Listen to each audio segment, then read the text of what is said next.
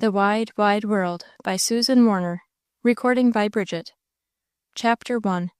Breaking the News. Here at the portal thou dost stand, and with thy little hand thou openest the mysterious gate. Into the future's undiscovered land I see its valves expand, as at the touch of fate, into those realms of love and hate. Longfellow. Mamma, what was that I heard Papa saying to you this morning about his lawsuit? I cannot tell you just now. Ellen, pick up that shawl and spread it over me. Mamma, are you cold in this warm room? A little. There, that will do. Now, my daughter, let me be quiet a while. Don't disturb me. There was no one else in the room. Driven thus to her own resources, Ellen betook herself to the window and sought amusement there. The prospect without gave little promise of it. Rain was falling, and made the street and everything in it look dull and gloomy. The foot-passengers plashed through the water, and the horses and carriages plashed through the mud. Gaiety had forsaken the sidewalks, and equipages were few, and the people that were out were plainly there only because they could not help it.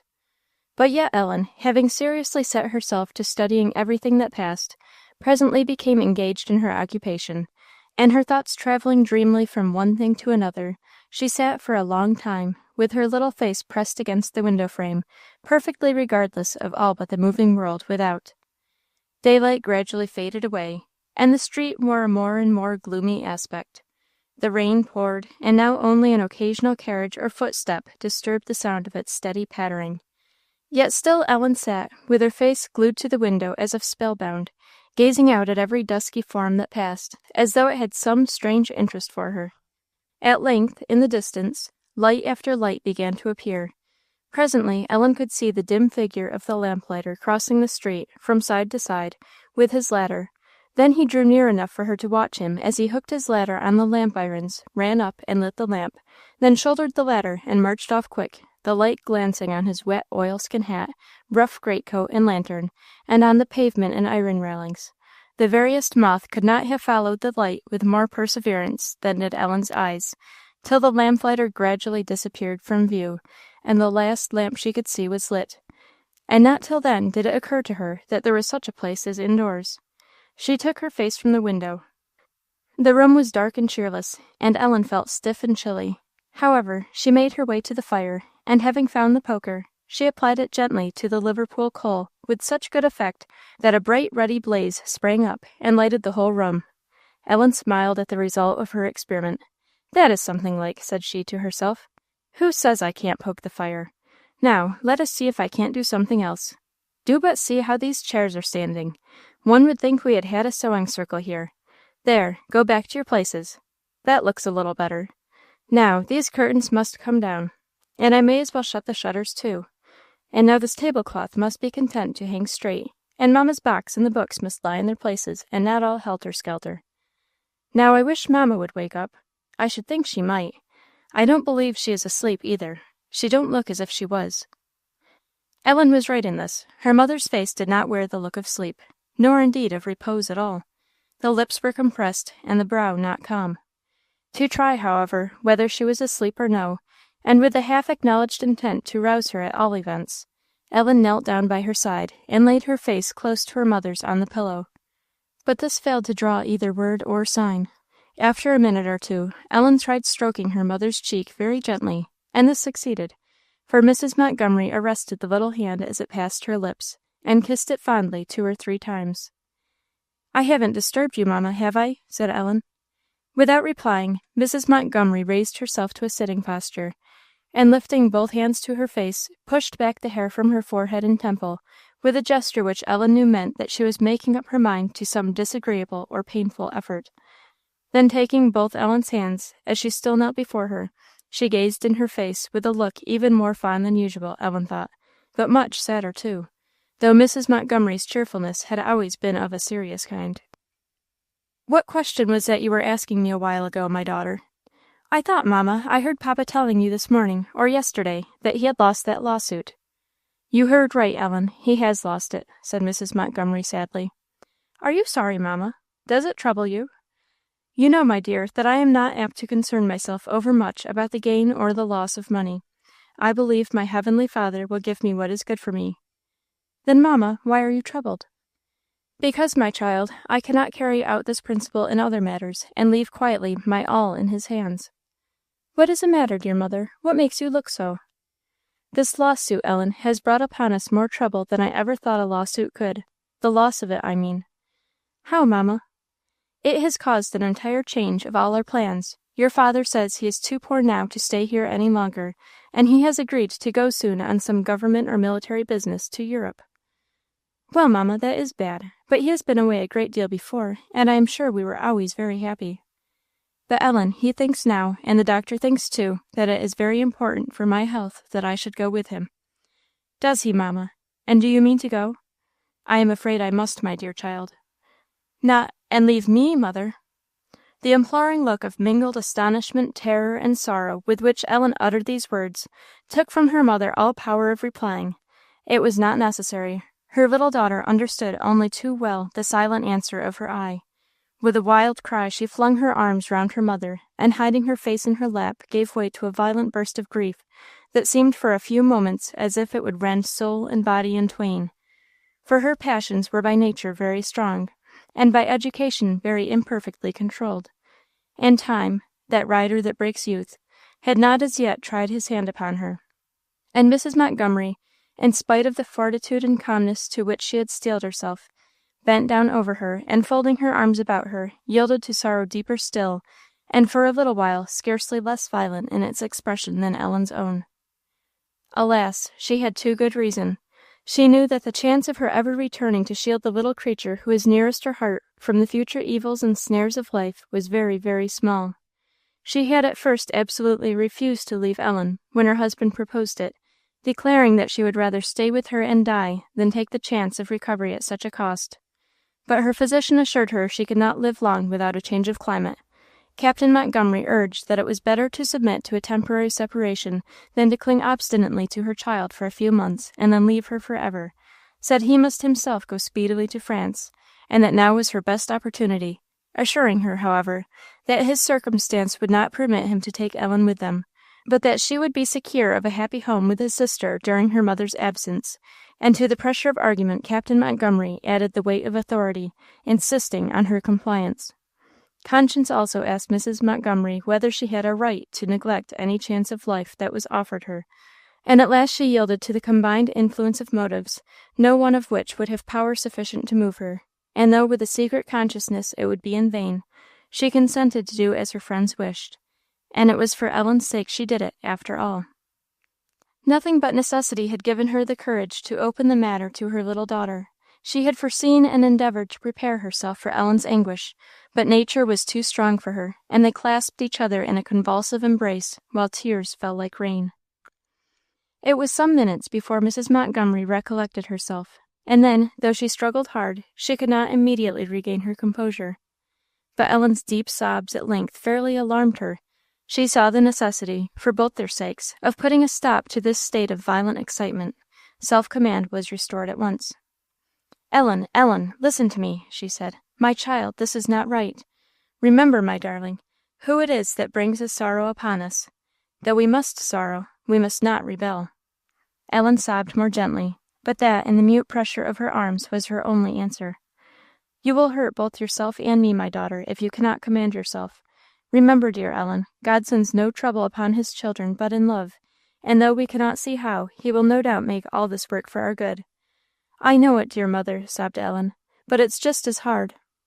Mrs. Montgomery's own heart answered so readily to the truth of Ellen's words, that for the moment she could not speak. "Try, my daughter," she said after a pause. "Try to compose yourself. I'm afraid you will make me worse, Ellen, if you cannot. I am, indeed." Ellen had plenty of faults, but amidst them all, love to her mother was the strongest feeling her heart knew. It had power enough now to move her as nothing else could have done, and exerting all her self-command, of which she had sometimes a great deal, she did calm herself, ceased sobbing, wiped her eyes, arose from her crouching posture, and seating herself on the sofa by her mother, and laying her head on her bosom, she listened quietly to all the soothing words and cheering considerations with which Mrs. Montgomery endeavored to lead her to take a more hopeful view of the subject. All she could urge, however, had but very partial success, though the conversation was prolonged far into the evening. Ellen said little, and did not weep any more, but in secret her heart refused consolation. Long before this the servant had brought in the tea things. Nobody regarded it at the time, but the little kettle hissing away on the fire now by chance attracted Ellen's attention, and she suddenly recollected her mother had had no tea. To make her mother's tea was Ellen's regular business. She treated it as a very grave affair, and loved it as one of the pleasantest in the course of the day. She used in the first place to make sure that the kettle really boiled. Then she carefully poured some water into the teapot and rinsed it, both to make it clean and to make it hot. Then she knew exactly how much tea to put into the tiny little teapot, which was just big enough to hold 2 cups of tea, and having poured a very little boiling water to it, she used to set it by the side of the fire while she made half a slice of toast.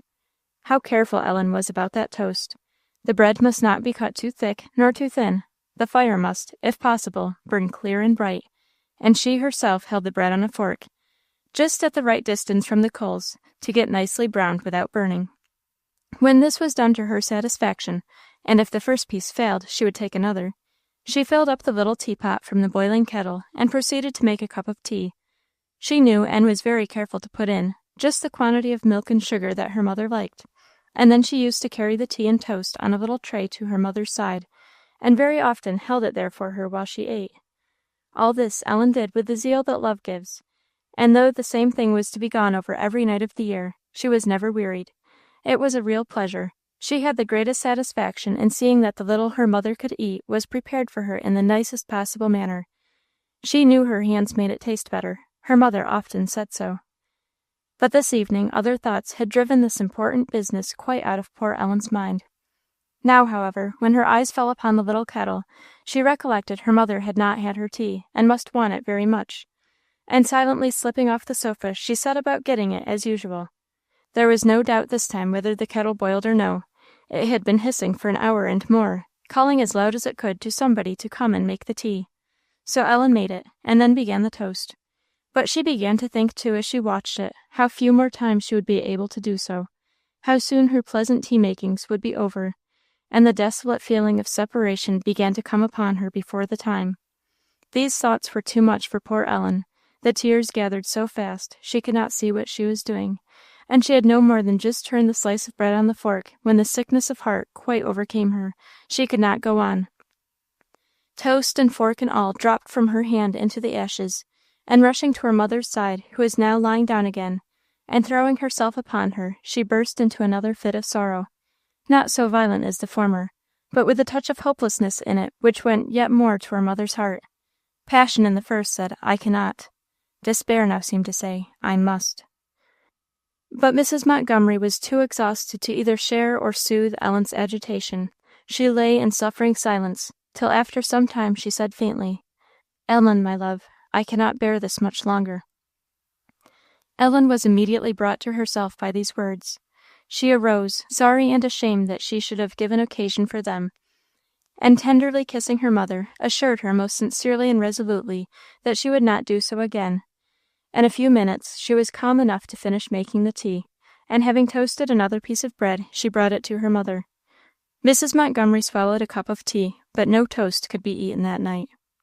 Both remained silent and quiet a while after this, till the clock struck 10. "You had better go to bed, my daughter," said Mrs. Montgomery. "I will, mamma." "Do you think you can read me a little before you go?" "Yes, indeed, mamma." And Ellen brought the book. "Where shall I read?" "The 23rd Psalm." Ellen began it, and went through it steadily and slowly, though her voice quivered a little. "The Lord is my shepherd, I shall not want. He maketh me to lie down in green pastures.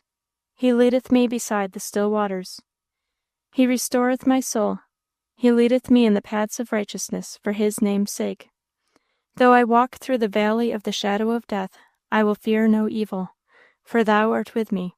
Thy rod and thy staff, they comfort me. Thou preparest a table before me in the presence of mine enemies. Thou anointest my head with oil, my cup runneth over. Surely goodness and mercy shall follow me all the days of my life, and I will dwell in the house of the Lord forever." Long before she had finished, Ellen's eyes were full, and her heart too.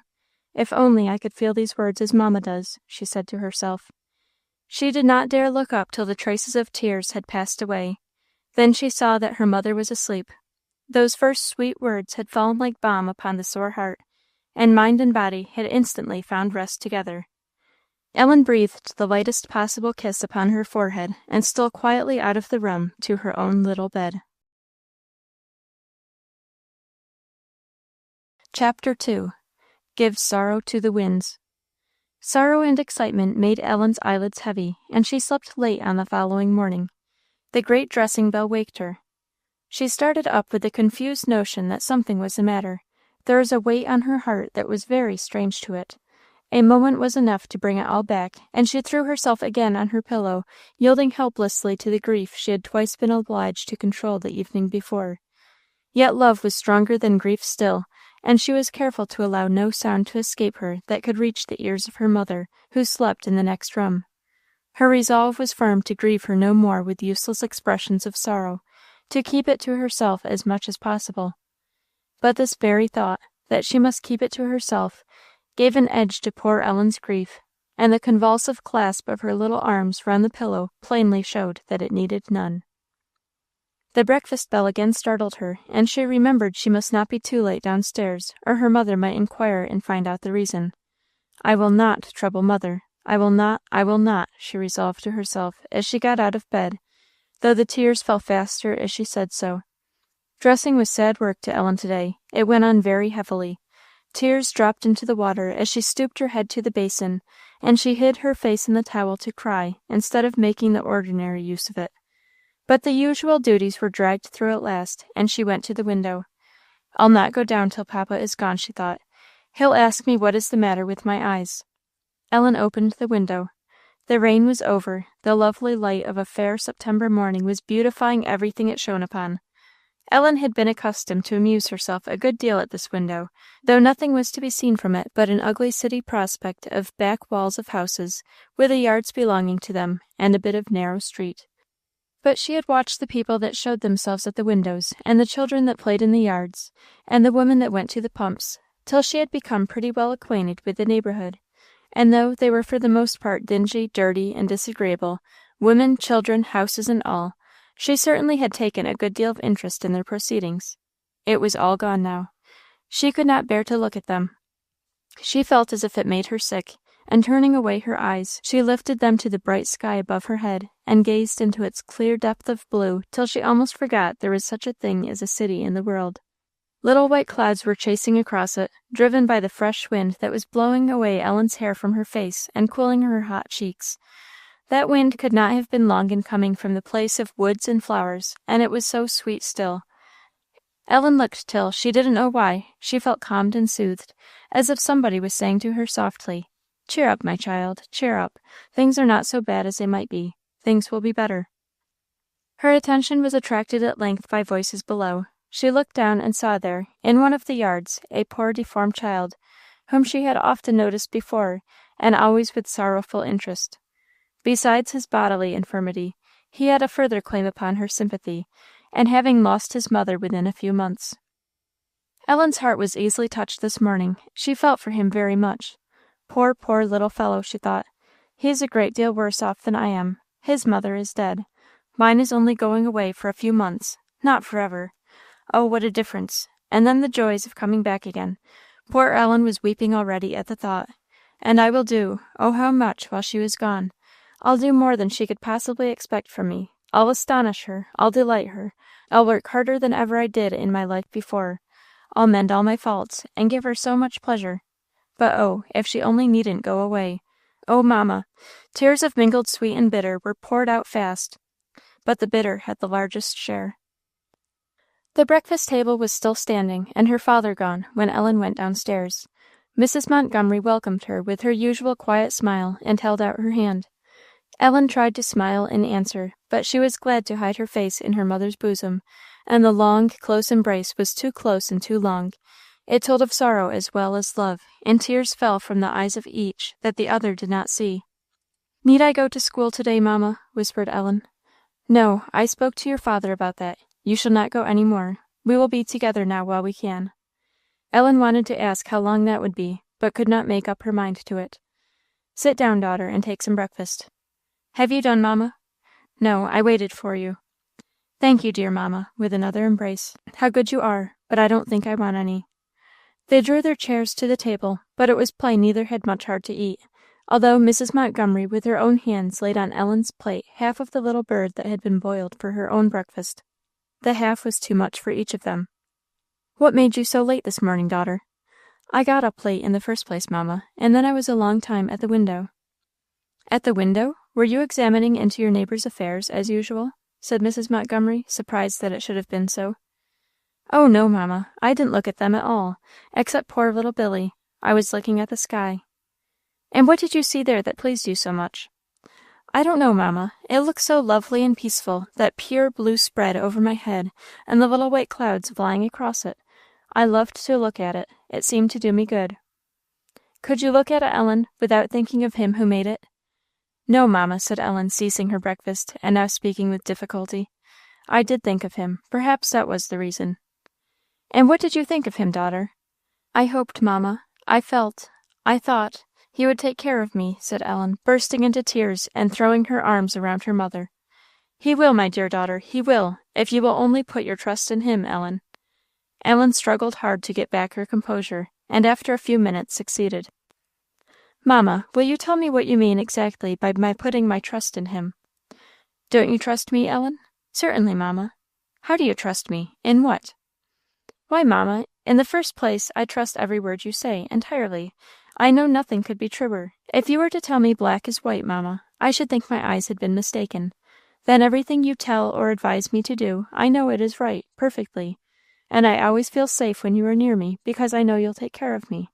And I'm glad to think I belong to you, and you have the management of me entirely, and I needn't manage myself, because I know I can't. And if I could, I'd rather you would, mamma." "My daughter, it is just so, that I wish you to trust in God. He is truer, wiser, stronger, kinder by far than I am, even if I could always be with you. And what will you do when I am away from you?" "And what would you do, my child, if I were to be parted from you for ever?" "Oh, mamma," said Ellen, bursting into tears, and clasping her arms round her mother again. "Oh, dear mamma, don't talk about it." Her mother fondly returned her caress, and one or two tears fell on Ellen's head as she did so, but that was all, and she said no more. Feeling severely the effects of the excitement and anxiety of the preceding day and night, she now stretched herself on the sofa, and lay quite still.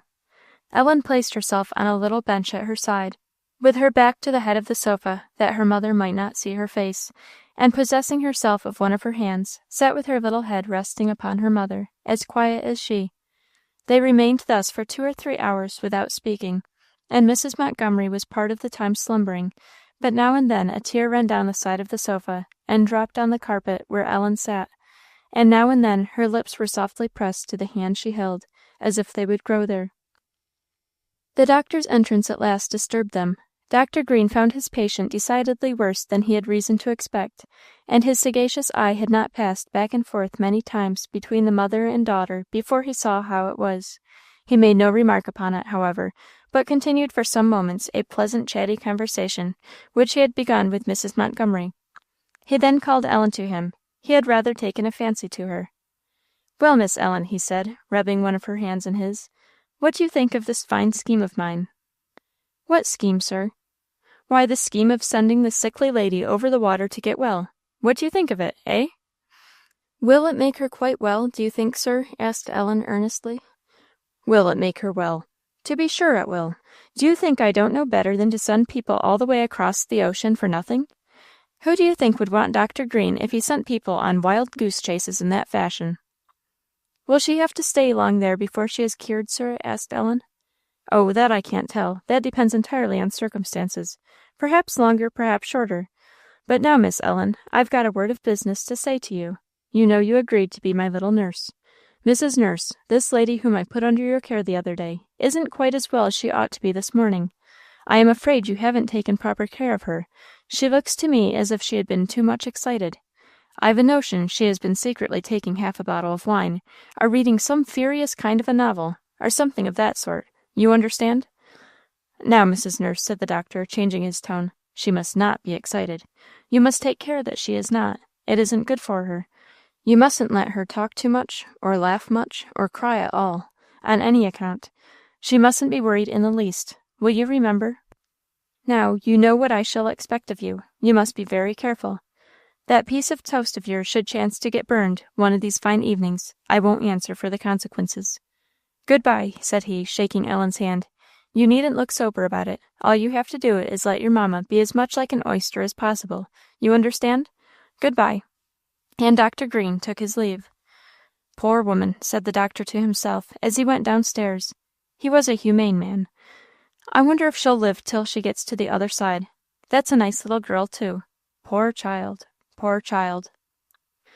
Both mother and daughter silently acknowledged the justice of the doctor's advice, and determined to follow it.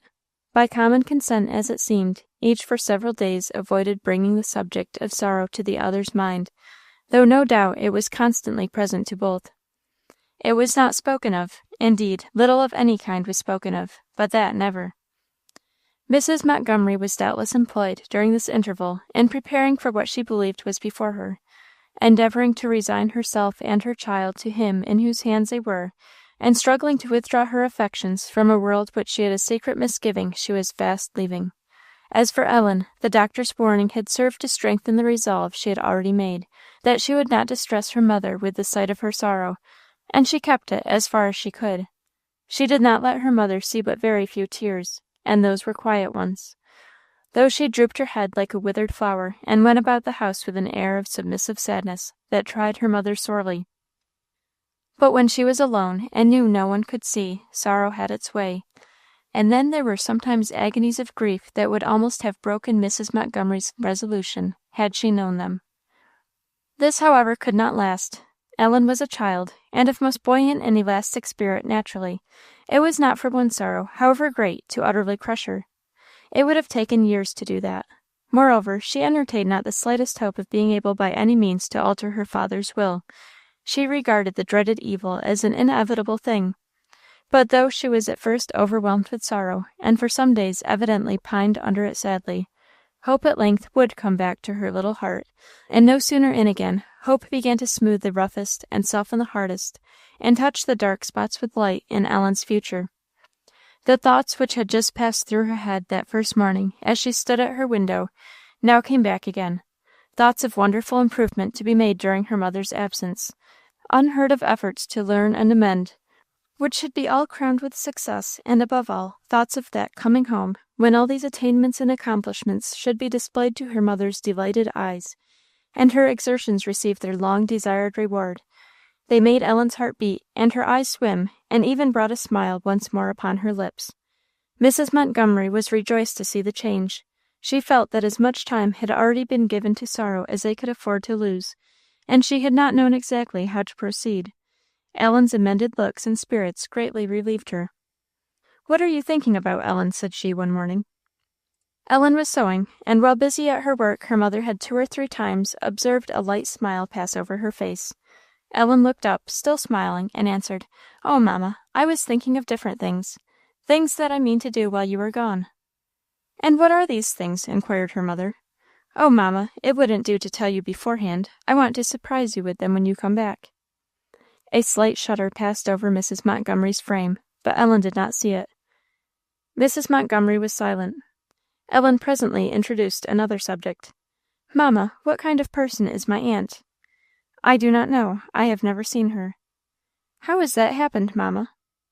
"Your aunt has always lived in a remote country town, and I have been very much confined to 2 or 3 cities, and your father's long and repeated absences made travelling impossible to me." Ellen thought, but she didn't say it, that it was very odd her father should not sometimes, when he was in the country, have gone to see his relations and taken her mother with him. "What is my aunt's name, mamma?" "I think you must have heard that already, Ellen. Fortune Emerson." "Emerson! I thought she was papa's sister." "So she is." "Then how comes her name not to be Montgomery?" "She is only his half-sister, the daughter of his mother, not the daughter of his father." "I am very sorry for that," said Ellen, gravely. "Why, my daughter?" "I am afraid she will not be so likely to love me." "You mustn't think so, my child. Her loving or not loving you will depend solely and entirely upon yourself, Ellen. Don't forget that. If you are a good child, and make it your daily care to do your duty, she cannot help liking you, be she what she may. And on the other hand, If she have all the will in the world to love you, she cannot do it unless you will let her. It all depends on your behavior." "Oh, mamma, I can't help wishing dear Aunt Bessie was alive, and I was going to her." Many a time the same wish had passed through Mrs. Montgomery's mind, but she kept down her rising heart, and went on calmly. "You must not expect, my child, to find anybody as indulgent as I am, or as ready to overlook and excuse your faults. It would be unreasonable to look for it, and you must not think hardly of your aunt when you find she is not your mother, but then it will be your own fault if she does not love you, in time, truly and tenderly. See that you render her all the respect and obedience you could render me. That is your bounden duty. She will stand in my place while she has the care of you. Remember that, Ellen, and remember, too, that she will deserve more gratitude at your hands for showing you kindness than I do, because she cannot have the same feeling of love to make trouble easy." "Oh, no, mamma," said Ellen, "I don't think so. It's that very feeling of love that I am grateful for. I don't care a fig for anything people do for me without that." "But you can make her love you, Ellen, if you try."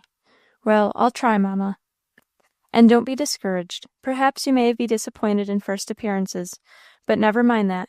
Have patience, and let your motto be, if there's any occasion, 'Overcome evil with good.' Will you put that among the things you mean to do while I am gone?" said Mrs. Montgomery with a smile. "I'll try, dear mamma."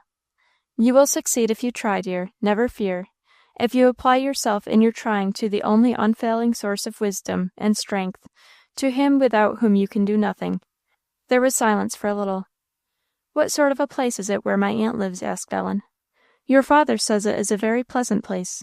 He says the country is beautiful and very healthy, and full of charming walks and rides. You have never lived in the country. I think you will enjoy it very much." "Then it is not a town?" said Ellen. "No, it is not far from the town of Thirlwall, but your aunt lives in the open country. Your father says she is a capital housekeeper, and that you will learn more, and be in all respects a great deal happier and better off than you would be in a boarding school here or anywhere." Ellen's heart secretly questioned the truth of this last assertion very much. "Is there any school near?" she asked. "Your father says there was an excellent one in Thirlwall when he was there." "Mamma," said Ellen, "I think the greatest pleasure I shall have while you are gone will be writing to you. I have been thinking of it a good deal. I mean to tell you everything, absolutely everything, mamma. You know there will be nobody for me to talk to as I do to you." Ellen's words came out with difficulty. "And when I feel badly, I shall just shut myself up and write to you." She hid her face in her mother's lap. "I count upon it, my dear daughter. It will make quite as much the pleasure of my life, Ellen, as of yours."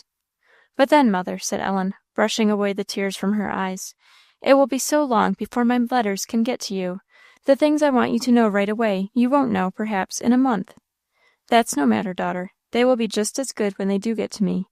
Never think of that. Write every day, and all manner of things that concern you, just as particularly as if you were speaking to me." "And you'll write to me, too, mamma?" "Indeed I will, when I can. But, Ellen, you say that when I am away, and cannot hear you, there will be nobody to supply my place. Perhaps it will be so, indeed. But then, my daughter, let it make you seek that friend who is never far away, nor out of hearing. Draw nigh to God, and he will draw nigh to you. You know he has said of his children, 'Before they call, I will answer, and while they are yet speaking, I will hear.'" "But, mamma," said Ellen, her eyes filling instantly, "you know he is not my friend in the same way that he is yours." And hiding her face again, she added, "Oh, how I wish he was!" "You know the way to make him so, Ellen. He is willing. It only rests with you. Oh, my child, if losing your mother might be the means of finding you that better friend, I should be quite willing and glad to go, for ever." There was silence, only broken by Ellen's sobs. Mrs. Montgomery's voice had trembled, and her face was now covered with her hands, but she was not weeping. She was seeking a better relief where it had long been her habit to seek and find it. Both resumed their usual composure, and the employments which had been broken off, but neither chose to renew the conversation. Dinner, sleeping, and company prevented their having another opportunity during the rest of the day. But when evening came, they were again left to themselves. Captain Montgomery was away, which indeed was the case most of the time. Friends had taken their departure, the curtains were down, the lamp lit, the little room looked cozy and comfortable. The servant had brought the tea things and withdrawn, and the mother and daughter were happily alone. Mrs. Montgomery knew that such occasions were numbered, and fast drawing to an end, and she felt each one to be very precious. She now lay on her couch, with her face partially shaded, and her eyes fixed upon her little daughter, who was now preparing the tea. She watched her, with thoughts and feelings not to be spoken, as the little figure went back and forward between the table and the fire, and the light shining full upon her face showed that Ellen's whole soul was in her beloved duty. Tears would fall as she looked, and were not wiped away. But when Ellen, having finished her work, brought with a satisfied face the little tray of tea and toast to her mother, there was no longer any sign of them left. Mrs. Montgomery arose with her usual kind smile, to show her gratitude by honoring, as far as possible, what Ellen had provided. "You have more appetite to-night, mamma." "I am very glad, daughter," replied her mother, "to see that you have made up your mind to bear patiently this evil that has come upon us. I am glad for your sake, and I am glad for mine, and I am glad, too, because we have a great deal to do, and no time to lose in doing it." "What, have we so much to do, mamma?" said Ellen. "Oh, many things," said her mother. "You will see. But now, Ellen, if there's anything you wish to talk to me about, any question you want to ask, anything you would like particularly to have, or to have done for you, I want you to tell it to me as soon as possible, now, while we can attend to it, for by and by perhaps we shall be hurried." "Mamma," said Ellen, with brightening eyes, "there is one thing I have thought of that I should like to have. Shall I tell it to you now?" "Yes." "Mamma, you know I shall want to be writing a great deal. Wouldn't it be a good thing for me to have a little box with some pens in it, and an inkstand, and some paper and wafers? Because, mamma, you know I shall be among strangers at first, and I shan't like asking them for these things as often as I shall want them, and maybe they wouldn't want to let me have them if I did." "I have thought of that already, daughter," said Mrs. Montgomery, with a smile and a sigh. "I will certainly take care that you are well provided in that respect before you go." "How am I to go, mamma?" "What do you mean?" "I mean, who will go with me? You know I can't go alone, mamma." "No, my daughter, I'll not send you alone. But your father says it is impossible for him to take the journey at present, and it is yet more impossible for me. There is no help for it, daughter. But we must entrust you to the care of some friend going that way. But he that holds the winds and waters in the hollow of his hand can take care of you without any of our help, and it is to his keeping above all that I shall commit you." Ellen made no remark, and seemed much less surprised and troubled than her mother had expected. In truth, the greater evil swallowed up the less. Parting from her mother, and for so long a time, it seemed to her comparatively a matter of little importance with whom she went, or how, or where. Except for this, the taking of a long journey under a stranger's care would have been a dreadful thing to her. "Do you know yet who it will be that I shall go with, mamma?" "Not yet, but it will be necessary to take the first good opportunity, for I cannot go till I have seen you off, and it is thought very desirable that I should get to sea before the severe weather comes." It was with a pang that these words were spoken and heard, but neither showed it to the other. "It has comforted me greatly, my dear child, that you have shown yourself so submissive and patient under this affliction. I should scarcely have been able to endure it if you had not exerted self-control. You have behaved beautifully." This was almost too much for poor Ellen. It required her utmost stretch of self-control to keep within any bounds of composure, and for some moments her flushed cheek, quivering lip, and heaving bosom told what a tumult her mother's words had raised. Mrs. Montgomery saw she had gone too far, and willing to give both Ellen and herself time to recover, she laid her head on the pillow again and closed her eyes. Many thoughts coming thick upon one another presently filled her mind, and half an hour had passed before she again recollected what she had meant to say. She opened her eyes. Ellen was sitting at a little distance, staring into the fire, evidently as deep in meditation as her mother had been. "Ellen," said Mrs. Montgomery, "did you ever fancy what kind of a Bible you would like to have?" "A Bible, mamma?" said Ellen, with sparkling eyes. "Do you mean to give me a Bible?" Mrs. Montgomery smiled. "But, mamma," said Ellen gently, "I thought you couldn't afford it." "I have said so, and truly," answered her mother, "and hitherto you have been able to use mine, but I will not leave you now without one. I will find ways and means," said Mrs. Montgomery, smiling again. "Oh, mamma, thank you," said Ellen, delighted. "How glad I shall be." And, after a pause of consideration, she added, "Mamma, I never thought much about what sort of one I should like. Couldn't I tell better if I were to see the different kinds in the store?" "Perhaps so. Well, the first day that the weather is fine enough, and I am well enough, I will go out with you, and we will see about it." "I'm afraid Dr. Green won't let you, mamma." "I shall not ask him. I want to get you a Bible, and some other things that I will not leave you without, and nobody can do it but myself. I shall go, if I possibly can." "What other things, mamma?" asked Ellen, very much interested in the subject. "I don't think it will do to tell you to night," said Mrs. Montgomery, smiling. "I foresee that you and I should be kept awake too late if we were to enter upon it just now. We will leave it till to-morrow. Now read to me, love, and then to bed." Ellen obeyed, and went to sleep with brighter visions dancing before her eyes than had been the case for some time. Chapter 3. The Worth of a Finger Ring. Ellen had to wait some time for the desired fine day. The equinoctial storms would have their way, as usual, and Ellen thought they were longer than ever this year. But after many stormy days had tried her patience, there was at length a sudden change, both without and within doors. The clouds had done their work for that time, and fled away before a strong northerly wind, leaving the sky bright and fair. And Mrs. Montgomery's deceitful disease took a turn, and for a little space raised the hopes of her friends. All were rejoicing but two persons. Mrs. Montgomery was not deceived, neither was the doctor. The shopping project was kept a profound secret from him, and from everybody except Ellen. Ellen watched now for a favorable day. Every morning, as soon as she rose, she went to the window to see what was the look of the weather, and about a week after the change above noticed, she was greatly pleased one morning, on opening her window as usual, to find the air and sky promising all that could be desired. It was one of those beautiful days in the end of September that sometimes herald October before it arrives, cloudless, brilliant, and breathing balm. "This will do," said Ellen to herself in great satisfaction. "I think this will do. I hope mamma will think so." Hastily dressing herself, and a good deal excited already, she ran downstairs, and after the morning salutations, examined her mother's looks with as much anxiety as she had just done those of the weather. All was satisfactory there also, and Ellen ate her breakfast with an excellent appetite, but she said not a word of the intended expedition till her father should be gone.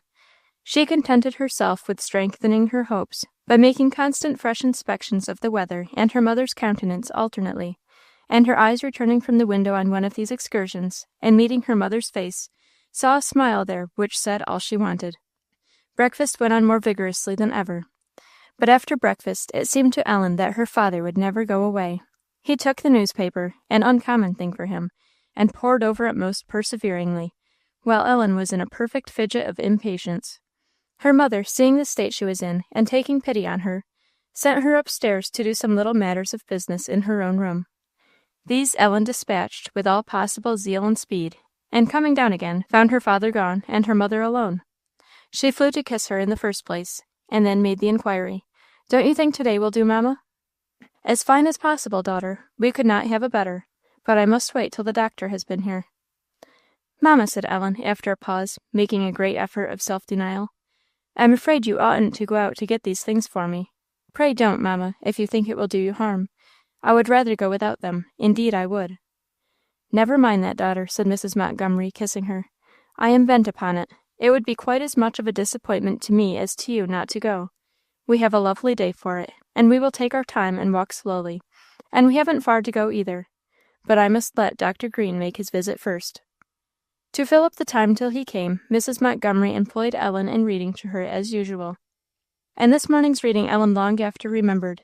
Her mother directed her to several passages in different parts of the Bible that speak of heaven and its enjoyments. And though, when she began, her own little heart was full of excitement, in view of the day's plans, and beating with hope and pleasure, the sublime beauty of the words and thoughts, as she went on, awed her into quiet, and her mother's manner at length turned her attention entirely from herself.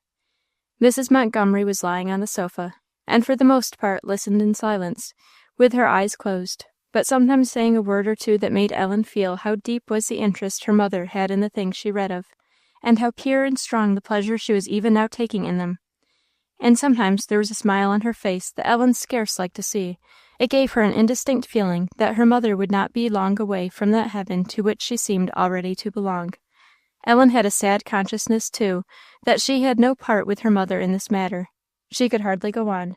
She came to that beautiful passage in the 7th of Revelation. "And one of the elders answered, saying unto me, What are these which are arrayed in white robes, and whence came they? And I said unto him, Sir, thou knowest.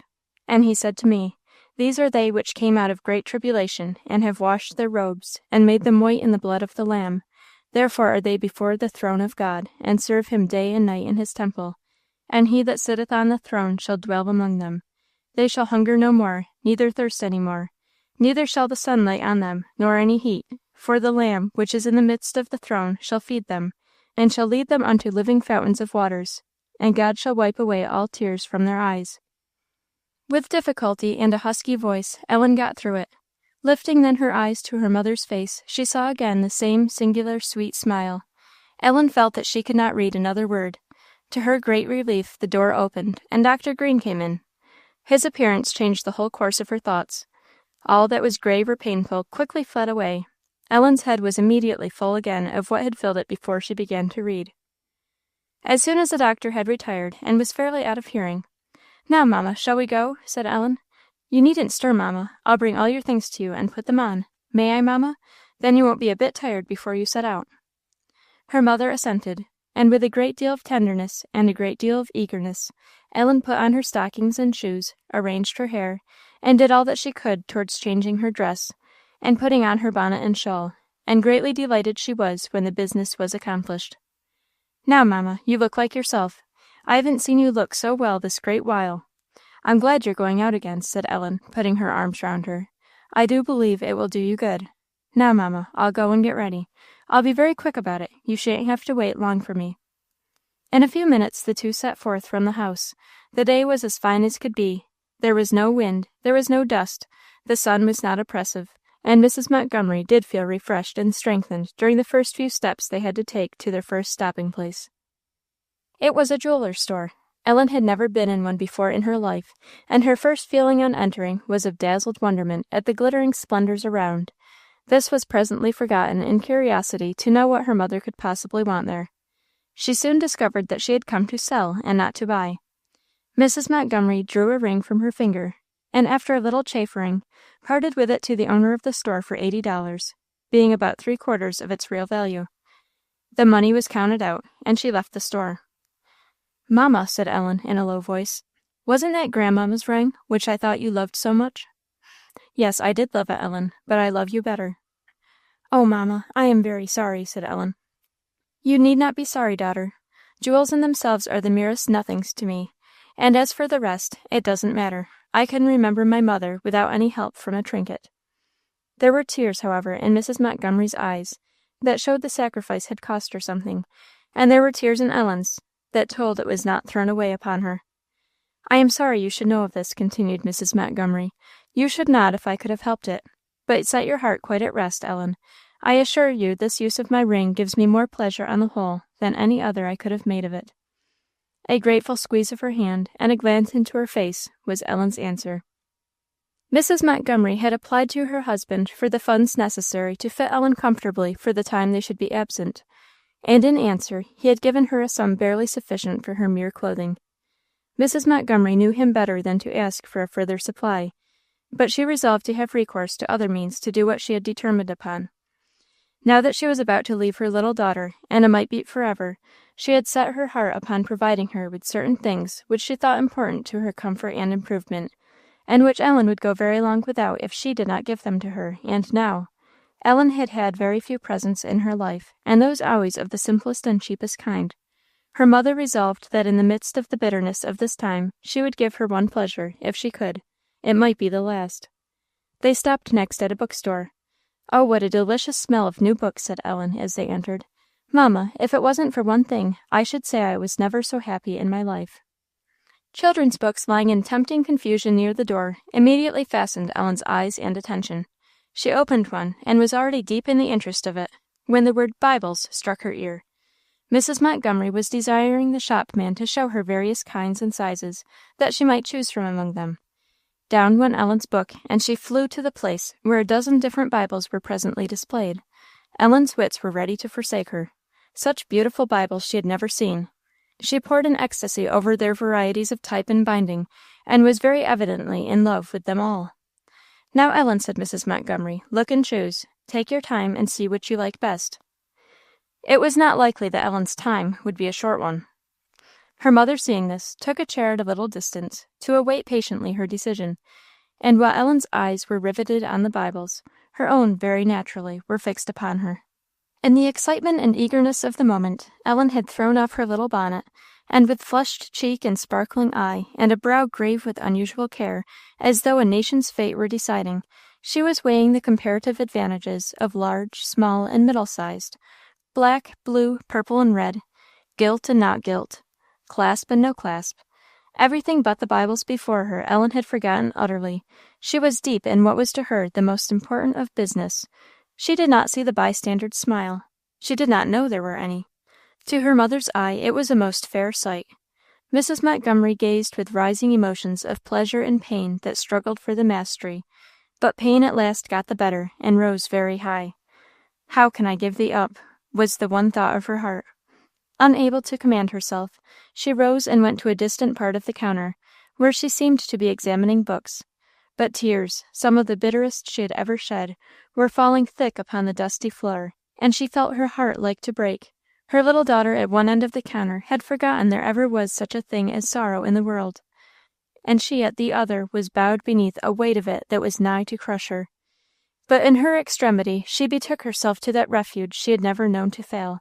It did not fail her now. She remembered the words that Ellen had been reading to her but that very morning, and they came like the breath of heaven upon the fever of her soul. "Not my will, but thine be done." She strove and prayed to say it, and not in vain, and after a little while she was able to return to her seat. She felt that she had been shaken by a tempest, but she was calmer now than before. Ellen was just as she had left her, and apparently just as far from coming to any conclusion. Mrs. Montgomery was resolved to let her take her way. Presently Ellen came over from the counter with a large royal octavo Bible, heavy enough to be a good lift for her. "Mamma," said she, laying it on her mother's lap and opening it, "what do you think of that? Isn't that splendid?" "A most beautiful page indeed. Is this your choice, Ellen?" "Well, mamma, I don't know. What do you think?" "I think it is rather inconveniently large and heavy for everyday use. It is quite a weight upon my lap. I shouldn't like to carry it in my hands long. You would want a little table on purpose to hold it." "Well, that wouldn't do at all," said Ellen, laughing. "I believe you are right, mamma. I wonder I didn't think of it. I might have known that myself." She took it back, and there followed another careful examination of the whole stock. And then Ellen came to her mother with a beautiful miniature edition, and 2 volumes, gilt and clasped, and very perfect in all respects, but of exceeding small print. "I think I'll have this, mamma," said she. "Isn't it a beauty? I could put it in my pocket, you know, and carry it anywhere with the greatest ease." "It would have but one great objection to me," said Mrs. Montgomery, "inasmuch as I cannot possibly see to read it." "Cannot you, mamma? But I can read it perfectly." "Well, my dear, take it. That is, if you will make up your mind to put on spectacles before your time." "Spectacles, mamma! I hope I shall never have to wear spectacles. What do you propose to do when your sight fails, if you shall live so long?" "Well, mamma, if it comes to that, but you don't advise me, then, to take this little beauty?" "Judge for yourself. I think you are old enough." "I know what you think, though, mamma, and I dare say you are right, too. I won't take it, though it's a pity. Well, I must look again." Mrs. Montgomery came to her help, for it was plain Ellen had lost the power of judging amidst so many tempting objects. But she presently simplified the matter by putting aside all that were decidedly too large or too small, or of too fine print. There remained 3 of moderate size and sufficiently large type, but different binding. "Either of these, I think, will answer your purpose nicely," said Mrs. Montgomery. "Then, mamma, if you please, I will have the red one. I like that best, because it will put me in mind of yours." Mrs. Montgomery could find no fault with this reason. She paid for the red Bible, and directed it to be sent home. "Shan't I carry it, mamma?" said Ellen. "No, you would find it in the way. We have several things to do yet." "Have we, mamma? I thought we only came to get a Bible." "That is enough for one day, I confess. I'm a little afraid your head will be turned, but I must run the risk of it. I dare not lose the opportunity of this fine weather. I may not have such another.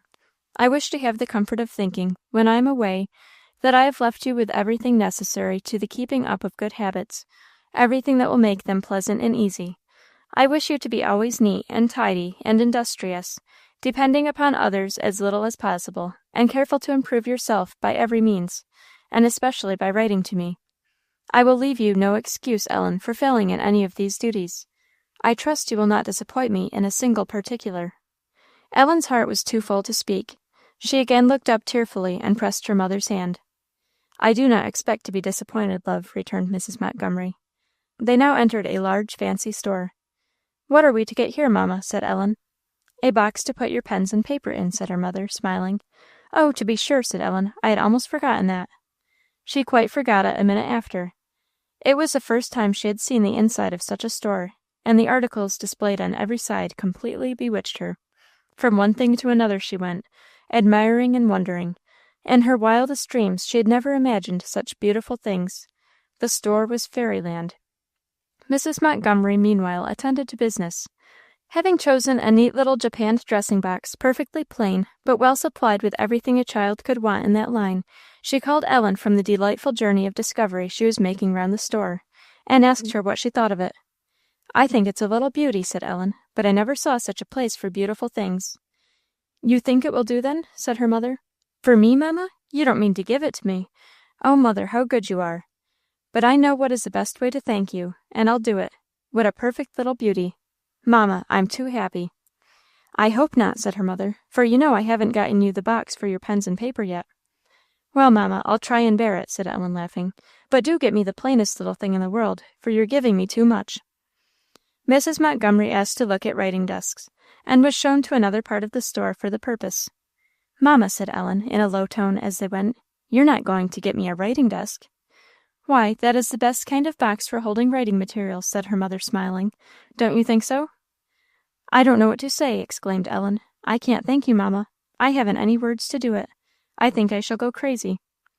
She was truly overcome with the weight of happiness. Words failed her, and tears came instead. From among a great many desks of all descriptions, Mrs. Montgomery with some difficulty succeeded in choosing one to her mind. It was of mahogany, not very large, but thoroughly well made and finished, and very convenient and perfect in its internal arrangements. Ellen was speechless. Occasional looks at her mother, and deep sighs, were all she had now to offer. The desk was quite empty. "Ellen," said her mother, "do you remember the furniture of Miss Allen's desk, that you were so pleased with a while ago?" "Perfectly, mamma. I know all that was in it." "Well, then, you must prompt me if I forget anything. Your desk will be furnished with everything really useful. Merely showy matters we can dispense with. Now let us see. Here's a great empty place that I think wants some paper to fill it. Show me some of different sizes, if you please." The shopman obeyed, and Mrs. Montgomery stocked the desk well with letter paper, large and small. Ellen looked on in great satisfaction. "That will do nicely," she said. "That large paper will be beautiful whenever I am writing to you, mamma, you know, and the other will do for other times when I haven't so much to say, though I am sure I don't know who there is in the world I should ever send letters to except you." "If there is nobody now, perhaps there will be at some future time," replied her mother. "I hope I shall not always be your only correspondent. Now, what next? Envelopes, mamma? To be sure, I had forgotten them. Envelopes of both sizes to match. Because, mamma, you know I might, and I certainly shall, want to write upon the 4th page of my letter, and I couldn't do it unless I had envelopes." A sufficient stock of envelopes was laid in. "Mamma," said Ellen, "what do you think of a little note paper?" "Who are the notes to be written to, Ellen?" said Mrs. Montgomery, smiling. "You needn't smile, mamma. You know, as you said, if I don't know now, perhaps I shall by and by. Miss Allen's desk had note paper. That made me think of it. So shall yours, daughter. While we are about it, we will do the thing well. And your note paper will keep quite safely in this nice little place provided for it, even if you should not want to use a sheet of it in half a dozen years." "How nice that is," said Ellen, admiringly. "I suppose the note paper must have envelopes too," said Mrs. Montgomery. "To be sure, mamma, I suppose so," said Ellen, smiling. "Miss Allen's had." "Well, now we have got all the paper we want, I think," said Mrs. Montgomery. "The next thing is ink, or an inkstand, rather." Different kinds were presented for her choice. "Oh, mamma, that one won't do," said Ellen, anxiously. "You know the desk will be knocking about in a trunk, and the ink would run out and spoil everything. It should be one of those that shut tight. I don't see the right kind here." The shopman brought one. "There, mamma, do you see?" said Ellen. "It shuts with a spring, and nothing can possibly come out. Do you see, mamma? You can turn it topsy-turvy." "I see you are quite right, daughter. It seems I should get on very ill without you to advise me. Fill the inkstand, if you please." Mamma, what shall I do when my ink is gone? That inkstand will hold but a little, you know." "Your aunt will supply you, of course, my dear, when you are out." "I'd rather take some of my own by half," said Ellen. "You could not carry a bottle of ink in your desk without great danger to everything else in it. It would not do to venture." "We have excellent ink powder," said the shopman, "and small packages, which can be very conveniently carried about. You see, ma'am, there is a compartment in the desk for such things, and the ink is very easily made at any time." "Oh, that will do nicely," said Ellen. "That is just the thing." "Now what is to go in this other square place, opposite the inkstand?" said Mrs. Montgomery. "That is a place for the box of lights, mamma." "What sort of lights?" "For sealing letters, mamma, you know. They are not like your wax taper at all. They are little wax matches that burn just long enough to seal 1 or 2 letters. Miss Allen showed me how she used them. Hers were in a nice little box, just like the inkstand on the outside, and there was a place to light the matches, and a place to set them in while they were burning." "There, mamma, that's it," said Ellen, as the shopman brought forth the article which she was describing. "That's it exactly, and that will just fit. Now, mamma, for the wax." "You want to seal your letter before you have written it," said Mrs. Montgomery. "We have not got the pens yet." "That's true, mamma. Let us have the pens. And some quills, too, mamma." "Do you know how to make a pen, Ellen?" "No, mamma, not yet, but I want to learn very much. Miss Pegrue says that every lady ought to know how to make her own pens." "Miss Pegrue is very right, but I think you are rather too young to learn. However, we will try. Now here are steel points enough to last you a great while, and as many quills as it is needful you should cut up for 1 year at least. We haven't a pen handle yet." "Here, mamma," said Ellen, holding out a plain ivory one. "Don't you like this? I think it is prettier than these that are all cut and fussed, or those other gay ones either." "I think so too, Ellen. The plainer the prettier. Now what comes next?" "The knife, mamma, to make the pen," said Ellen, smiling. "True, the knife. Let us see some of your best penknives. Now, Ellen, choose. That one won't do, my dear. It should have 2 blades, a large as well as a small one. You know you want to mend a pencil sometimes." "So I do, mamma. To be sure, you're very right. Here's a nice one. Now, mamma, the wax." "There is a box full. Choose your own colors." Seeing it was likely to be a work of time, Mrs. Montgomery walked away to another part of the store. When she returned, Ellen had made up an assortment of the oddest colors she could find. "I won't have any red, mamma. It is so common," she said. "I think it is the prettiest of all," said Mrs. Montgomery. "Do you, mamma? Then I will have a stick of red on purpose to seal to you with." "And who do you intend shall have the benefit of the other colors?" inquired her mother. "I declare, mamma," said Ellen, laughing, "I never thought of that. I am afraid they will have to go to you. You must not mind, mamma, if you get green and blue and yellow seals once in a while." "I dare say I shall submit myself to it with a good grace," said Mrs. Montgomery. "But come, my dear, have we got all that we want? This desk has been very long in furnishing." "You haven't given me a seal yet, mamma."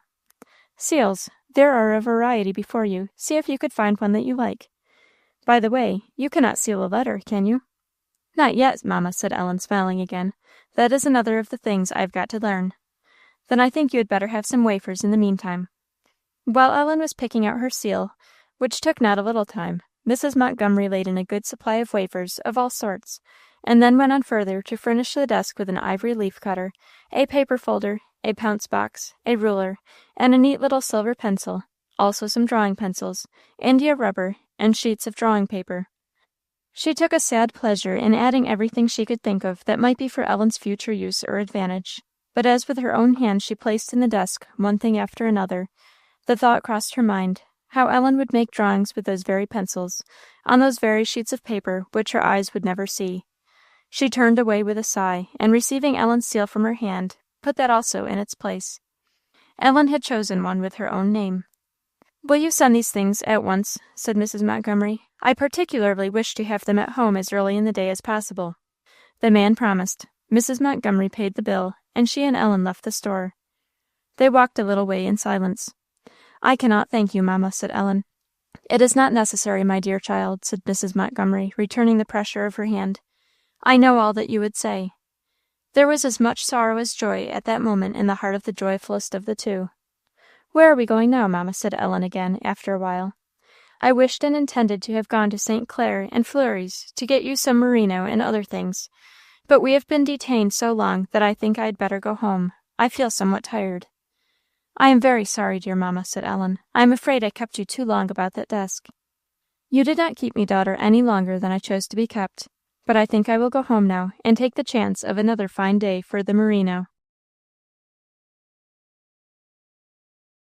Chapter 4. The Bitter-sweet of Life.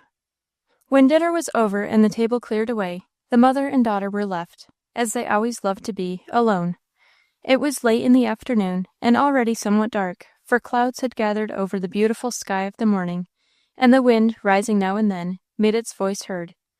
Mrs. Montgomery was lying on the sofa, as usual, seemingly at ease, and Ellen was sitting on a little bench before the fire, very much at her ease, without any seeming about it.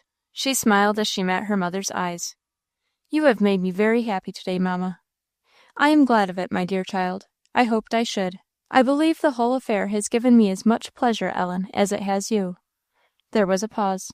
"Mamma, I will take the greatest possible care of my new treasures." "I know you will. If I had doubted it, Ellen, most assuredly I should not have given them to you, sorry as I should have been to leave you without them. So you see you have not established a character for carefulness in vain. And, mamma, I hope you have not given them to me in vain either. I will try to use them in the way that I know you wish me to. That will be the best way I can thank you." "Well, I have left you no excuse, Ellen. You know fully what I wish you to do and to be, and when I am away I shall please myself with thinking that my little daughter is following her mother's wishes. I shall believe so, Ellen. You will not let me be disappointed." "Oh, no, mamma," said Ellen, who was now in her mother's arms. "Well, my child," said Mrs. Montgomery, in a lighter tone, "my gifts will serve as reminders for you if you are ever tempted to forget my lessons. If you fail to send me letters, or if those you send are not what they ought to be, I think the desk will cry shame upon you. And if you ever go an hour with a hole in your stocking, or a tear in your dress, or a string off your petticoat, I hope the sight of your work-box will make you blush." "Work-box, mamma?" "Yes. Oh, I forgot. You have not seen that." "No, mamma. What do you mean?" "Why, my dear, that was one of the things you most wanted, but I thought it best not to overwhelm you quite this morning.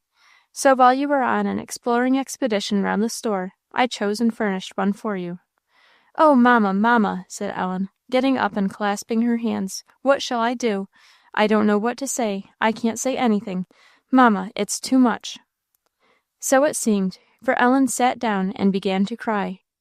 Her mother silently reached out a hand to her, which she squeezed and kissed with all the energy of gratitude, love, and sorrow, till, gently drawn by the same hand, she was placed again in her mother's arms and upon her bosom.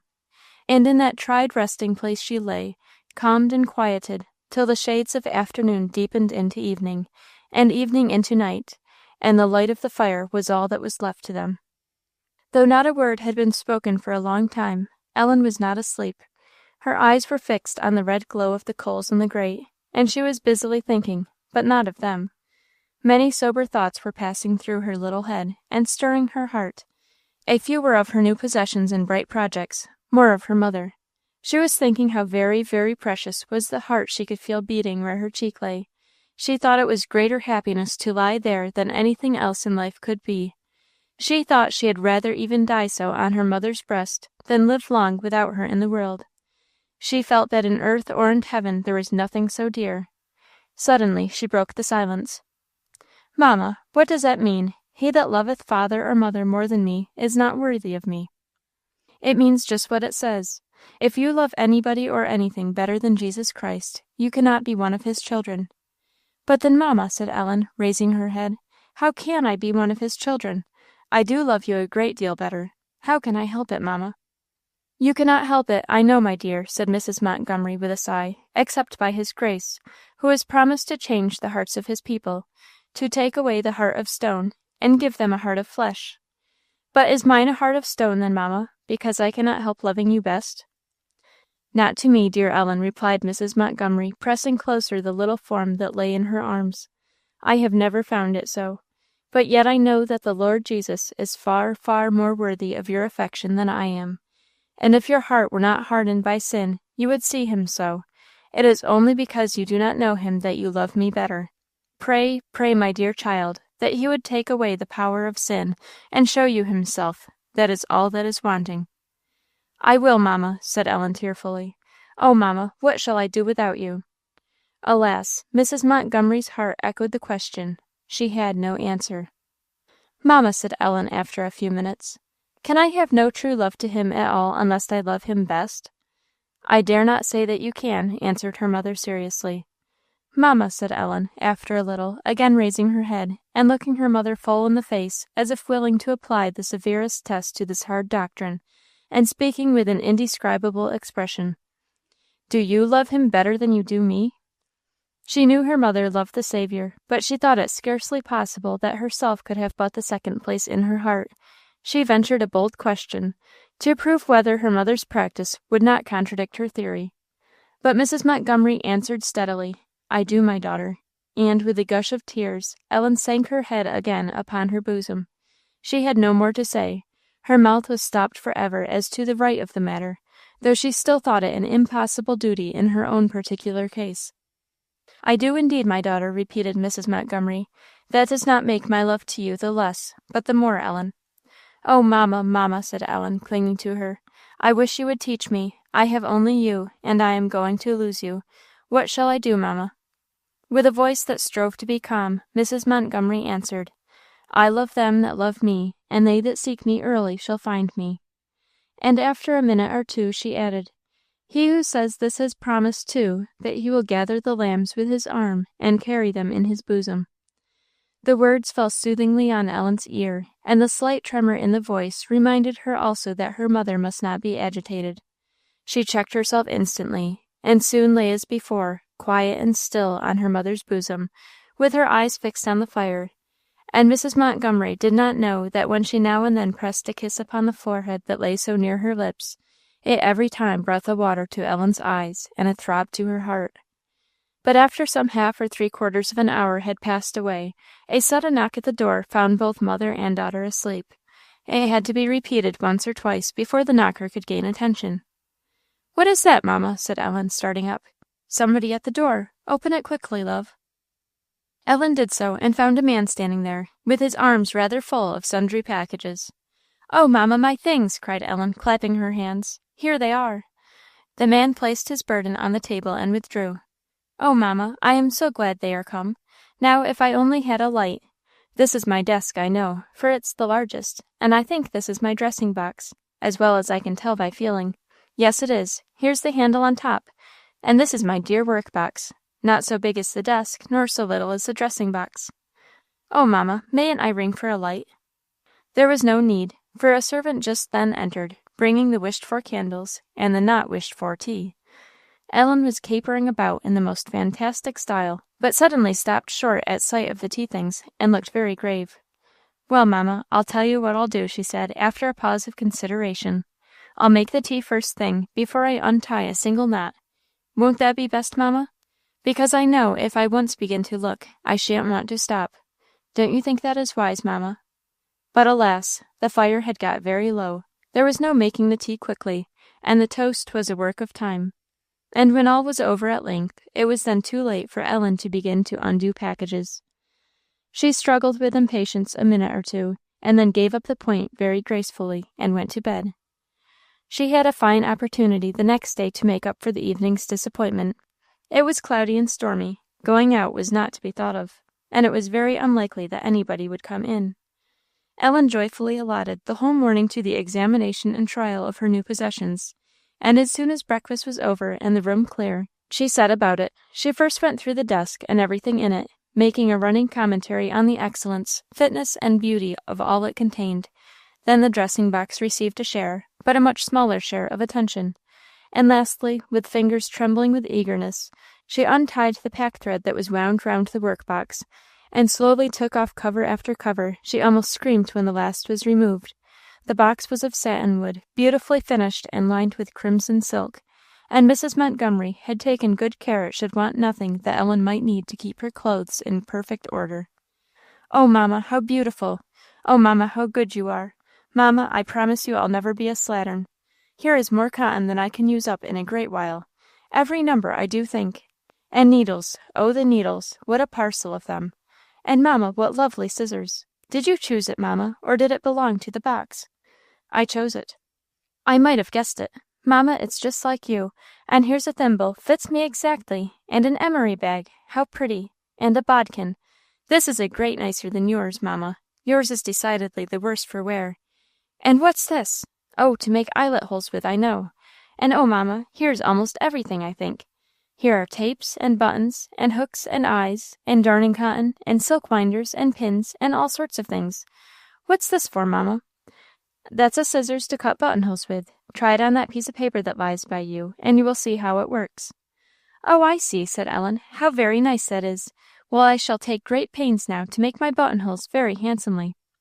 One survey of her riches could by no means satisfy Ellen. For some time she pleased herself with going over and over the contents of the box, finding each time something new to like. At length she closed it, and keeping it still in her lap, sat a while looking thoughtfully into the fire, till, turning towards her mother, she met her gaze, fixed mournfully, almost tearfully, on herself. The box was instantly shoved aside, and getting up and bursting into tears, Ellen went to her. "Oh, dear mother," she said, "I wish they were all back in the store, if I could only keep you." Mrs. Montgomery answered only by folding her to her heart. "Is there no help for it, mamma?" "There is none. We know that all things shall work together for good to them that love God." "Then it will all be good for you, mamma. But what will it be for me?" And Ellen sobbed bitterly. "It will be all well, my precious child, I doubt not. I do not doubt it, Ellen. Do you not doubt it either, love. But from the hand that wounds, seek the healing. He wounds that he may heal. He does not afflict willingly. Perhaps he sees, Ellen, that you would never seek him while you had me to cling to." Ellen clung to her at that moment, yet not more than her mother clung to her. "How happy we were, mamma, only a year ago, even a month." "We have no continuing city here," answered her mother, with a sigh. "But there is a home, Ellen, where changes do not come, and they that are once gathered there are parted no more for ever, and all tears are wiped from their eyes. I believe I am going fast to that home, and now my greatest concern is, that my little Ellen, my precious baby, may follow me, and come there too." No more was said, nor could be said, till the sound of the doctor's steps upon the stair obliged each of them to assume an appearance of composure as speedily as possible. But they could not succeed perfectly enough to blind him. He did not seem very well satisfied, and told Ellen he believed he should have to get another nurse. He was afraid she didn't obey orders. While the doctor was there, Ellen's Bible was brought in, and no sooner was he gone than it underwent as thorough an examination as the boxes had received. Ellen went over every part of it with the same great care and satisfaction, but mixed with a different feeling. The words that caught her eye as she turned over the leaves seemed to echo what her mother had been saying to her. It began to grow dear already. After a little, she rose and brought it to the sofa. "Are you satisfied with it, Ellen?" "Oh, yes, mamma, it is perfectly beautiful, outside and inside. Now, mamma, will you please write my name in this precious book? My name, and anything else you please, mother. I'll bring you my new pen to write it with, and I've got ink here. Shall I?" She brought it, and Mrs. Montgomery wrote Ellen's name and the date of the gift. The pen played a moment in her fingers, and then she wrote below the date, "I love them that love me, and they that seek me early shall find me." This was for Ellen, but the next words were not for her. What made her write them? "I will be a God to thee, and to thy seed after thee." They were written almost unconsciously, and as if bowed by an unseen force, Mrs. Montgomery's head sank upon the open page, and her whole soul went up with her petition. "Let these words be my memorial that I have trusted in thee, and oh, when these miserable lips are silent for ever, remember the word unto thy servant, upon which thou hast caused me to hope, and be unto my little one all thou hast been to me. Unto thee I lift up mine eyes, O thou that dwellest in the heavens." She raised her face from the book, closed it, and gave it silently to Ellen. Ellen had noticed her action, but had no suspicion of the cause. She supposed that one of her mother's frequent feelings of weakness or sickness had made her lean her head upon the Bible, and she thought no more about it. However, Ellen felt that she wanted no more of her boxes that day. She took her old place by the side of her mother's sofa, with her head upon her mother's hand, and an expression of quiet sorrow in her face that it had not worn for several days. Chapter 5. A Peep into the Wide World. The next day would not do for the intended shopping, nor the next. The third day was fine, though cool and windy. "Do you think you can venture out today, mamma?" said Ellen.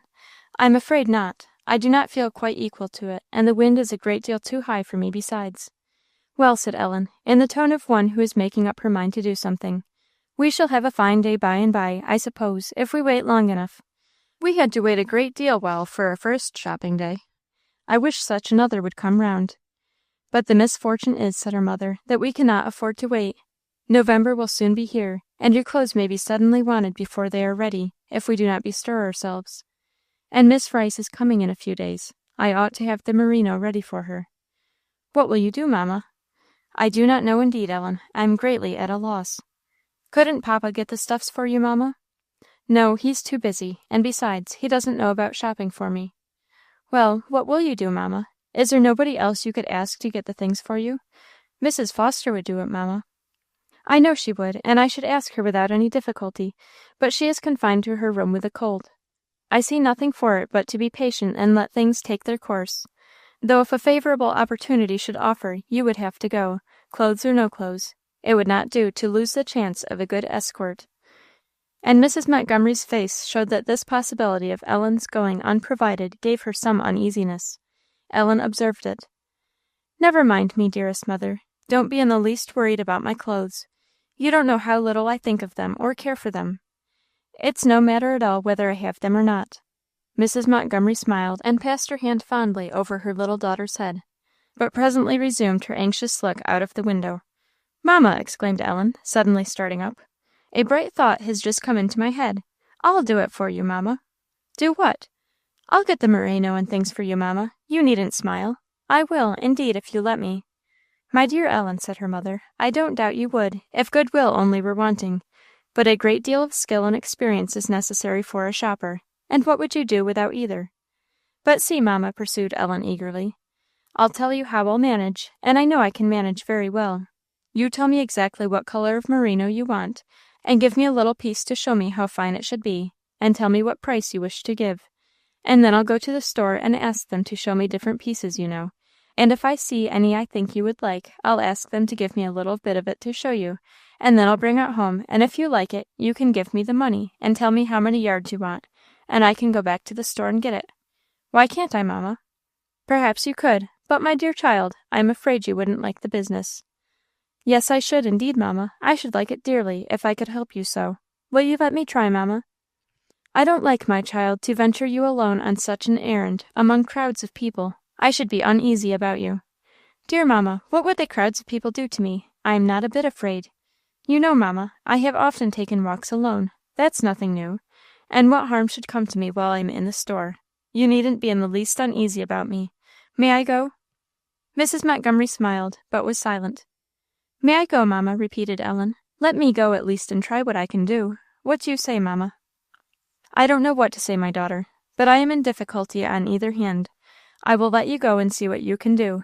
It would be a great relief to me to get this merino by any means." "Then shall I go right away, mamma?" "As well now as ever. You are not afraid of the wind?"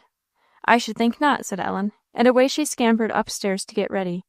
With eager haste she dressed herself, then with great care and particularity took her mother's instructions as to the article wanted, and finally set out, sensible that a great trust was reposed in her, and feeling busy and important accordingly. But at the very bottom of Ellen's heart there was a little secret doubtfulness respecting her undertaking. She hardly knew it was there, but then she couldn't tell what it was that made her fingers so inclined to be tremulous while she was dressing, and that made her heart beat quicker than it ought, or than was pleasant, and one of her cheeks so much hotter than the other. However, she set forth upon her errand with a very brisk step, which she kept up till, on turning a corner, she came in sight of the place she was going to. Without thinking much about it, Ellen had directed her steps to St. Clair and Fleury's. It was one of the largest and best stores in the city, and the one she knew where her mother generally made her purchases, and it did not occur to her that it might not be the best for her purpose on this occasion. But her steps slackened as soon as she came in sight of it, and continued to slacken as she drew nearer, and she went up the broad flight of marble steps in front of the store, very slowly indeed, though they were exceeding low and easy. Pleasure was not certainly the uppermost feeling in her mind now, yet she never thought of turning back. She knew that if she could succeed in the object of her mission, her mother would be relieved from some anxiety. That was enough. She was bent on accomplishing it. Timidly she entered the large hall of entrance. It was full of people, and the buzz of business was heard on all sides. Ellen had for some time past seldom gone a-shopping with her mother, and had never been in this store but once or twice before. She had not the remotest idea where or in what apartment of the building the merino counter was situated, and she could see no one to speak to.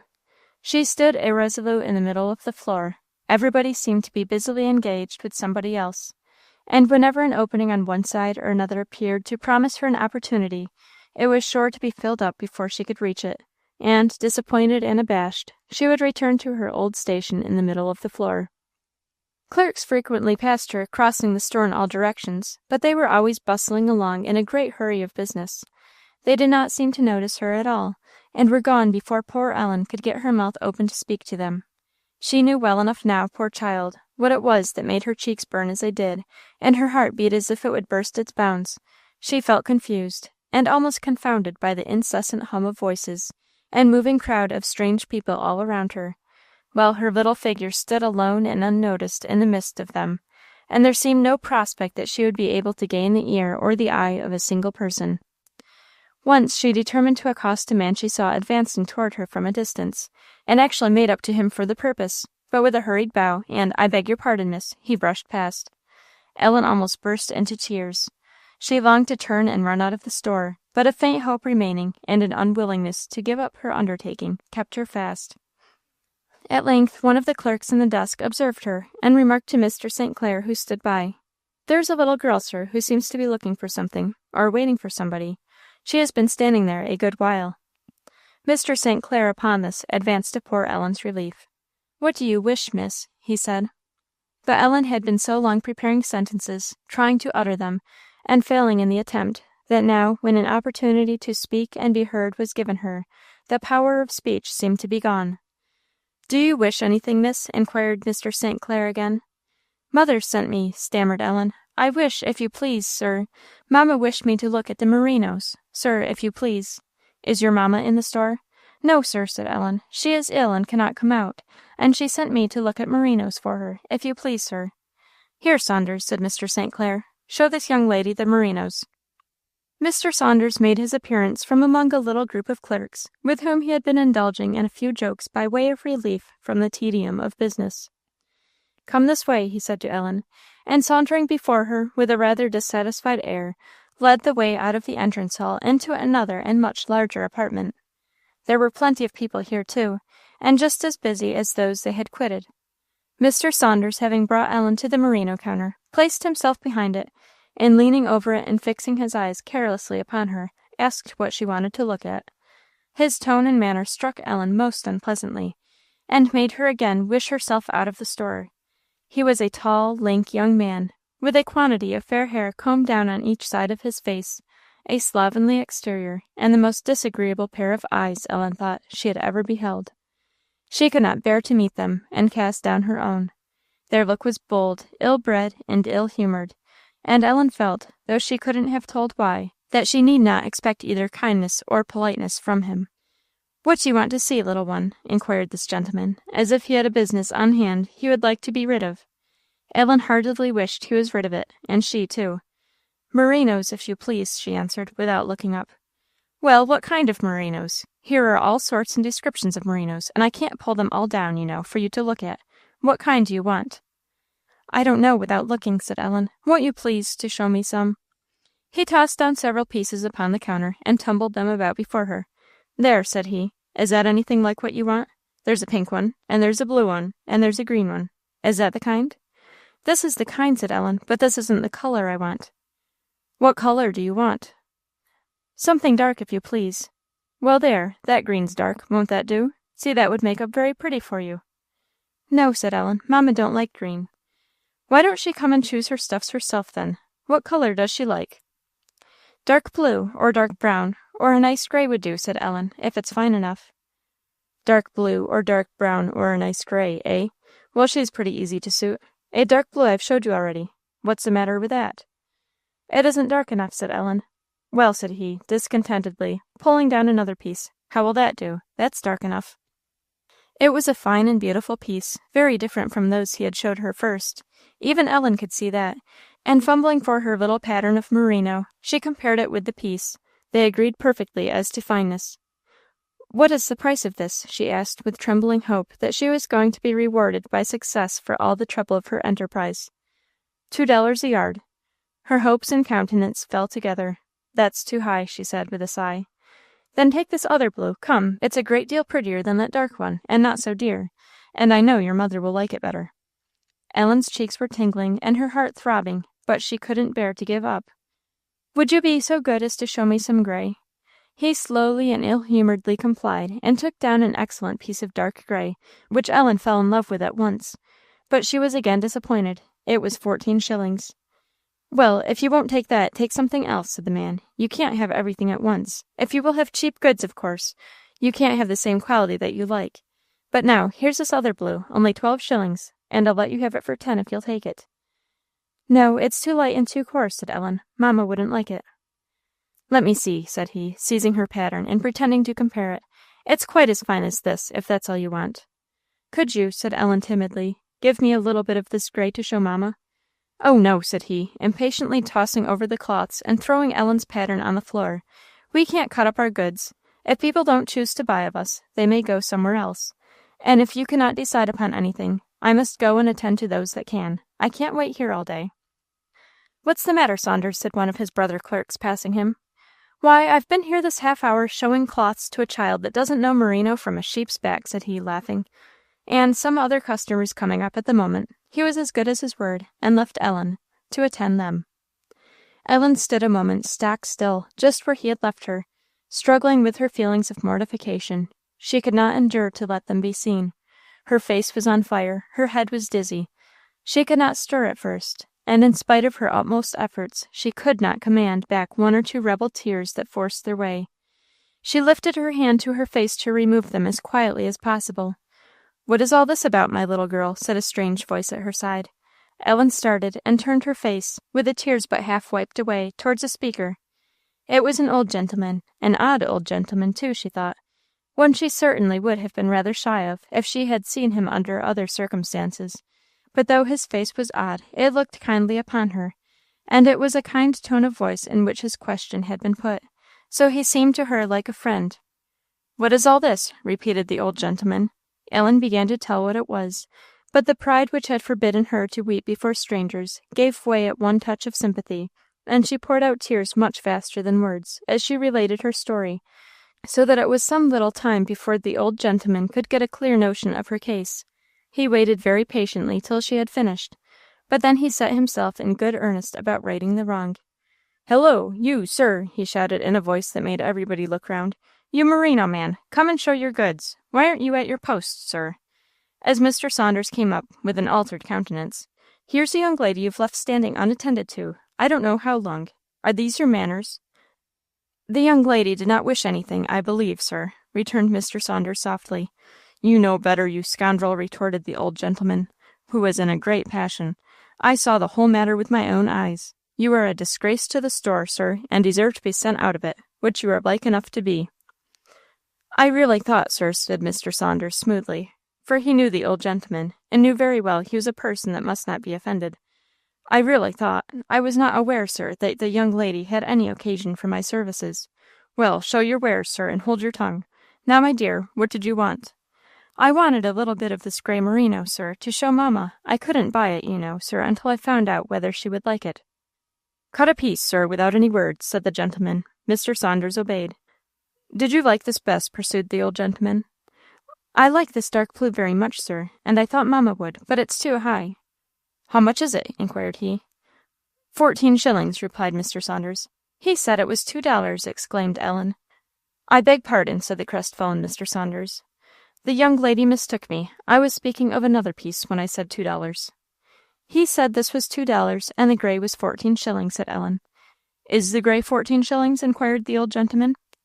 "I think not, sir," answered Mr. Saunders. "I believe not, sir. I think it's only 12. I'll inquire, if you please, sir." "No, no," said the old gentleman. "I know it was only 12. I know your trick, sir. Cut a piece off the blue.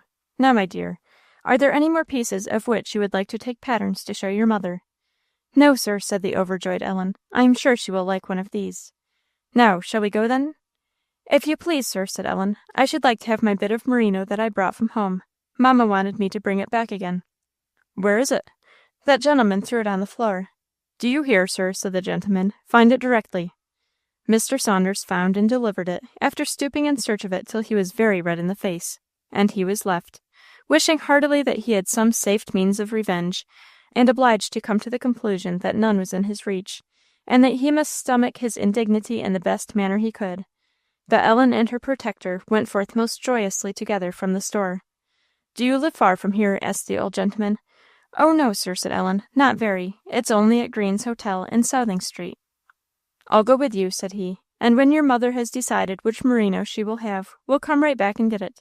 I do not want to trust you again to the mercy of that saucy clerk. Oh, thank you, sir, said Ellen. That is just what I was afraid of. But I shall be giving you a great deal of trouble, sir, she added in another tone. No, you won't, said the old gentleman. I can't be troubled, so you needn't say anything about that.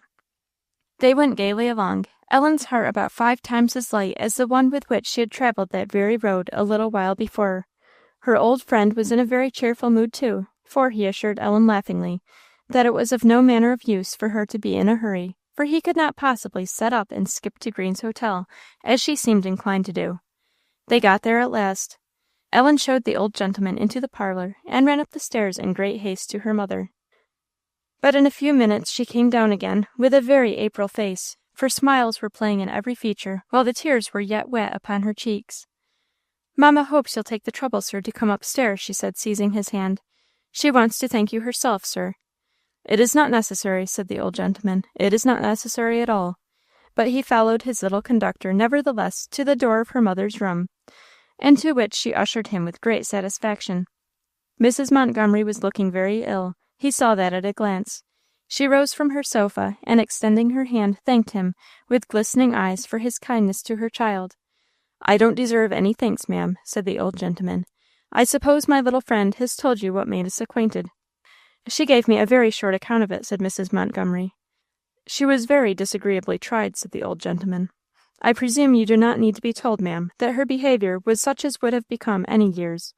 I assure you, ma'am, if I had had no kindness in my composition to feel for the child, my honour as a gentleman would have made me interfere for the lady. Mrs. Montgomery smiled, but looked through glistening eyes again on Ellen. I am very glad to hear it, she replied. I was very far from thinking, when I permitted her to go on this errand, that I was exposing her to anything more serious than the annoyance a timid child would feel at having to transact business with strangers.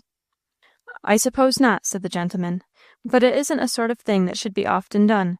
There are all sorts of people in this world, and a little one alone in a crowd is in great danger of being trampled upon. Mrs. Montgomery's heart answered this with an involuntary pang.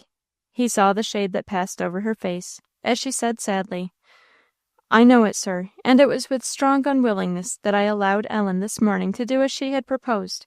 But in truth I was but making a choice between difficulties. I am very sorry I chose as I did. If you are a father, sir, you know better than I can tell you how grateful I am for your kind interference. Say nothing about that, ma'am, the less the better. I am an old man, and not good for much now, except to please young people. I think myself best off when I have the best chance to do that. So if you will be so good as to choose that merino, and let Miss Ellen and me go and dispatch our business, you will be conferring, and not receiving a favour. And any other errand that you please to entrust her with, I'll undertake to see her safe through. His look and manner obliged Mrs. Montgomery to take him at his word. A very short examination of Ellen's patterns ended in favour of the grey merino, and Ellen was commissioned not only to get and pay for this, but also to choose a dark dress of the same stuff, and enough of a certain article called nankeen for a coat, Mrs. Montgomery truly opining that the old gentleman's care would do more than see her scatheless, that it would have some regard to the justness and prudence of her purchase.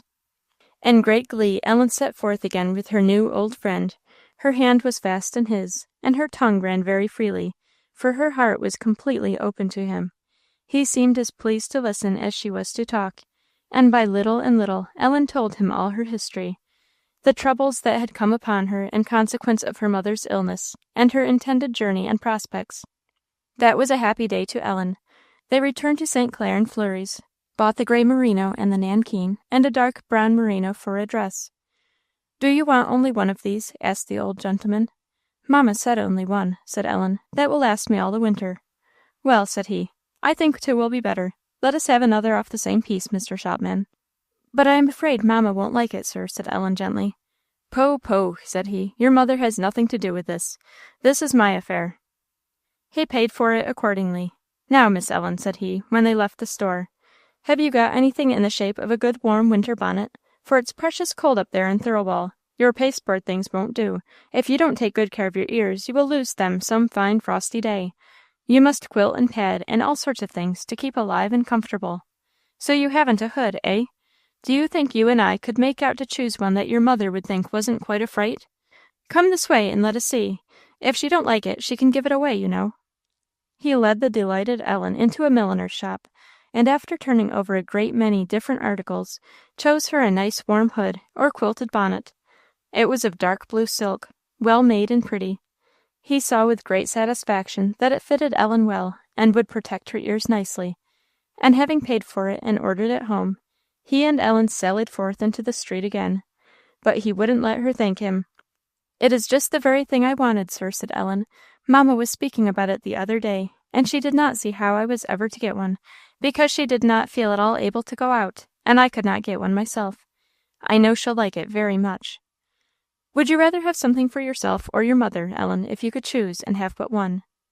"Oh, for mamma, sir," said Ellen, "a great deal."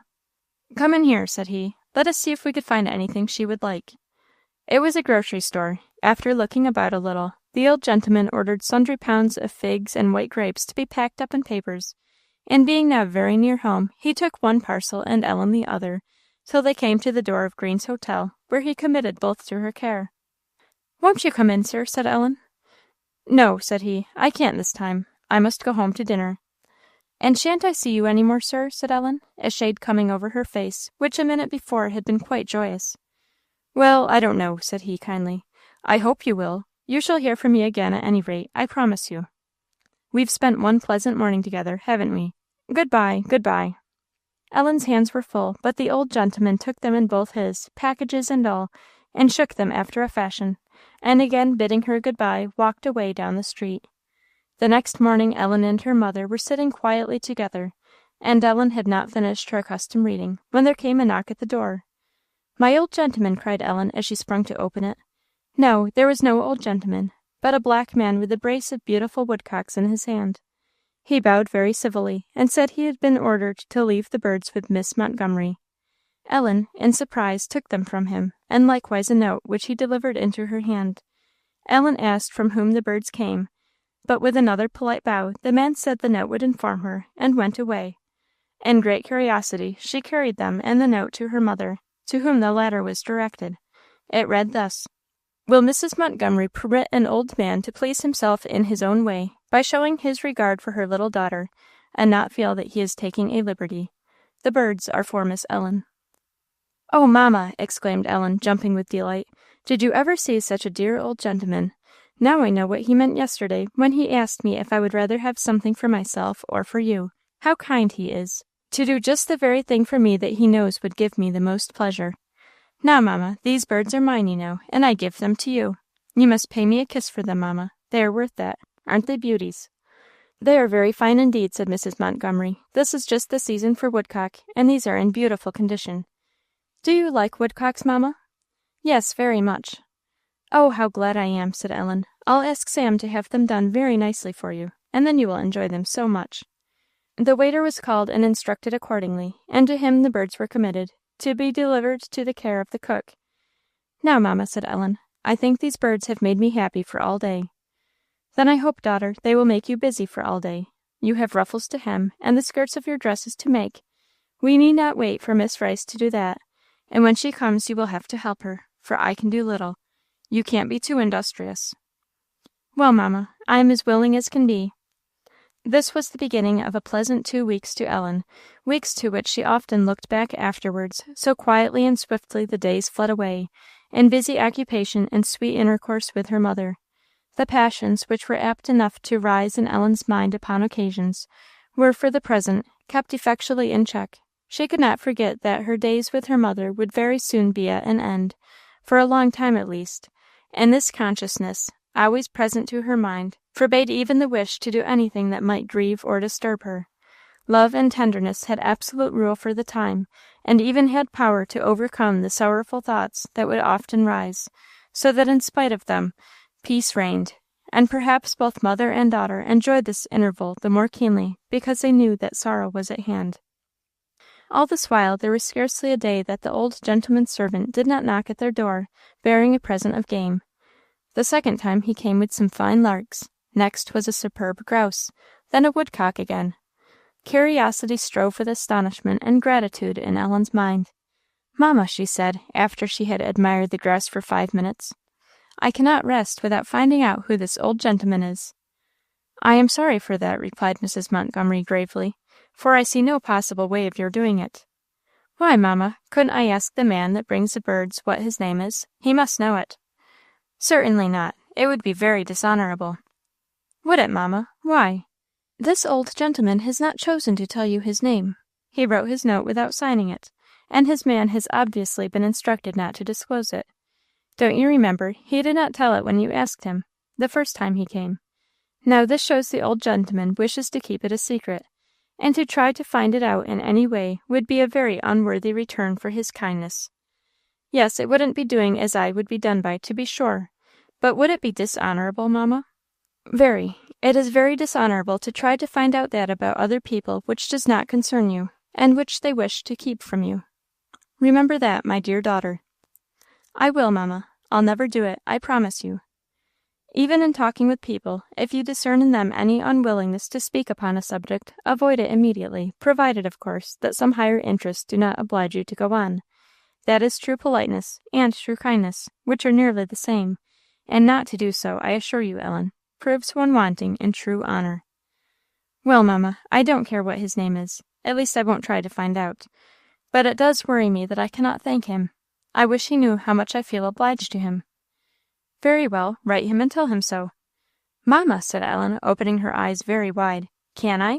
Would you?" "Certainly, if you like, it would be very proper." "Then I will. I declare that is a good notion. I'll do it the first thing, and then I can give it to that man if he comes to-morrow, as I suppose he will. Mamma," said she, on opening her desk, "how funny! Don't you remember you wondered who I was going to write notes to? Here is one now, mamma. It is very lucky I have got note paper." More than one sheet of it was ruined before Ellen had satisfied herself with what she wrote. It was a full hour from the time she began, when she brought the following note for her mother's inspection. "Ellen Montgomery does not know how to thank the old gentleman who is so kind to her. Mamma enjoys the birds very much, and I think I do more, for I have the double pleasure of giving them to mamma, and of eating them afterwards. But your kindness is the best of all. I can't tell you how much I am obliged to you, sir, but I will always love you for all you have done for me. Ellen Montgomery." This note Mrs. Montgomery approved, and Ellen having, with great care and satisfaction, enclosed it in an envelope, succeeded in sealing it according to rule, and very well. Mrs. Montgomery laughed when she saw the direction, but let it go. Without consulting her, Ellen had written on the outside, "To the old gentleman." She sent it the next morning by the hands of the same servant, who this time was the bearer of a plump partridge, to Miss Montgomery, and her mind was a great deal easier on the subject from that time. Chapter 6. Night and Morning. October was now far advanced. One evening, the evening of the last Sunday in the month, Mrs. Montgomery was lying in the parlour alone. Ellen had gone to bed some time before, and now, in the stillness of the Sabbath evening, the ticking of the clock was almost the only sound to be heard. The hands were rapidly approaching 10. Captain Montgomery was abroad, and he had been so, according to custom, or in bed, the whole day. The mother and daughter had had the Sabbath to themselves, and most quietly and sweetly it had passed. They had read together, prayed together, talked together a great deal, and the evening had been spent in singing hymns. But Mrs. Montgomery's strength failed here, and Ellen sang alone. She was not soon weary. Hymn succeeded hymn, with fresh and varied pleasure, and her mother could not tire of listening. The sweet words and the sweet airs, which were all old friends, and brought of themselves many a lesson of wisdom and consolation, by the mere force of association, needed not the recommendation of the clear childish voice in which they were sung, which was, of all things, the sweetest to Mrs. Montgomery's ear. She listened till she almost felt as if earth were left behind, and she and her child already standing within the walls of that city where sorrow and sighing shall be no more, and the tears shall be wiped from all eyes for ever. Ellen's next hymn, however, brought her back to earth again, but though her tears flowed freely while she heard it, all of her causes of sorrow could not render them bitter. God in Israel sows the seeds of affliction, pain, and toil. These spring up and choke the weeds, which would else o'erspread the soil. Trials make the promise sweet. Trials give new life to prayer. Trials bring me to his feet, and lay me low and keep me there. It is so, indeed, dear Ellen, said Mrs. Montgomery, when she had finished, and holding the little singer to her breast. I have always found it so. God is faithful. I have seen abundant cause to thank him for all the evils he has made me suffer heretofore, and I do not doubt it will be the same with this last and worst one. Let us glorify him in the fires, my daughter, and if earthly joys be stripped from us, and we be torn from each other, let us cling the closer to him. He can, and he will, in that case, make up to us more than all we have lost. Ellen felt her utter inability to join in her mother's expressions of confidence and hope. To her there was no brightness on the cloud that hung over them. It was all dark. She could only press her lips, in tearful silence, to the one and the other of her mother's cheeks alternately. How sweet the sense of the coming parting made every such embrace. This one, for particular reasons, was often and long remembered. A few minutes they remained thus in each other's arms, cheek pressed against cheek, without speaking. But then Mrs. Montgomery remembered that Ellen's bedtime was already past, and dismissed her. For a while after, Mrs. Montgomery remained just where Ellen had left her, her busy thoughts roaming over many things, in the far past, and the sad present, and the uncertain future. She was unconscious of the passage of time, and did not notice how the silence deepened as the night drew on, till scarce a footfall was heard in the street, and the ticking of the clock sounded with that sad distinctness which seems to say, Time is going on, time is going on, and you are going with it. Do what you will, you can't help that. It was just upon the stroke of 10, and Mrs. Montgomery was still wrapped in her deep musings, when a sharp, brisk footstep in the distance aroused her, rapidly approaching, and she knew very well whose it was, and that it would pause at the door, before she heard the quick run up the steps, succeeded by her husband's tread upon the staircase. And yet she saw him open the door with a kind of startled feeling, which his appearance now invariably caused her. The thought always darted through her head, perhaps he brings news of Ellen's going. Something, it would have been impossible to say what, in his appearance or manner, confirmed this fear on the present occasion. Her heart felt sick, and she waited in silence to hear what he would say. He seemed very well pleased, sat down before the fire, rubbing his hands, partly with cold and partly with satisfaction, and his first words were, "Well, we have got a fine opportunity for her at last." How little he was capable of understanding the pang this announcement gave his poor wife. But she only closed her eyes and kept perfectly quiet, and he never suspected it. He unbuttoned his coat, and taking the poker in his hand, began to mend the fire, talking the while. "I am very glad of it indeed," said he. "It's quite a load off my mind. Now we'll be gone directly, and high time it is. I'll take passage in the England the first thing tomorrow. And this is the best possible chance for Ellen. Everything we could have desired. I began to feel very uneasy about it, it was getting so late. But I am quite relieved now." "Why, who is it?" said Mrs. Montgomery, forcing herself to speak. "Why, it's Mrs. Dunscombe," said the captain, flourishing his poker by way of illustration. "You know her, don't you? Captain Dunscombe's wife. She's going right through Thirlwall, and will take charge of Ellen as far as that, and there my sister will meet her with a wagon, and take her straight home. Couldn't be anything better. I write to let Fortune know when to expect her. Mrs. Dunscombe is a lady of the first family in fashion, in the highest degree respectable. She is going on to Fort Jameson, with her daughter and a servant, and her husband is to follow her in a few days. I happened to hear of it today, and I immediately seized the opportunity to ask if she would not take Ellen with her as far as Thirlwall, and Dunscombe was only too glad to oblige me. I'm a very good friend of his, and he knows it." "How soon does she go?" "Why, that's the only part of the business I am afraid you won't like, but there is no help for it. And after all, it is a great deal better so than if you had time to wear yourselves out with mourning. Better, and easier too, in the end." "How soon?" repeated Mrs. Montgomery, with an agonized accent. "Why, I'm a little afraid of startling you. Dunscombe's wife must go, he told me, tomorrow morning, and we arranged that she could call in the carriage at 6 o'clock to take up Ellen."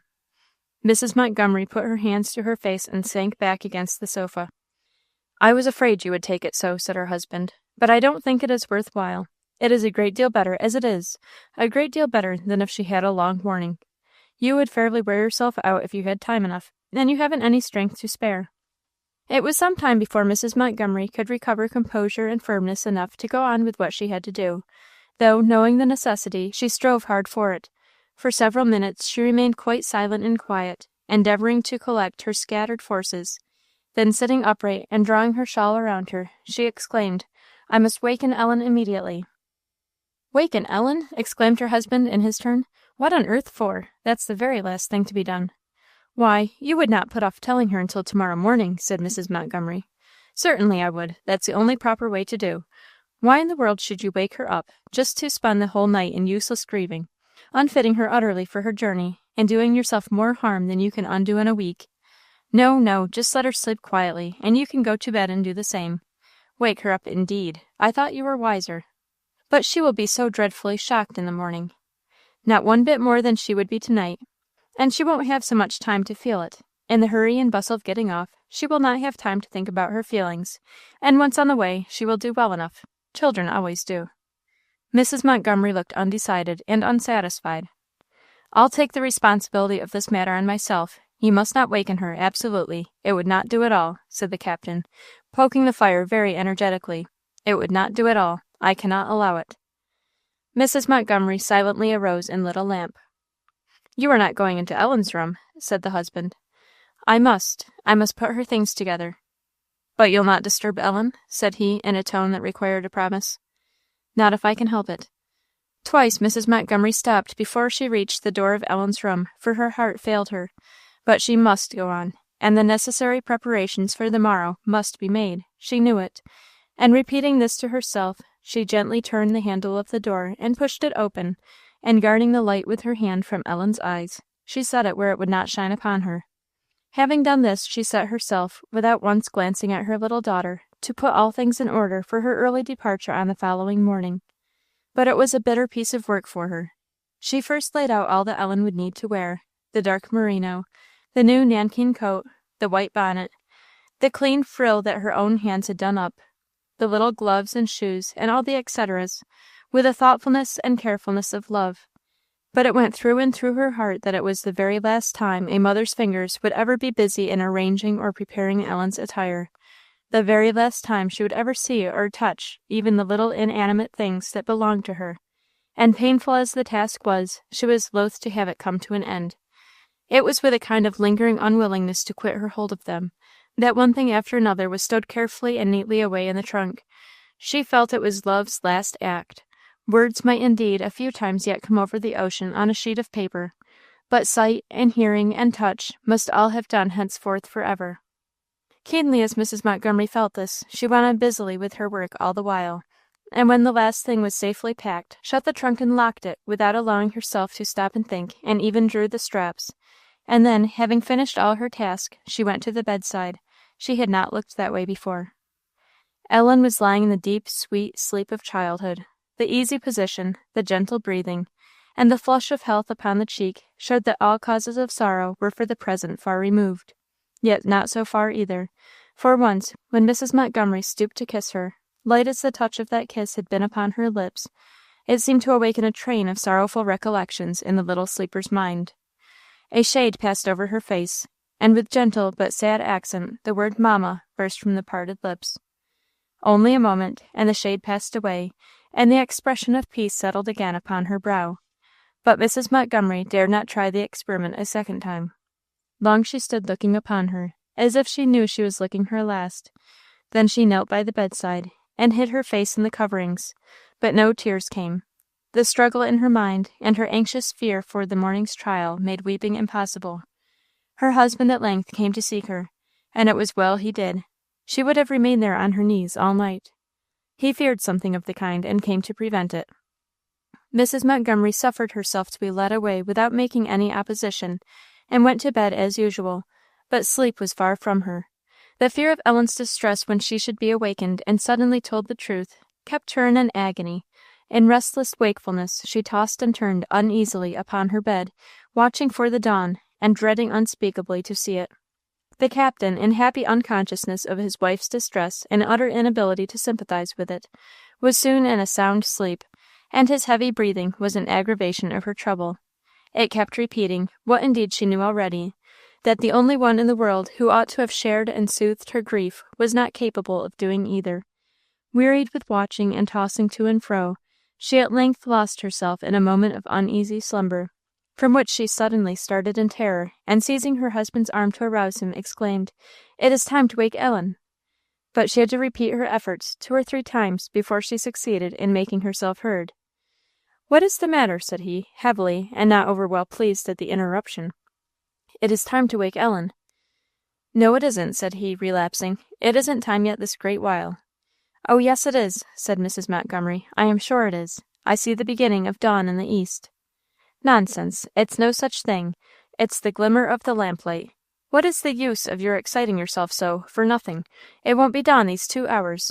Wait till I find my repeater, and I'll convince you." He found and struck it. "There, I told you so. Only 4:15. It would be absurd to wake her yet. Do go to sleep and leave it to me. I'll take care it is done in proper time." Mrs. Montgomery sighed heavily, and again arranged herself to watch the eastern horizon, or rather with her face in that direction, for she could see nothing. But more quietly now she lay gazing into the darkness, which it was in vain to try to penetrate, and thoughts succeeding thoughts in a more regular train at last fairly cheated her into sleep, much as she wished to keep it off. She slept soundly for near an hour, and when she awoke the dawn had really begun to break in the eastern sky. She again aroused Captain Montgomery, who this time allowed it might be as well to get up, but it was with unutterable impatience that she saw him lighting a lamp, and moving about as leisurely as if he had nothing more to do than to get ready for breakfast at 8 o'clock. "Oh, do speak to Ellen," she said, unable to control herself. "Never mind brushing your hair till afterwards. She will have no time for anything. Oh, do not wait any longer. What are you thinking of?" "What are you thinking of?" said the captain. "There's plenty of time. Do quiet yourself. You're getting as nervous as possible. I'm going immediately." Mrs. Montgomery fairly groaned with impatience, and an agonizing dread of what was to follow the disclosure to Ellen. But her husband coolly went on with his preparations, which indeed were not long in finishing, and then taking the lamp, he at last went.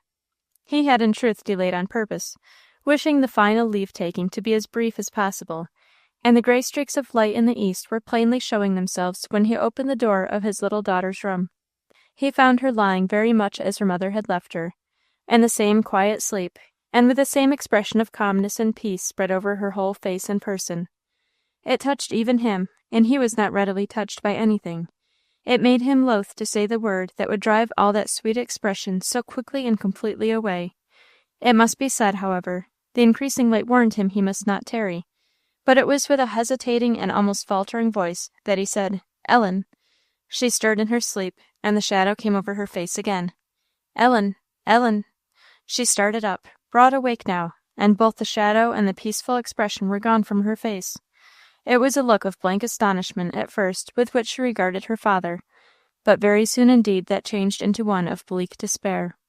He saw that she understood perfectly what he was there for, and that there was no need at all for him to trouble himself with making painful explanations. "Come, Ellen," he said, "that's a good child. Make haste and dress. There's no time to lose now, for the carriage will soon be at the door, and your mother wants to see you, you know." Ellen hastily obeyed him, and began to put on her stockings and shoes. "That's right. Now you'll be ready directly. You are going with Mrs. Dunscombe. I have engaged her to take charge of you all the way quite to Thirlwall. She's the wife of Captain Dunscombe, whom you saw here the other day, you know, and her daughter is going with her, so you will have charming company. I dare say you will enjoy the journey very much, and your aunt will meet you at Thirlwall. Now make haste. I expect the carriage every minute. I meant to have called you before, but I overslept myself. Don't be long." And nodding encouragement, her father left her. "How did she bear it?" asked Mrs. Montgomery when he returned. "Like a little hero. She didn't say a word or shed a tear. I expected nothing but that she would make a great fuss, but she has all the old spirit that you used to have, and have yet, for anything I know. She behaved admirably." Mrs. Montgomery sighed deeply. She understood far better than her husband what Ellen's feelings were, and could interpret much more truly than he the signs of them. The conclusion she drew from Ellen's silent and tearless reception of the news differed widely from his. She now waited anxiously and almost fearfully for her appearance, which did not come as soon as she expected it. It was a great relief to Ellen when her father ended his talking and left her to herself, for she felt she could not dress herself so quick with him standing there and looking at her, and his desire that she should be speedy in what she had to do could not be greater than her own. Her fingers did their work as fast as they could, with every joint trembling. But though a weight like a mountain was upon the poor child's heart, she could not cry, and she could not pray. Though true to her constant habit, she fell on her knees by her bedside, as she always did. It was in vain. All was in a whirl in her heart and head, and after a minute she rose again, clasping her little hands together with an expression of sorrow that it was well her mother could not see. She was dressed very soon, but she shrank from going to her mother's room while her father was there. To save time she put on her coat, and everything but her bonnet and gloves, and then stood leaning against the bedpost, for she could not sit down, watching with most intense anxiety to hear her father's step come out of the room and go downstairs. Every minute seemed too long to be borne. Poor Ellen began to feel as if she could not contain herself. Yet 5 had not passed away when she heard the roll of carriage wheels, which came to the door and then stopped, and immediately her father opening the door to come out. Without waiting any longer, Ellen opened her own and brushed past him into the room he had quitted. Mrs. Montgomery was still lying on the bed, for her husband had insisted on her not rising. She said not a word, but opened her arms to receive her little daughter, and with a cry of indescribable expression, Ellen sprang upon the bed and was folded in them. But then neither of them spoke or wept. What could words say? Heart met heart in that agony, for each knew all that was in the other. No, not quite all. Ellen did not know that the whole of bitterness Death had for her mother she was tasting then. But it was true. Death had no more power to give her pain after this parting should be over. His afterwork, the parting between soul and body, would be welcome. Rather, yes, very welcome. Mrs. Montgomery knew it all well. She knew this was the last embrace between them. She knew it would be the last time that dear little form would ever lie in her bosom or be pressed in her arms, and it almost seemed to her that soul and body must part company too, when they should be rent asunder. Ellen's grief was not like this. She did not think it was the last time, but she was a child of very high spirit and violent passions, untamed at all by sorrow's discipline, and in proportion violent was the tempest excited by this first real trial. Perhaps, too, her sorrow was sharpened by a sense of wrong, and a feeling of indignation at her father's cruelty in not waking her earlier. Not many minutes had passed in this sad embrace, and no word had yet been spoken, no sound uttered, except Ellen's first inarticulate cry of mixed affection and despair, when Captain Montgomery's step was again heard slowly ascending the stairs. "He is coming to take me away," thought Ellen, and in terror lest she should go without a word from her mother, she burst forth with, "Mamma, speak!" A moment before, and Mrs. Montgomery could not have spoken. But she could now, and as clearly and calmly the words were uttered as if nothing had been the matter, only her voice fell a little toward the last. "God bless my darling child, and make her his own, and bring her to that home where parting cannot be." Ellen's eyes had been dry until now, but when she heard the sweet sound of her mother's voice, it opened all the fountains of tenderness within her. She burst into uncontrollable weeping. It seemed as if she would pour out her very heart in tears, and she clung to her mother with a force that made it a difficult task for her father to remove her. He could not do it at first, and Ellen seemed not to hear anything that was said to her. He was very unwilling to use harshness, and after a little, though she had paid no attention to his entreaties or commands, yet sensible of the necessity of the case, she gradually relaxed her hold and suffered him to draw her away from her mother's arms. He carried her downstairs and put her on the front seat of the carriage, beside Mrs. Dunscombe's maid. But Ellen could never recollect how she got there, and she did not feel the touch of her father's hand, nor hear him when he bid her good-bye, and she did not know that he put a large paper of candies and sugar plums in her lap. She knew nothing but that she had lost her mother.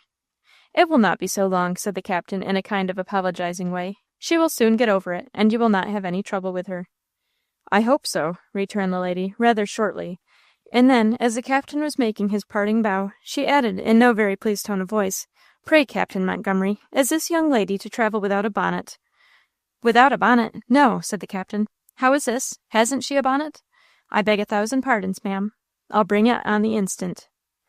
After a little delay, the bonnet was found. but the captain overlooked the gloves in his hurry.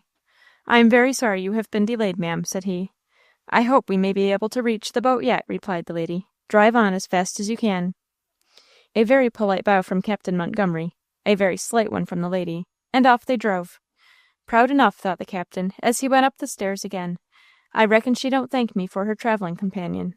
But Ellen's off, that's one good thing, and now we'll go and engage berths in the England. Chapter 7. Strangers Walk as Friends. The long drive to the boat was only a sorrowful blank to Ellen's recollection. She did not see the frowns that passed between her companions on her account. She did not know that her white bonnet was such a matter of merriment to Margaret Dunscombe and the maid that they could hardly contain themselves. She did not find out that Miss Margaret's fingers were busy with her paper of sweets, which only a good string and a sound knot kept her from rifling. Yet she felt very well that nobody there cared in the least for her sorrow. It mattered nothing. She wept on in her loneliness, and knew nothing that happened, till the carriage stopped on the wharf. Even then she did not raise her head. Mrs. Dunscombe got out, and saw her daughter and servant do the same. Then, after giving some orders about the baggage, she returned to Ellen. "Will you get out, Miss Montgomery, or would you prefer to remain in the carriage? We must go on board directly." There was something, not in the words, but in the tone, that struck Ellen's heart with an entirely new feeling. Her tears stopped instantly, and, wiping away quick the traces of them as well as she could, she got out of the carriage without a word, aided by Mrs. Dunscombe's hand. The party was presently joined by a fine-looking man, whom Ellen recognized as Captain Dunscombe. "Dunscombe, do put these girls on board, will you? And then come back to me. I want to speak to you. Timmins, you may go along and look after them." Captain Dunscombe obeyed. When they reached the deck, Margaret Dunscombe and the maid Timmins went straight to the cabin. Not feeling at all drawn towards their company, as indeed they had given her no reason, Ellen planted herself by the guards of the boat, not far from the gangway, to watch the busy scene that at another time would have had a great deal of interest and amusement for her. And interest it had now, but it was with a very, very grave little face that she looked on the bustling crowd. The weight on her heart was just as great as ever, but she felt this was not the time or the place to let it be seen, so for the present she occupied herself with what was passing before her, though it did not for one moment make her forget her sorrow. At last the boat rang her last bell. Captain Dunscombe put his wife on board, and had barely time to jump off the boat again when the plank was withdrawn. The men on shore cast off the great loops of ropes that held the boat to enormous wooden posts on the wharf, and they were off. At first it seemed to Ellen as if the wharf and the people upon it were sailing away from them backwards, but she presently forgot to think of them at all. She was gone. She felt the bitterness of the whole truth. The blue water already lay between her and the shore, where she so much longed to be. In that confused mass of buildings at which she was gazing, but which would be so soon beyond even gazing distance, was the only spot she cared for in the world. Her heart was there. She could not see the place, to be sure, nor tell exactly whereabouts it lay in all that wide-spread city, but it was there, somewhere, and every minute was making it farther and farther off. It's a bitter thing, that sailing away from all one loves, and poor Ellen felt it so. She stood leaning both her arms upon the rail, the tears running down her cheeks, and blinding her so that she could not see the place towards which her straining eyes were bent. Somebody touched her sleeve. It was Timmins. "Mrs. Dunscombe sent me to tell you she wants you to come into the cabin, miss." Hastily wiping her eyes, Ellen obeyed the summons, and followed Timmins into the cabin. It was full of groups of ladies, children, and nurses, bustling and noisy enough. Ellen wished she might have stayed outside. She wanted to be by herself. But as the next best thing, she mounted upon the bench, which ran all round the saloon, and kneeling on the cushion by one of the windows, placed herself with the edge of her bonnet just touching the glass, so that nobody could see a bit of her face, while she could look out near by as well as from the deck. Presently her ear caught, as she thought, the voice of Mrs. Dunscombe, saying in rather an undertone, but laughing too, "What a figure does she cut in that outlandish bonnet!" Ellen had no particular reason to think she was meant, and yet she did think so. She remained quite still, but with raised colour and quickened breathing waited to hear what would come next. Nothing came at first, and she was beginning to think she had perhaps been mistaken, when she plainly heard Margaret Dunscombe say in a loud whisper, "Mamma, I wish you could contrive some way to keep her in the cabin, can't you? She looked so odd in that queer sunbonnet kind of a thing, that anybody would think she'd come out of the woods, and no gloves, too. I shouldn't like to have the Miss MacArthurs think she belonged to us. Can't you, Mamma?" If a thunderbolt had fallen at Ellen's feet, the shock would hardly have been greater. The lightning of passion shot through every vein, and it was not passion only. There was hurt feeling and wounded pride, and the sorrow of which her heart was full enough before, now wakened afresh. The child was beside herself. One wild wish for a hiding place was the most pressing thought, to be where tears could burst and her heart could break unseen. She slid off her bench and rushed through the crowd to the red curtain that cut off the far end of the saloon, and from there down to the cabin below. People were everywhere. At last she spied a nook where she could be completely hidden. It was in the far back end of the boat, just under the stairs by which she had come down. Nobody was sitting on the 3 or 4 large mahogany steps that ran round that end of the cabin, and sloped up to the little cabin window. And creeping beneath the stairs, and seating herself on the lowest of these steps, the poor child found that she was quite screened and out of sight of every human creature. It was time, indeed. Her heart had been almost bursting with passion and pain, and now the pent-up tempest broke forth with a fury that racked her little frame from head to foot, and the more because she strove to stifle every sound of it as much as possible. It was the very bitterness of sorrow, without any softening thought to allay it, and sharpened and made more bitter by mortification and a passionate sense of unkindness and wrong. And through it all, how constantly in her heart the poor child was reaching forth longing arms towards her far-off mother, and calling in secret on her beloved name. "Oh, Mamma, Mamma!"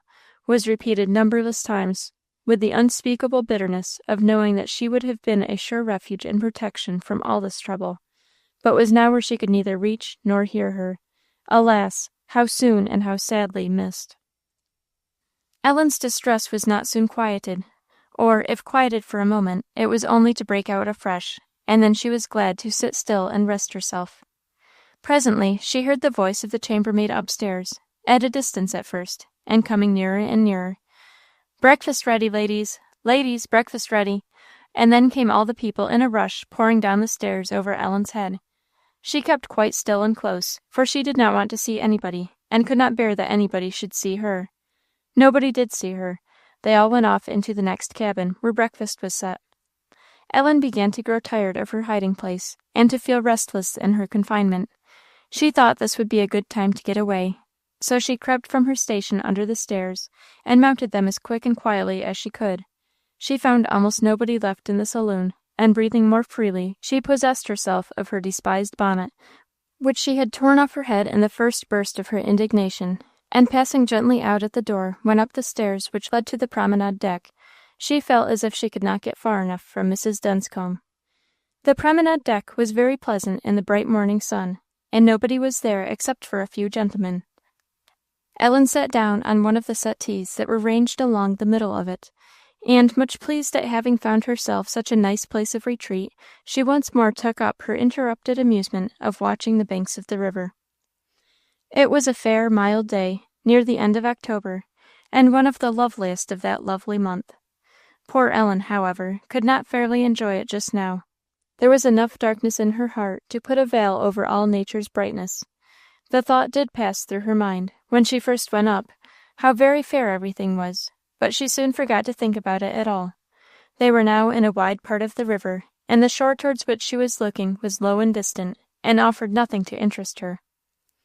She ceased to look at it, and presently lost all sense of everything around her and before her, for her thoughts went home.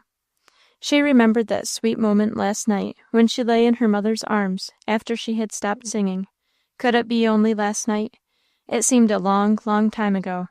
She went over again, in imagination, her shocked waking up that morning. How cruel that was! Her hurried dressing, the miserable parting, and those last words of her mother that seemed to ring in her ears yet, "That home where parting cannot be." Oh, thought Ellen, how shall I ever get there? Who is there to teach me now? Oh, what shall I do without you? Oh, Mamma, how much I want you already! While poor Ellen was thinking these things over and over, her little face had a deep sadness of expression it was sorrowful to see. She was perfectly calm. Her violent excitement had all left her. Her lip quivered a very little, sometimes, but that was all, and 1 or 2 tears rolled slowly down the side of her face. Her eyes were fixed upon the dancing water, but it was very plain her thoughts were not, nor on anything else before her, and there was a forlorn look of hopeless sorrow on her lip, and cheek, and brow, enough to move anybody whose heart was not very hard. She was noticed, and with a feeling of compassion, by several people, but they all thought it was none of their business to speak to her, or they didn't know how. At length a gentleman, who had been for some time walking up and down the deck, happened to look, as he passed, at her little pale face. He went to the end of his walk that time, but in coming back he stopped just in front of her, and bending down his face towards hers, said, "What is the matter with you, my little friend?" Though his figure had passed before her a great many times, Ellen had not seen him at all, for her eyes were with her heart, and that was far away. Her cheek flushed with surprise as she looked up, but there was no mistaking the look of kindness in the eyes that met hers, nor the gentleness and grave truthfulness of the whole countenance. It won her confidence immediately. All the floodgates of Ellen's heart were at once opened. She could not speak, but rising, and clasping the hand that was held out to her in both her own, she bent down her head upon it, and burst into one of those uncontrollable agonies of weeping, such as the news of her mother's intended departure had occasioned that first sorrowful evening. He gently, and as soon as he could, drew her to a retired part of the deck, where they were comparatively free from other people's eyes and ears. Then, taking her in his arms, he endeavoured by many kind and soothing words to stay the torrent of her grief. This fit of weeping did Ellen more good than the former one. That only exhausted. This in some little measure relieved her. "What is this all about?" said her friend kindly. "Nay, never mind shedding any more tears about it, my child. Let me hear what it is, and perhaps we can find some help for it." "Oh, no, you can't, sir," said Ellen sadly. "Well, let us see," said he. "Perhaps I can. What is it that has troubled you so much?" "I have lost my mother, sir," said Ellen. "Your mother? Lost her? How?" "She is very ill, sir, and obliged to go away over the sea to France to get well, and papa could not take me with her," said poor Ellen, weeping again, "and I am obliged to go to be among strangers. Oh, what shall I do?" "Have you left your mother in the city?" "Oh, yes, sir, I left her this morning." "What is your name?" "Ellen Montgomery." "Is your mother obliged to go to Europe for her health?" "Oh, yes, sir. Nothing else would have made her go, but the doctor said she would not live long if she didn't go, and that would cure her." "Then you hope to see her come back by and by, don't you?" "Oh, yes, sir, but it won't be this great, great long while. It seems to me as if it was for ever." "Ellen, do you know who it is that sends sickness and trouble upon us?" "Yes, sir, I know, but I don't feel that that makes it any easier." "Do you know why he sends it? He is the God of love. He does not trouble us willingly. He has said so. Why does he ever make us suffer? Do you know?" "No, sir." "Sometimes he sees that if he lets them alone, his children will love some dear thing on the earth better than himself, and he knows they will not be happy if they do so; and then, because he loves them, he takes it away. Perhaps it is a dear mother, or a dear daughter, or else he hinders their enjoyment of it, that they may remember him, and give their whole hearts to him. He wants their whole hearts, that he may bless them. Are you one of his children, Ellen?" "No, sir," said Ellen, with swimming eyes, but cast down to the ground. "How do you know that you are not?" "Because I do not love the Saviour." "Do you not love him, Ellen?" "I'm afraid not, sir." "Why are you afraid not? What makes you think so?" "Mamma said I could not love him at all, if I did not love him best. And oh, sir," said Ellen, weeping, "I do love Mamma a great deal better." "You love your mother better than you do the Saviour?" "Oh, yes, sir," said Ellen. "How can I help it?" "Then, if he had left you your mother, Ellen, you would never have cared or thought about him?" Ellen was silent. "Is it so? Would you, do you think?" "I don't know, sir," said Ellen, weeping again. "Oh, sir, how can I help it?" "Then, Ellen, can you not see the love of your heavenly Father in this trial? He saw that his little child was in danger of forgetting him, and he loved you, Ellen, and so he has taken your dear mother, and sent you away to where you will have no one to look to but him, and now he says to you, 'My daughter, give me thy heart.' Will you do it, Ellen?" Ellen wept exceedingly while the gentleman was saying these words, clasping his hands still in both hers, but she made no answer. He waited till she had become calmer, and then went on in a low tone, What is the reason that you do not love the Saviour, my child?" "Mamma says it is because my heart is so hard."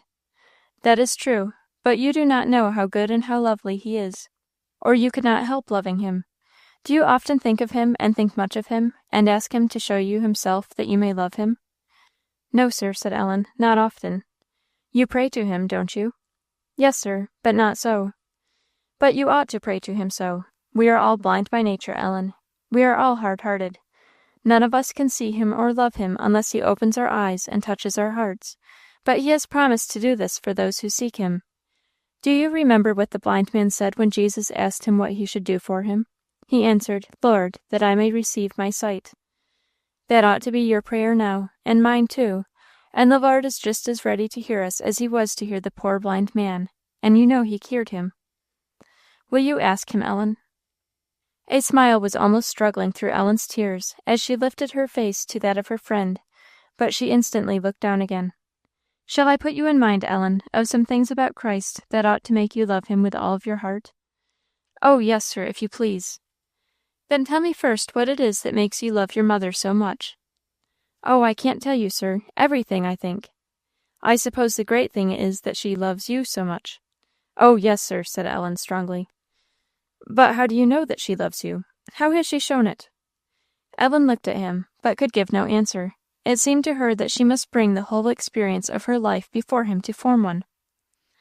"I suppose," said her friend, "that to begin with the smallest thing, she has always been watchfully careful to provide everything that would be useful or necessary to you.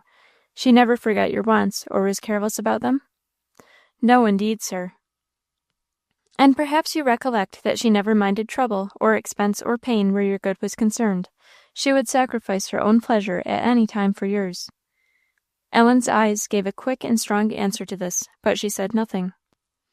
"And in all your griefs and pleasures you were sure of finding her ready and willing to feel with you, and for you, and to help you if she could. And in all the times you have seen her tried, no fatigue ever wore out her patience, nor any naughtiness of yours ever lessened her love. She could not be weary of waiting upon you when you were sick, nor of bearing with you when you forgot your duty, more ready always to receive you than you to return. Isn't it so?" "Oh, yes, sir." "And you can recollect a great many words and looks of kindness and love, many and many endeavours to teach you and lead you in the right way, all showing the strongest desire for your happiness in this world and in the next." "Oh, yes, sir," said Ellen, tearfully, and then added, "Do you know my mother, sir?" "No," said he, smiling, "not at all; but my own mother has been in many things like this to me, and I judged yours might have been such to you. Have I described her right?" "Yes, indeed, sir," said Ellen, "exactly." "And in return for all this, you have given this dear mother the love and gratitude of your whole heart, haven't you?" "Indeed I have, sir," and Ellen's face said it more than her words. "You are very right," he said, gravely, "to love such a mother, to give her all possible duty and affection. She deserves it. But, Ellen, in all these very things I have been mentioning, Jesus Christ has shown that he deserves it far more. Do you think, if you had never behaved like a child to your mother, if you had never made her the least return of love or regard, that she would have continued to love you as she does?" "No, sir," said Ellen, "I do not think she would." "Have you ever made any fit return to God for his goodness to you?" "No, sir," said Ellen, in a low tone. "And yet there has been no change in his kindness. Just look at it and see what he has done and is doing for you. In the first place, it is not your mother, but he, who has given you every good and pleasant thing you have enjoyed in your whole life. You love your mother because she is so careful to provide for all your wants, but who gave her the materials to work with? She has only been, as it were, the hand by which he supplied you. And who gave you such a mother? There are many mothers not like her. Who put into her heart the truth and love that have been blessing you ever since you were born? It is all God's doing, from first to last, but his child has forgotten him in the very gifts of his mercy." Ellen was silent, but looked very grave. "Your mother never minded her own ease or pleasure when your good was concerned. Did Christ mind his? You know what he did to save sinners, don't you?" "Yes, sir, I know. Mamma often told me." "Though he was rich, yet for our sakes he became poor, that we through his poverty might be rich. He took your burden of sin upon himself, and suffered that terrible punishment, all to save you, and such as you. And now he asks his children to leave off sinning and come back to him, who has bought them with his own blood." He did this because he loved you. Does he not deserve to be loved in return?" Ellen had nothing to say. She hung down her head further and further. "And patient and kind as your mother is, the Lord Jesus is kinder and more patient still. In all your life so far, Ellen, you have not loved or obeyed him, and yet he loves you, and is ready to be your friend. Is he not even today taking away your dear mother for the very purpose that he may draw you gently to himself, and fold you in his arms, as he has promised to do with his lambs? He knows you can never be happy anywhere else." The gentleman paused again, for he saw that the little listener's mind was full. "Has not Christ shown that he loves you better even than your mother does? And were there ever sweeter words of kindness than these? 'Suffer the little children to come unto me, and forbid them not, for of such is the kingdom of heaven.' I am the good shepherd giveth his life for the sheep. I have loved thee with an everlasting love, therefore with loving kindness have I drawn thee." He waited a minute, and then added gently, "Will you come to him, Ellen?" Ellen lifted her tearful eyes to his, but there were tears there too, and her own sank instantly. She covered her face with her hands, and sobbed out in broken words, "Oh, if I could! But I don't know how. Do you wish to be his child, Ellen?" "Oh, yes, sir, if I could." "I know, my child, that sinful heart of yours is in the way, but the Lord Jesus can change it, and will, if you will give it to him. He is looking upon you now, Ellen, with more kindness and love than any earthly father or mother could, waiting for you to give that little heart of yours to him, that he may make it holy and fill it with blessing. He says, you know, 'Behold, I stand at the door and knock.' Do not grieve him away, Ellen." Ellen sobbed, but all the passion and bitterness of her tears was gone. Her heart was completely melted. If your mother were here, and could do for you what you want, would you doubt her love to do it? Would you have any difficulty in asking her? Oh, no. Then do not doubt his love, who loves you better still. Come to Jesus. Do not fancy he is away up in heaven, out of reach or hearing. He is here, close to you, and knows every wish and throb of your heart. Think you are in his presence and at his feet, even now, and say to him in your heart, 'Lord, look upon me. I am not fit to come to thee, but thou hast bid me come. Take me and make me thine own. Take this hard heart that I can do nothing with, and make it holy and fill it with thy love. I give it and myself into thy hands, O dear Saviour.'" These words were spoken very low, that only Ellen could catch them. Her bowed head sank lower and lower till he ceased speaking. He added no more for some time, waited till she had resumed her usual attitude and appearance, and then said, "Ellen, could you join in heart with my words?" "I did, sir. I couldn't help it. All but the last." "All but the last?" "Yes, sir. But, Ellen, if you say the first part of my prayer with your whole heart, the Lord will enable you to say the last too. Do you believe that?" "Yes, sir." "Will you not make that constant prayer till you are heard and answered?" "Yes, sir." And he thought he saw that she was in earnest. "Perhaps the answer may not come at once. It does not always. But it will come, as surely as the sun will rise tomorrow morning. Then shall we know, if we follow on, to know the Lord. But then you must be in earnest. And if you are in earnest, is there nothing you have to do besides praying?" Ellen looked at him without making an answer. When a person is in earnest, how does he show it? By doing everything he possibly can to get what he wants. "Quite right," said her friend, smiling. "And has God bidden us to do nothing besides pray for a new heart?" "Oh, yes, sir, he has told us to do a great many things." "And will he be likely to grant that prayer, Ellen, if he sees that you do not care about displeasing him in those great many things? Will he judge that you are sincere in wishing for a new heart?" "Oh, no, sir." "Then, if you are resolved to be a Christian, you will not be contented with praying for a new heart, but you will begin at once to be a servant of God. You can do nothing well without help, but you are sure the help will come, and from this good day you will seek to know and to do the will of God, trusting in his dear Son to perfect that which concerneth you. My little child," said the gentleman, softly and kindly, "are you ready to say you will do this?" As she hesitated, he took a little book from his pocket, and turning over the leaves, said, "I'm going to leave you for a little while. I have a few moments' business downstairs to attend to, and I want you to look over this hymn and think carefully of what I have been saying, will you? And resolve what you will do." Ellen got off his knee, where she had been sitting all this while, and silently taking the book, sat down in the chair he had quitted. Tears ran fast again, and many thoughts passed through her mind as her eyes went over and over the words to which he had pointed. Behold the Saviour at thy door. He gently knocks, has knocked before, has waited long, is waiting still. You treat no other friend so ill. O lovely attitude he stands, with open heart and outstretched hands. O matchless kindness, and he shows this matchless kindness to his foes. Admit him, for the human breast ne'er entertained so kind a guest. Admit him, or the hour's at hand, when at his door denied you'll stand. Open my heart, Lord, enter in, slay every foe, and conquer sin. Here now to thee I all resign, my body, soul, and all are thine. The last two lines Ellen longed to say, but could not. The two preceding were the very speech of her heart. Not more than 15 minutes had passed when her friend came back again. The book hung in Ellen's hand. Her eyes were fixed on the floor. "Well," he said kindly, and taking her hand, "what's your decision?"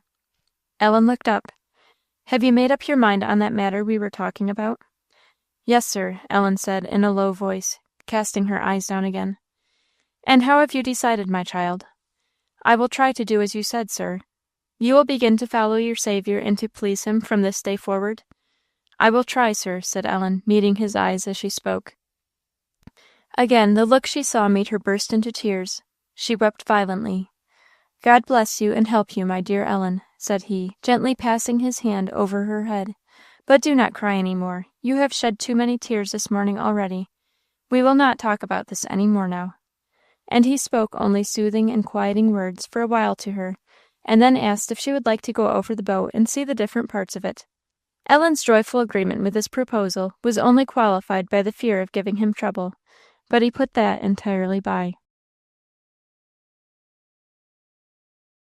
Chapter 8. Leaves us in the street. The going over the boat held them a long time, for Ellen's new friend took kind pains to explain to her whatever he thought he could make interesting. He was amused to find how far she pushed her inquiries into the how and the why of things. For the time, her sorrows were almost forgotten.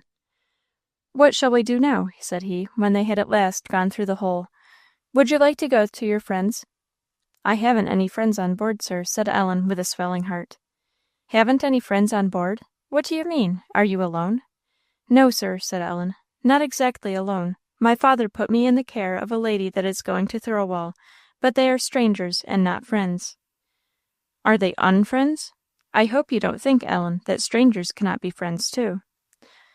"No, indeed, sir, I don't," said Ellen, looking up with a face that was fairly brilliant with its expression of gratitude and love. But casting it down again, she added, "But they are not my friends, sir." "Well, then," he said, smiling, "will you come with me?" "Oh, yes, sir, if you will let me, and if I shan't be a trouble to you, sir." "Come this way," said he, "and we'll see if we cannot find a nice place to sit down where no one will trouble us." Such a place was found, and Ellen would have been quite satisfied though the gentleman had done no more than merely permit her to remain there, by his side. But he took out his little Bible, and read and talked to her for some time so pleasantly that neither her weariness nor the way could be thought of. When he ceased reading to her and began to read to himself, weariness and faintness stole over her. She had had nothing to eat, and had been violently excited that day. A little while she sat in a dreamy sort of quietude. Then her thoughts grew misty, and the end of it was, she dropped her head against the arm of her friend and fell fast asleep.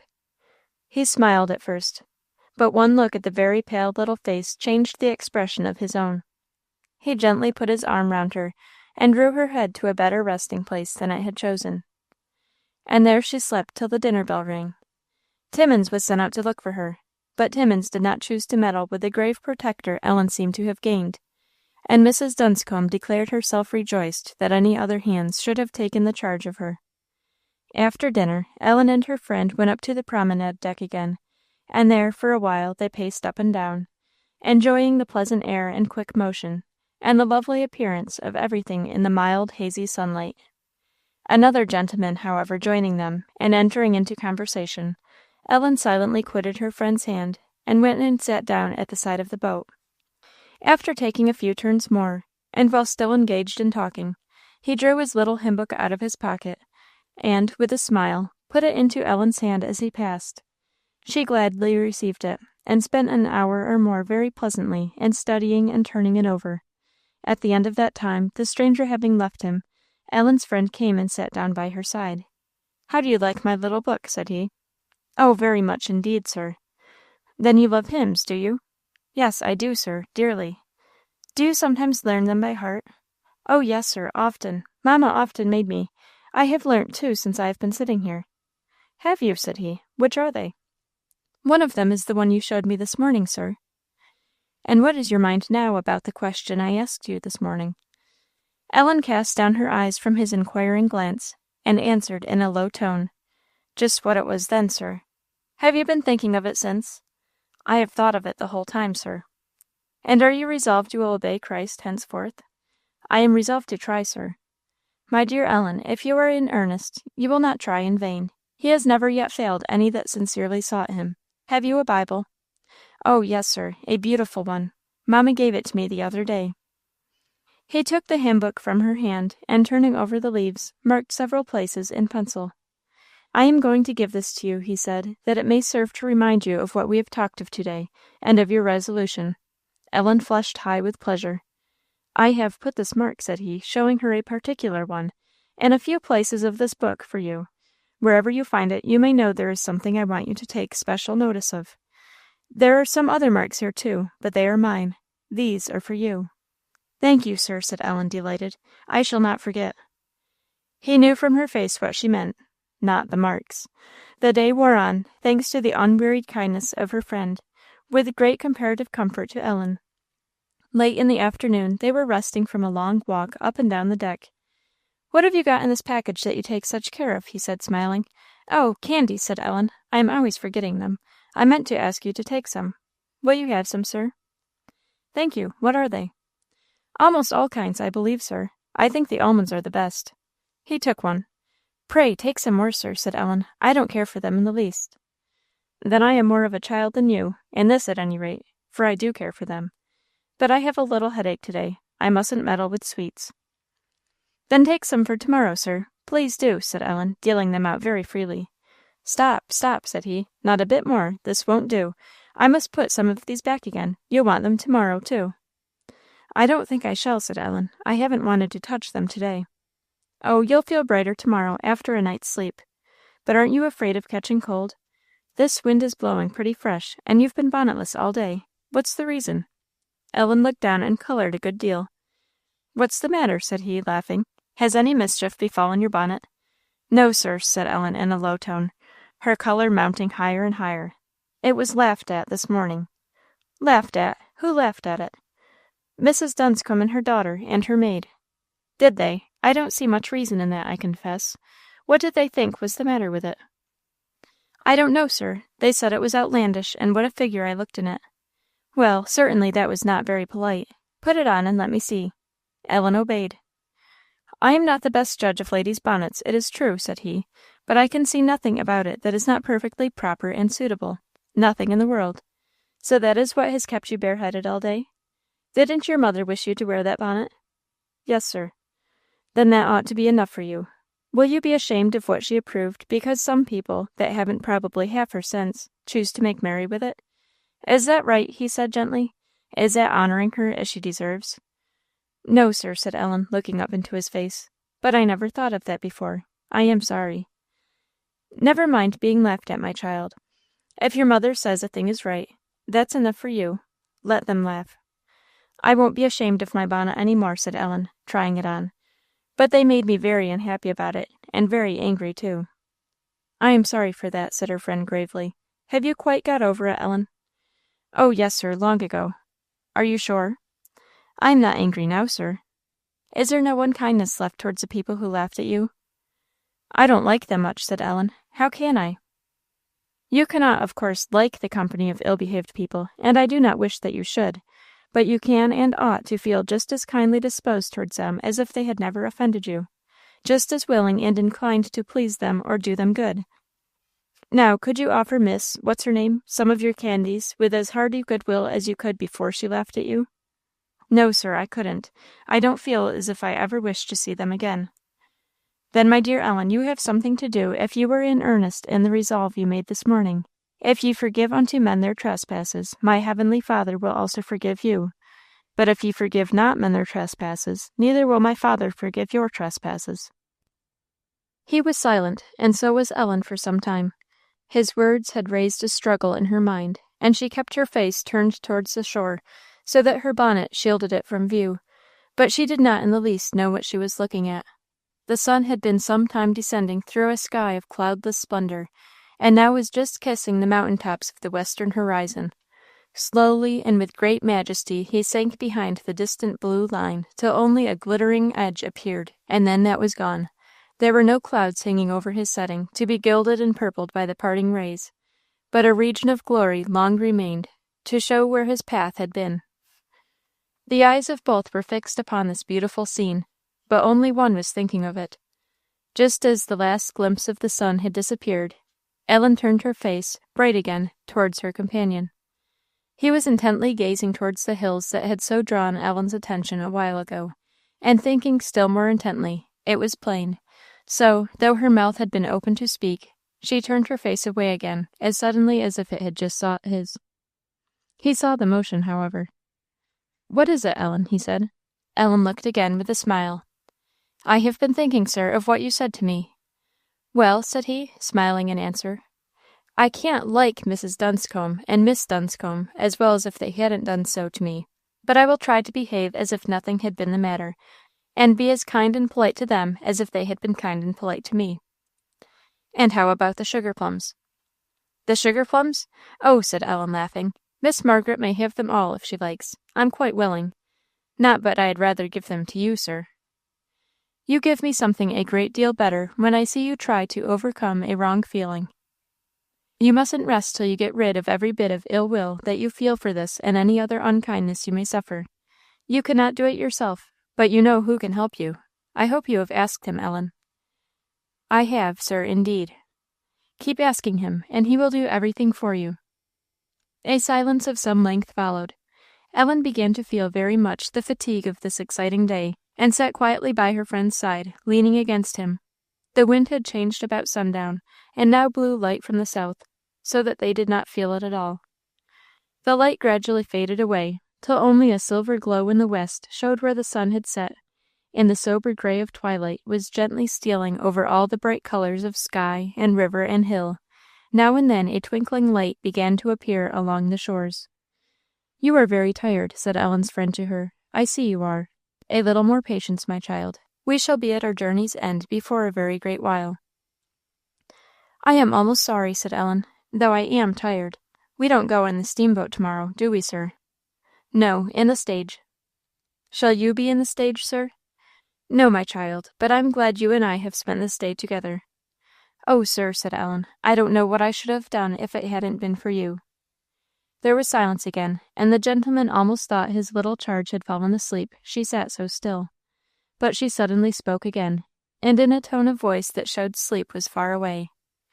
"I wish I knew where mamma is now." "I do not doubt, my child, from what you told me, that it is well with her, wherever she is. Let that thought comfort you whenever you remember her." "She must want me so much," said poor Ellen, in a scarcely audible voice. "She has not lost her best friend, my child." "I know it, sir," said Ellen, with whom grief was now getting the mastery.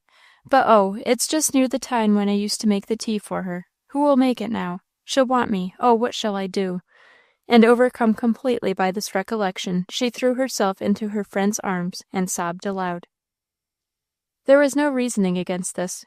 He did not attempt it, but with the utmost gentleness and tenderness endeavored, as soon as he might, to soothe and calm her. He succeeded at last. With a sort of despairing submission, Ellen ceased her tears and arose to her former position. But he did not rest from his kind endeavours till her mind was really eased and comforted, which, however, was not long before the lights of the city began to appear in the distance, and with them appeared a dusky figure ascending the stairs, which, upon nearer approach, proved by the voice to be Timmins. "Is this Miss Montgomery?" said she. "I can't see, I am sure, it is so dark. Is that you, Miss Montgomery?" "Yes," said Ellen, "it is I. Do you want me?" "If you please, miss. Mrs. Dunscombe wants you to come right down. We're almost in, she says, miss." "I'll come directly, Miss Timmins," said Ellen. "Don't wait for me. I won't be a minute. I'll come directly." Miss Timmins retired, standing still a good deal in awe of the grave personage whose protection Ellen seemed to have gained. "I must go," said Ellen, standing up and extending her hand. "Good-bye, sir." She could hardly say it. He drew her towards him and kissed her cheek once or twice. It was well he did, for it sent a thrill of pleasure to Ellen's heart that she did not get over that evening, nor all the next day. "God bless you, my child," he said gravely but cheerfully, "and good night. You will feel better, I trust, when you have had some rest and refreshment." He took care of her down the stairs, and saw her safe to the very door of the saloon, and within it, and there again took her hand and kindly bade her good night. Ellen entered the saloon, only to sit down and cry as if her heart would break.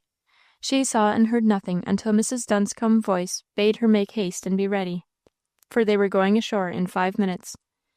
And in less than 5 minutes ashore they went. "Which hotel, ma'am?" asked the servant who carried her baggage, "the Eagle or Foster's?" "The Eagle," said Mrs. Dunscombe. "Come this way, then, ma'am," said another man, the driver of the Eagle carriage. "Now, ma'am, step in if you please." Mrs. Dunscombe put her daughter in. "But it's full," said she to the driver. "There isn't room for another one." "Oh, yes, ma'am, there is," said the driver, holding the door open. "There's plenty of room for you, ma'am. Just get in, ma'am, if you please. We'll be there in less than 2 minutes." "Timmins, you'll have to walk," said Mrs. Dunscombe. "Miss Montgomery, would you rather ride or walk with Timmins?" "How far is it, ma'am?" said Ellen. "Oh, bless me, how can I tell how far it is? I don't know, I am sure. Not far. Say quick, would you rather walk or ride?" "I would rather walk, ma'am, if you please," said Ellen. "Very well," said Mrs. Dunscombe, getting in. "Timmins, you know the way." And off went the coach with its load. But tired as she was, Ellen did not wish herself in it. Picking a passageway out of the crowd, she and Timmins now began to make their way up one of the comparatively quiet streets. It was a strange place, that she felt. She had lived long enough in the place she had left to feel at home there, but here she came to no street or crossing that she had ever seen before. Nothing looked familiar. All reminded her that she was a traveller.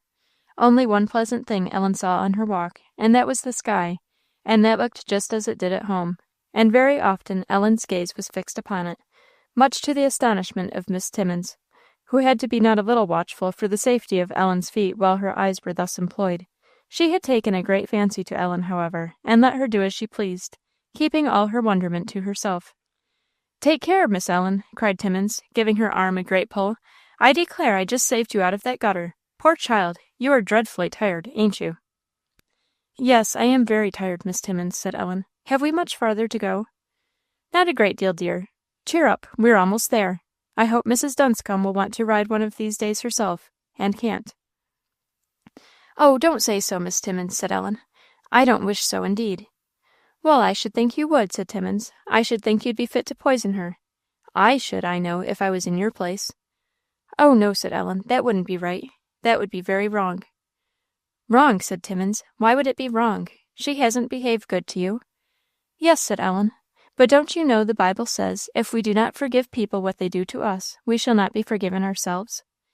"Well, I declare," said Miss Timmins, "you beat all. But here's the Eagle Hotel at last, and I am glad for your sake, dear." Ellen was shown into the ladies' parlour. She was longing for a place to rest, but she saw directly it was not to be there. The room was large and barely furnished, and round it were scattered part of the carriage load of people that had arrived a quarter of an hour before her. They were waiting till their room should be ready. Ellen silently found herself a chair, and sat down to wait with the rest, as patiently as she might. Few of them had as much cause for impatience, but she was the only perfectly mute and uncomplaining one there. Her two companions, however, between them, fully made up her share of fretting. At length a servant brought the welcome news that their room was ready, and the three marched upstairs. It made Ellen's heart very glad when they got there, to find a good-sized, cheerful-looking bedroom, comfortably furnished, with a bright fire burning, large curtains let down to the floor, and a nice warm carpet upon it. Taking off her bonnet, and only that, she sat down on a low cushion by the corner of the fireplace, and leaning her head against the jamb, fell asleep almost immediately. Mrs. Dunscombe set about arranging herself for the tea-table. "Well," she said, "one day of this precious journey is over. Does Ellen go with us to-morrow, mamma?" "Oh, yes, quite to Thirlwall." "Well, you haven't had much plague with her to-day, mamma." No, I am sure I'm as much obliged to whoever has kept her out of my way." "Where is she going to sleep tonight?" asked Miss Margaret. "I don't know, I am sure. I suppose I shall have to have a cot brought in here for her." "What a plague!" said Miss Margaret. "It will lumber up the room so. There's no place to put it. Couldn't she sleep with Timmins?" "Oh, she could, of course, just as well as not. Only people would make such a fuss about it. It wouldn't do. We must bear it for once. I'll try and not be caught in such a scrape again." "How provoking!" said Miss Margaret. "How came father to do so without asking you about it?" "Oh, he was bewitched, I suppose. Men always are. Look here, Margaret, I can't go down to tea with a train of children at my heels. I shall leave you and Ellen up here, and I'll send up your tea to you." "Oh, no, mamma," said Margaret eagerly. "I want to go down with you. Look here, mamma, she's asleep, and you needn't wake her up. That's excuse enough. You can leave her to have her tea up here, and let me go down with you." "Well," said Mrs. Dunscombe, "I don't care, but make haste to get ready, for I expect every minute when the tea bell will ring." "Timmins, Timmins!" cried Margaret, "come here and fix me, quick, and step softly, will you, or you'll wake that young one up, and then, you see, I shall have to stay upstairs." This did not happen, however. Ellen's sleep was much too deep to be easily disturbed. The tea bell itself, loud and shrill as it did not even make her eyelids tremble. After Mrs. and Miss Dunscombe were gone down, Timmins employed herself a little while in putting all things about the room to rights, and then sat down to take her rest, dividing her attention between the fire and Ellen, towards whom she seemed to feel more and more kindness, as she saw that she was likely to receive it from no one else. Presently came a knock at the door. The tea for the young lady, on a waiter. Miss Timmins silently took the tray from the man, and shut the door. "Well," she said to herself, "if that ain't a pretty supper to send up to a child that has gone 200 miles to-day, and had no breakfast. A cup of tea, cold enough, I'll warrant, bread and butter enough for a bird, and 2 little slices of ham as thick as a wafer. Well, I just wish Mrs. Dunscombe had to eat it herself and nothing else. I'm not going to wake her up for that, I know, till I see whether something better ain't to be had for love or money. So just you sleep on, darling, till I see what I can do for you." In great indignation, downstairs went Miss Timmins, and at the foot of the stairs she met a rosy-cheeked, pleasant-faced girl coming up. "Are you the chambermaid?" said Timmins. "I'm one of the chambermaids," said the girl, smiling. "There's 3 of us in this house, dear." "Well, I am a stranger here," said Timmins, "but I want you to help me, and I am sure you will. I've got a dear little girl upstairs that I want some supper for. She's a sweet child, and she's under the care of some proud folks here in the tea-room that think it's too much trouble to look after her. And they've sent her up about supper enough for a mouse, and she's half starving. She lost her breakfast this morning by their ugliness. Now ask one of the waiters to give me something nice for her, will you? There's a good girl." "James," said the girl, in a loud whisper, to one of the waiters, who was crossing the hall. He instantly stopped and came towards them, tray in hand, and making several extra polite bows as he drew near. "What's on the supper table, James?" said the smiling damsel. "Everything that ought to be there, Miss Johns," said the man, with another flourish. "Come, stop your nonsense," said the girl, "and tell me quick. I'm in a hurry." "It's a pleasure to perform your commands, Miss Johns. I'll give you the whole bill of fare. There's a very fine beefsteak, fricasseed chickens, stewed oysters, sliced ham, cheese, preserved quinces, with the usual complement of bread and toast, and muffins, and doughnuts, and New Year cake, and plenty of butter, likewise salt and pepper, likewise tea and coffee and sugar, likewise—" "Hush!" said the girl. "Do stop, will you?" And then, laughing and turning to Miss Timmins, she added, "What will you have?" "I guess I'll have some of the chickens and oysters," said Timmins. "That will be the nicest for her. And a muffin or 2. "Now, James, do you hear?" said the chambermaid. "I want you to get me now, right away, a nice little supper of chickens and oysters and a muffin. It's for a lady upstairs. Be as quick as you can." "I should be very happy to execute impossibilities for you, Miss Johns, but Miss Custers is at the table herself." "Very well, that's nothing. She'll think it's for somebody upstairs, and so it is." "Ay, but the upstairs people is Tim's business. I should be hauled over the coals directly." "Then ask Tim, will you? How slow you are! Now, James, if you don't, I won't speak to you again." "Till to-morrow? I couldn't stand that. It shall be done, Miss Johns, instantaneum." Bowing and smiling, away went James, leaving the girls giggling on the staircase, and highly gratified. "He always does what I want him to," said the good-humoured chambermaid, "but he generally makes a fuss about it first. He'll be back directly with what you want." Till he came, Miss Timmins filled up the time with telling her new friend as much as she knew about Ellen and Ellen's hardships, with which Miss Johns was much interested, that she declared she must go up and see her, and when James in a few minutes returned with a tray of nice things, the two women proceeded together to Mrs. Dunscombe's room. Ellen had moved so far as to put herself on the floor with her head on the cushion for a pillow, but she was as sound asleep as ever. "Just see now," said Timmins, "there she lies on the floor, enough to give her death of a cold, poor child. She's tired to death, and Miss Dunscombe made her walk up from the steamboat to-night, rather than do it herself. I declare I wish the coach would break down, only for the other folks. I am glad I have got a good supper for her, though. Thank you, Miss Johns." "And I'll tell you what, I'll go and get you some nice hot tea," said the chambermaid, who was quite touched by the sight of Ellen's little pale face. "Thank you," said Timmins. "You're a darling. This is as cold as a stone." While the chambermaid went forth on her kind errand, Timmins stooped down by the little sleeper's side. "Miss Ellen," she said, "Miss Ellen, wake up, dear, wake up and get some supper. Come, you'll feel a great deal better for it. You shall sleep as much as you like afterwards." Slowly Ellen raised herself and opened her eyes. "Where am I?" she asked, looking bewildered. "Here, dear," said Timmins. "Wake up and eat something. It will do you good." With a sigh, poor Ellen arose and came to the fire. "You're tired to death, ain't you?" said Timmins. "Not quite," said Ellen. "I shouldn't mind that if my legs would not ache so, and my head, too." "Now I'm sorry," said Timmins, "but your head will be better for eating, I know. See here, I've got you some nice chicken and oysters, and I'll make this muffin hot for you by the fire. And here comes your tea. Miss Johns, I'm your servant, and I'll be your bridesmaid with the greatest pleasure in life. Now, Miss Ellen, dear, just you put yourself on that low chair, and I'll fix you off." Ellen thanked her and did as she was told. Timmins brought another chair to her side, and placed the tray with her supper upon it, and prepared her muffin and tea, and having fairly seen Ellen begin to eat, she next took off her shoes, and seating herself on the carpet before her, she made her lap the resting place for Ellen's feet, chafing them in her hands and heating them at the fire, saying there was nothing like a rubbing and roasting to get rid of the leg ache. By the help of the supper, the fire, and Timmins, Ellen mended rapidly. With tears in her eyes, she thanked the latter for her kindness. "Now just don't say one word about that," said Timmins. "I never was famous for kindness, as I know, but people must be kind sometimes in their lives, unless they happen to be made of stone, which I believe some people are. You feel better, don't you?" "A great deal," said Ellen. "Oh, if I could only go to bed now." "And you shall," said Timmins. "I know about your bed, and I'll go right away and have it brought in." And away she went. While she was gone, Ellen drew from her pocket her little hymn book to refresh herself with looking at it. How quickly and freshly it brought back to her mind the friend who had given it, and his conversations with her, and the resolve she had made. And again, Ellen's whole heart offered the prayer she had repeated many times that day. "Open my heart, Lord, enter in, slay every foe, and conquer sin." Her head was still bent upon her little book when Timmins entered. Timmins was not alone. Miss Johns and a little cot bedstead came in with her.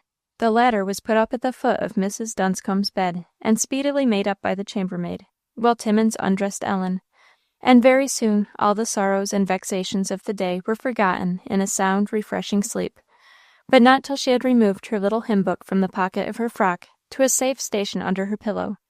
It was with her hand upon it that Ellen went to sleep, and it was in her hand still when she waked the next morning.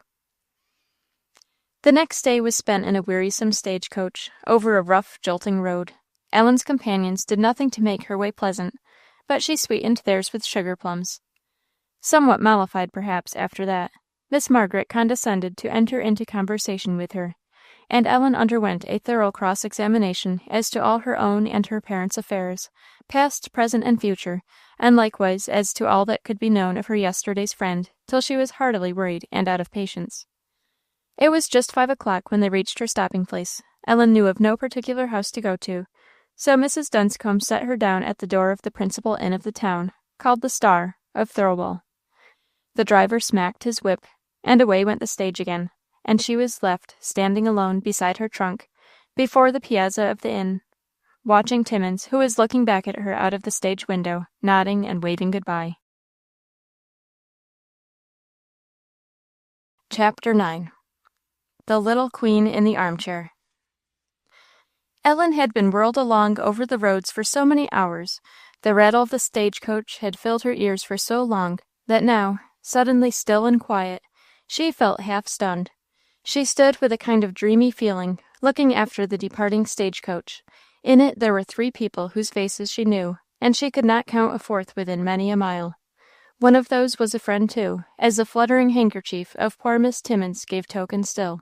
Yet Ellen did not wish herself back in the coach, although she continued to stand and gaze after it as it rattled off at a great rate down the little street, its huge body lumbering up and down every now and then, reminding her of sundry uncomfortable jolts, till the horses making a sudden turn to the right, it disappeared round a corner. Still for a minute Ellen watched the whirling cloud of dust it had left behind. But then the feeling of strangeness and loneliness came over her, and her heart sank. She cast a look up and down the street. The afternoon was lovely. The slant beams of the setting sun came back from gilded windows, and the houses and chimney tops of the little town were in a glow. But she saw nothing bright anywhere. In all the glory of the setting sun, the little town looked strange and miserable. There was no sign of her having been expected. Nobody was waiting to meet her. What was to be done next? Ellen had not the slightest idea. Her heart growing fainter and fainter, she turned again to the inn. A tall, awkward young countryman, with a cap set on one side of his head, was busying himself with sweeping off the floor of the piazza, but in a very leisurely manner. In between every 2 strokes of his broom he was casting long looks at Ellen, evidently wondering who she was, and what she could want there. Ellen saw it, and hoped he would ask her in words, for she could not answer his looks of curiosity. But she was disappointed. As he reached the end of the piazza, and gave his broom 2 or 3 knocks against the edge of the boards to clear it of dust, he indulged himself with one good, long, finishing look at Ellen, and then she saw he was going to take himself and his broom into the house. So in despair she ran up the 2 or 3 low steps of the piazza, and presented herself before him. He stopped short. "Will you please to tell me, sir," said poor Ellen, "if Miss Emerson is here?" "Miss Emerson?" said he. "What Miss Emerson?" "I don't know, sir. Miss Emerson that lives not far from Thirlwall." Eyeing Ellen from head to foot, the man then trailed his broom into the house. Ellen followed him. "Mr. Forbes," said he, "Mr. Forbes, do you know anything of Miss Emerson?" "What Miss Emerson?" said another man, with a big red face and a big round body, showing himself in a doorway which he nearly filled. "Miss Emerson that lives a little way out of town." "Miss Fortune Emerson? Yes, I know her. What of her?" "Has she been here today?" "Here? What, in town? No, not as I've seen or heard." "Why, who wants her?" "This little girl." And the man with the broom, stepping back, disclosed Ellen to the view of the red-faced landlord. He advanced a step or 2 towards her. "What do you want with Miss Fortune, little one?" said he. "I expected she would meet me here, sir," said Ellen. "Where have you come from?" "From New York." "The stage set her down just now," put in the other man. "And you thought Miss Fortune would meet you, did you?" "Yes, sir. She was to meet me and take me home." "Take you home? Are you going to Miss Fortune's home?" "Yes, sir." "Why, you don't belong to her, anyway, do you?" "No, sir," said Ellen, "but she's my aunt." "She's your what?" "My aunt, sir. My father's sister." "Your father's sister? You bean't the daughter of Morgan Montgomery, be you?" "Yes, I am," said Ellen, half smiling. "And you are come to make a visit to Miss Fortune, eh?" "Yes," said Ellen, smiling no longer. "And Miss Fortune hain't come up to meet you. That's real shabby of her. And how to get you down there to-night, I am sure is more than I can tell." And he shouted, "Wife!" "What's the matter, Mr. Forbes?" said a fat landlady, appearing in the doorway, which she filled near as well as her husband would have done. "Look here," said Mr. Forbes. "Here's Morgan Montgomery's daughter come to pay a visit to her Aunt Fortune Emerson. Don't you think she'll be glad to see her?" Mr. Forbes put this question with a rather curious look at his wife. She didn't answer him. She only looked at Ellen, looked grave, and gave a queer little nod of her head, which meant Ellen could not make out what. "Now what's to be done?" continued Mr. Forbes. "Miss Fortune was to have come up to meet her, but she ain't here, and I don't know how in the world I can take the child down there to-night. The horses are both out to plow, you know, and besides, the tire is come off of that wagon wheel. I couldn't possibly use it. And then it's a great question in my mind what Miss Fortune would say to me. I should get paid, I suppose." "Yes, you'd get paid," said his wife, with another little shake of her head. "But whether it would be the kind of pay you'd like, I don't know." "Well, what's to be done, wife? Keep the child overnight and send word down yonder?" No, said Mrs. Forbes. I'll tell you. I think I saw Van Brunt go by 2 or 3 hours ago with the ox cart, and I guess he's somewhere uptown yet. I hain't seen him go back. He can take the child home with him. Sam, shouted Mrs. Forbes. Sam, here, Sam, run up the street directly, and see if you see Mr. Van Brunt's ox cart standing anywhere. I dare say he's at Mr. Miller's, or maybe at Mr. Hammersley's, the blacksmith, and ask him to stop here before he goes home. Now hurry, and don't run over him and then come back and tell me he ain't in town. Mrs. Forbes herself followed Sam to the door and cast an exploring look in every direction. I don't see no signs of him, up nor down, said she, returning to Ellen, but I'm pretty sure he ain't gone home. Come in here, dear, and make yourself comfortable. It'll be a while yet, maybe, afore Mr. Van Brunt comes, but he'll be along by and by. Come in here and rest yourself. She opened a door, and Ellen followed her into a large kitchen, where a fire was burning, that showed wood must be plenty in those regions. Mrs. Forbes placed a low chair for her on the hearth, but herself remained standing by the side of the fire, looking earnestly, and with a good deal of interest, upon the little stranger. Ellen drew her white bonnet from her head, and sitting down with a wearied air, gazed sadly into the flames that were shedding their light upon her. Are you going to stop a good while with Miss Fortune? Said Mrs. Forbes. I don't know, ma'am. Yes, I believe so, said Ellen faintly. Hain't you got no mother? asked Mrs. Forbes, suddenly, after a pause. Oh, yes, said Ellen, looking up. But the question had touched the sore spot. Her head sank on her hands, and "Oh, mamma" was uttered with a bitterness that even Mrs. Forbes could feel. Now, what made me ask you that? said she. Don't cry, don't, love, poor little dear. You're as pale as a sheet. You're tired, I know, ain't you? Now cheer up, do. I can't bear to see you cry. You've come a great way today, hain't you? Ellen nodded her head, but could give no answer. I know what will do you good, said Mrs. Forbes presently, getting up from the crouching posture she had taken to comfort Ellen. You'll want something to eat, that's the matter. I'll warrant you're half starved. No wonder you feel bad. Poor little thing, you shall have something good directly. And away she bustled to get it. Left alone, Ellen's tears flowed a few minutes very fast. She felt forlorn, and she was, besides, as Mrs. Forbes opined, both tired and faint. But she did not wish to be found weeping. She checked her tears and was sitting again quietly before the fire when the landlady returned. Mrs. Forbes had a great bowl of milk in one hand, and a plate of bread in the other, which she placed on the kitchen table, and setting a chair, called Ellen to come and partake of it. Come, dear, here is something that will do you good. I thought there was a piece of pie in the buttery, and so there was, but Mr. Forbes must have got hold of it, for it ain't there now, and there ain't a bit of cake in the house for you. But I thought maybe you would like this as well as anything. Come. Ellen thanked her, but said she did not want anything. Oh, yes, you do, said Mrs. Forbes. I know better. You're as pale as I don't know what. Come, this'll put roses in your cheeks. Don't you like bread and milk? Yes, very much indeed, ma'am, said Ellen, but I'm not hungry. She rose, however, and came to the table. Oh, well, try to eat a bit, just to please me. It's real good country milk. Not a bit of cream off. You don't get such milk as that in the city, I guess. That's right. I see the roses coming back to your cheeks already.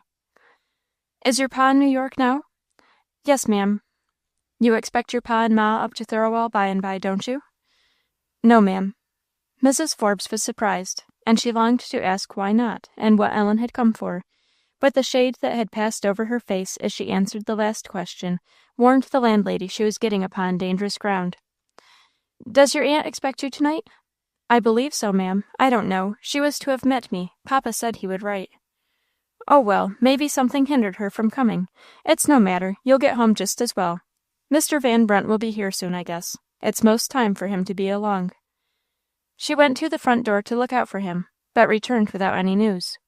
A few minutes passed in silence, for, though full of curiosity, the good landlady dared not ask what she wanted to know, for fear of again exciting the sorrow of her little companion.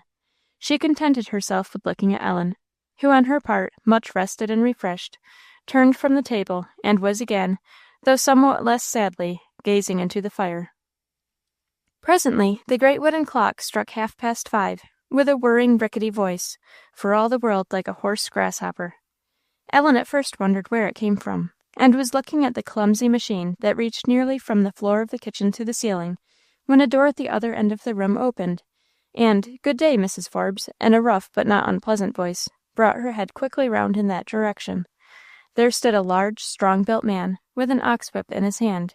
He was well-made, and rather handsome, but there was something of heaviness in the air of both face and person mixed with his certainly good-humoured expression.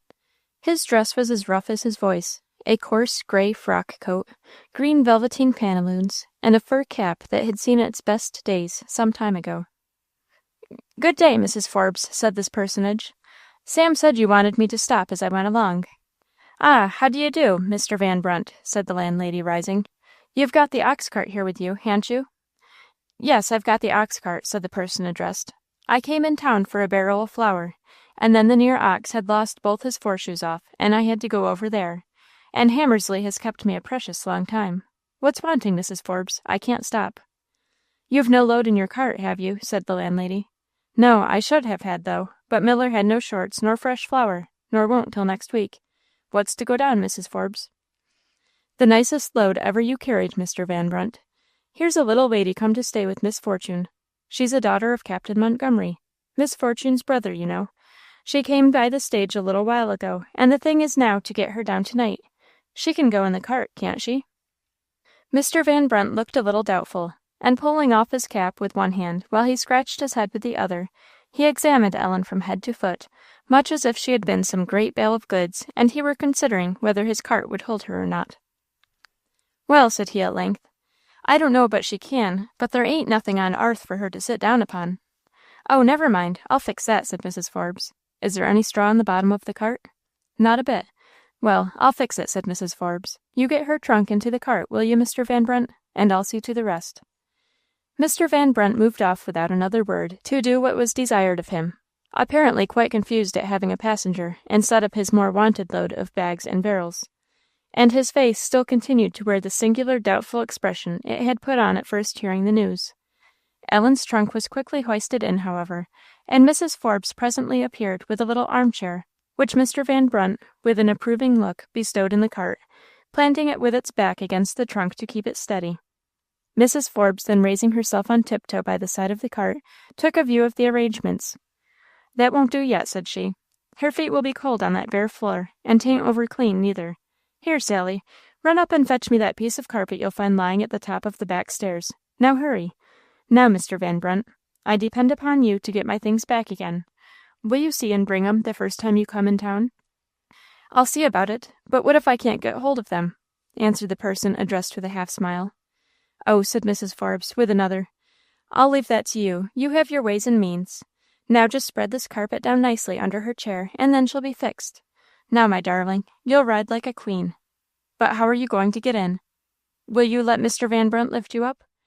Ellen's "Oh, no, ma'am, if you please," was accompanied with such an evident shrinking from the proposal that Mrs. Forbes did not press it.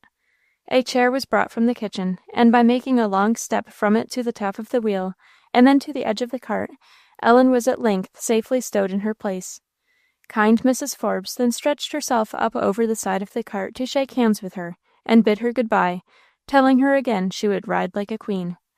Ellen answered only, "Good-bye, ma'am," but it was said with a look of so much sweetness, and eyes swimming half in sadness and half in gratefulness, that the good landlady could not forget it. "I do think," said she, when she went back to her husband, "that is the dearest little thing about I ever did see." "Humph," said her husband, "I reckon Miss Fortune will think so too." The doubtful look came back to Mrs. Forbes' face, and, with another little grave shake of her head, she went into the kitchen. "How kind she is, how good everybody is to me," thought little Ellen, as she moved off in state in her chariot drawn by oxen. Quite a contrast this new way of travelling was to the noisy stage and swift steamer. Ellen did not know at first whether to like it or dislike it, but she came to the conclusion that it was very funny, and a remarkably amusing way of getting along. There was one disadvantage about it certainly: their rate of travel was very slow. Ellen wondered her charioteer did not make his animals go faster, but she soon forgot their lazy progress in the interest of novel sights and new scenes.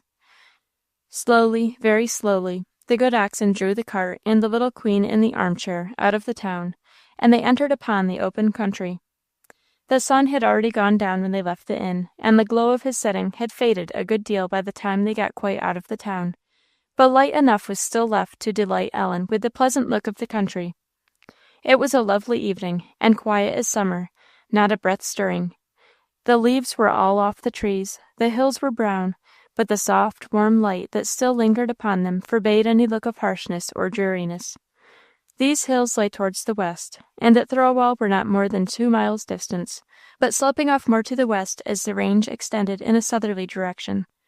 Between, the ground was beautifully broken. Rich fields and meadows lay on all sides, sometimes level, and sometimes with a soft, wavy surface, where Ellen thought it must be charming to run up and down.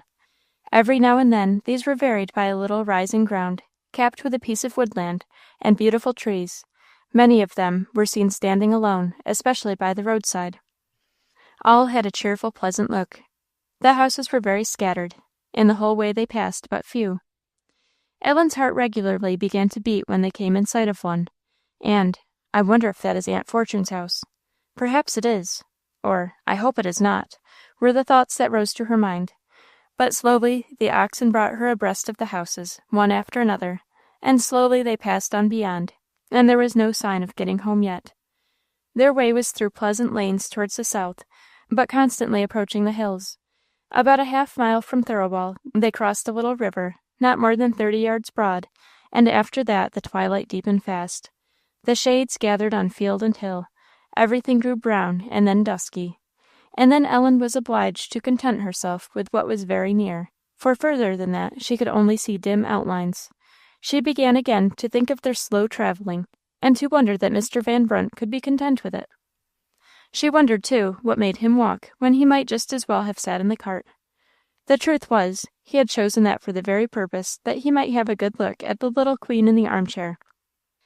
Apparently, however, he, too, now thought it might be as well to make a little haste, for he thundered out some orders to his oxen, accompanied with 2 or 3 strokes of his heavy lash, which, though not cruel by any means, went to Ellen's heart. "Them lazy critters won't go fast anyhow," said he to Ellen. "They will take their own time. It ain't no use to cut them." "Oh, no, pray don't, if you please," said Ellen, in a voice of earnest entreaty. "'Tain't fair neither," continued Mr. Van Brunt, lashing his great whip from side to side, without touching anything. "I have seen critters that would take any quantity of whipping to make them go. But them air ain't of that kind. They'll work as long as they can stand, poor fellows." There was a little silence, during which Ellen eyed her rough charioteer, not knowing exactly what to make of him. "I guess this is the first time you ever rid in a ox cart, ain't it?" "Yes," said Ellen. "I never saw one before." "Hain't you never seen an ox cart? Well, how do you like it?" "I like it very much indeed. Have we got much further to go before we get to Aunt Fortune's house?" "Aunt Fortune's house? A pretty good bit yet. You see that mountain over there?"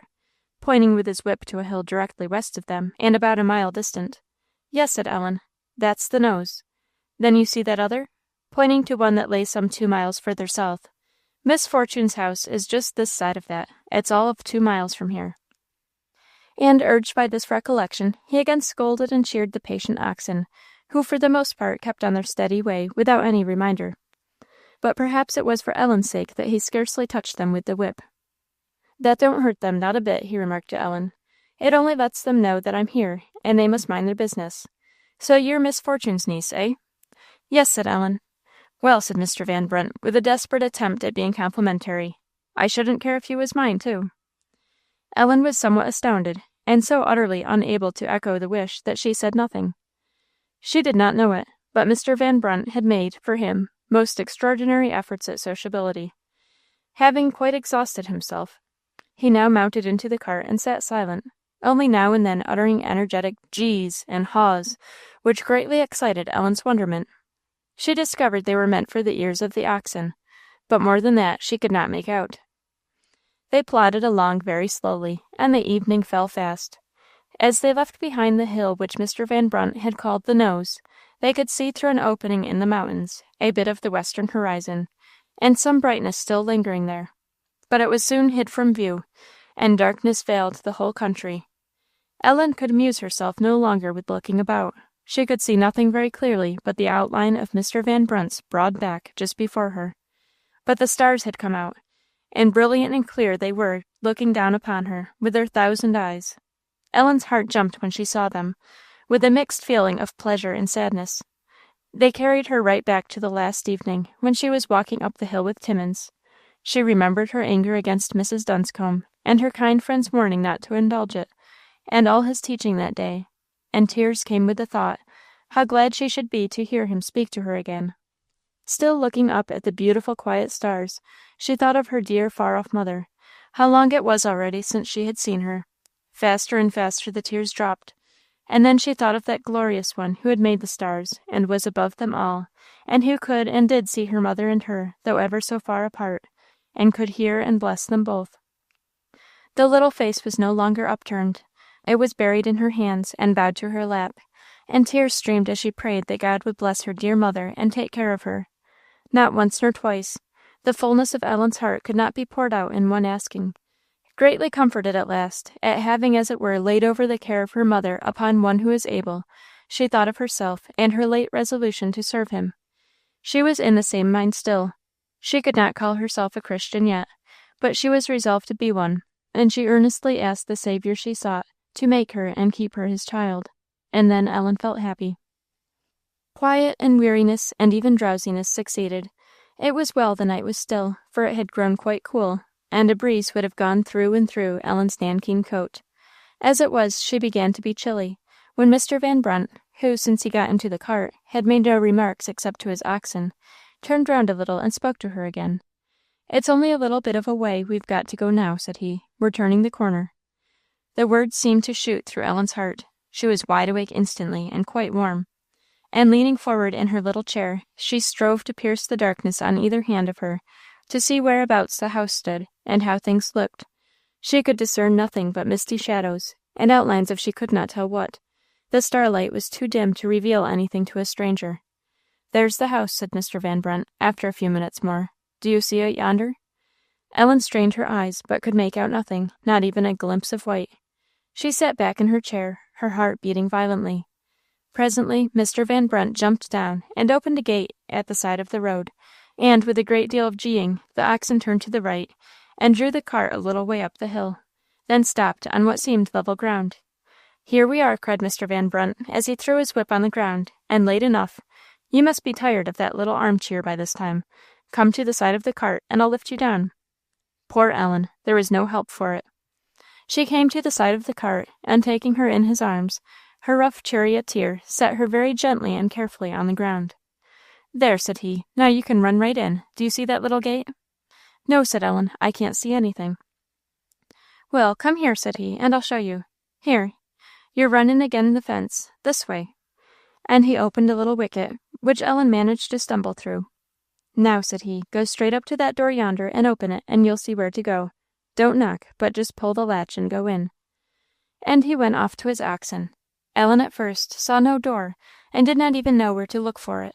By degrees, as her head became clearer, the large dark shadow of the house stood before her, and a little glimmering line of a path seemed to lead onward from where she stood.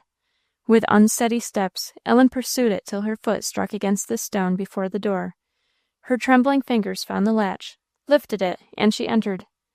All was dark there, but at the right a window shed light glimmering within. Ellen made towards it, and groping, came to another door latch.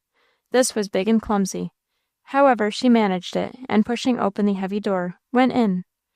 It was a good-sized, cheerful-looking kitchen. A fine fire was burning in the enormous fireplace. The white walls and ceiling were yellow in the light of the flame. No candles were needed, and none were there. The supper table was set, and with its snow-white tablecloth and shining furniture, looked very comfortable indeed.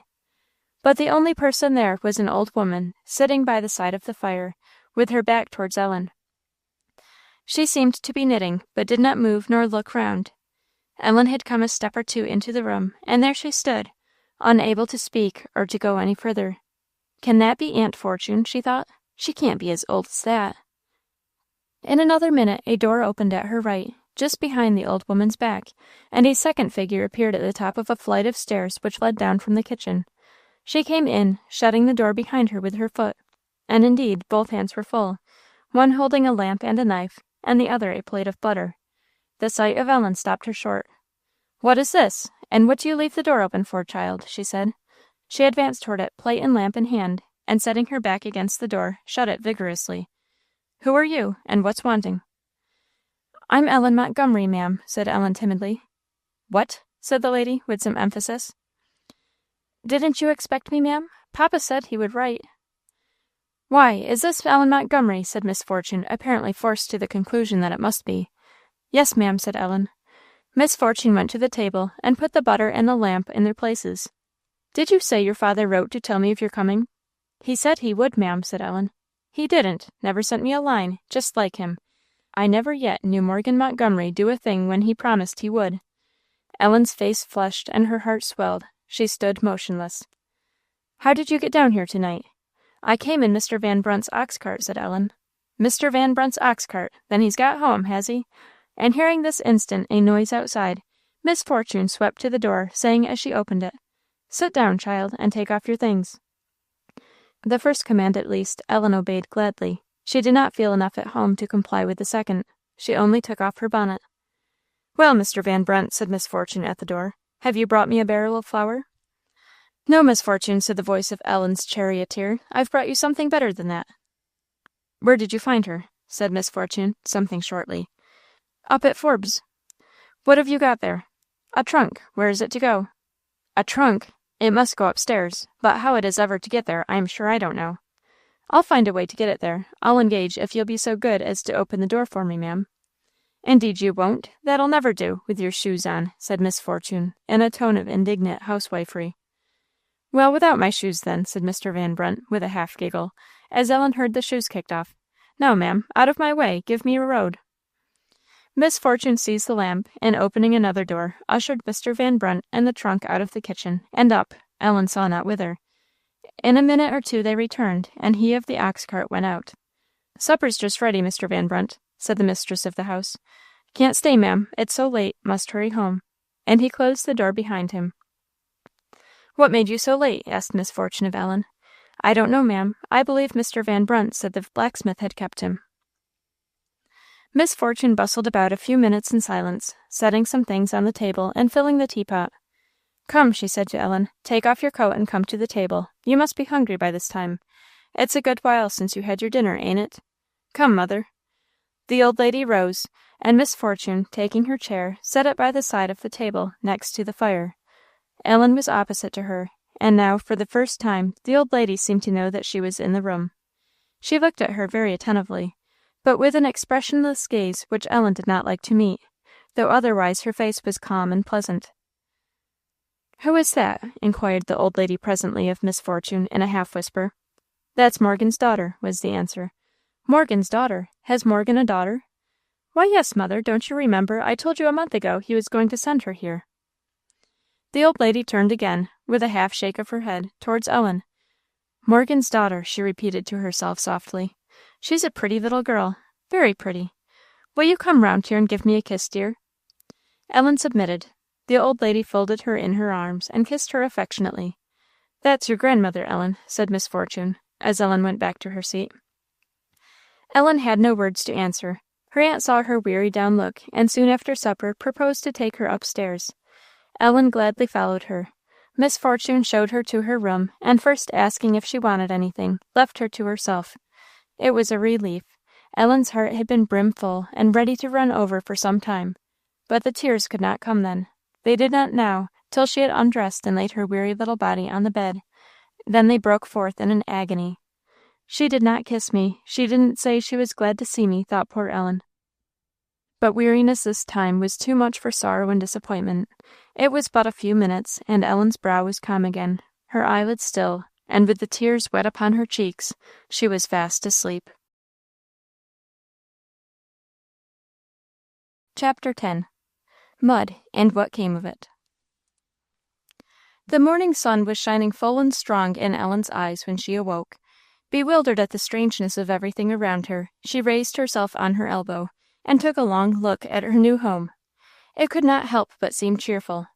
The bright beams of sunlight, streaming in through the windows, lighted on the wall and on the old wainscoting, and paintless and rough as they were, nature's own gilding more than made amends for their want of comeliness. Still, Ellen was not much pleased with the result of her survey.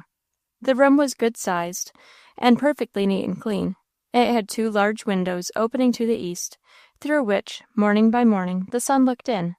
That was another blessing. But the floor was without the sign of a carpet. and the bare boards looked to Ellen very comfortless. The hard-finished walls were not very smooth, nor particularly white. The doors and doorwork, though very neat, and even carved with some attempt at ornament, had never known the touch of paint, and had grown in the course of years to be a light brown color. The room was very bare of furniture, too. A dressing-table, pier table, or what-not, stood between the windows, but it was only a half-circular top of pine board set upon 3 very long, bare-looking legs, altogether of a most awkward and unhappy appearance, Ellen thought, and quite too high for her to use with any comfort.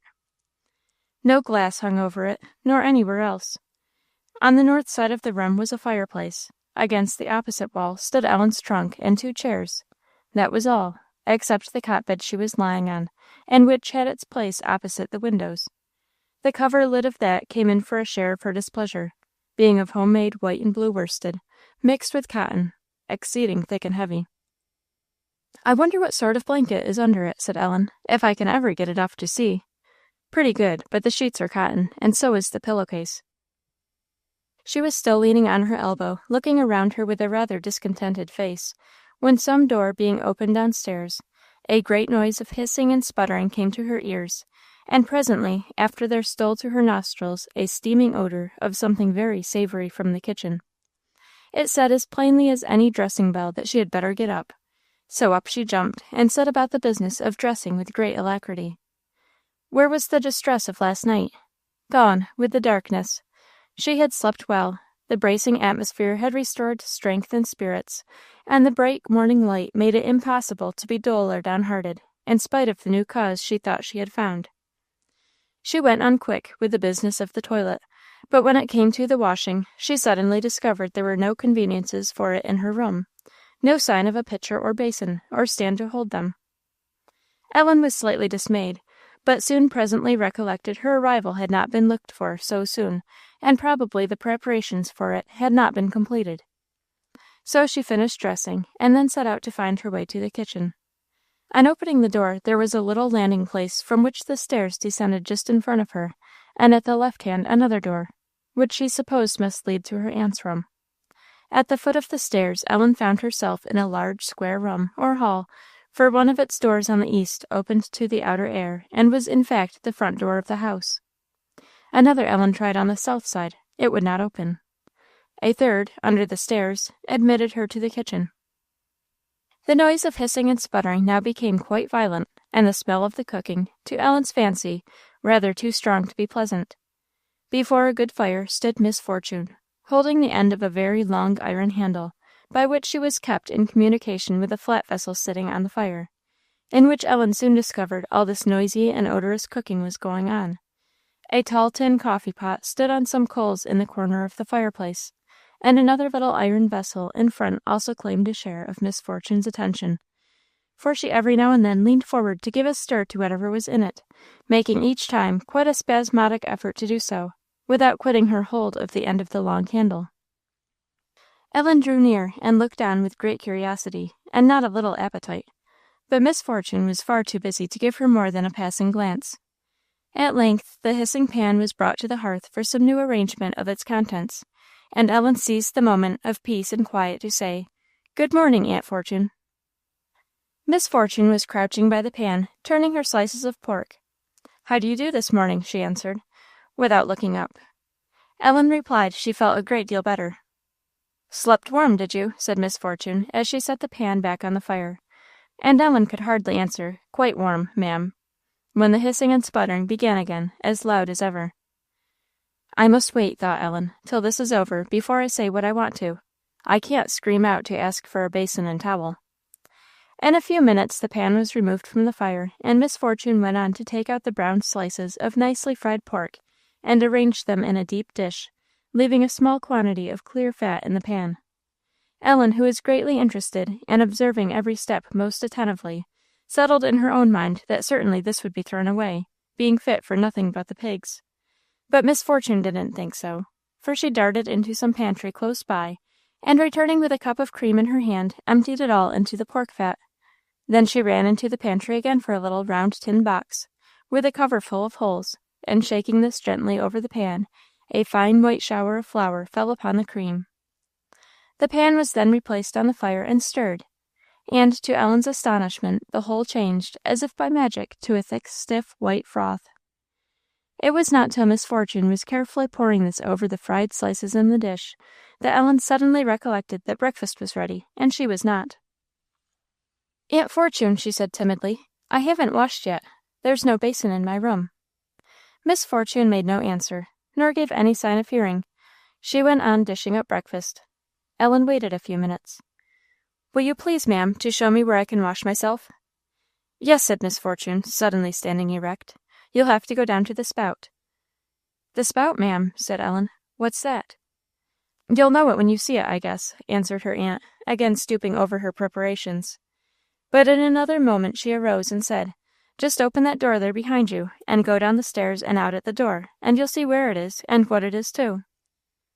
Ellen still lingered. "Would you be so good as to give me a towel, ma'am?" she said timidly. Miss Fortune dashed past her and out of another door, whence she presently returned with a clean towel, which she threw over Ellen's arm, and then went back to her work. Opening the door by which she had first seen her aunt enter the night before, Ellen went down a steep flight of steps, and found herself in a lower kitchen, intended for common purposes. It seemed not to be used at all, at least there was no fire there, and a cellar-like feeling and smell instead. That was no wonder, for beyond the fireplace on the left hand was the opening to the cellar, which, running under the other part of the house, was on a level with this kitchen. It had no furniture but a table and 2 chairs. The thick, heavy door stood open. Passing out, Ellen looked around for water. In what shape or form it was to present itself she had no very clear idea. She soon spied, a few yards distant, a little stream of water pouring from the end of a pipe or trough raised about 1.5 feet from the ground, and a well-worn path leading to it, left no doubt of its being the spout. But when she had reached it, Ellen was in no small puzzle as to how she should manage. The water was clear and bright, and poured very fast into a shallow wooden trough underneath, whence it ran off into the meadow and disappeared. "But what shall I do without a basin?" thought Ellen. "I can't catch any water in my hands. It runs too fast. If I only could get my face under there, that would be fine." Very carefully and cautiously she tried it, but the continual spattering of the water had made the board on which she stood so slippery that before her face could reach the stream she came very near tumbling headlong, and so taking more of a cold bath than she wished for. So she contented herself with the drops her hand could bring to her face, a scanty supply, but those drops were deliciously cold and fresh. And afterwards she pleased herself with holding her hands in the running water till they were red with the cold. On the whole, Ellen enjoyed her washing very much. The morning air came playing about her. Its cool breath was on her cheek, with health in its touch. The early sun was shining on tree and meadow and hill. The long shadows stretched over the grass, and the very brown outhouses looked bright. She thought it was the loveliest place she had ever seen, and that sparkling, trickling water was certainly the purest and sweetest she had ever tasted. Where could it come from? It poured from a small trough made of the split trunk of a tree, with a little groove or channel, 2 inches wide, hollowed out in it. But at the end of one of these troughs another lapped on, and another at the end of that, and how many there were Ellen could not see, nor where the beginning of them was. Ellen stood gazing and wondering, drinking in the fresh air, hope and spirits rising every minute, when she suddenly recollected breakfast. She hurried in. As she expected, her aunt was at the table. But to her surprise, and not at all to her gratification, there was Mr. Van Brunt at the other end of it, eating away, very much at home indeed. In silent dismay, Ellen drew her chair to the side of the table. "Did you find the spout?" asked Miss Fortune. "Yes, ma'am." "Well, how do you like it?" "Oh, I like it very much indeed," said Ellen. "I think it is beautiful." Miss Fortune's face rather softened at this, and she gave Ellen an abundant supply of all that was on the table. Her journey, the bracing air, and her cool morning wash altogether had made Ellen very sharp, and she did justice to the breakfast. She thought never was coffee so good as this country coffee, nor anything so excellent as the brown bread and butter, both as sweet as bread and butter could be. Neither was any cookery so entirely satisfactory as Miss Fortune's fried pork and potatoes. Yet her teaspoon was not silver, her knife could not boast of being either sharp or bright, and her fork was certainly made for anything else in the world but comfort and convenience, being of only 2 prongs, and those so far apart that Ellen had no small difficulty to carry the potato safely from her plate to her mouth. It mattered nothing. She was now looking on the bright side of things, and all this only made her breakfast taste the sweeter. Ellen rose from the table when she had finished, and stood a few minutes thoughtfully by the fire. "Aunt Fortune," she said at length, timidly, "if you've no objection, I should like to go and take a look all about." "Oh, yes," said Miss Fortune, "go where you like. I'll give you a week to do what you please with yourself." "Thank you, ma'am," said Ellen, as she ran off for her bonnet. "A week's a long time. I suppose," thought she, "I shall go to school at the end of that." Returning quickly with her white bonnet, Ellen opened the heavy kitchen door by which she had entered last night, and went out. She found herself in a kind of long shed. It had very rough walls and floor, and overhead showed the brown beams and rafters. 2 little windows and a door were on the side. All manner of rubbish lay there, especially at the further end. There was scattered about and piled up various boxes, boards, farming and garden tools, old pieces of rope and sheepskin, old iron, a cheese press, and what not. Ellen did not stay long to look, but went out to find something pleasanter. A few yards from the shed door was the little gate through which she had stumbled in the dark, and outside of that Ellen stood still a little while. It was a fair, pleasant day, and the country scene she looked upon was very pretty. Ellen thought so. Before her, at a little distance, rose the great gable end of the barn, and a long row of outhouses stretched away from it towards the left.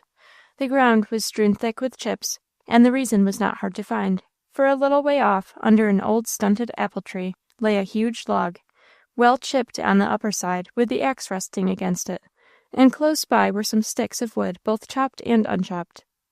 To the right, the ground descended gently to a beautiful plain meadow, skirted on the hither side by a row of fine apple trees.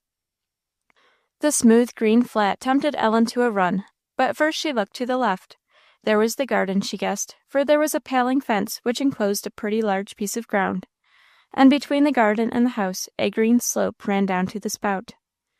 That reminded her that she intended making a journey of discovery up the course of the long trough. No time could be better than now, and she ran down the slope. The trough was supported at some height from the ground by little heaps of stones, placed here and there along its whole course. Not far from the spout it crossed a fence. Ellen must cross it too, to gain her object, and how that could be done was a great question. She resolved to try, however, but first she played a while with the water, which had great charms for her. She dammed up the little channel with her fingers, forcing the water to flow over the side of the trough. There was something very pleasant in stopping the supply of the spout, and seeing the water trickling over where it had no business to go, and she did not heed that some of the drops took her frock in their way.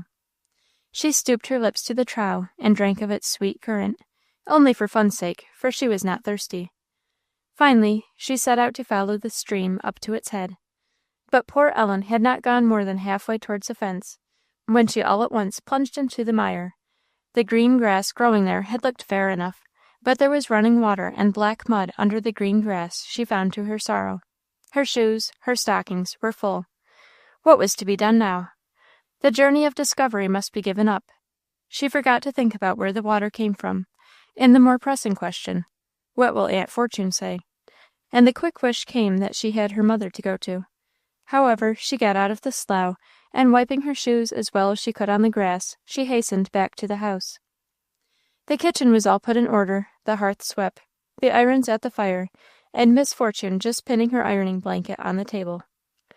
"Well, what's the matter?" she said, when she saw Ellen's face.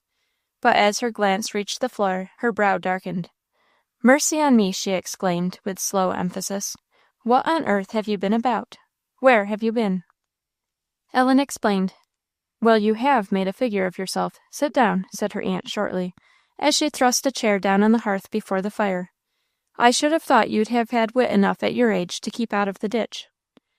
"I didn't see any ditch," said Ellen. "No, I suppose not," said Miss Fortune, who was energetically twitching off Ellen's shoes and stockings with her forefinger and thumb. "I suppose not. You were staring up at the moon or stars, I suppose." "It all looked green and smooth," said poor Ellen, "one part just like another, and the first thing I knew, I was up to my ankles." "What were you there at all for?" said Miss Fortune, shortly enough. "I couldn't see where the water came from, and I wanted to find out." Well, you found out enough for one day, I hope. Just look at those stockings. Hain't you never got a pair of colored stockings, that you must go poking into the mud with white ones? No, ma'am. Do you mean to say you never wore any but white ones at home? Yes, ma'am, I never had any others. Miss Fortune's thoughts seemed too much for speech, from the way in which she jumped up and went off without saying anything more. She presently came back with an old pair of gray socks, which she bade Ellen put on as soon as her feet were dry. How many of those white stockings have you? She said. Mamma bought me half a dozen pair of new ones just before I came away, and I had as many as that of old ones beside. Well, now go up to your trunk and bring 'em all down to me, every pair of white stockings you have got. There's a pair of old slippers you can put on till your shoes are dry, she said, flinging them to her. They aren't much too big for you. They're not much too big for the socks. They're a great deal too big for me, thought Ellen. But she said nothing. She gathered all her stockings together and brought them downstairs as her aunt had bidden her. Now you may run out to the barn, to Mr. Van Brunt, you'll find him there, and tell him I want him to bring me some white maple bark when he comes home to dinner. White maple bark, do you hear? Away went Ellen, but in a few minutes came back. I can't get in, she said. What's the matter? Those great doors are shut, and I can't open them. I knocked, but nobody came. Knock at a barn door, said Miss Fortune. You must go in at the little cowhouse door at the left, and go round. He's in the lower barn floor. The barn stood lower than the level of the chipyard, from which a little bridge led to the great doorway of the second floor. Passing down the range of outhouses, Ellen came to the little door her aunt had spoken of. But what in the world should I do if there should be cows inside there? Said she to herself. She peeped in. The cow-house was perfectly empty, and cautiously, and with many a fearful glance to the right and left, lest some terrible horned animal should present itself, Ellen made her way across the cow-house and through the barnyard, littered thick with straw wet and dry, to the lower barn floor. The door of this stood wide open. Ellen looked with wonder and pleasure when she got in. It was an immense room. The sides showed nothing but hay up to the ceiling, except here and there an enormous upright post. The floor was perfectly clean. Only a few locks of hay and grains of wheat scattered upon it, and a pleasant sweet smell was there. Ellen could not tell of what. But no Mr. Van Brunt. She looked about for him. She dragged her disagreeable slippers back and forth over the floor in vain. "Hilloa! What's wanting?" at length cried a rough voice she remembered very well. But where was the speaker? On every side, to every corner, her eyes turned without finding him.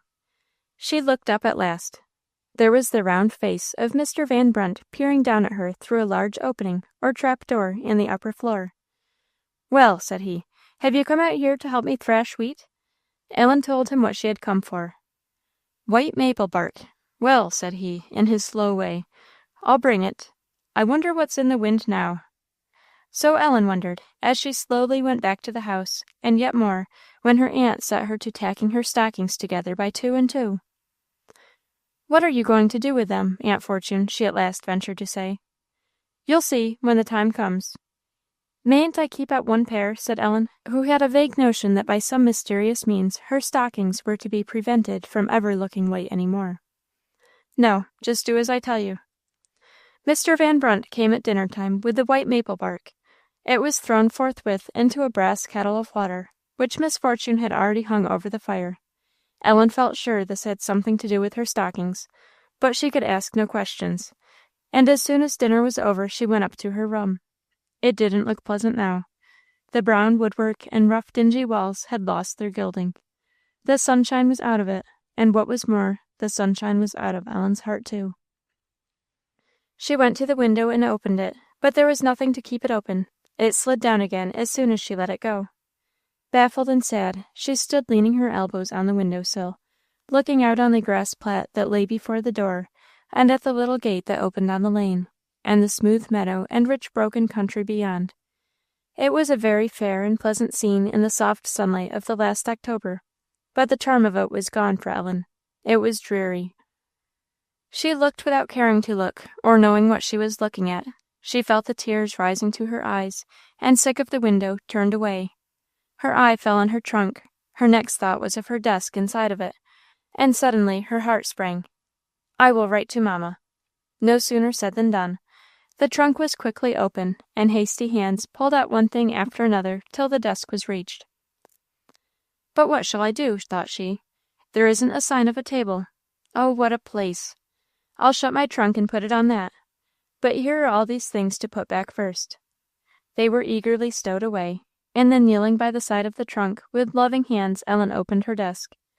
A sheet of paper was drawn from her store, and properly placed before her.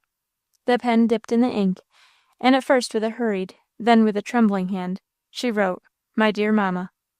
But Ellen's heart had been swelling and swelling with every letter of those 3 words, and scarcely was the last A finished, when the pen was dashed down, and flinging away from the desk, she threw herself on the floor in a passion of grief. It seemed as if she had her mother in her arms again, and was clinging with a death grasp not to be parted from her. And then the feeling that she was parted. As much bitter sorrow as a little heart can know was in poor Ellen's now. In her childish despair she wished she could die, and almost thought she should. After a time, however, though not a short time, she rose from the floor and went to her writing again, her heart a little eased by weeping, yet the tears kept coming all the time, and she could not quite keep her paper from being blotted. The first sheet was spoiled before she was aware. She took another. "My dearest mamma, it makes me so glad and so sorry to write to you that I don't know what to do. I want to see you so much, mamma, that it seems to me sometimes as if my heart would break. Oh, mamma, if I could just kiss you once more, I would give anything in the whole world. I can't be happy as long as you are away, and I am afraid I can't be good either, but I will try. Oh, I will try, mamma. I have so much to say to you that I don't know where to begin. I am sure my paper will never hold it. You will want to know about my journey. The first day was on the steamboat, you know. I should have had a dreadful time that day, mamma, but for something I'll tell you about. I was sitting up on the upper deck, thinking about you, and feeling very badly indeed, when a gentleman came and spoke to me, and asked me what was the matter. Mamma, I can't tell you how kind he was to me. He kept me with him the whole day. He took me all over the boat, and showed me all about a great many things, and he talked to me a great deal. Oh, mamma, how he talked to me! He read in the Bible to me, and explained it, and he tried to make me a Christian. And oh, mamma, when he was talking to me, how I wanted to do as he said. And I resolved I would. I did, mamma, and I have not forgotten it. I will try indeed, but I'm afraid it will be very hard, without you or him or anybody else to help me. You couldn't have been kinder yourself, mamma. He kissed me at night when I bid him good-bye, and I was very sorry indeed. I wish I could see him again. Mamma, I will always love that gentleman if I never see him again in the world. I wish there was somebody here that I could love, but there is not. You will want to know what sort of person my Aunt Fortune is. I think she is very good-looking, or she would be if her nose was not quite so sharp. But, mamma, I can't tell you what sort of a feeling I have about her. It seems to me as if she was sharp all over. I am sure her eyes are as sharp as 2 needles. And she don't walk like other people, at least sometimes. She makes queer little jerks and starts and jumps, and flies about like I don't know what. I'm afraid it is not right for me to write so about her. But may I not tell you, mamma? There's nobody else for me to talk to. I can't like Aunt Fortune much yet, and I am sure she don't like me, but I will try to make her. I haven't forgotten what you said to me about that. Oh, dear mamma, I will try to mend everything you ever said to me in your life. I'm afraid you won't like what I've written about Aunt Fortune, but indeed I have done nothing to displease her, and I will try not to. If you were only here, mamma, I should say it was the loveliest place I ever saw in my life. Perhaps, after all, I shall feel better, and be quite happy by and by. But oh, mamma, how glad I shall be when I get a letter from you. I shall begin to look for it soon, and I think I shall go out of my wits with joy when it comes. I had the funniest ride down here from Thirlwall that you can think. How do you guess I came? In a cart drawn by oxen. They went so slow, we were an age getting here, but I liked it very much. There was a good-natured man driving the oxen, and he was kind to me. But, mamma, what do you think? He eats at the table. I know what you would tell me. You would say I must not mind trifles. Well, I will try not, mamma. Oh, darling mother, I can't think much of anything but you. I think of you the whole time. Who makes tea for you now? Are you better? Are you going to leave New York soon? It seems dreadfully long since I saw you. I am tired, dear mamma, and cold, and it is getting dark. I must stop. I have a good big room to myself. That is a good thing. I should not like to sleep with Aunt Fortune. Good night, dear mamma. I wish I could sleep with you once more. Oh, when will that be again, mamma? Good night. Good night. Your affectionate Ellen. The letter finished, was carefully folded and closed and directed, and then, with an odd mixture of pleasure and sadness, Ellen lit one of her little wax matches, as she called them, and sealed it very nicely. She looked at it fondly a minute when all was done, thinking of the dear fingers that would hold and open it. Her next movement was to sink her face in her hands, and pray most earnestly for a blessing upon her mother, and help for herself. Poor Ellen felt she needed it. She was afraid of lingering lest tea should be ready, so locking up her letter, she went downstairs. The tea was ready. Miss Fortune and Mr. Van Brunt were at the table, and so was the old lady, whom Ellen had not seen before that day. She quietly drew up her chair to its place. "Well," said Miss Fortune, "I hope you feel better for your long stay upstairs." "I do, ma'am," said Ellen, "a great deal better." "What have you been about?" "I have been writing, ma'am." "Writing what?" "I've been writing to mamma." Perhaps Miss Fortune heard the trembling of Ellen's voice, or her sharp glance saw the lip quiver and eyelid droop. Something softened her. She spoke in a different tone, asked Ellen if her tea was good, took care she had plenty of the bread and butter and excellent cheese, which was on the table, and lastly cut her a large piece of the pumpkin pie. Mr. Van Brunt, too, looked once or twice at Ellen's face, as if he thought all was not right there. He was not so sharp as Miss Fortune, but the swollen eyes and tear stains were not quite lost upon him. After tea, when Mr. Van Brunt was gone, and the tea things cleared away, Ellen had the pleasure of finding out the mystery of the brass kettle and the white maple bark. The kettle now stood in the chimney corner. Miss Fortune, seating herself before it, threw in all Ellen's stockings except one pair, which she flung over to her, saying, "There, I don't care if you keep that one." Then, tucking up her sleeves to the elbows, she fished up pair after pair out of the kettle, and wringing them out, hung them on chairs to dry. But, as Ellen had opined, they were no longer white, but of a fine slate color. She looked on in silence, too much vexed to ask questions. "Well, how do you like that?" said Miss Fortune at length, when she had got 2 or 3 chairs round the fire, pretty well hung with a display of slate-colored cotton legs. "I don't like it at all," said Ellen. "Well, I do. How many pairs of white stockings would you like to drive into the mud and let me wash out every week?" "You wash?" said Ellen, in surprise. "I didn't think of your doing it." "Who did you think was going to do it? There's nothing in this house but goes through my hand, I can tell you, and so must you. I suppose you've lived all your life among people that thought a great deal of wetting their little finger, but I'm not one of 'em, I guess you'll find." Ellen was convinced of that already. "Well, what are you thinking of?" said Miss Fortune presently. "I'm thinking of my nice white darning cotton," said Ellen. "I might just as well not have had it."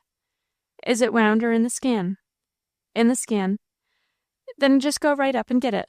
I'll warrant I'll fix it, so that you'll have a use for it." Ellen obeyed, but musing rather uncomfortably what else there was of hers that Miss Fortune could lay hands on. She seemed in imagination to see all her white things turning brown. She resolved she would keep her trunk well locked up, but what if her keys should be called for? She was dismissed to her room soon after the dyeing business was completed. It was rather a disagreeable surprise to find her bed still unmade, and she did not at all like the notion that the making of it in future must depend entirely upon herself.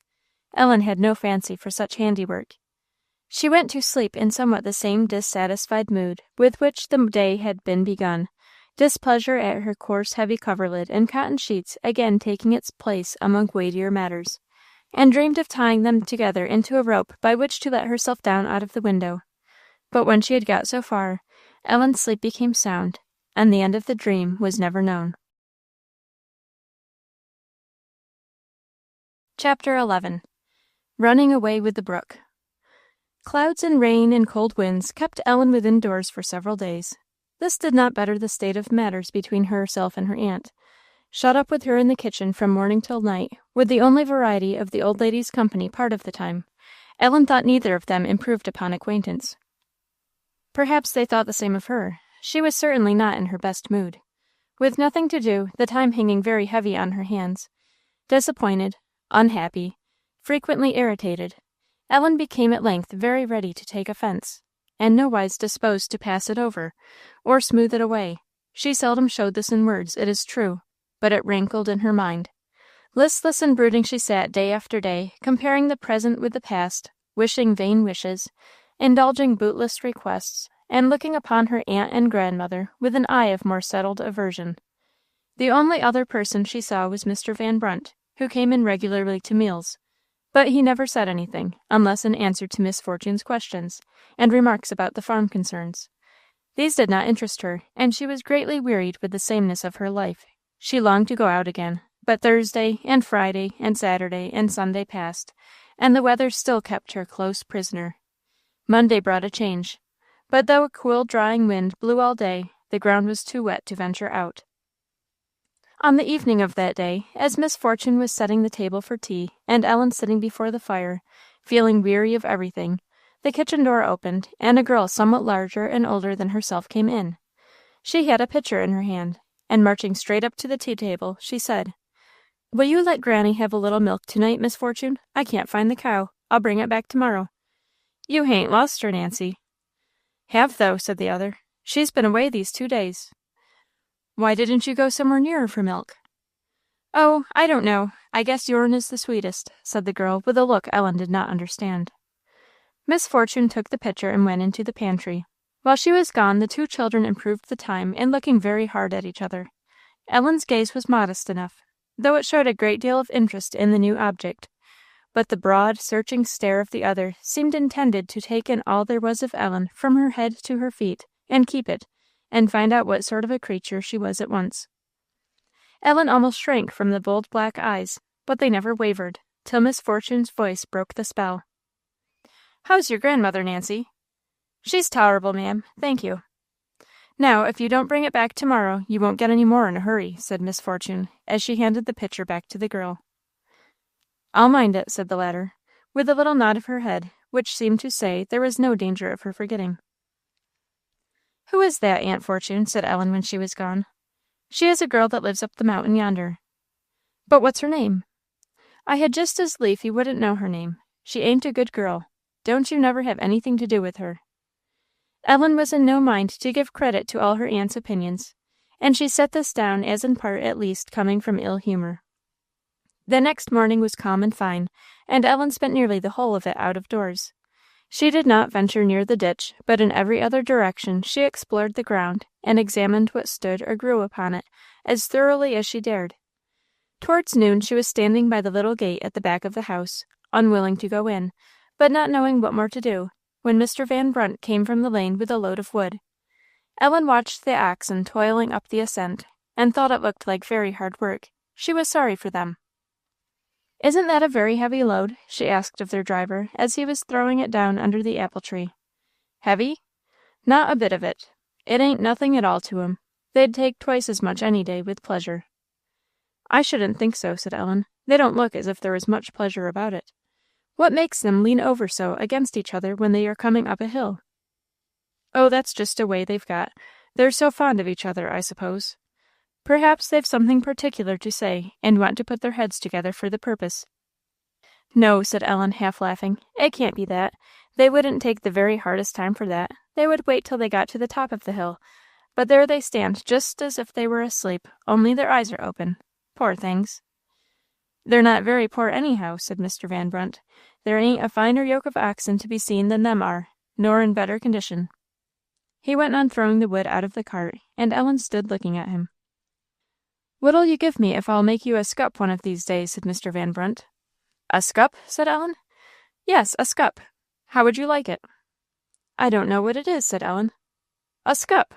Maybe you don't know it by that name. Some folks call it a swing." "A swing! Oh, yes," said Ellen. "Now I know. Oh, I like it very much. Would you like to have one?" "Yes, indeed, I should, very much." "Well, what'll you give me if I'll fix you out?" "I don't know," said Ellen. "I have nothing to give. I'll be very much obliged to you, indeed." "Well, now come, I'll make a bargain with you. I'll engage to fix a scup for you if you'll give me a kiss." Poor Ellen was struck dumb. The good-natured Dutchman had taken a fancy to the little pale-faced, sad-looking stranger, and really felt very kindly disposed toward her, but she neither knew, nor at the moment cared about that. She stood motionless, utterly astounded at his unheard-of proposal, and not a little indignant. But when, with a good-natured smile upon his round face, he came near to claim the kiss he no doubt thought himself sure of, Ellen shot from him like an arrow from a bow. She rushed to the house, and bursting open the door, stood with flushed face and sparkling eyes in the presence of her astonished aunt. "What in the world is the matter?" exclaimed that lady.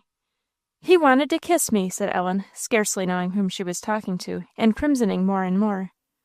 "Who wanted to kiss you?" "That man out there." "What man?" "The man that drives the oxen." "What, Mr. Van Brunt?" And Ellen never forgot the loud ha-ha which burst from Miss Fortune's wide-open mouth. "Well, why didn't you let him kiss you?" The laugh, the look, the tone, stung Ellen to the very quick. In a fury of passion she dashed away out of the kitchen and up to her own room, and there, for a while, the storm of anger drove over her with such violence that Conscience had hardly time to whisper. Sorrow came in again as passion faded, and gentler but very bitter weeping took the place of compulsive sobs of rage and mortification. And then the whispers of Conscience began to be heard a little. "Oh, mamma, mamma," cried poor Ellen in her heart, "how miserable I am without you! I can never like Aunt Fortune. It's of no use. I never can like her. I hope I shan't get to hate her. And that isn't right. I'm forgetting all that is good, and there's nobody to put me in mind. Oh, mamma, if I could lay my head in your lap for a minute." Then came thoughts of her Bible and hymn book, and the friend who had given it. Sorrowful thoughts they were, and at last, humbled and sad, poor Ellen sought that great friend she knew she had displeased, and prayed earnestly to be made a good child. She felt and owned she was not one now. It was long after midday when Ellen rose from her knees. Her passion was all gone. She felt more gentle and pleasant than she had done for days, but at the bottom of her heart resentment was not all gone. She still thought she had cause to be angry, and she could not think of her aunt's look and tone without a thrill of painful feeling. In a very different mood, however, from that in which she had flown upstairs 2 or 3 hours before, she now came softly down, and went out by the front door to avoid meeting her aunt. She had visited that morning a little brook, which ran through the meadow on the other side of the road. It had great charms for her, and now, crossing the lane and creeping under the fence, she made her way again to its banks.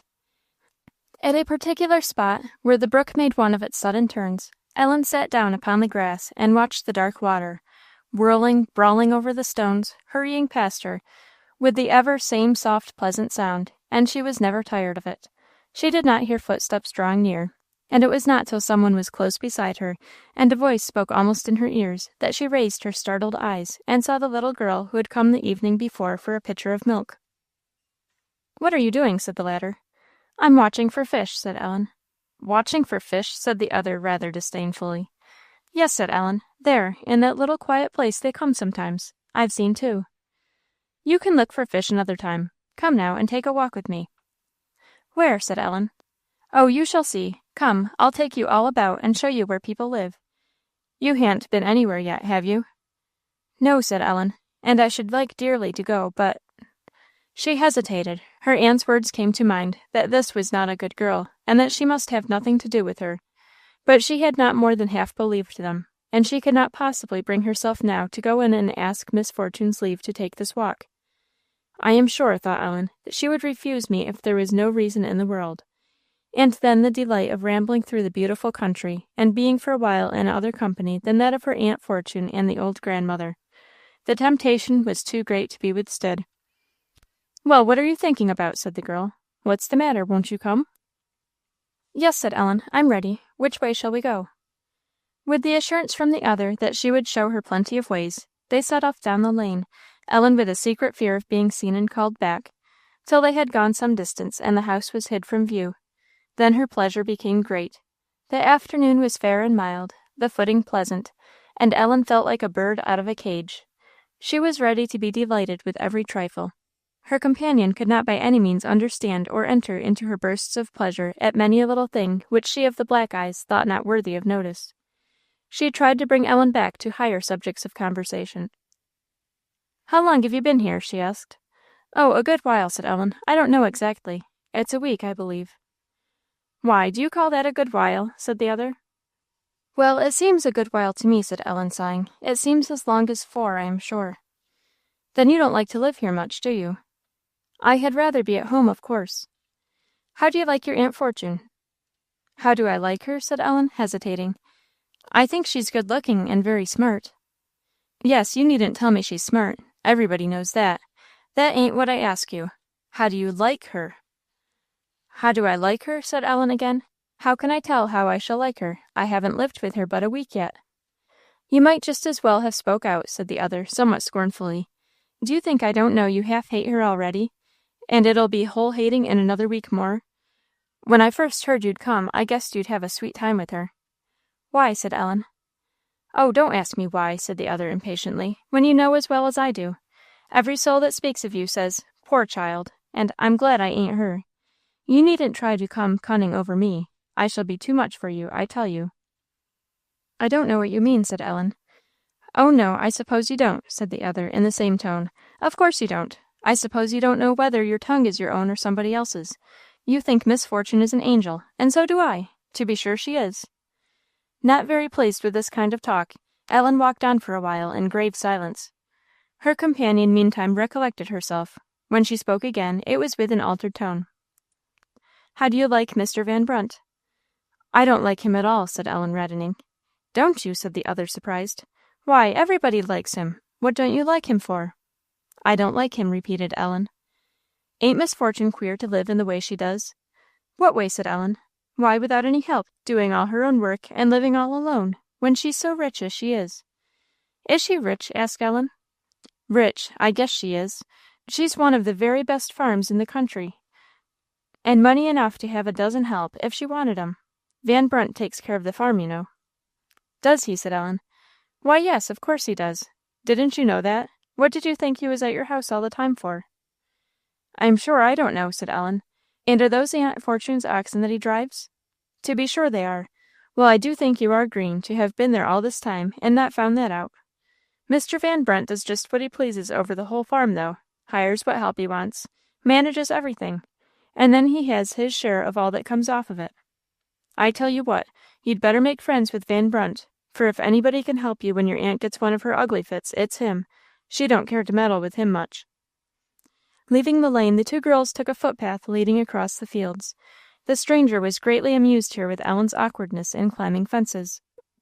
Where it was a possible thing, she was fain to crawl under, but once or twice that could not be done, and having, with infinite difficulty, mounted to the top rail, poor Ellen sat there in a most tottering condition, uncertain on which side of the fence she should tumble over, but seeing no other possible way of getting down.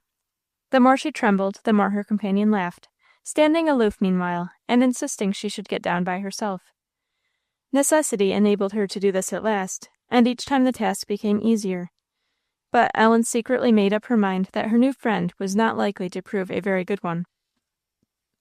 As they went along, she pointed out to Ellen 2 or 3 houses in the distance, and gave her not a little gossip about the people who lived in them. But all this Ellen scarcely heard, and cared nothing at all about. She had paused by the side of a large rock standing alone by the wayside, and was looking very closely at its surface.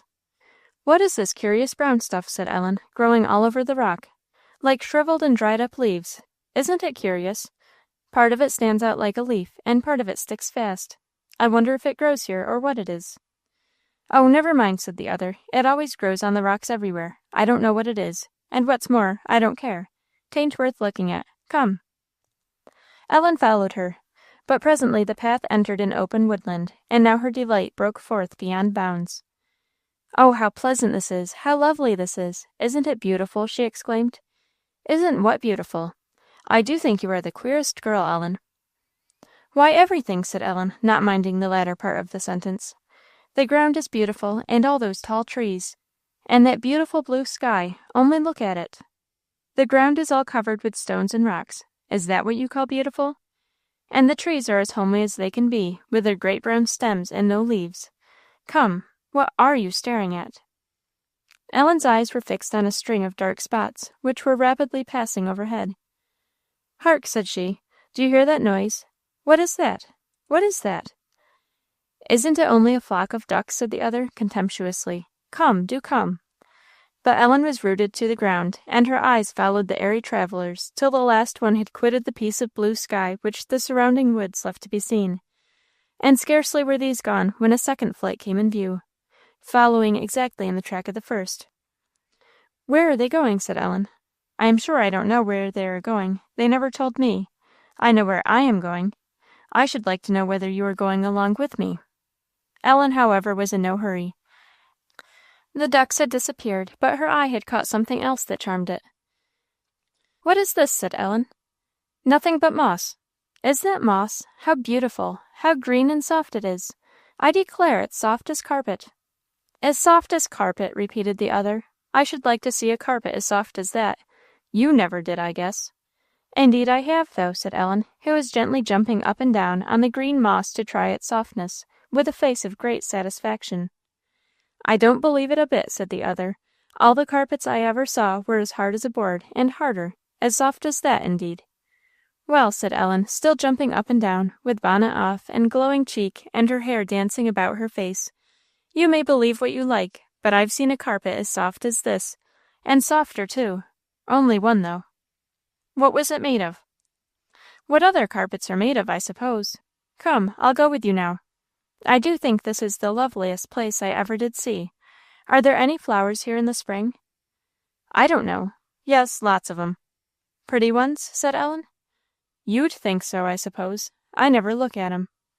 "Oh, how lovely that will be," said Ellen, clasping her hands. "How pleasant it must be to live in the country." "Pleasant indeed," said the other. "I think it's hateful. You'd think so, too, if you lived where I do. It makes me mad at Granny every day because she won't go to Thirlwall. Wait till we get out of the wood, and I'll show you where I live. You can't see it from here." Shocked a little at her companion's language, Ellen again walked on in sober silence. Gradually the ground became more broken, sinking rapidly from the side of the path, and rising again in a steep bank on the other side of a narrow dell. Both sides were thickly wooded, but stripped of green now, except where here and there a hemlock fir flung its graceful branches abroad, and stood in lonely beauty among its leafless companions. Now the gurgling of water was heard. "Where is that?" said Ellen, stopping short. "Way down at the bottom there. It's the brook." "What brook? Not the same that goes by Aunt Fortune's?" "Yes, it's the very same. It's the crookedest thing you ever saw. It runs over there," said the speaker, pointing with her arm, "and then it takes a turn and goes that way, and then it comes round so, and then it shoots off in that way again and passes by your house, and after that, the dear knows where it goes, for I don't. But I don't suppose it could run straight if it was to try to." "Can we get down to it?" said Ellen. "To be sure we can, unless you're as afraid of steep banks as you are of fences." Very steep indeed it was, and strewn with loose stones. But Ellen did not falter here, and though once or twice in imminent danger of exchanging her cautious stepping for one long roll to the bottom, she got there safely on her 2 feet. When there, everything was forgotten in delight. It was a wild little place. The high, close sides of the dell left only a little strip of sky overhead, and at their feet ran the brook, much more noisy and lively here than where Ellen had before made its acquaintance, leaping from rock to rock, eddying round large stones, and boiling over the small ones, and now and then pouring quietly over some great trunk of a tree that had fallen across its bed and dammed up the whole stream. Ellen could scarcely contain herself at the magnificence of many of the waterfalls, the beauty of the little quiet pools where the water lay still behind some large stone, and the variety of graceful tiny cascades. "Look here, Nancy," cried Ellen. "That's the Fall of Niagara. Do you see? That large one. Oh, that is splendid. And this will do for Trenton Falls. What a fine foam it makes. Isn't it a beauty? And what shall we call this? I don't know what to call it. I wish we could name them all. But there's no end to them. Oh, just look at that one. That's too pretty not to have a name. What shall it be?" "Black Falls," suggested the other. "Black," said Ellen dubiously. "Why, I don't like that." "Why, the water's all dark and black, don't you see?" "Well," said Ellen, "let it be black, then. But I don't like it. Now, remember, this is Niagara, that is Black, and this is Trenton, and what is this?" "If you are going to name them all," said Nancy, "we shan't get home tonight. You might as well name all the trees. There's 100 of 'em, and more. I say, Ellen, supposin' we follow the brook instead of climbing up yonder again. It will take us out to the open fields by and by." "Oh, do let's," said Ellen. "That will be lovely." It proved a rough way, but Ellen still thought and called it lovely.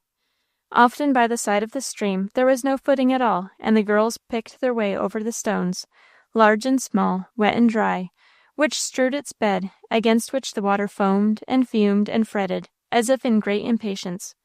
It was ticklish work getting along over these stones, now tottering on an unsteady one, now slipping on a wet one, and every now and then making huge leaps from rock to rock, which there was no other method of reaching, at the imminent hazard of falling in.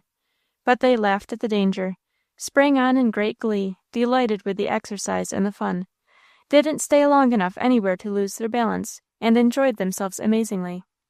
There was many a hairbreadth escape, many an almost sousing, but that made it all the more lively. The brook formed, as Nancy had said, a constant succession of little waterfalls, its course being quite steep and very rocky, and in some places there were pools quite deep enough to have given them a thorough wetting, to say no more, if they had missed their footing and tumbled in. But this did not happen. In due time, though with no little difficulty, they reached the spot where the brook came forth from the wood into the open day, and thence, making a sharp turn to the right, skirted along by the edge of the trees, as if unwilling to part company with them. "I guess we'd better get back into the lane now," said Miss Nancy. "We're a pretty good long way from home."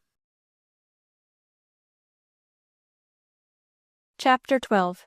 Splitters. They left the wood and the brook behind them, and crossed a large stubble field, then got over a fence into another. They were in the midst of this when Nancy stopped Ellen, and bade her look up towards the west, where towered a high mountain, no longer hid from their view by the trees. "I told you I'd show you where I live," said she.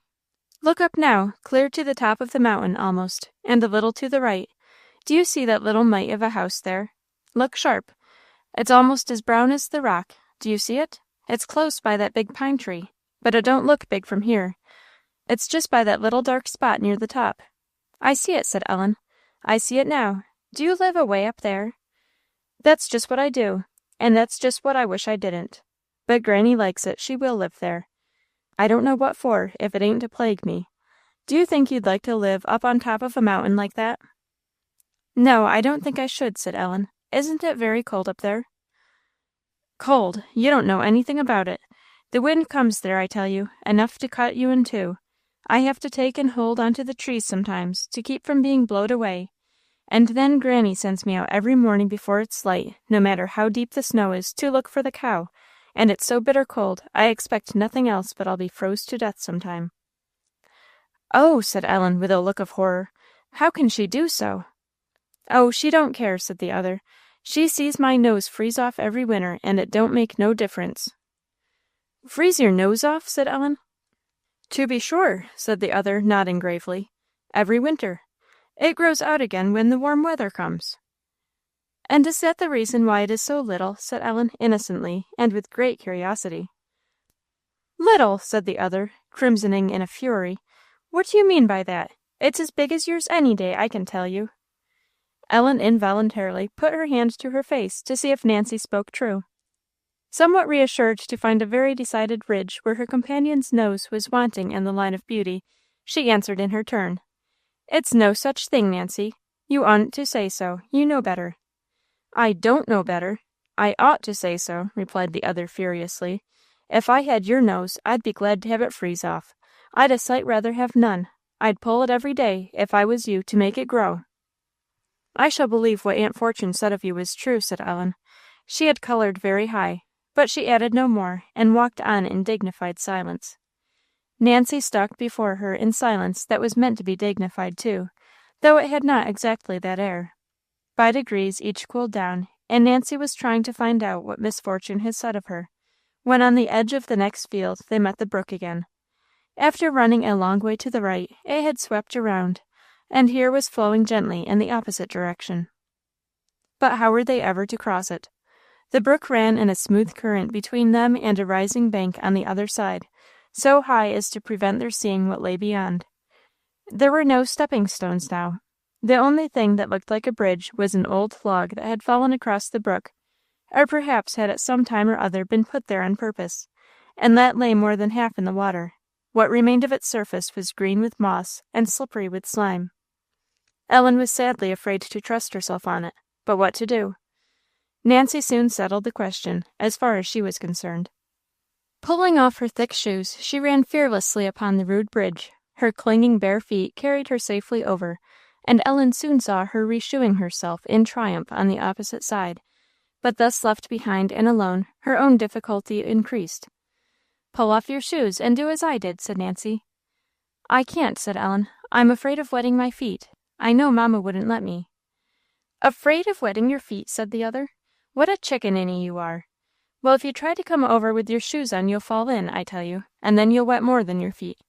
But come along somehow, for I won't stand waiting here much longer." Thus urged, Ellen set out upon her perilous journey over the bridge. Slowly and fearfully, and with as much care as possible, she set step by step upon the slippery log. Already half of the danger was past, when reaching forward to grasp Nancy's outstretched hand, she missed it. Perhaps that was Nancy's fault. Poor Ellen lost her balance and went in head foremost. The water was deep enough to cover her completely as she lay, though not enough to prevent her getting up again. She was greatly frightened, but managed to struggle up first to a sitting posture, and then to her feet, and then to wade out to the shore. Though dizzy and sick, she came near falling back again more than once. The water was very cold, and thoroughly sobered, poor Ellen felt chill enough in body and mind too. All her fine spirits were gone, and not the less because Nancy's had risen to a great pitch of delight at her misfortune. The air rang with her laughter. She likened Ellen to every ridiculous thing she could think of. Too miserable to be angry, Ellen could not laugh, and would not cry. But she exclaimed in distress, "Oh, what shall I do? I am so cold." "Come along," said Nancy. "Give me your hand. We'll run over to Mrs. Van Brunt's. 'Tain't far. It's just over here." "There," said she, as they got to the top of the bank, and came within sight of the top of a house standing only a few fields off.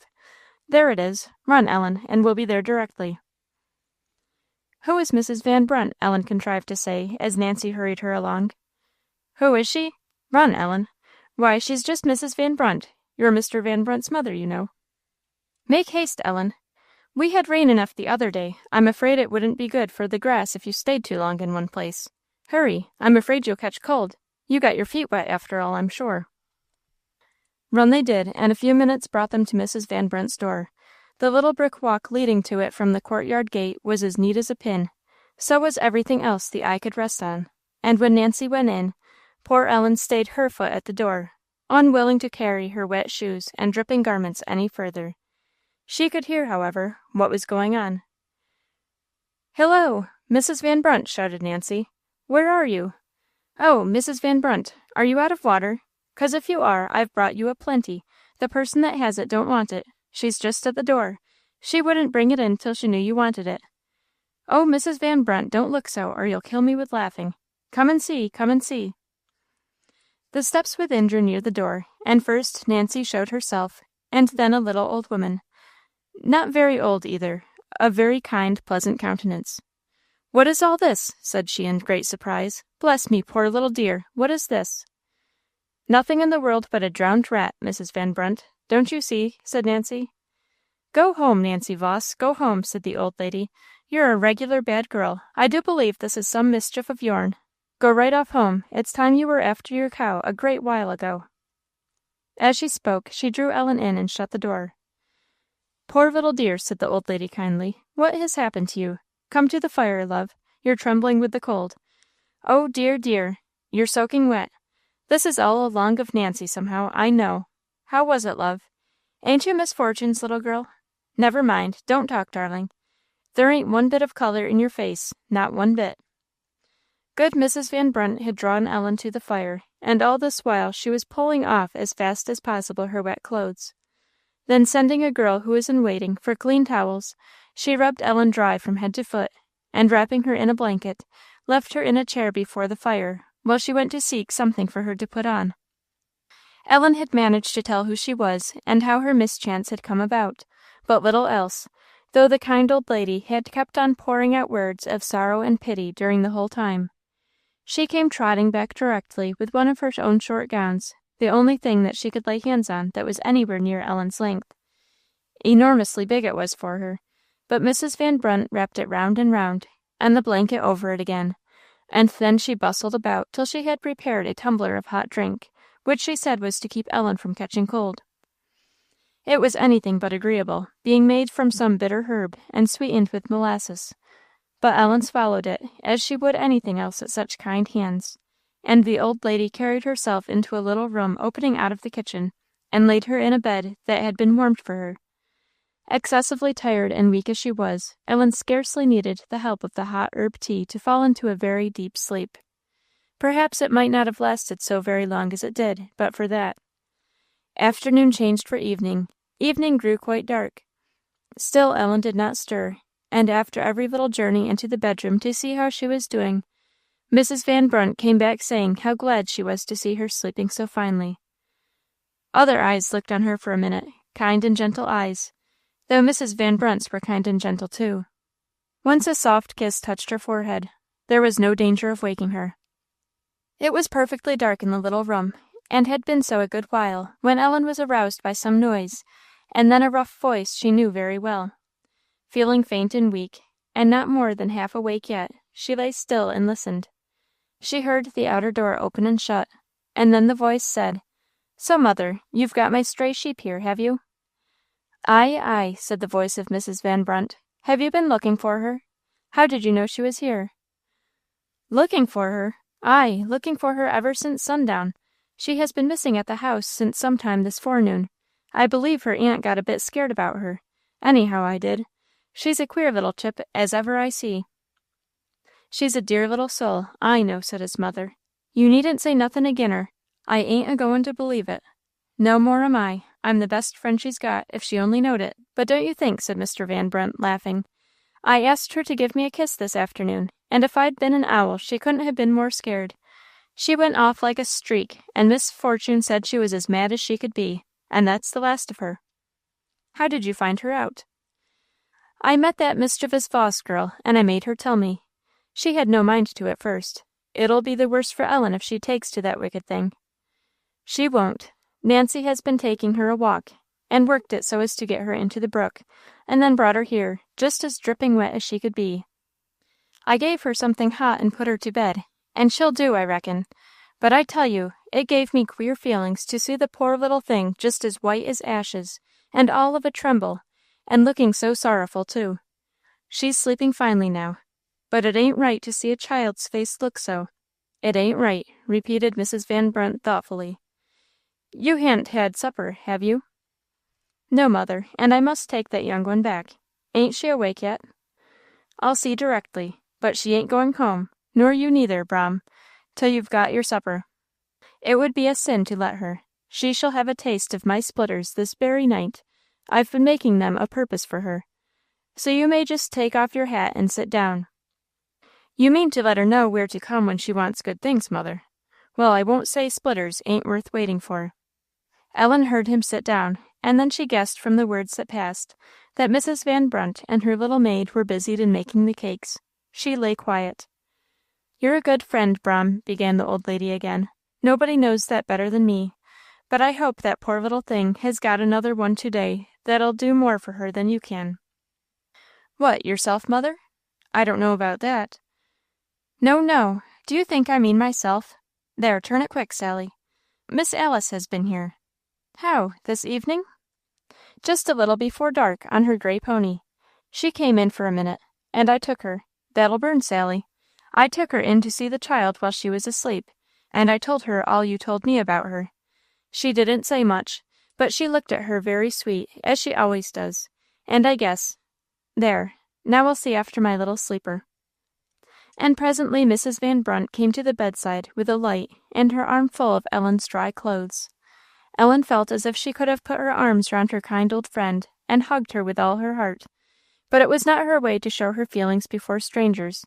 She suffered Mrs. Van Brunt to dress her in silence, only saying, with a sigh, "How kind you are to me, ma'am," to which the old lady replied with a kiss, and telling her she mustn't say a word about that. The kitchen was bright with firelight and candlelight. The tea-table looked beautiful with its piles of white splitters, besides plenty of other and more substantial things, and at the corner of the hearth sat Mr. Van Brunt. "So," said he, smiling, as Ellen came in and took her stand at the opposite corner, "so I drove you away this morning. You ain't mad with me yet, I hope." Ellen crossed directly over to him, and putting her little hand in his great one, said, "I'm very much obliged to you, Mr. Van Brunt, for taking so much trouble to come and look after me." She said it with a look of gratitude and trust that pleased him very much. "Trouble indeed," said he good-humouredly. "I'd take twice as much any day for what you wouldn't give me this forenoon. But never fear, Miss Ellen, I ain't a-going to ask you that again." He shook the little hand, and from that time Ellen and her rough charioteer were firm friends. Mrs. Van Brunt now summoned them to table, and Ellen was well feasted with the splitters, which were a kind of rich shortcake, baked in irons, very thin and crisp, and then split in two and buttered, whence their name. A pleasant meal was that.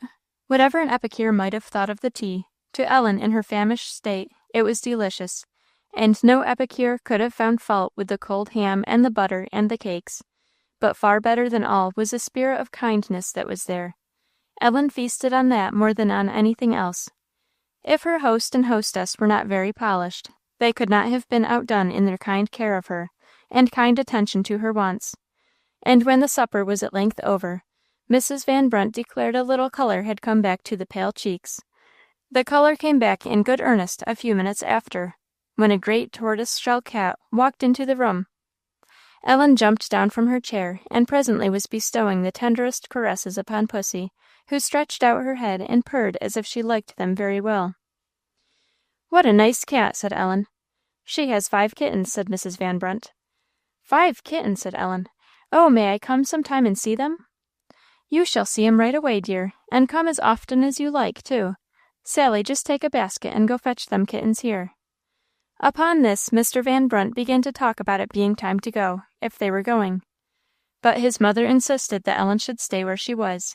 She said she was not fit to go home that night, that she oughtn't to walk a step, and that Braham should go and tell Miss Fortune the child was safe and well, and would be with her early in the morning.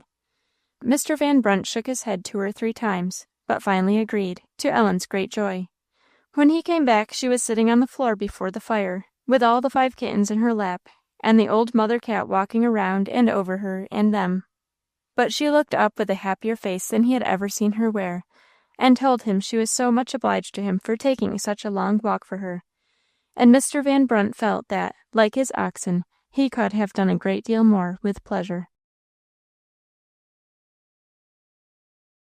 Chapter 13.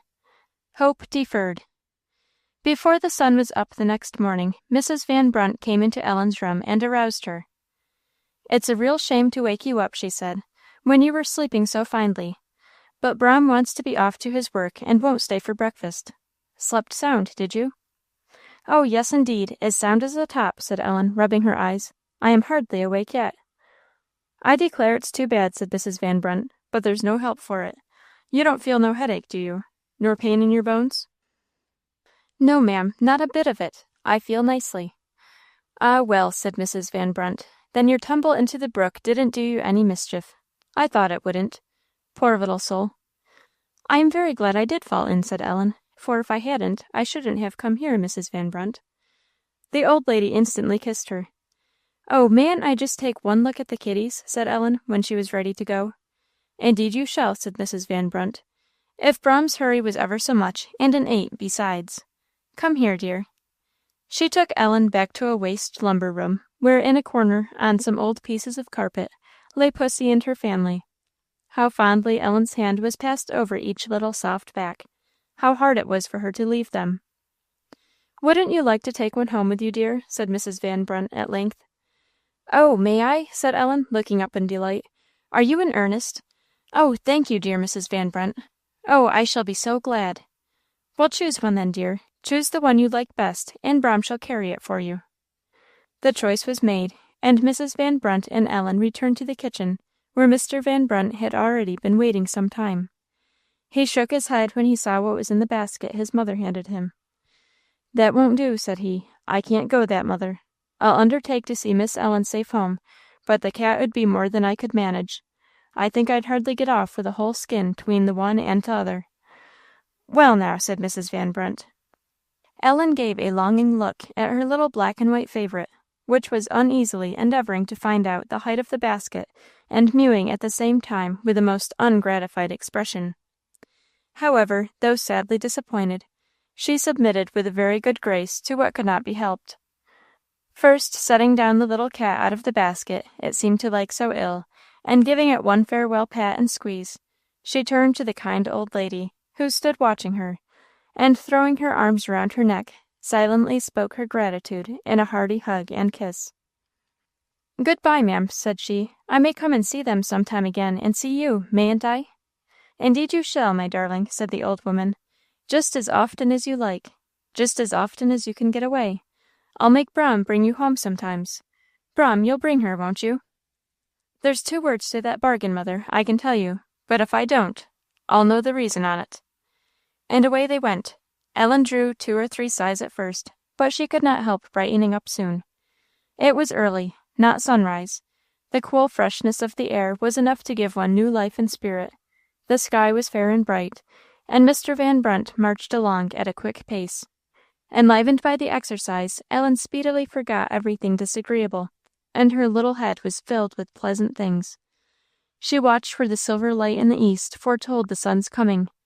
She watched the silver change to gold, till a rich yellow tint was flung over the whole landscape, and then broke the first rays of light upon the tops of the western hills. The sun was up. It was a new sight to Ellen. "How beautiful! Oh, how beautiful!" she exclaimed. "Yes," said Mr. Van Brunt, in his slow way. "It'll be a fine day for the field. I guess I'll go with the oxen over to that 'ere big meadow." "Just look," said Ellen, "how the light comes creeping down the side of the mountain, now it has got to the wood. Oh, do look at the tops of the trees. Oh, I wish Mamma was here." Mr. Van Brunt didn't know what to say to this. He rather wished so, too, for her sake. "There," said Ellen, "now the sunshine is on the fence, and the road, and everything. I wonder what is the reason that the sun shines first upon the top of the mountain, and then comes so slowly down the side. Why don't it shine on the whole at once?" Mr. Van Brunt shook his head in ignorance. He guessed it always did so, he said. "Yes," said Ellen, "I suppose it does. But that's the very thing. I want to know the reason why. And I noticed just now. It shone in my face before it touched my hands. Isn't it queer?" "Humph! There's a great many queer things, if you come to that," said Mr. Van Brunt, philosophically. But Ellen's head ran on from one thing to another, and her next question was not so wide of the subject as her companion might have thought. "Mr. Van Brunt, are there any schools about here?" "Schools?" said the person addressed. "Yes, there's plenty of schools." "Good ones?" said Ellen. "Well, I don't exactly know about that. There's Captain Conklin's. That had ought to be a good un. He's a regular smart man, they say." "Whereabouts is that?" said Ellen. "His school? It's a mile or so to the other side of my house." "And how far is it from your house to Aunt Fortune's?" "A good deal better than 2 mile. But we'll be there before too long. You ain't tired, be you?" "No," said Ellen, but this reminder gave a new turn to her thoughts, and her spirits were suddenly checked. Her former brisk and springing step changed to so slow and lagging a one that Mr. Van Brunt more than once repeated his remark that he saw she was tired. If it was that, Ellen grew tired very fast. She lagged more and more as they neared the house, and at last fell quite behind, and allowed Mr. Van Brunt to go in first. Miss Fortune was busy about the breakfast, and as Mr. Van Brunt afterwards described it, looking as if she could have bitten off a 10-penny nail, and indeed as if the operation would have been rather gratifying than otherwise. She gave them no notice at first, bustling to and fro with great energy, but all of a sudden she brought up directly in front of Ellen and said, "Why didn't you come home last night?" The words were jerked out rather than spoken. "I got wet in the brook," said Ellen, "and Mrs. Van Brunt was so kind as to keep me." "Which way did you go out of the house yesterday?" "Through the front door." "The front door was locked." "I unlocked it." "What did you go out that way for?" "I didn't want to come this way." "Why not?" Ellen hesitated. "Why not?" demanded Miss Fortune, still more emphatically than before. "I didn't want to see you, ma'am," said Ellen, flushing. "If you ever do so again," said Miss Fortune, in a kind of cold fury, "I've a great mind to whip you for this, as ever I had to eat." The flush faded on Ellen's cheek, and a shiver visibly passed over her, not from fear. She stood with downcast eyes and compressed lips, a certain instinct of childish dignity warning her to be silent. Mr. Van Brunt put himself in between. "Come, come," said he, "this is getting to be too much of a good thing. Beat your cream, ma'am, as much as you like, or if you want to try your hand on something else, you'll have to take me first, I promise you." "Now don't you meddle, Van Brunt," said the lady sharply, "with what ain't no business of yourn." "I don't know about that," said Mr. Van Brunt. "Maybe it is my business. But meddle or no meddle, Miss Fortune, it is time for me to be in the field. And if you hain't no better breakfast for Miss Ellen and me than all this here, we'll just go right away home again. But there's something in your kettle that smells uncommonly nice, and I wish you'd just let us have it, and no more words." No more words did Miss Fortune waste on any one that morning. She went on with her work, and dished up the breakfast in silence, and with a face that Ellen did not quite understand. Only she thought she had never in her life seen one so disagreeable. The meal was a very solemn and uncomfortable one. Ellen could scarcely swallow, and her aunt was near in the same condition. Mr. Van Brunt and the old lady alone dispatched their breakfast as usual, with no other attempts at conversation than the common mumbling on the part of the latter, which nobody minded, and one or two strange grunts from the former, the meaning of which, if they had any, nobody tried to find out. There was a breach now between Ellen and her aunt that neither could make any effort to mend. Miss Fortune did not renew the disagreeable conversation that Mr. Van Brunt had broken off. She left Ellen entirely to herself, scarcely speaking to her, or seeming to know when she went out or came in. And this lasted day after day. Wearily they passed. After one or two, Mr. Van Brunt seemed to stand just where he did before in Miss Fortune's good graces, but not Ellen. To her, when others were not by, her face wore constantly something of the same cold, hard, disagreeable expression it had put on after Mr. Van Brunt's interference, a look that Ellen came to regard with absolute abhorrence. She kept away by herself as much as she could, but she did not know what to do with her time, and for want of something better often spent it in tears. She went to bed cheerless night after night, and arose spiritless morning after morning, and this lasted till Mr. Van Brunt more than once told his mother that poor little thing was going wandering about like a ghost, and growing thinner and paler every day, and he didn't know what she would come to if she went on so. Ellen longed now for a letter with unspeakable longing, but none came. Day after day brought new disappointment, each day more hard to bear. Of her friend, Mr. Van Brunt, she saw little. He was much away in the fields during the fine weather, and when it rained, Ellen herself was prisoner at home, whither he never came but at mealtimes. The old grandmother was very much disposed to make much of her, but Ellen shrank, she hardly knew why, from her fond caresses, and never found herself alone with her if she could help it, for then she was regularly called to the old lady's side, and obliged to go through a course of kissing, fondling, and praising she would gladly have escaped. In her aunt's presence this was seldom attempted, and never permitted to go on. Miss Fortune was sure to pull Ellen away, and bid her mother stop that palavering, avowing that it made her sick. Ellen had one faint hope that her aunt would think of sending her to school, as she employed her in nothing at home, and certainly took small delight in her company. But no hint of the kind dropped from Miss Fortune's lips, and Ellen's longing look for this, as well as for a word from her mother, was daily doomed to be ungratified, and to grow more keen by delay.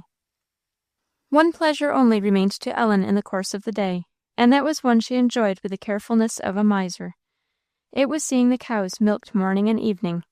For this she got up very early, and watched till the men came for the pails, and then away she bounded, out of the house into the barnyard. There were the milky mothers, 5 in number, standing about, each in her own corner of the yard or cowhouse, waiting to be relieved of their burden of milk. They were fine, gentle animals, in excellent condition, and looking every way happy and comfortable. Nothing living under Mr. Van Brunt's care was ever suffered to look otherwise. He was always in the barn or barnyard at milking time, and under his protection Ellen felt safe, and looked on at her ease. It was a very pretty scene. At least, she thought it so. The gentle cows standing quietly to be milked as if they enjoyed it, and munching the cud, and the white streams of milk foaming into the pails. Then there was the interest of seeing whether Sam or Johnny would get through first, and how near Jane or Dolly would come to rivaling Streaky's fine pailful. And at last Ellen allowed Mr. Van Brunt to teach herself how to milk. She began with trembling, but learned fast enough, and more than one pailful of milk that Miss Fortune strained had been, unknown to her, drawn by Ellen's fingers. These minutes in the farmyard were the pleasantest in Ellen's day. While they lasted, every care was forgotten, and her little face was as bright as the morning. But the milking was quickly over, and the cloud gathered on Ellen's brow almost as soon as the shadow of the house fell upon it. "Where is the post office, Mr. Van Brunt?" she asked one morning, as she stood watching the sharpening of an axe upon the grindstone. The axe was in that gentleman's hand, and its edge carefully laid to the whirling stone, which one of the farm boys was turning. "Where is the post office? Why, over to Thirlwall, to be sure," replied Mr. Van Brunt, glancing up at her from his work. "Faster, Johnny." "And how often do the letters come here?" said Ellen. "Take care, Johnny. Some more water. Mind your business, will you?" "Just as often as I go fetch 'em, Miss Ellen, and no oftener." "And how often do you go, Mr. Van Brunt?" "Only when I've some other errand, Miss Ellen. My grain would never be in the barn if I was running to the post office every other thing. And for one ain't there, too.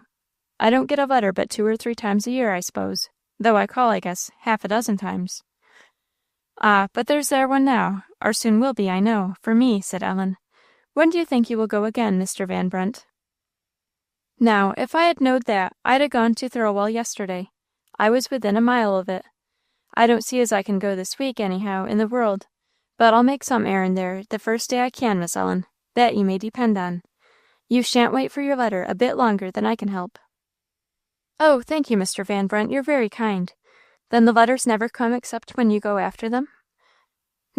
Yes, they do come once in a while by old Mr. Swaim, but he hain't been here this great while." "And who's he?" "Oh, he's a queer old chip that goes round the country on all sorts of errands. He comes along once in a while. That'll do, Johnny. I believe this here tool is as sharp as any I have occasion for." "What's the use of pouring water upon the grindstone?" said Ellen. "Why wouldn't it do as well dry?" "I can't tell, I am sure," replied Mr. Van Brunt, who was slowly drawing his thumb over the edge of the axe. "Your questions are a good deal too sharp for me, Miss Ellen. I only know it would spoil the axe, or the grindstone, or both, most likely." "It's very odd," said Ellen thoughtfully. "I wish I knew everything. But, oh dear, I am not likely to know anything," said she, her countenance suddenly changing from its pleased, inquisitive look to a cloud of disappointment and sorrow. Mr. Van Brunt noticed the change. "Ain't your aunt going to send you to school, then?" said he. "I don't know," said Ellen, sighing. "She never speaks about it, nor about anything else. But I declare I'll make her," she exclaimed, changing again. "I'll go right in and ask her, and then she'll have to tell me. I will. I am tired of living so. I'll know what she means to do, and then I can tell what I must do." Mr. Van Brunt, seemingly dubious about the success of this line of conduct, stroked his chin and his axe alternately 2 or 3 times in silence, and finally walked off. Ellen, without waiting for her courage to cool, went directly into the house. Miss Fortune, however, was not in the kitchen. To follow her into her secret haunts, the dairy, the cellar, or lower kitchen, was not to be thought of. Ellen waited a while, but her aunt did not come, and the excitement of the moment cooled down. She was not quite so ready to enter upon the business as she had felt at first. She even had some qualms about it. "But I'll do it," said Ellen to herself. "It will be hard, but I'll do it." Chapter 14. Work Not Deferred. The next morning after breakfast, Ellen found the chance she rather dreaded than wished for. Mr. Van Brunt had gone out, the old lady had not left her room, and Miss Fortune was quietly seated by the fire, busied with some mysteries of cooking. Like a true coward, Ellen could not make up her mind to bolt at once into the thick of the matter, but thought to come to it gradually. Always a bad way. "What is that, Aunt Fortune?" said she, after she had watched her with a beating heart for about 5 minutes. "What is what?" "I mean, what is that you are straining through the colander into that jar?" "Hop water." "What is it for?" "I'm scalding this meal with it to make turnpikes." "Turnpikes?" said Ellen. "I thought turnpikes were high, smooth roads, with toll gates every now and then. That's what Mamma told me they were." "That's all the kind of turnpikes your mamma knew anything about, I reckon," said Miss Fortune, in a tone that conveyed the notion that Mrs. Montgomery's education had been very incomplete. And indeed, she added, immediately after, if she had made more turnpikes and paid fewer tolls, it would have been just as well, I'm thinking. Ellen felt the tone, if she did not thoroughly understand the words. She was silent for a moment. Then, remembering her purpose, she began again. What are these, then, Aunt Fortune? Cakes, child, cakes. Turnpike cakes. What I raise the bread with. What, those little brown cakes I have seen you melt in water and mix in the flour when you make bread? Mercy on us, yes. You have seen hundreds of 'em since you've been here, if you never saw one before. I never did, said Ellen. But what are they called turnpikes for? The land knows. I don't. For mercy's sake, stop asking me questions, Ellen. I don't know what's gotten into you. You'll drive me crazy. But there's one more question I want to ask very much, said Ellen, with her heart beating. Well, ask it then quick, and have done, and take yourself off. I have other fish to fry than answer all your questions. Miss Fortune, however, was still quietly seated by the fire, stirring her meal in hot water, and Ellen could not be quick. The words stuck in her throat, came out at last. Aunt Fortune, I wanted to ask you if I may go to school. Yes. Ellen's heart sprang with a feeling of joy, a little qualified by the peculiar dry tone in which the word was uttered. When may I go? As soon as you like. Oh, thank you, ma'am. To which school shall I go, Aunt Fortune? To whichever you like. But I don't know anything about them, said Ellen. How can I tell which is best? Miss Fortune was silent. What schools are there near here? Said Ellen. There's Captain Conklin's down at the Cross, and Miss Emerson's at the Thirlwall. Ellen hesitated. The name was against her, but nevertheless she concluded on the whole that the ladies' school would be the pleasantest. Is Miss Emerson any relation of yours? She asked. No. I think I should like to go to her school the best. I will go there if you let me. May I? Yes. And I will begin next Monday. May I? Yes. Ellen wished exceedingly that her aunt would speak in some other tone of voice. It was a continual damper to her rising hopes. I'll get my books ready, said she, and look 'em over a little too, I guess. But what will be the best way for me to go, Aunt Fortune? I don't know. I couldn't walk so far, could I? You know best. I couldn't, I am sure, said Ellen. It's 4 miles to Thirlwall, Mr. Van Brunt said, and that would be too much for me to walk twice a day, and I should be afraid besides. A dead silence. But, Aunt Fortune, do please tell me what I am to do. How can I know unless you tell me? What way is there that I can go to school? It is unfortunate that I don't keep a carriage, said Miss Fortune, but Mr. Van Brunt can go for you morning and evening in the ox cart, if that will answer. The ox cart? But, dear me, it would take him all day, Aunt Fortune. It takes hours and hours to go and come with the oxen. Mr. Van Brunt wouldn't have time to do anything but carry me to school and bring me home. Of course, but that's of no consequence, said Miss Fortune, in the same dry tone. Then I can't go. There's no help for it, said Ellen despondingly. Why didn't you say so before? When you said yes, I thought you meant yes. She covered her face. Miss Fortune rose with a half smile, and carried her jar of scalded meal into the pantry. She then came back and commenced the operation of washing up the breakfast things.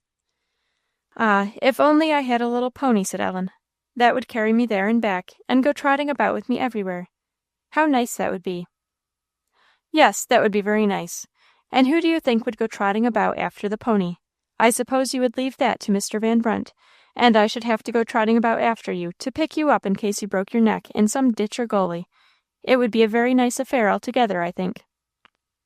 Ellen was silent. Her hopes had fallen to the ground, and her disappointment was unsoothed by one word of kindness or sympathy. With all her old grievances fresh in her mind, she sat thinking her aunt was the very most disagreeable person she ever had the misfortune to meet with.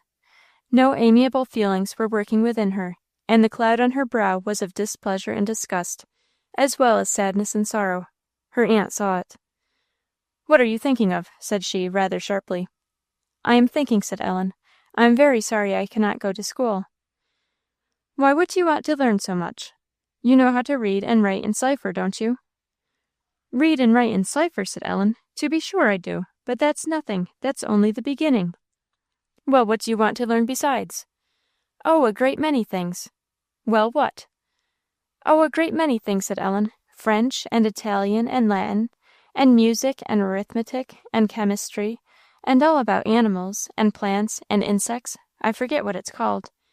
And, oh, I can't recollect, a great many things. Every now and then I think of something I want to learn. I can't remember them now. But I am doing nothing," said Ellen sadly, "learning nothing. I am not studying and improving myself as I meant to. Mamma will be so disappointed when she comes back, and I meant to please her so much." The tears were fast coming. She put her hand upon her eyes to force them back. "If you are so tired of being idle," said Miss Fortune, "I'll warrant I'll give you something to do, and something to learn, too, that you want enough, more than all those crinkum-crankums. I wonder what good they'd ever do you. That's the way your mother was brought up, I suppose. If she had been trained to use her hands and do something useful, instead of thinking herself above it, maybe she wouldn't have had to go to sea for her health just now. It doesn't do for women to be bookworms." "Mamma isn't a bookworm," said Ellen indignantly. "I don't know what you mean. And she never thinks of herself above being useful. It's very strange you should say so when you don't know anything about her." "I know she hain't brought you up to no manners, anyhow," said Miss Fortune. "Look here, I'll give you something to do. Just you put those plates and dishes together ready for washing while I am downstairs." Ellen obeyed, unwillingly enough. She had neither knowledge of the business nor any liking for it, so it is no wonder Miss Fortune at her return was not well pleased. "But I never did such a thing before," said Ellen. "There it is now," said Miss Fortune. "I wonder where your eyes have been every single time that I've done it since you have been here. I should think your own sense might have told you, but you're too busy learning of Mr. Van Brunt to know what's going on in the house. Is that what you call made ready for washing?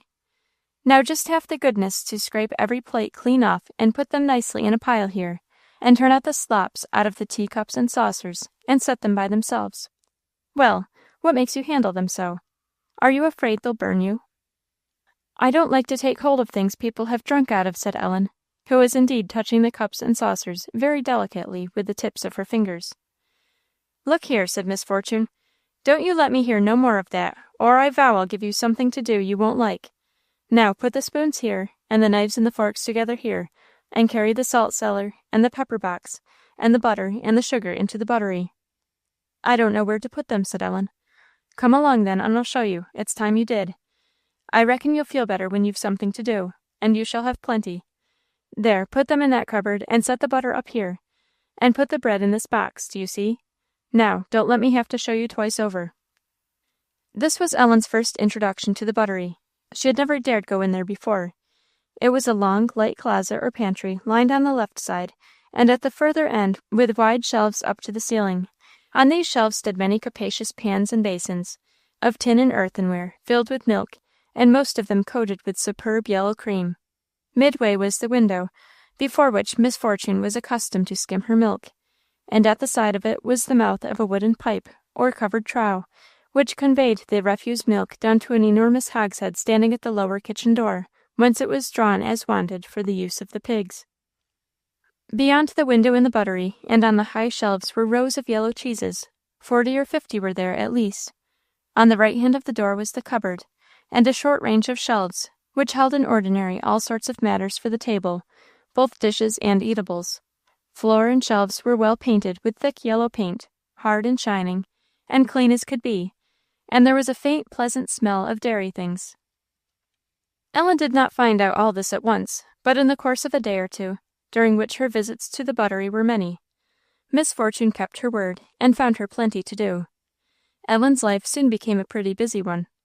She did not like this at all. It was a kind of work she had no love for, yet no doubt it was a good exchange for the miserable moping life she had lately led. Anything was better than that. One concern, however, lay upon poor Ellen's mind with pressing weight. Her neglected studies and wasted time, for no better than wasted she counted it. "What shall I do?" she said to herself, after several of these busy days had passed. "I am doing nothing. I am learning nothing. I shall forget all I have learnt directly. At this rate, I shall not know any more than all these people around me. And what will mamma say? Well, if I can't go to school, I know what I will do," she said, taking a sudden resolve. "I'll study by myself. I'll see what I can do. It will be better than nothing, anyway. I'll begin this very day." With new life, Ellen sprang upstairs to her room, and forthwith began pulling all the things out of her trunk to get at her books. They were at the very bottom, and by the time she had reached them, half the floor was strewn with the various articles of her wardrobe. Without minding them in her first eagerness, Ellen pounced at the books.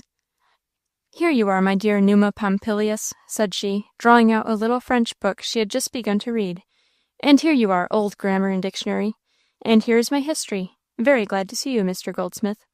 And what on the world is this, wrapped up as if it was something great? Oh, my expositor! I am not glad to see you, I am sure. Never want to look at your face or back again. My copybook. I wonder who'll set copies for me now. My arithmetic, that's you.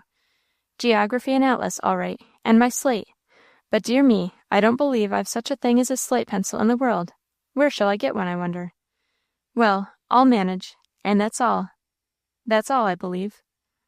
With all her heart, Ellen would have begun her studying at once, but there were all her things on the floor, silently saying, "Put us up first." "I declare," she said to herself, "it's too bad to have nothing in the shape of a bureau to keep one's clothes in. I wonder if I am to live in a trunk, as mamma says, all the time I am here, and have to go down to the bottom of it every time I want a pocket handkerchief or a pair of stockings. How I do despise those gray stockings. But what can I do? It's too bad to squeeze my nice things up. I wonder what is behind those doors. I'll find out, I know, before long." On the north side of Ellen's room were 3 doors. She had never opened them, but now took it in her head to see what was there, thinking she might possibly find what would help her out of her difficulty. She had some little fear of meddling with anything in her aunt's domain, so she fastened her own door to guard against interruption while she was busied in making discoveries. At the foot of her bed, in the corner, was one large door, fastened by a button, as indeed they were all. This opened, she found, upon a flight of stairs, leading, as she supposed, to the garret, but Ellen did not care to go up and see. They were lighted by half of a large window, across the middle of which the stairs went up. She quickly shut that door, and opened the next, a little one. Here she found a tiny closet under the stairs, lighted by the other half of the window. There was nothing in it but a broad, low shelf or step under the stairs, where Ellen presently decided she could stow away her books very nicely. "It only wants a little brushing out," said Ellen, "and it will do very well." The other door, in the other corner, admitted her to a large, light closet, perfectly empty. "Now, if there were only some hooks or pegs here," thought Ellen, "to hang up dresses on. But why shouldn't I drive some nails? I will. Oh, that'll be fine." Unfastening her door in a hurry, she ran downstairs, and her heart beating. Between pleasure and the excitement of daring so far without her aunt's knowledge, she ran out and crossed the chip-yard to the barn, where she had some hope of finding Mr. Van Brunt. By the time she got to the little cow-house door, a great noise of knocking or pounding in the barn made her sure he was there, and she went on to the lower barn floor. There he was, he and the 2 farm boys, who, by the by, were grown men, all 3 threshing wheat. Ellen stopped at the door, and for a minute forgot what she had come for in the pleasure of looking at them. The clean floor was strewn with grain, upon which the heavy flails came down one after the other, with quick, regular beat. 1, 2, 3, 1, 2, 3, keeping perfect time. The pleasant sound could be heard afar off, though indeed, where Ellen stood, it was rather too loud to be pleasant. Her little voice had no chance of being heard. She stood still and waited. Presently Johnny, who was opposite, caught a sight of her, and without stopping his work, said to his leader, "Somebody there for you, Mr. Van Brunt." That gentleman's flail ceased its motion, then he threw it down, and went to the door to help Ellen up the high step. "Well," said he, "have you come to see what's going on?" "No," said Ellen, "I've been looking. But, Mr. Van Brunt, could you be so good as to let me have a hammer and half a dozen nails?" "A hammer and half a dozen nails. Come this way," said he. They went out of the barnyard and across the chip-yard to an outhouse below the garden, and not far from the spout, called the poultry house, though it was quite as much the property of the hogs, who had a regular sleeping apartment there, where corn was always fed out to the fatting ones. Opening a kind of granary storeroom, where the corn for this purpose was stowed, Mr. Van Brunt took down from a shelf a large hammer and a box of nails, and asked Ellen what size she wanted. "Pretty large." "So?" "No, a good deal bigger yet, I should like." "A good deal bigger yet. Who wants 'em?" "I do," said Ellen. "You do? Do you think your little arms can manage that big hammer?" "I don't know. I guess so. I'll try." "Where do you want 'em driv?" "Up in a closet in my room," said Ellen, speaking softly as if she had feared her aunt was at the corner. "I want 'em to hang up dresses and things." Mr. Van Brunt half smiled, and put up the hammers and nails on the shelf again. "Now, I'll tell you what we'll do," said he. "You can't manage them big things. I'll put 'em up for you tonight when I come in to supper." "But I'm afraid she won't let you," said Ellen, doubtfully. "Never you mind about that," said he. "I'll fix it. Maybe we won't ask her." "Oh, thank you," said Ellen, joyfully, her face recovering its full sunshine in answer to his smile; and clapping her hands, she ran back to the house, while more slowly Mr. Van Brunt returned to the threshers. Ellen seized dustpan and brush and ran up to her room, and setting about the business with right good will, she soon had her closets in beautiful order. The books, writing desk, and work box were then bestowed very carefully in the one, and in the other her coats and dresses, neatly folded up in a pile on the floor, waiting till the nails should be driven in. Then the remainder of her things were gathered up from the floor, and neatly arranged in the trunk again. Having done all this, Ellen's satisfaction was unbounded. By this time dinner was ready. As soon after dinner as she could escape from Miss Fortune's calls upon her, Ellen stole up to her room and her books, and began work in earnest. The whole afternoon was spent over sums, and verbs, and maps, and pages of history. A little before tea, as Ellen was setting the table, Mr. Van Brunt came into the kitchen with a bag on his back. "What have you got there, Mr. Van Brunt?" said Miss Fortune. "A bag of seed corn." "What are you going to do with it?" "Put it up in the garret for safe keeping." "Set it down in the corner, and I'll take it up to-morrow." "Thank you, ma'am. Rather go myself, if it's all the same to you. You needn't be scared. I've left my shoes at the door. Miss Ellen, I believe I've got to go through your room." Ellen was glad to run before, to hide her laughter. When they reached her room, Mr. Van Brunt produced a hammer out of the bag, and taking a handful of nails from his pocket, put up a fine row of them along her closet wall. Then, while she hung up her dresses, he went on to the garret, and Ellen heard him hammering there too. Presently he came down, and they returned to the kitchen. "What's all that knocking?" said Miss Fortune. "I've been driving some nails," said Mr. Van Brunt, coolly. "Up in the garret?" "Yes, and in Miss Ellen's closet. She said she wanted some." "You should have spoken to me about it," said Miss Fortune to Ellen. There was displeasure enough in her face, but she said no more, and the matter blew over much better than Ellen had feared. Ellen steadily pursued her plans of studying, in spite of some discouragements. A letter written about 10 days after gave her mother an account of her endeavours and her success. It was a despairing account. Ellen complained that she wanted help to understand, and lacked time to study; that her aunt kept her busy, and she believed took pleasure in breaking her off from her books; and she bitterly said her mother must expect to find an ignorant little daughter when she came home. It ended with, "Oh, if I could just see you, and kiss you, and put my arms around you, Mamma, I'd be willing to die."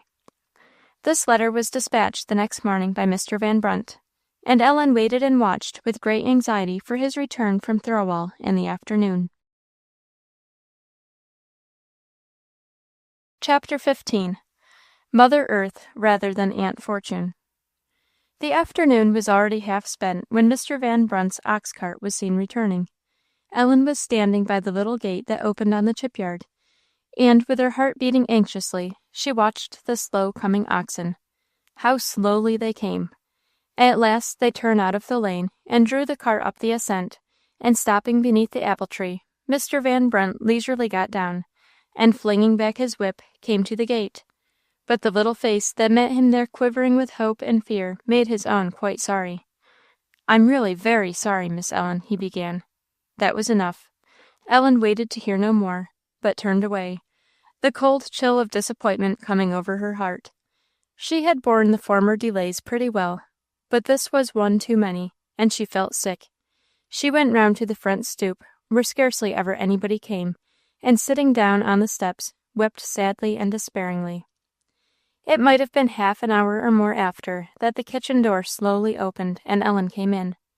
Wishing her aunt should not see her swollen eyes, she was going quietly through to her own room, when Miss Fortune called her. Ellen stopped. Miss Fortune was sitting before the fire with an open letter lying in her lap and another in her hand. The latter she held out to Ellen, saying, "Here, child, come and take this." "What is it?" said Ellen, slowly coming towards her. "Don't you see what it is?" said Miss Fortune, still holding it out. "But who is it from?" said Ellen. "Your mother." "A letter from mamma, and not to me?" said Ellen, with changing color.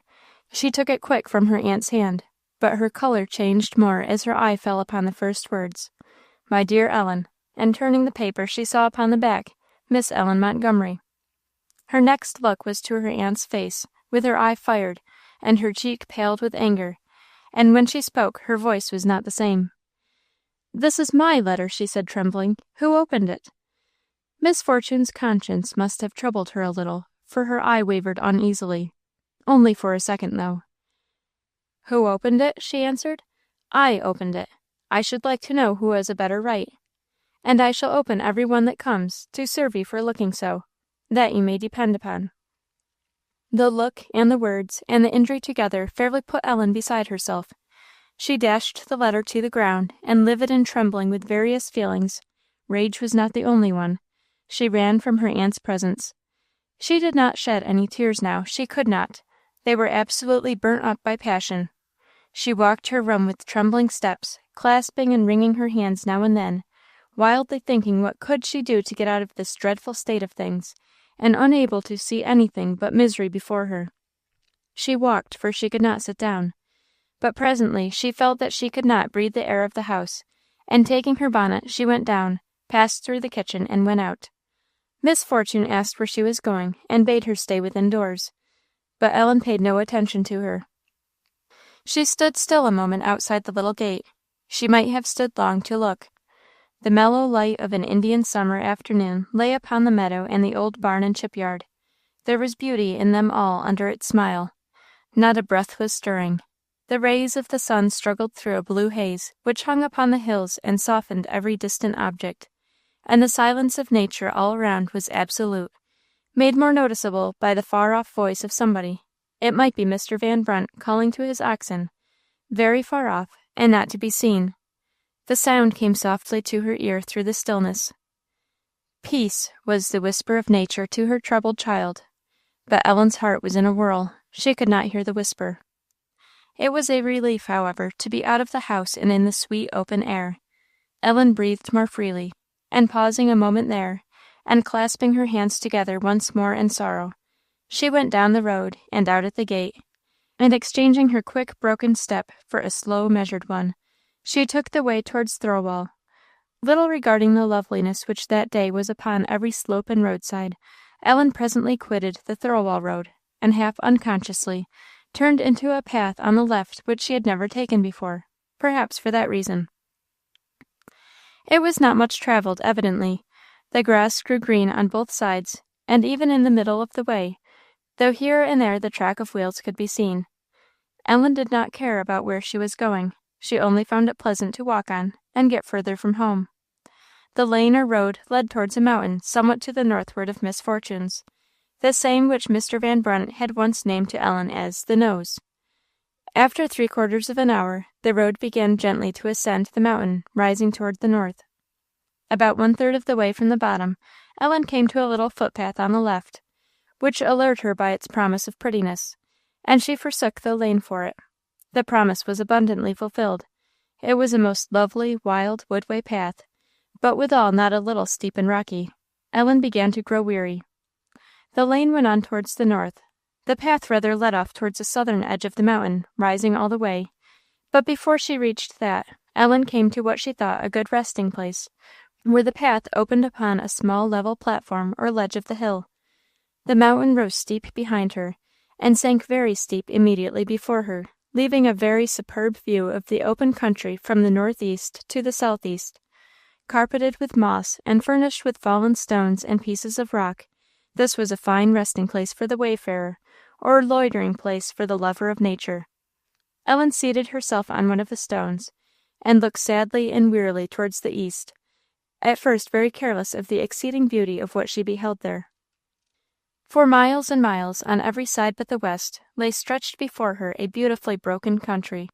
The November haze hung over it now like a thin veil, giving great sweetness and softness to the scene. Far in the distance, a range of low hills showed like a misty cloud. Near by, at the mountain's foot, the fields and farmhouses and roads lay, a pictured map. About 1.5 miles to the south rose the mountain where Nancy Voss lived, craggy and bare, but the leafless trees and stern, jagged rocks were wrapped in the haze, and through this the sun, now near the setting, threw his mellowing rays, touching every slope and ridge with a rich, warm glow. Poor Ellen did not heed the picturesque effect of all this, yet the sweet influence of nature reached her, and softened while they increased her sorrow. She felt her own heart sadly out of tune with the peace and loveliness of all she saw.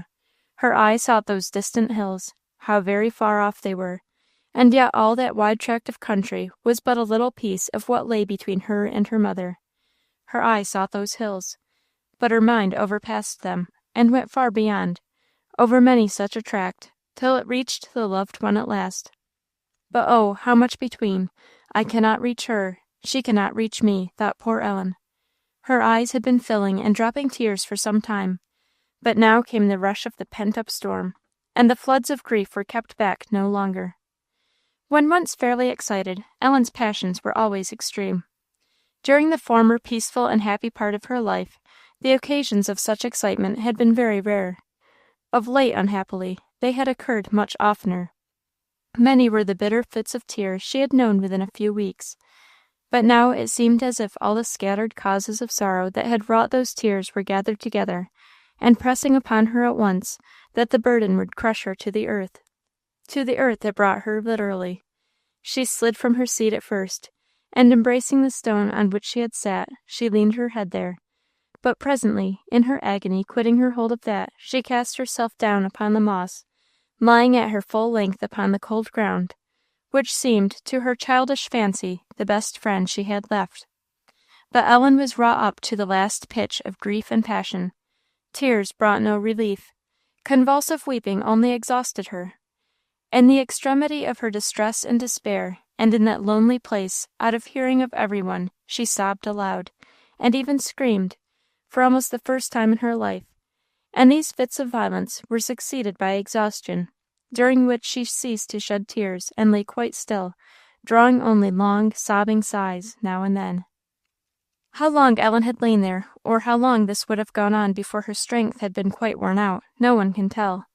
In one of these fits of forced quiet, when she lay as still as the rocks around her, she heard a voice close by say, "What is the matter, my child?"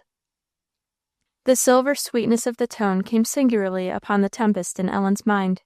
She got up hastily, and brushing away the tears from her dimmed eyes, she saw a young lady standing there, and a face, whose sweetness well matched the voice, looking upon her with grave concern.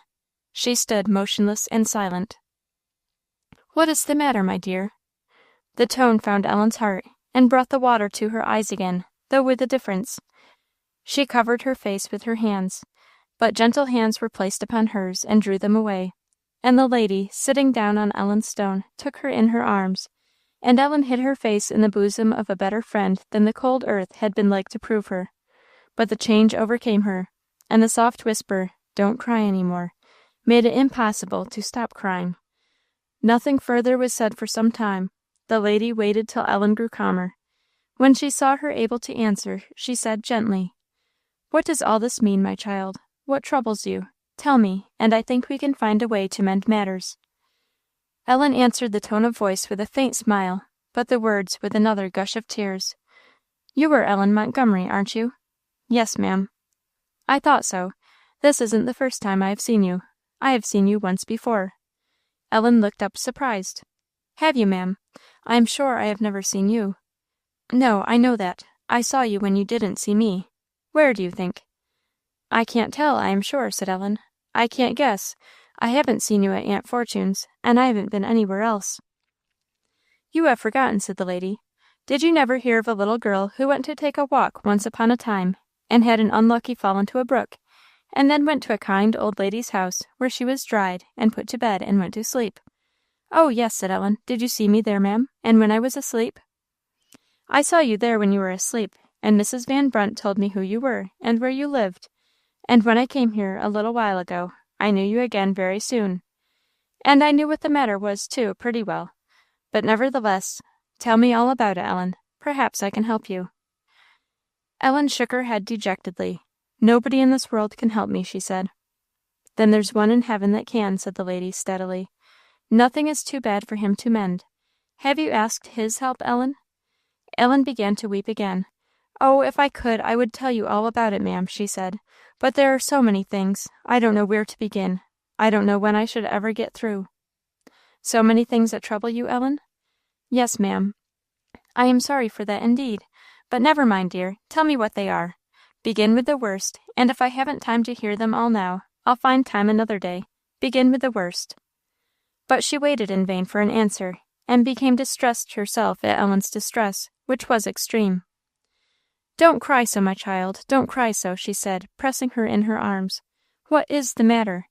Hardly anything in this world is so bad it can't be mended. I think I know what troubles you so. It is that your dear mother is away from you, isn't it?"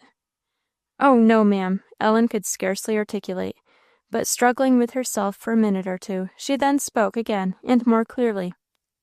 "The worst is that I meant to be a good child, and I have been worse than I ever was in my life before." Her tears gushed forth. "But how, Ellen?" said her surprised friend, after a pause. "I don't quite understand you. When did you mean to be a good child? Didn't you always mean so? And what have you been doing?"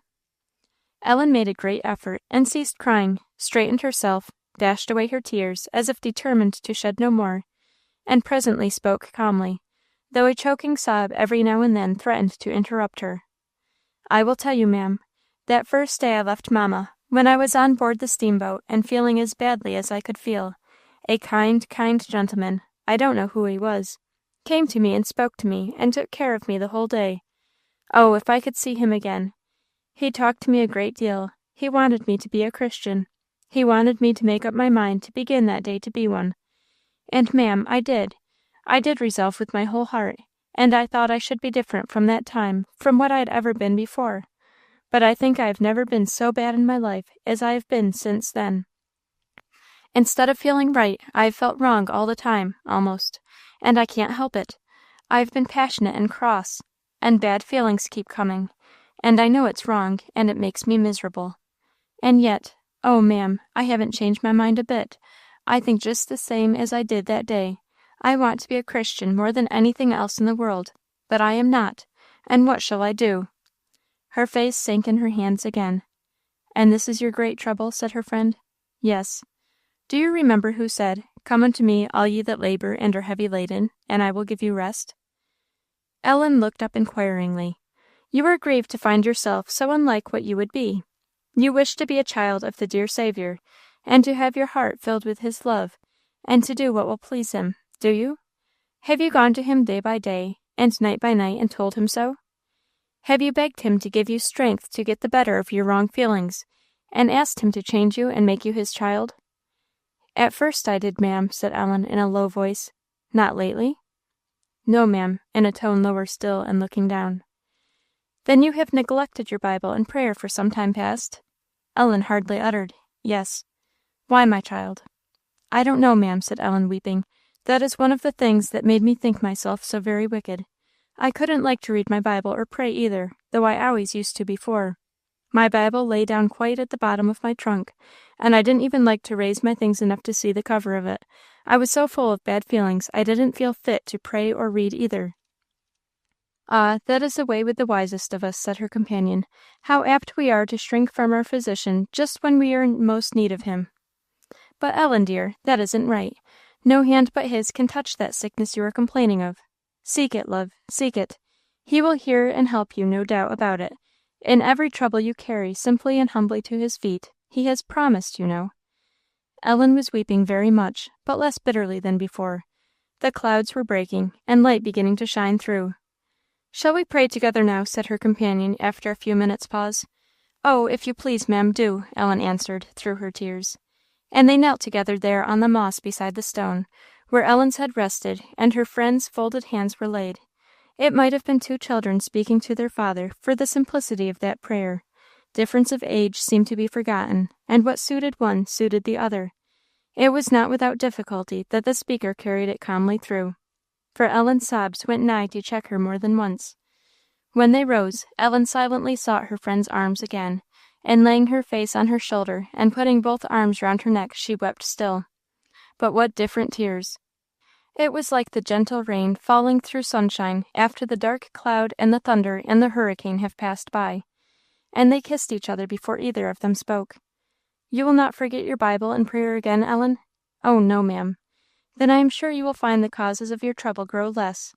I will not hear the rest of them now. In a day or two, I hope you will be able to give me a very different account from what you would have done an hour ago. But, besides that, it is getting late, and it will not do for us to stay too long up here. You have a good way to go to reach home. Will you come and see me tomorrow afternoon?" "Oh, yes, ma'am, indeed I will, if I can, and if you will tell me where." "Instead of turning up this little rocky path, you must keep straight on in the road, that's all, and it's the first house you come to. It isn't very far from here. Where were you going on the mountain?" "Nowhere, ma'am." "Have you been any higher up than this?" "No, ma'am."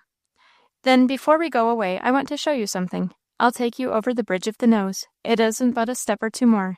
A little rough, to be sure, but you mustn't mind that." "What is the bridge of the nose, ma'am?" said Ellen, as they left her resting place, and began to toil up the path, which grew more steep and rocky than ever. "You know this mountain is called the Nose. Just here it runs out to a very thin, sharp edge. We shall come to a place presently where you turn a very sharp corner to get from one side of the hill to the other, and my brother named it, jokingly, the Bridge of the Nose." "Why do they give the mountain such a queer name?" said Ellen. "I don't know, I'm sure. The people say that from one point of view this side of it looks very like a man's nose, but I never could find it out, and have some doubt about the fact. But now here we are. Just come round this great rock. Mind how you step, Ellen. Now, look there." The rock they had just turned was at their backs, and they looked towards the west. Both exclaimed at the beauty before them. The view was not so extended as the one they had left. On the north and south, the broken wavy outline of mountains closed in the horizon, but far to the west stretched an opening between the hills, through which the setting sun sent his long beams even to their feet. In the distance all was a golden haze. Nearer, on the right and left, the hills were lit up singularly, and there was a most beautiful mingling of deep hazy shadow and bright glowing mountain-sides and ridges. A glory was upon the valley. Far down below, at their feet, lay a large lake, gleaming in the sunlight, and at the upper end of it, a village of some size showed like a cluster of white dots. "How beautiful!" said the lady again. "Ellen, dear, he whose hand raised up those mountains, and has painted them so gloriously, is the very same one who has said to you and me, 'Ask, and it shall be given you.'" Ellen looked up. Their eyes met. Her answer was in that grateful glance.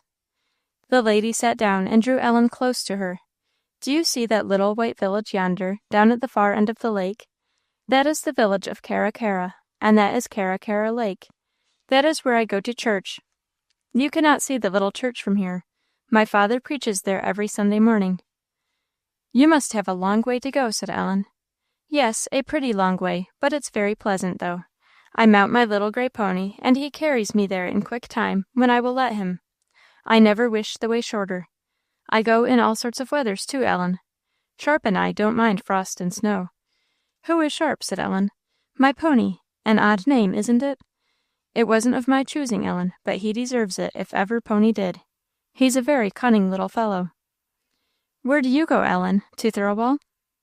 "To church, ma'am. I don't go anywhere." "Doesn't your aunt go to church?" "She hasn't since I have been here." "What do you do with yourself on Sunday?" "Nothing, ma'am. I don't know what to do with myself all the day long. I get tired of being in the house, and I go out of doors, and then I get tired of being out of doors, and come in again. I wanted a kitten dreadfully, but Mr. Van Brunt said Aunt Fortune would not let me keep one." "Did you want a kitten to help you keep Sunday, Ellen?" said her friend, smiling. "Yes, I did, ma'am," said Ellen, smiling again. "I thought it would be a great deal of company for me. I got very tired of reading all day long, and I had nothing to read but the Bible. And you know, ma'am, I told you I have been all wrong ever since I came here, and I didn't like to read that much." "My poor child," said the lady, "you have been hardly bestead, I think. What if you were to come and spend next Sunday with me? Don't you think I should do instead of a kitten?" "Oh, yes, ma'am, I am sure of it," said Ellen, clinging to her. "Oh, I'll come gladly if you will let me, and if Aunt Fortune will let me. And I hope she will, for she said last Sunday I was the plague of her life." "What did you do to make her say so?" said her friend, gravely. "Only asked her for some books, ma'am." "Well, my dear, I see I'm getting upon another of your troubles, and we haven't time for that now. By your own account, you have been much in fault yourself, and I trust you will find all things mend with your own mending. But now there goes the sun, and you and I must follow his example." The lake ceased to gleam, and the houses of the village were less plainly to be seen. Still the mountain heads were as bright as ever. Gradually the shadows crept up their sides, while the gray of evening settled deeper and deeper upon the valley. "There," said Ellen, "that's just what I was wondering at the other morning. Only then the light shone upon the top of the mountain first, and walked down, and now it leaves the bottom first, and walks up. I asked Mr. Van Brunt about it, and he could not tell me. That's another of my troubles. There's nobody that could tell me anything." "Put me in mind of it tomorrow, and I'll try to make you understand it," said the lady. "But we must not tarry now. I see you are likely to find me work enough, Ellen." "I'll not ask you a question, ma'am, if you don't like it," said Ellen earnestly. I do like," said the other. "I spoke laughingly, for I see you will be apt to ask me a good many.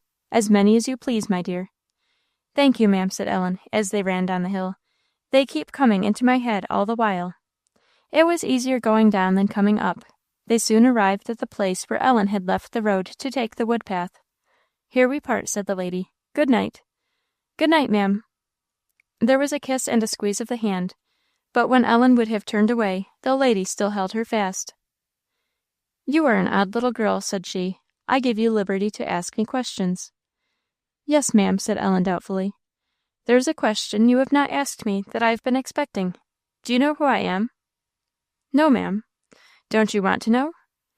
"Yes, ma'am, very much," said Ellen, laughing at her friend's look. "But Mamma told me never to try to find out anything about other people that they didn't wish me to know, or that wasn't my business." "Well, I think this is your business decidedly. Who are you going to ask for when you come to see me tomorrow? Will you ask for the young lady that lives in this house? Or will you give a description of my nose and eyes and height?" Ellen laughed. "My dear Ellen," said the lady, changing her tone, "do you know you please me very much? For one person that shows herself well bred in this matter, there are 1,000, I think, that ask impertinent questions. I am very glad you are an exception to the common rule. But, dear Ellen, I am quite willing you should know my name. It is Alice Humphreys. Now kiss me again and run home. It is quite time. I have kept you too late. Good night, my dear. Tell your aunt I beg she will allow you to take tea with me tomorrow." They parted, and Ellen hastened homewards, urged by the rapidly growing dusk of the evening.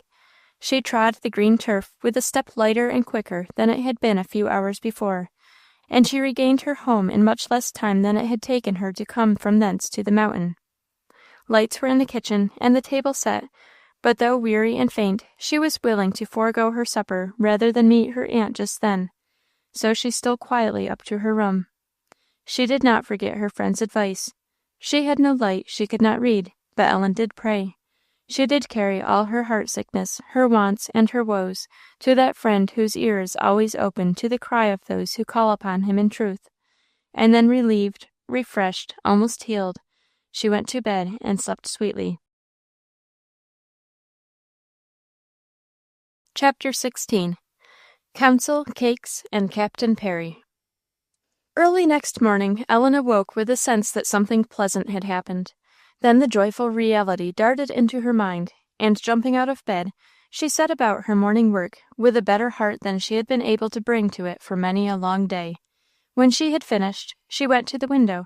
She had found out how to keep it open now, by means of a big nail stuck in a hole under the sash. It was very early, and in the perfect stillness the soft gurgle of the little brook came distinctly to her ear. Ellen leaned her arms on the window-sill and tasted the morning air, almost wondering at its sweetness, and at the loveliness of field and sky, and the bright eastern horizon. For days and days all had looked dark and sad. There were 2 reasons for the change. In the first place, Ellen had made up her mind to go straight on in the path of duty. In the second place, she had found a friend. Her little heart bounded with delight and swelled with thankfulness at the thought of Alice Humphreys.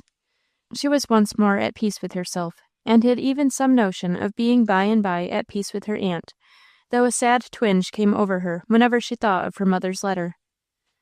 "But there is only one way for me," she thought. "I'll do as that dear Miss Humphreys told me. It's good and early, and I shall have a fine time before breakfast yet to myself. And I'll get up so every morning and have it.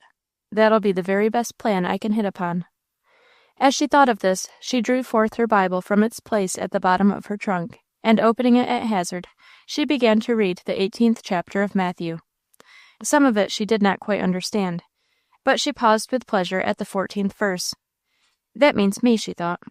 The 21st and 22nd verses struck her a good deal, but when she came to the last, she was almost startled.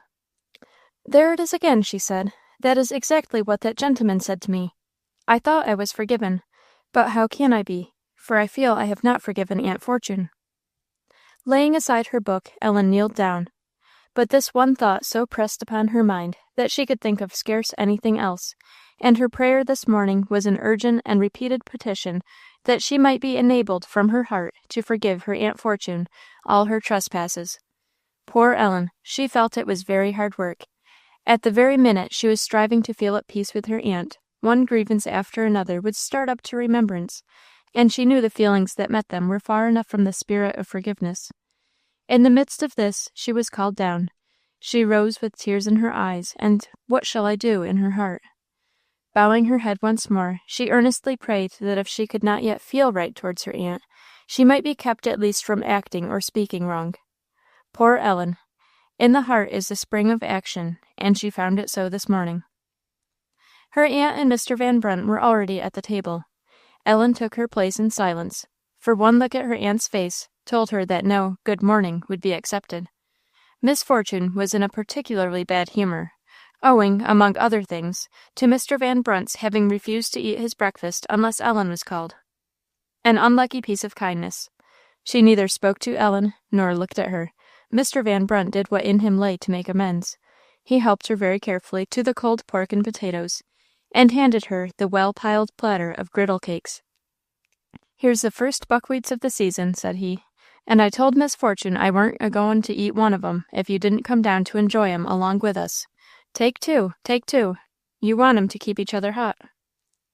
Ellen's look and smile thanked him, as, following his advice, she covered one generous buckwheat with another as ample. "That's the thing. Now here's some prime maple. You like 'em, I guess, don't you?" "I don't know yet. I've never seen any," said Ellen. "Never seen buckwheats? Why, they're most as good as my mother's splitters. Buckwheat cakes and maple molasses, that's food fit for a king, I think, when they're good, and Miss Fortune's are always first rate." Miss Fortune did not relent at all at this compliment. "What makes you so white this morning?" Mr. Van Brunt presently went on. "You ain't well, be you?" "Yes," said Ellen doubtfully. "I'm well." "She's as well as I am, Mr. Van Brunt, if you don't go and put her up to any notions," Miss Fortune said, in a kind of choked voice. Mr. Van Brunt hemmed, and said no more to the end of breakfast time. Ellen rather dreaded what was to come next, for her aunt's look was ominous. In dead silence the things were put away, and put up, and in the course of washing and drying, when Miss Fortune suddenly broke forth, "What did you do with yourself yesterday afternoon?" "I was up on the mountain," said Ellen. "What mountain?" "I believe they call it the Nose." "What business had you up there?" "I hadn't any business there." "What did you go there for?" "Nothing." "Nothing? You expect me to believe that? You call yourself a truth-teller, I suppose." "Mamma used to say I was," said poor Ellen, striving to swallow her feelings. "Your mother, I dare say, mothers always are blind. I dare say she took everything you said for gospel." Ellen was silent, from sheer want of words that were pointed enough to suit her. "I wish Morgan could have had the gumption to marry in his own country, but he must go running after a Scotchwoman. A Yankee would have brought up his child to be worth something. Give me Yankees." Ellen set down the cup she was wiping. "You don't know anything about my mother," she said. "You oughtn't to speak so. It's not right." "Why ain't it right, I should like to know?" said Miss Fortune. "This is a free country, I guess. Our tongues ain't tied. We're all free here." "I wish we were," muttered Ellen. "I know what I'd do." "What would you do?" said Miss Fortune. Ellen was silent. Her aunt repeated the question in a sharper tone. "I oughtn't to say what I was going to," said Ellen. "I'd rather not." "I don't care," said Miss Fortune. "You began, and you shall finish it. I will hear what it was." "I was going to say, if we were all free, I would run away." "Well, that is a beautiful, well-behaved speech. I'm glad to have heard it. I admire it very much. Now, what were you doing yesterday up on the nose? Please to go on wiping. There's a pile ready for you. What were you doing yesterday afternoon? Ellen hesitated. Were you alone or with somebody? I was alone part of the time. And who were you with the rest of the time? Miss Humphreys. Miss Humphreys, what were you doing with her? Talking. Did you ever see her before? No, ma'am. Where did you find her? She found me up on the hill. What were you talking about? Ellen was silent. What were you talking about? Repeated Miss Fortune. I had rather not tell. And I had rather you should tell, so out with it. I was alone with Miss Humphreys, said Ellen, and it is no matter what we were talking about. It doesn't concern anybody but her and me. Yes, it does. It concerns me, said her aunt, and I choose to know. What were you talking about? Ellen was silent. Will you tell me? No, said Ellen, low but resolutely.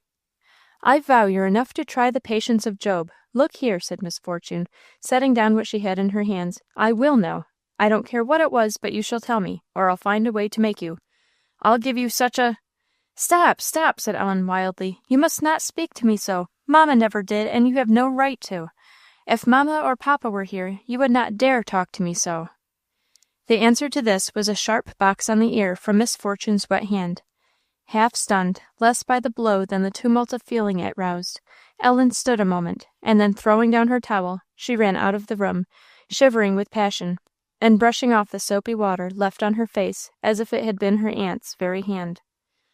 Violent tears burst forth as soon as she reached her own room. Tears at first of anger and mortification only, but conscience presently began to whisper, You are wrong, you are wrong, and tears of sorrow mingled with the others. Oh, said Ellen, why couldn't I keep still, when I had resolved so this morning? Why couldn't I be quiet? But she ought not to have provoked me so dreadfully. I couldn't help it. You are wrong, said conscience again, and her tears flowed faster. And then came back her morning trouble, the duty and the difficulty of forgiving. Forgive her Aunt Fortune? With her whole heart in a passion of displeasure against her. Alas, Ellen began to feel and acknowledge that indeed all was wrong. But what to do? There was just one comfort, the visit to Miss Humphreys in the afternoon. She will tell me, thought Ellen. She will help me. But in the meanwhile? Ellen had not much time to think. Her aunt called her down and set her to work. She was very busy till dinner time, and very unhappy. But 20 times in the course of the morning did Ellen pause for a moment, and covering her face with her hands, pray that a heart to forgive might be given her.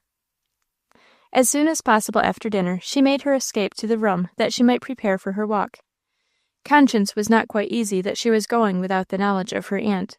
She had debated the question with herself, and could not make up her mind to hazard losing her visit. So she dressed herself very carefully. One of her dark merinos was affectionately put on, her single pair of white stockings, shoes, ruffle, cape. Ellen saw that all was faultlessly neat, just as her mother used to have it, and the nice blue hood lay upon the bed ready to be put on at the last thing, when she heard her aunt's voice calling, "Ellen, come down and do your ironing, right away now. The irons are hot."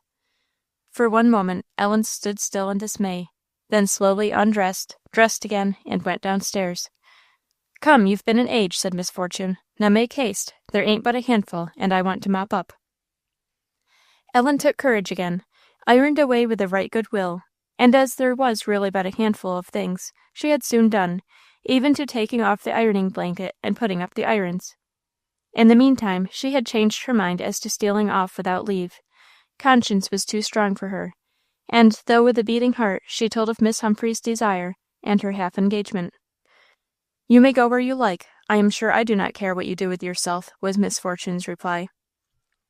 Full of delight at this ungracious permission, Ellen fled upstairs, and dressing much quicker than before, was soon on her way.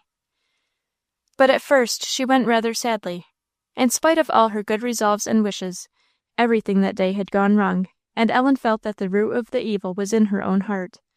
Some tears fell as she walked. Further from her aunt's house, however, her spirits began to rise. Her foot fell lighter on the greensward.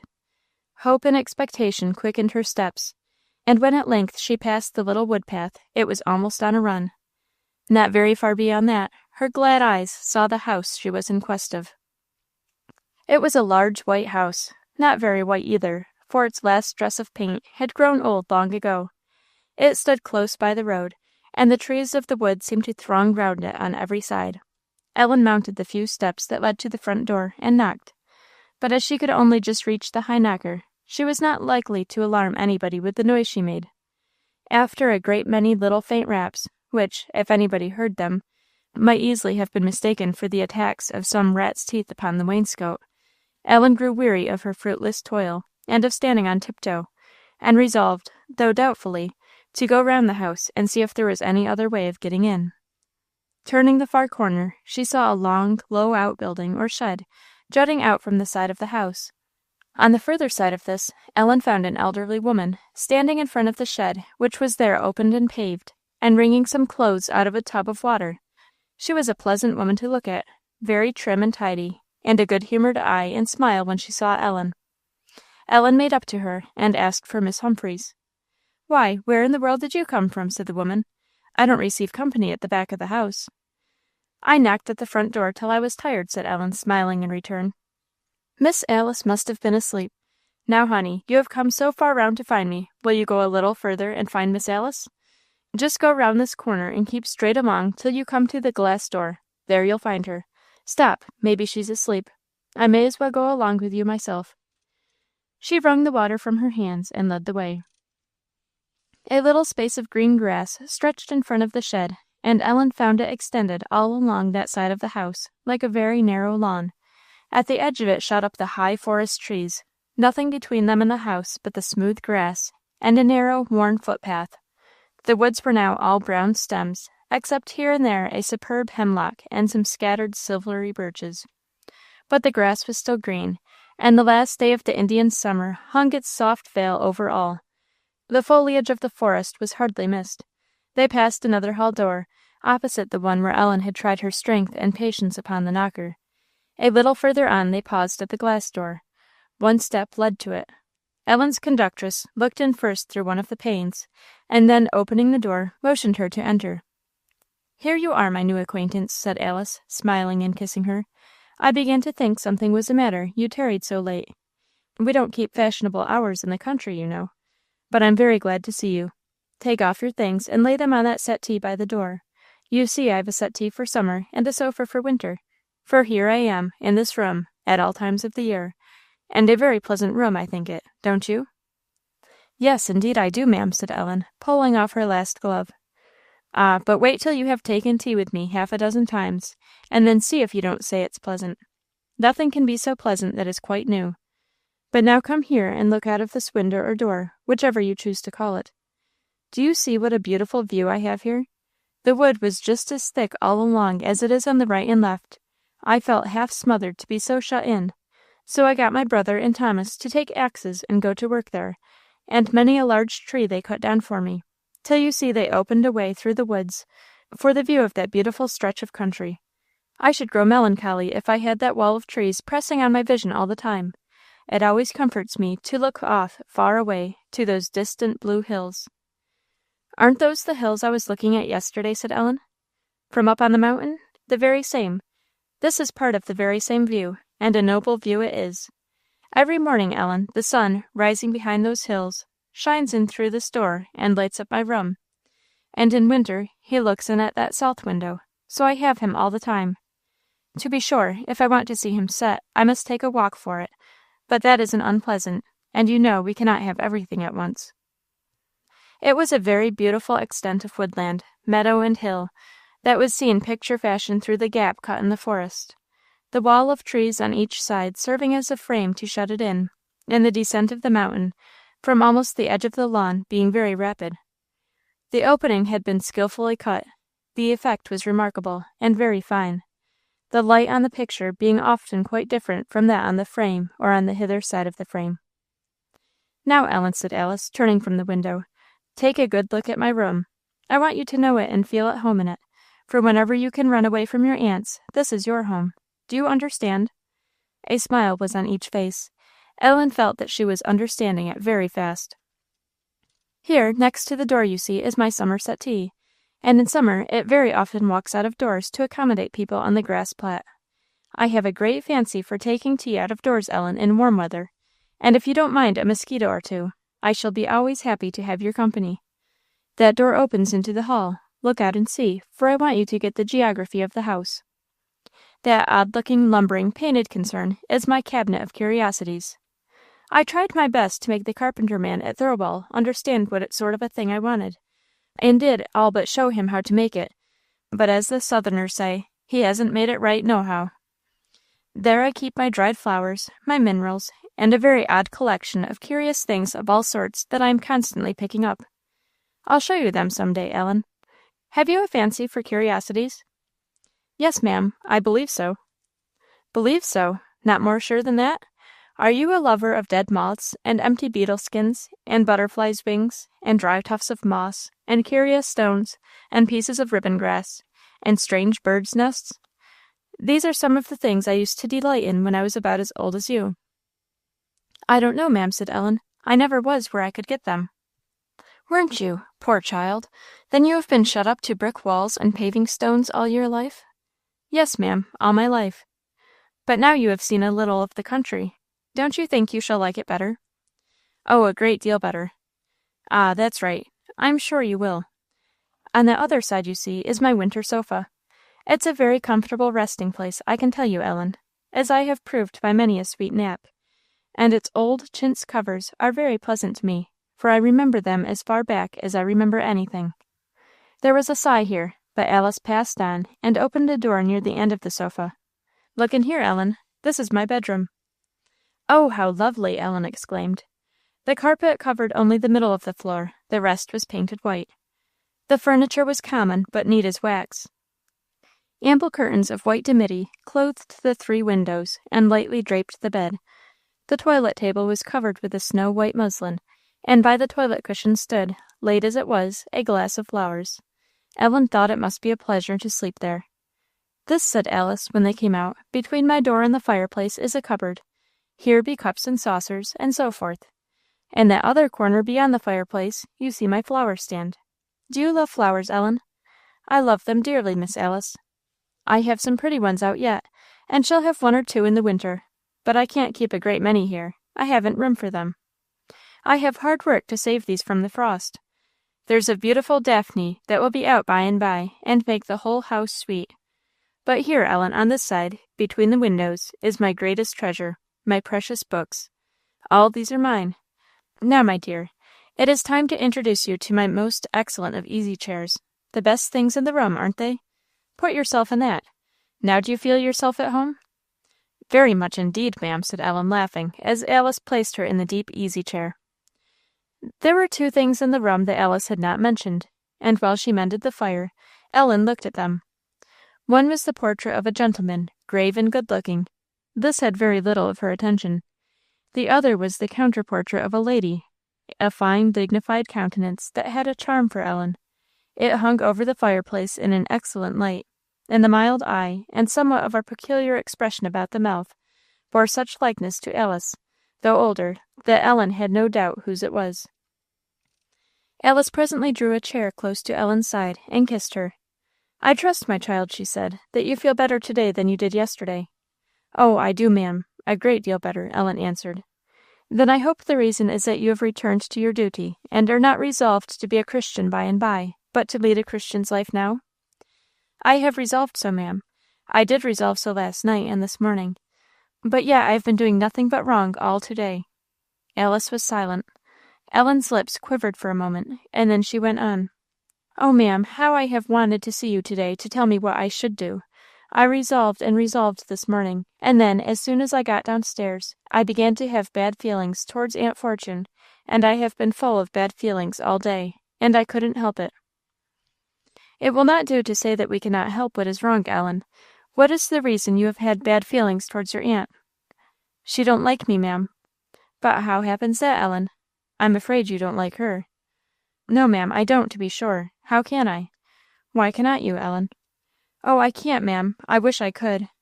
But oh, ma'am, I should have liked her. I might have liked her, if she had been kind. But she never has. Even that first night I came, she never kissed me, nor said she was glad to see me. That was failing in kindness, certainly. But is she unkind to you, Ellen? "Oh, yes, ma'am, indeed she is. She talks to me, and talks to me in such a way that almost drives me out of my wits. And to-day she even struck me." "She has no right to do it," said Ellen, firing with passion. "She has no right to. And she has no right to talk as she does about mamma. She did it to-day, and she has done it before. I can't bear it, and I can't bear her.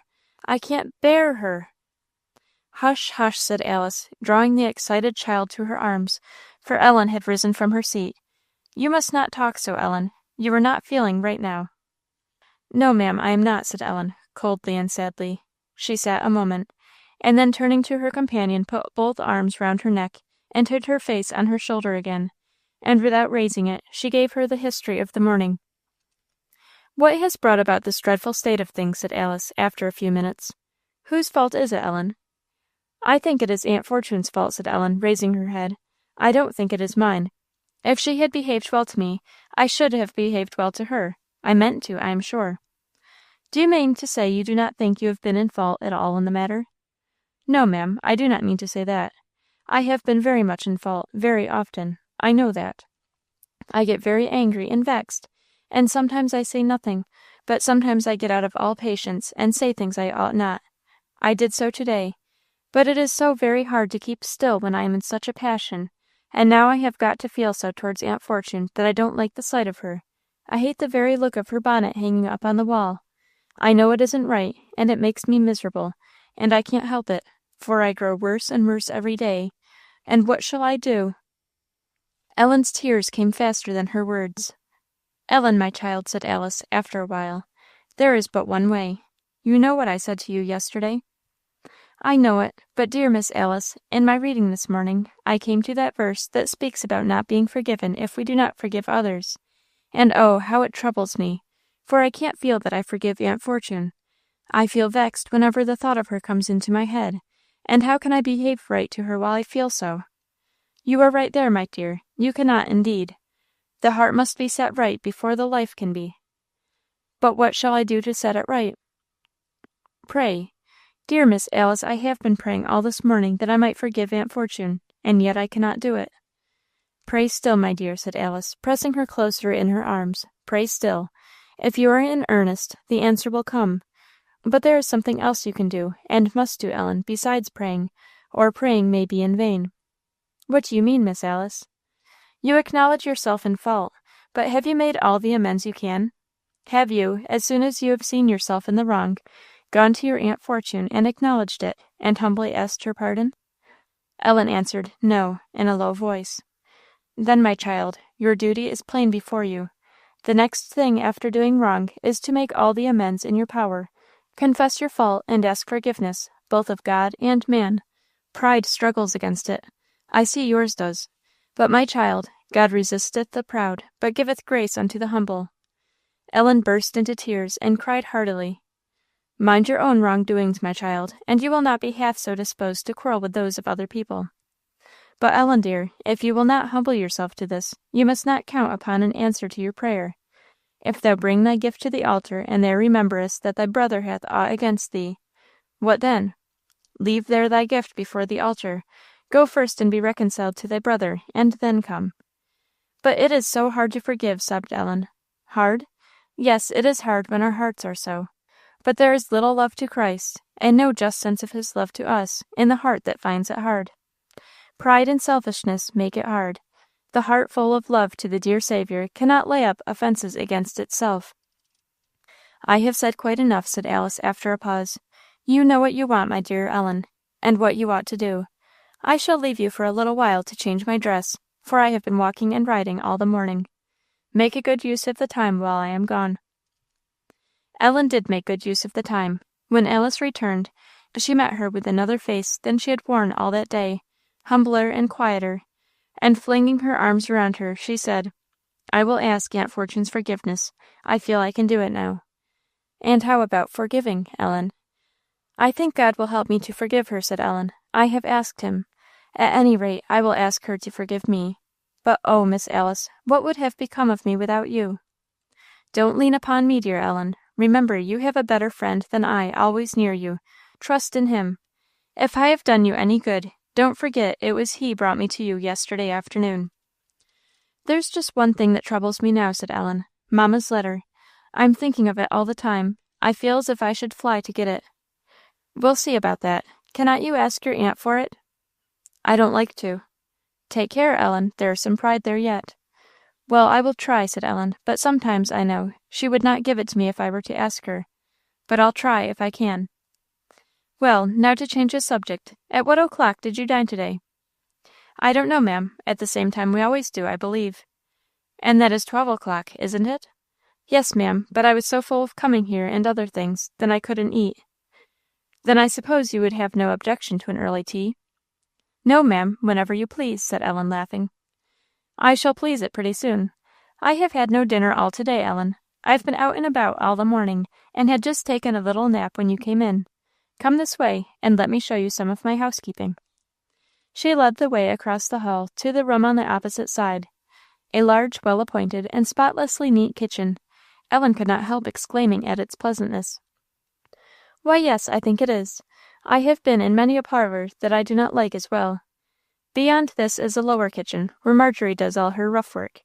Nothing comes up from the steps that leads from that to this but the very nicest and daintiest of kitchen matters. Margery, is my father gone to Thirlwall?" "No, Miss Alice, he's at Carra Carra. Thomas heard him say he wouldn't be back early." "Well, I shall not wait for him. Margery, if you will put the kettle on and see to the fire, I'll make some of my cakes for tea." "I'll do it, Miss Alice. It's not good for you to go so long without eating." Alice now rolled up her sleeves above the elbows, and tying a large white apron before her, set about gathering the different things she wanted for her work, to Ellen's great amusement.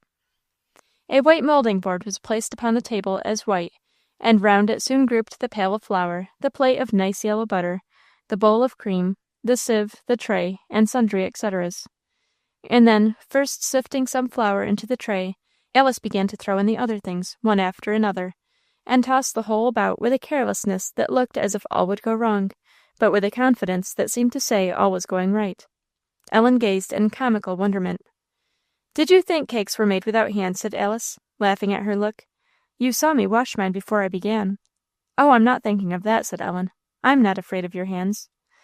"Did you never see your mother do this?" said Alice, who was now turning and rolling about the dough upon the board in a way that seemed to Ellen curious beyond expression. "No, never," she said. "Mamma never kept house, and I never saw anybody do it." "Then your aunt does not let you into the mysteries of bread and butter making?" "Butter making! Oh," said Ellen, with a sigh, "I have enough of that." Alice now applied a smooth wooden roller to the cake with such quickness and skill that the lump forthwith lay spread upon the board in a thin, even layer, and she next cut it into little round cakes with the edge of a tumbler. Half the board was covered with the nice little white things, which Ellen declared looked good enough to eat already, and she had quite forgotten all possible causes of vexation, past, present, or future, when suddenly a large gray cat jumped upon the table, and coolly walking upon the moulding board, planted his paw directly in the middle of one of his mistress's cakes. "Take him off! Oh, Ellen," cried Alice, "take him off! I can't touch him." But Ellen was a little afraid. Alice then tried gently to shove the puss off with her elbow, but he seemed to think that was very good fun, purred, whisked his great tail over Alice's bare arm, and rubbed his head against it, having evidently no notion that he was not just where he ought to be. Alice and Ellen were too much amused to try any violent method of relief, but Margery, happily coming in, seized puss in both hands and set him on the floor. "Just look at the print of his paw in that cake," said Ellen. "He has set his mark on it, certainly. I think it is his now, by the right of possession, if not the right of discovery." "I think he discovered the cakes, too," said Ellen, laughing. "Why, yes, he shall have that one baked for his supper." "Does he like cakes?" "Indeed he does. Captain Perry is very particular and delicate about his eating." "Captain Perry?" said Ellen. "Is that his name?"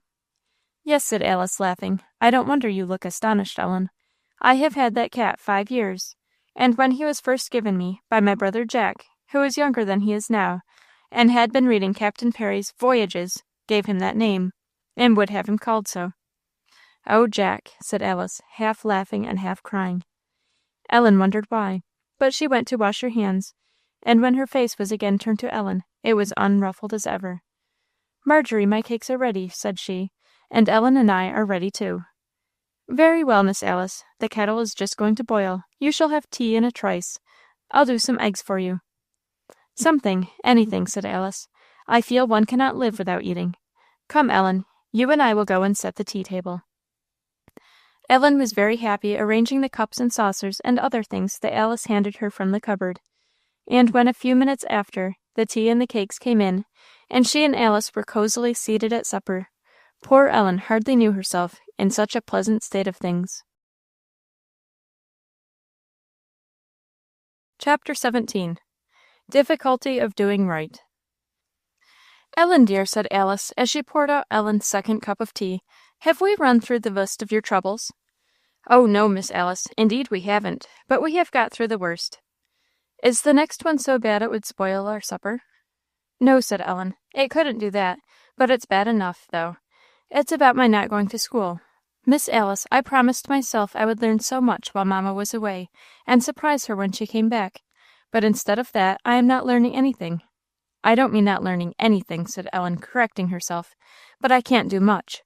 When I found Aunt Fortune wasn't going to send me to school, I determined I would try to study by myself; and I have tried, but I can't get along." "Well, now, don't lay down your knife and fork and look so doleful," said Alice, smiling. "This is a matter I can help you in. What are you studying?" "Some things I can manage well enough," said Ellen, "the easy things; but I cannot understand my arithmetic without someone to explain it to me, and French I can do nothing at all with, and that is what I wanted to learn most of all, and often I want to ask questions about my history." "Suppose," said Alice, "you go on studying by yourself as much and as well as you can, and bring your books up to me 2 or 3 times a week. I will hear and explain and answer questions to your heart's content, unless you should be too hard for me. What do you say to that?" Ellen said nothing to it, but the colour that rushed to her cheeks, the surprised look of delight, were answer enough. "It will do then," said Alice, "and I have no doubt we shall untie the knot of those arithmetical problems very soon.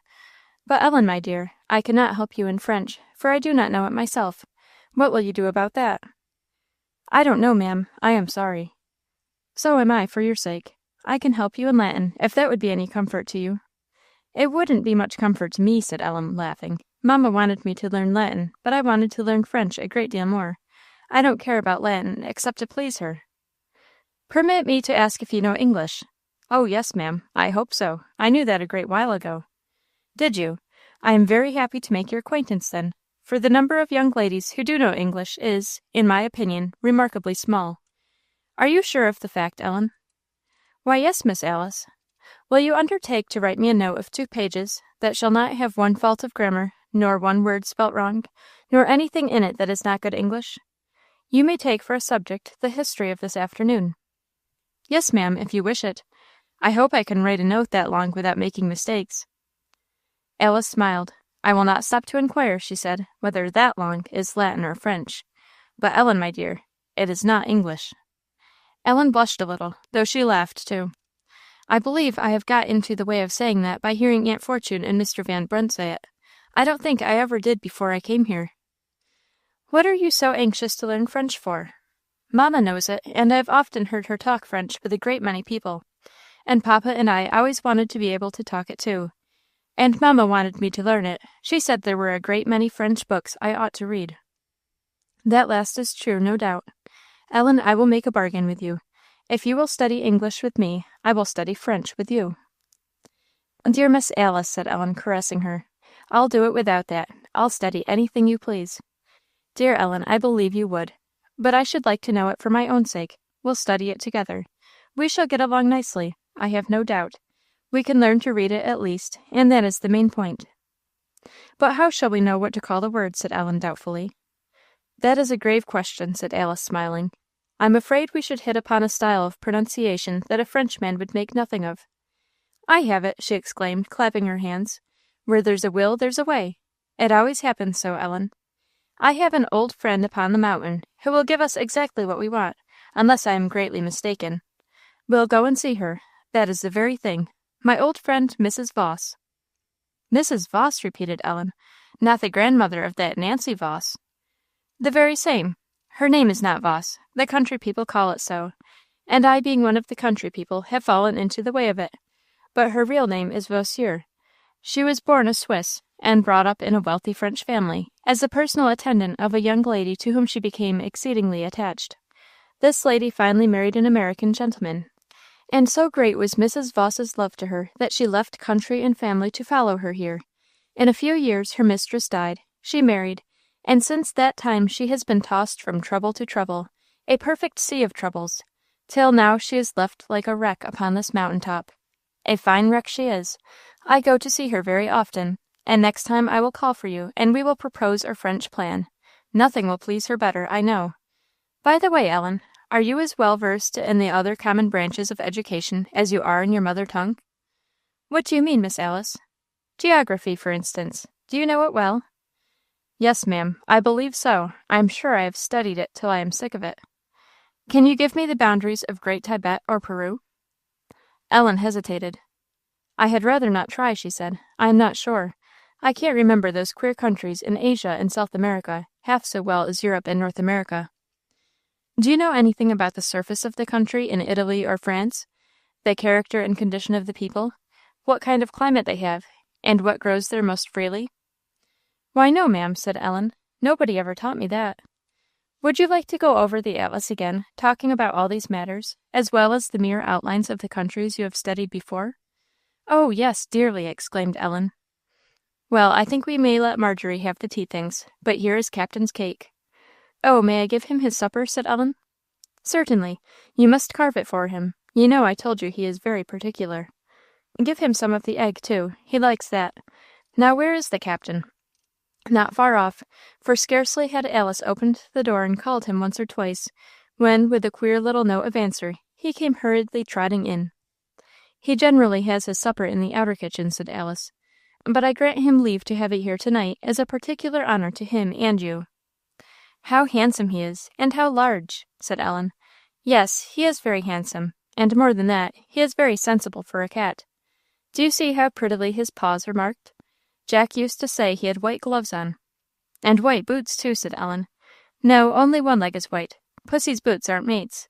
Is he good-natured? Very, if you don't meddle with him. I don't call that being good-natured, said Ellen, laughing. Nor I, but truth obliges me to say that the captain does not permit anybody to take liberties with him. He is a character, Captain Perry. Come out on the lawn, Ellen, and we will let Marjorie clear away. What a pleasant face Marjorie has, said Ellen, as the door closed behind them, and what a pleasant way she has of speaking. I like to hear her. The words come out so clear, and I don't know how, but not like other people. You have a quick ear, Ellen. You are very right.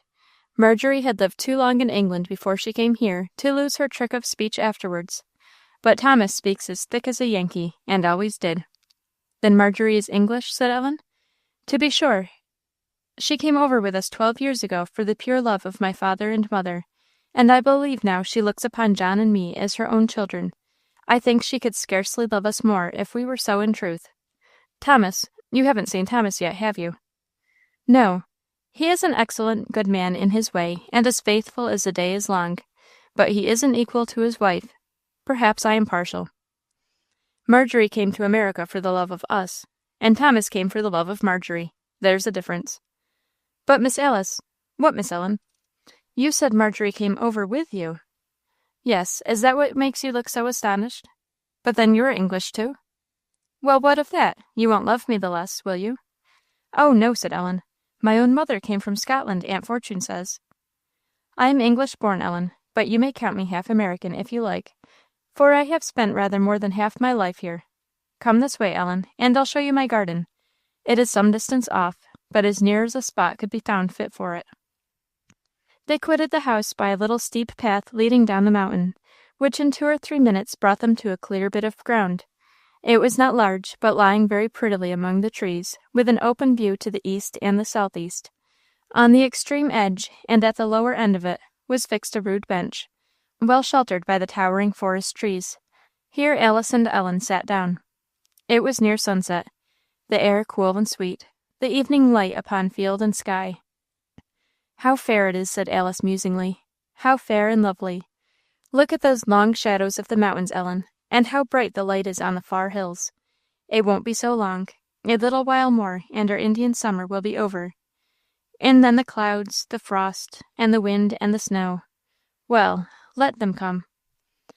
"I wish they wouldn't, I am sure," said Ellen. "I am sorry enough they are coming."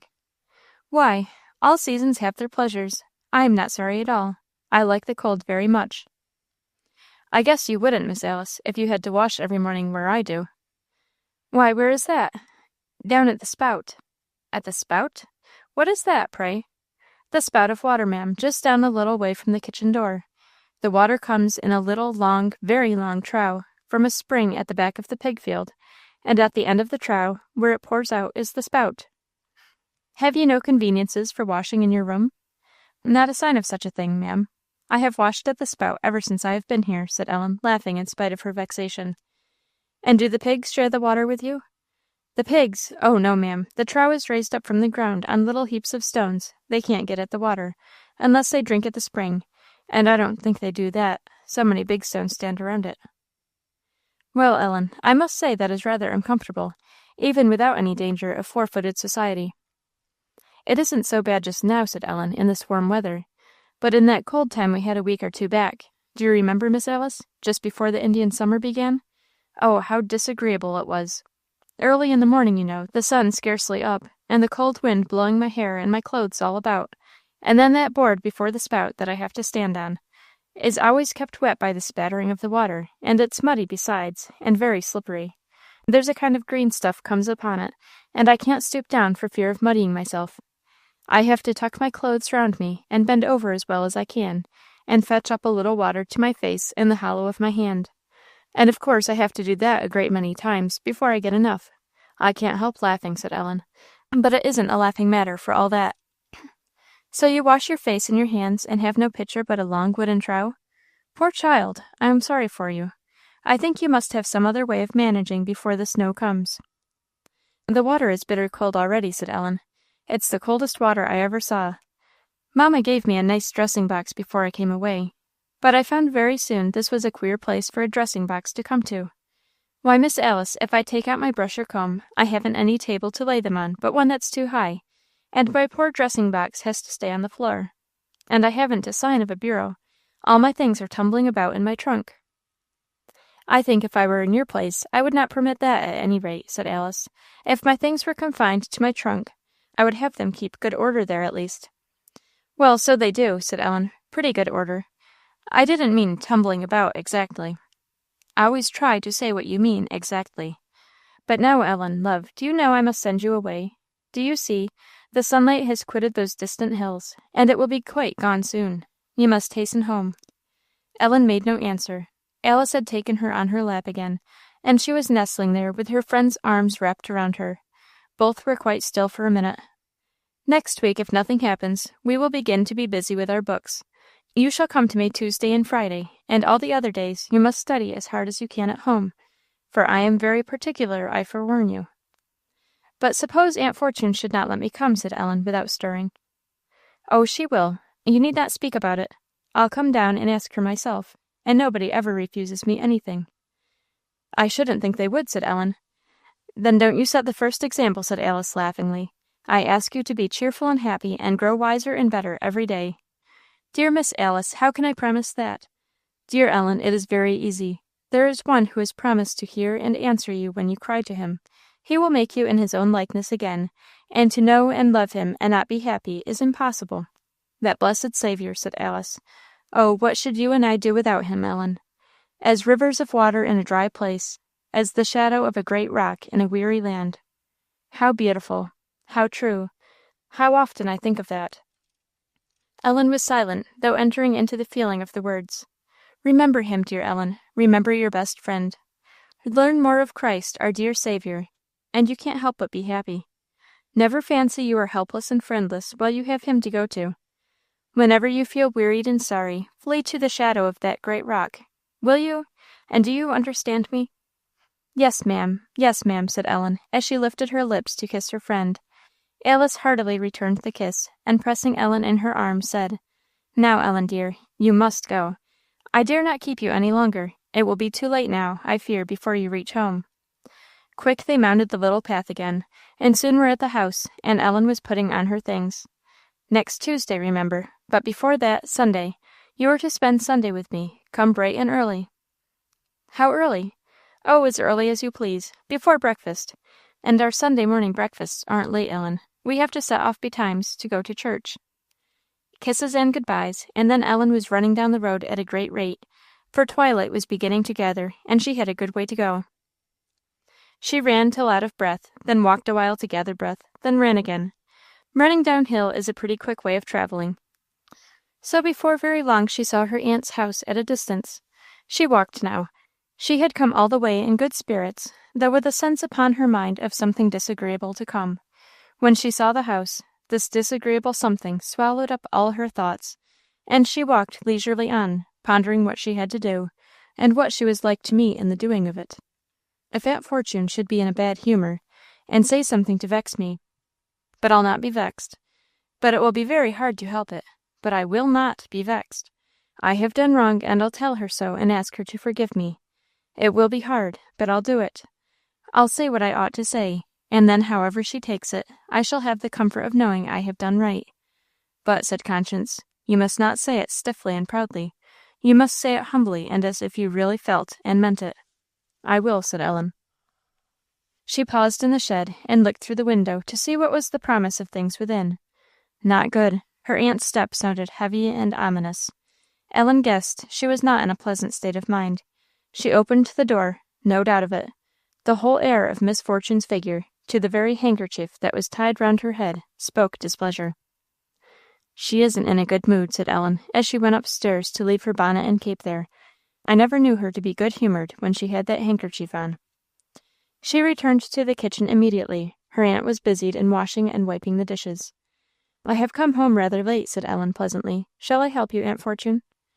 Her aunt cast a look at her. Yes, you may help me. Go and put on a pair of white gloves and a silk apron, and then you'll be all ready. Ellen looked down at herself. Oh, my merino. I forgot about that. I'll go and change it.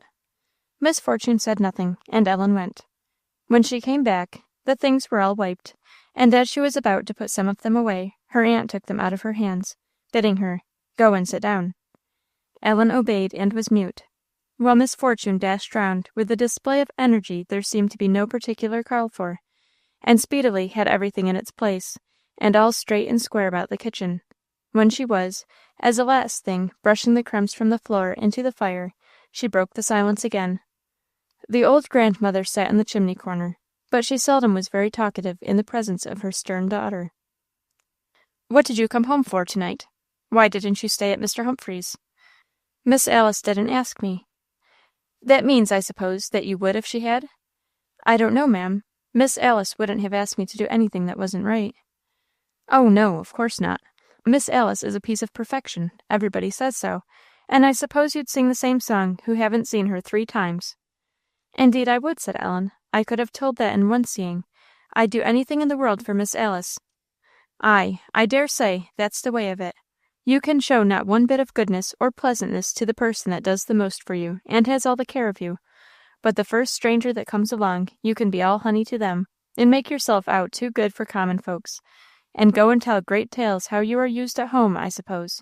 I am sick of it, said Miss Fortune, setting up the hand-irons and throwing the tongs and shovel into the corner in a way that made the iron ring again.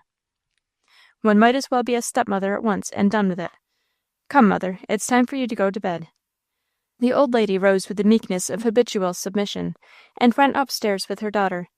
Ellen had time to bethink herself while they were gone, and resolved to lose no time when her aunt came back in doing what she had to do. She would fain have persuaded herself to put it off. It is late, she said to herself. It isn't a good time. It will be better to go to bed now, and ask Aunt Fortune's pardon tomorrow. But conscience said, First be reconciled to thy brother. Miss Fortune came downstairs presently, but before Ellen could get any words out, her aunt prevented her. Come, light your candle and be off. I want you out of the way. I can't do anything with 6 people about. Ellen rose. I want to say something to you first, Aunt Fortune. Say it and be quick. I haven't time to stand talking. Aunt Fortune, said Ellen, stumbling over her words, I want to tell you that I know I was wrong this morning, and I am sorry, and I hope you'll forgive me. A kind of indignant laugh escaped from Miss Fortune's lips. It's easy talking. I'd rather have acting. I'd rather see people mend their ways than stand and make speeches about them. Being sorry don't help the matter much. But I will try not to do so any more, said Ellen. When I see you don't, I shall begin to think there is something in it. Actions speak louder than words. I don't believe in this jumping into goodness all at once." "Well, I will try not to, at any rate," said Ellen, sighing. "I shall be very glad to see it. What has brought you into this sudden fit of dutifulness and fine talking?" "Miss Alice told me I ought to ask your pardon for what I had done wrong," said Ellen, scarce able to keep from crying. "And I know I did wrong this morning, and I did wrong the other day about the letter, and I am sorry, whether you believe it or no." "Miss Alice told you, did she? So all this is to please Miss Alice. I suppose you were afraid your friend Miss Alice would hear of some of your goings on, and thought you had better make up with me. Is that it?" Ellen answered, "No, ma'am," in a low tone, but had no voice to say more. "I wish Miss Alice would look after her own affairs, and let other people's houses alone. That's always the way with your pieces of perfection. They're eternally finding out something that isn't as it ought to be among their neighbours. I think people that don't set up for being quite such great things get along quite as well in the world." Ellen was strongly tempted to reply, but kept her lips shut. "I'll tell you what," said Miss Fortune. "If you want me to believe that all this talk means something, I'll tell you what you shall do. You shall just tell Mr. Van Brunt to-morrow about it all, and how ugly you have been these 2 days, and let him know you were wrong and I was right. I believe he thinks you cannot do anything wrong, and I should like him to know it for once." Ellen struggled hard with herself before she could speak. Miss Fortune's lips began to wear a scornful smile. "I'll tell him," said Ellen at length. "I'll tell him I was wrong, if you wish me to." "I do wish it. I like people's eyes to be opened. It'll do him good, I guess, and you too. Now have you anything more to say?" Ellen hesitated. The colour came and went. She knew it wasn't a good time, but how could she wait? "Aunt Fortune," she said, "you know I told you I behaved very ill about that letter. Won't you forgive me?" "Forgive you? Yes, child, I don't care anything about it." "Then you will be so good as to let me have my letter again?" said Ellen timidly. "Oh, I can't be bothered to look for it now. I'll see about it some other time. Take your candle and go to bed now, if you've nothing more to say." Ellen took her candle and went. Some tears were wrung from her by hurt feeling and disappointment, but she had the smile of conscience, and as she believed, of him whose witness conscience is. She remembered that great rock in a weary land, and she went to sleep in the shadow of it. The next day was Saturday. Ellen was up early, and after carefully performing her toilet duties, she had a nice long hour before it was time to go downstairs. The use she made of this hour had fitted her to do cheerfully and well her morning work, and Ellen would have sat down to breakfast in excellent spirits, if it had not been for her promised disclosure to Mr. Van Brunt. It vexed her a little. "I told Aunt Fortune, that was all right, but why should I be obliged to tell Mr. Van Brunt? I don't know. But if it convinces Aunt Fortune that I am in earnest, and meant what I say, then I had better." Mr. Van Brunt looked uncommonly grave, she thought, her aunt uncommonly satisfied. Ellen had more than half a guess at the reason of both, but make up her mind to speak she could not during all breakfast time. She ate without knowing what she was eating. Mr. Van Brunt at length, having finished his meal without saying a syllable, arose and was about to go forth, when Miss Fortune stopped him. "Wait a minute, Mr. Van Brunt," she said. "Ellen has something to say to you. Go ahead, Ellen."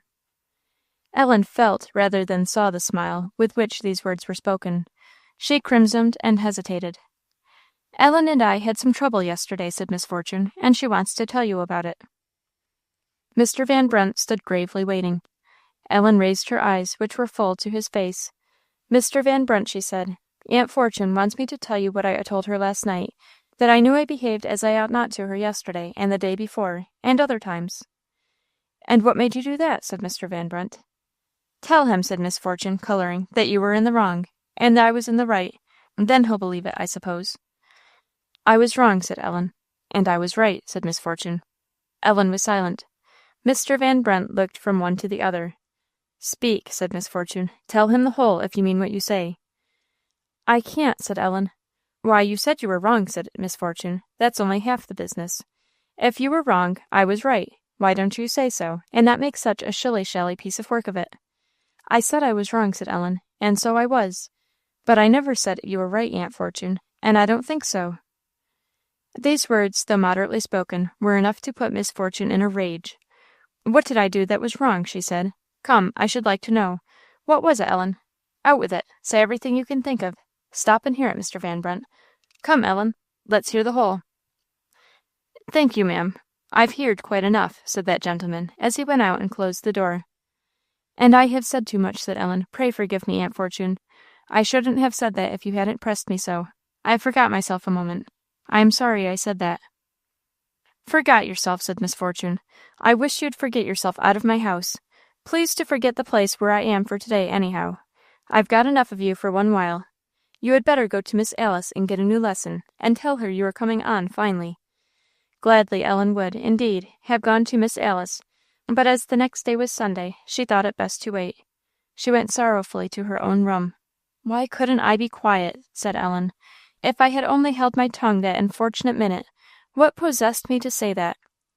Strong passion, strong pride, both long unbroken, and Ellen had yet to learn that many a prayer and many a tear, much watchfulness, much help from on high, must be hers before she could be thoroughly dispossessed of these evil spirits. But she knew her sickness; she had applied to the physician; she was in a fair way to be well. One thought in her solitary room that day drew streams of tears down Ellen's cheeks. My letter, what shall I do to get you?" she said to herself. "It serves me right. I oughtn't to have got in a passion. Oh, I have got a lesson this time." Chapter 18. Loses Care on the Cat's Back. The Sunday with Alice met all Ellen's hopes. She wrote a very long letter to her mother, giving the full history of the day. How pleasantly they had ridden to church on the pretty gray pony, she half the way, and Alice the other half, talking to each other all the while, for Mr. Humphreys had ridden on before. How lovely the road was, winding about round the mountain, up and down, and with such a wide fair view, and part of the time close along by the edge of the water. This had been Ellen's first ride on horseback. Then the letter described the little Carra church, Mr. Humphreys' excellent sermon, every which of which she could understand, Alice's Sunday school, in which she was sole teacher, and how Ellen had 4 little ones put under her care, and told how, while Mr. Humphreys went on to hold a second service at a village some 6 miles off, his daughter ministered to 2 infirm old women at Carra, reading and explaining the Bible to the one and to the other, who was blind, repeating the whole substance of her father's sermon. Miss Alice told me that nobody could enjoy a sermon better than that old woman, but she cannot go out, and every Sunday Miss Alice goes and preaches to her, she says. How Ellen went home in the boat with Thomas and Marjorie, and spent the rest of the day and the night also at the parsonage, and how polite and kind Mr. Humphreys had been. "He's a very grave-looking man, indeed," said the letter, "and not a bit like Miss Alice. He is a great deal older than I expected." This letter was much the longest Ellen had ever written in her life, but she had set her heart on having her mother's sympathy in her new pleasures, though not to be had but after the lapse of many weeks, and beyond a sad interval of land and sea. Still, she must have it, and her little fingers travelled busily over the paper hour after hour, as she found time, till the long epistle was finished. She was hard at work at it Tuesday afternoon when her aunt called her down, and obeying the call, to her great surprise and delight, she found Alice seated in the chimney corner, and chatting away with her old grandmother, who looked remarkably pleased. Miss Fortune was bustling around, as usual, looking at nobody, though putting in her word now and then. "Come, Ellen," said Alice, "get your bonnet. I am going up the mountain to see Mrs. Voss, and your aunt has given leave for you to go with me. Wrap yourself up well, for it is not warm." Without waiting for a word of answer, Ellen joyfully ran off. "You have chosen rather an ugly day for your walk, Miss Alice." "Can't expect pretty days in December, Miss Fortune. I am only too happy it doesn't storm. It will by tomorrow, I think. But I have learned not to mind weathers." "Yes, I know you have," said Miss Fortune. "You'll stop up on the mountain till supper time, I guess, won't you?" "Oh, yes. I shall want something to fortify me before coming home after such a long tramp. You see, I have brought a basket along. I thought it safest to take a loaf of bread with me, for no one can tell what may be in Mrs. Voss's cupboard, and to lose our supper is not a thing to be thought of." "Well, have you looked out for butter, too? For you'll find none where you're going. I don't know how the old lady lives up there, but it's without butter, I reckon." "I have taken care of that, too, thank you, Miss Fortune. You see, I'm a far-sighted creature." "Ellen," said her aunt, as Ellen now, cloaked and hooded, came in, "go into the buttery and fetch out one of them pumpkin pies to put in Miss Alice's basket." "Thank you, Miss Fortune," said Alice, smiling. "I shall tell Mrs. Voss who it comes from. Now, my dear, let's be off. We have a long walk before us." Ellen was quite ready to be off, but no sooner had she opened the outer shed door than her voice was heard in astonishment. "A cat! What cat is this? Miss Alice, look here. Here's the captain, I do believe." "Here is the captain, indeed," said Alice. "Oh, Pussy, Pussy, what have you come for?" Pussy walked up to his mistress, and stroking himself and his great tail against her dress, seemed to say that he had come for her sake, and that it made no difference to him where she was going. "He was sitting as gravely as possible," said Ellen, "on the stone just outside the door, waiting for the door to be opened. How could he have come here?" "Why, he has followed me," said Alice. "He often does. But I came quick, and I thought I had left him at home to-day. This is too long an expedition for him. Kitty, I wish you had stayed at home." Kitty did not think so. He was arching his neck and purring in acknowledgment of Alice's soft touch. "Can't you send him back?" said Ellen. "No, my dear. He is the most sensible of cats, no doubt, but he could by no means understand such an order. No, we must let him trot on after us, and when he gets tired I'll carry him. It won't be the first time, by a good many." They set off with a quick pace, which the weather forbade them to slacken. It was somewhat as Miss Fortune had said, an ugly afternoon. The clouds hung cold and gray, and the air had a raw, chill feeling that betokened a coming snow. The wind blew strong too, and seemed to carry the chillness through all manner of wrappers. Alice and Ellen, however, did not much care for it. They walked and ran by turns, only stopping once in a while, when poor Captain's uneasy cry warned them they had left him too far behind. Still, he would not submit to be carried, but jumped down whenever Alice attempted it, and trotted on most perseveringly. As they neared the foot of the mountain, they were somewhat sheltered from the wind, and could afford to walk more slowly. "How is it between you and your Aunt Fortune now?" said Alice. "Oh, we don't get on well at all, Miss Alice, and I don't know exactly what to do. You know I said I would ask her pardon. Well, I did, the same night after I got home, but it was very disagreeable. She didn't seem to believe I was in earnest, and wanted me to tell Mr. Van Brunt that I had been wrong. I thought that was rather hard, but at any rate I said I would, and next morning I did tell him so, and I believe all would have done well if I could only have been quiet, but Aunt Fortune said something that vexed me, and almost before I knew it I said something that vexed her dreadfully. It was nothing very bad, Miss Alice, though I ought not to have said it, and I was sorry 2 minutes after, but I just got provoked, and what shall I do? For it is so hard to prevent it." "The only thing I know," said Alice, with a slight smile, "is to be full of that charity which among other lovely ways of showing itself has this, that it is not easily provoked." "I am easily provoked," said Ellen. "Then you know one thing, at any rate, that is to be watched and prayed and guarded against. It is no little matter to be acquainted with one's own weak points."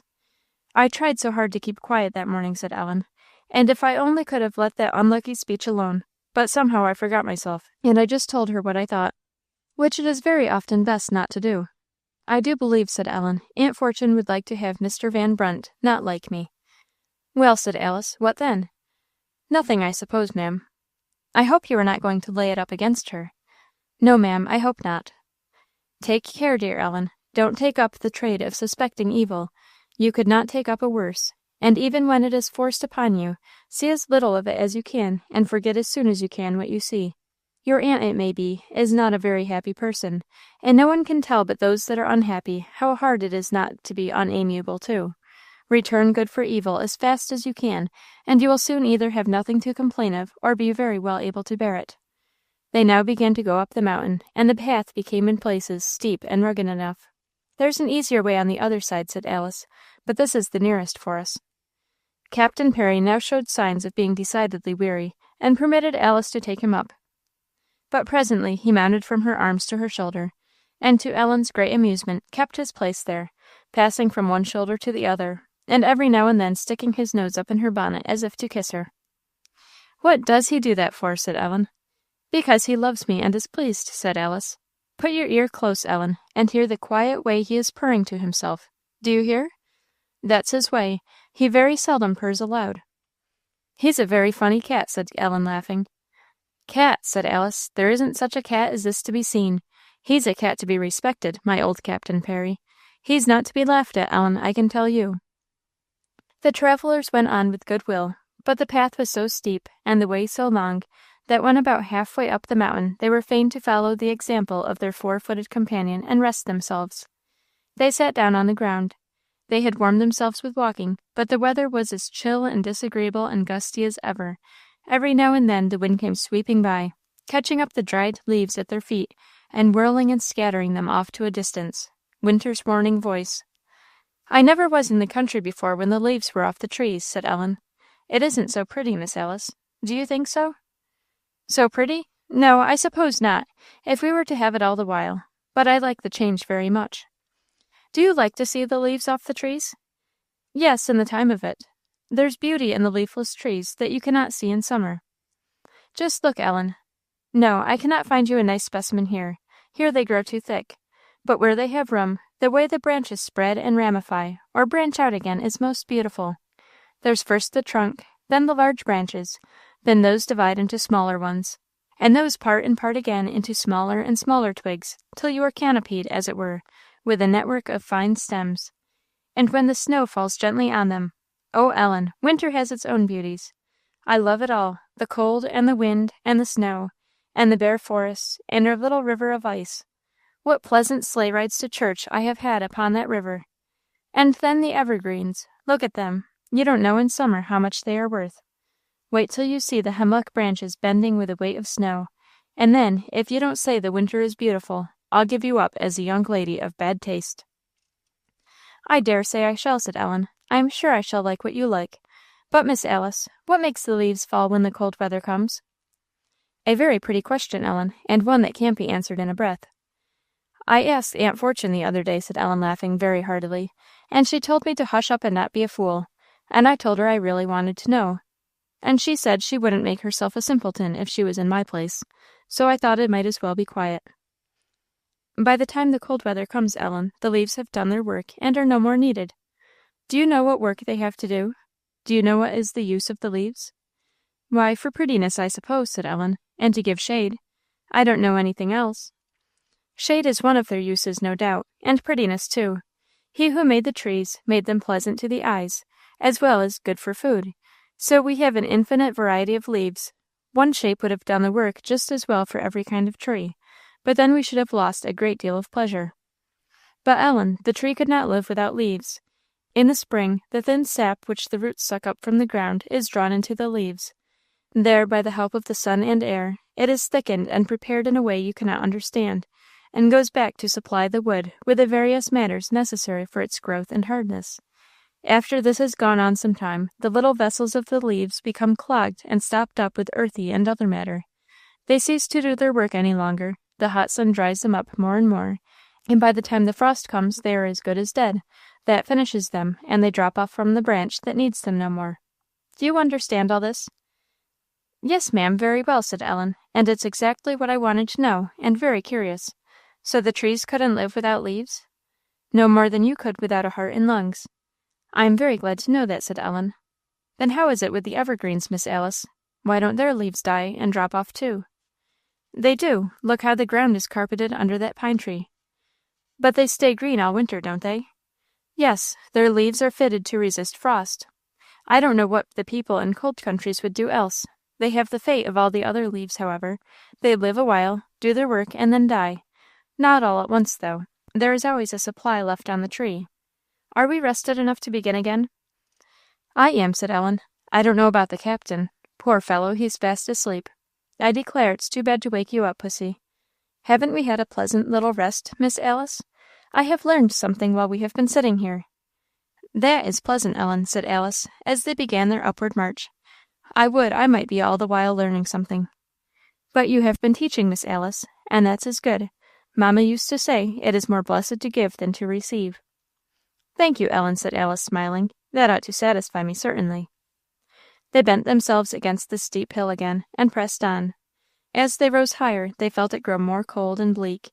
The woods gave them less shelter, and the wind swept round the mountain head and over them with great force, making their way quite difficult. "Courage, Ellen," said Alice, as they struggled on. "We shall soon be there." "I wonder," said the panting Ellen, as, making an effort, she came up alongside of Alice, "I wonder why Mrs. Vos will live in such a disagreeable place." "It is not disagreeable to her, Ellen, though I must say I should not like to have too much of this wind." "But does she really like to live up here better than down below where it is warmer, and all alone too?" "Yes, she does. Ask her why, Ellen, and see what she will tell you.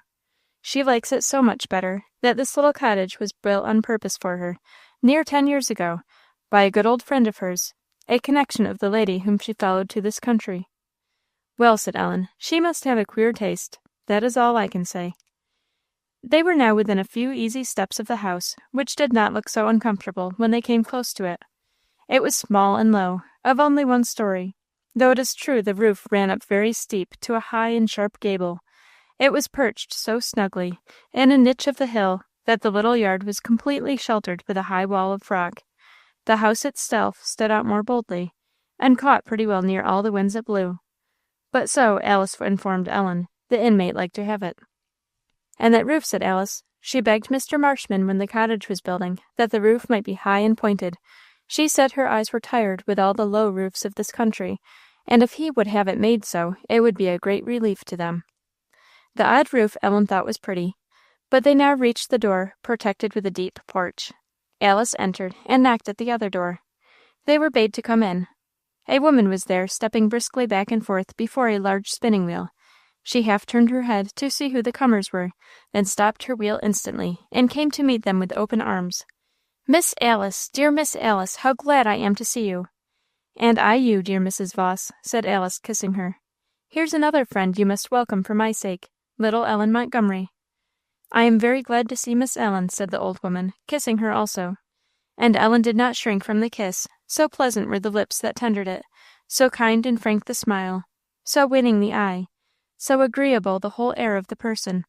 She turned from Ellen again to Miss Alice. "It's a long while that I have not seen you, dear, not since you went to Mrs. Marshman's. And what a day you have chosen to come at last!" "I couldn't help that," said Alice, pulling off her bonnet. "I couldn't wait any longer. I wanted to see you dolefully, Mrs. Voss." "Why, my dear, what's the matter? I have wanted to see you, but not dolefully." "That's the very thing, Mrs. Voss. I wanted to see you to get a lesson of quiet contentment." "I never thought you wanted such a lesson, Miss Alice. What's the matter?" "I can't get over John's going away." Her lip trembled, and her eye was swimming as she said so. The old woman passed her hands over the gentle head and kissed her brow. "So I thought, so I felt when my mistress died, and my husband and my sons one after the other.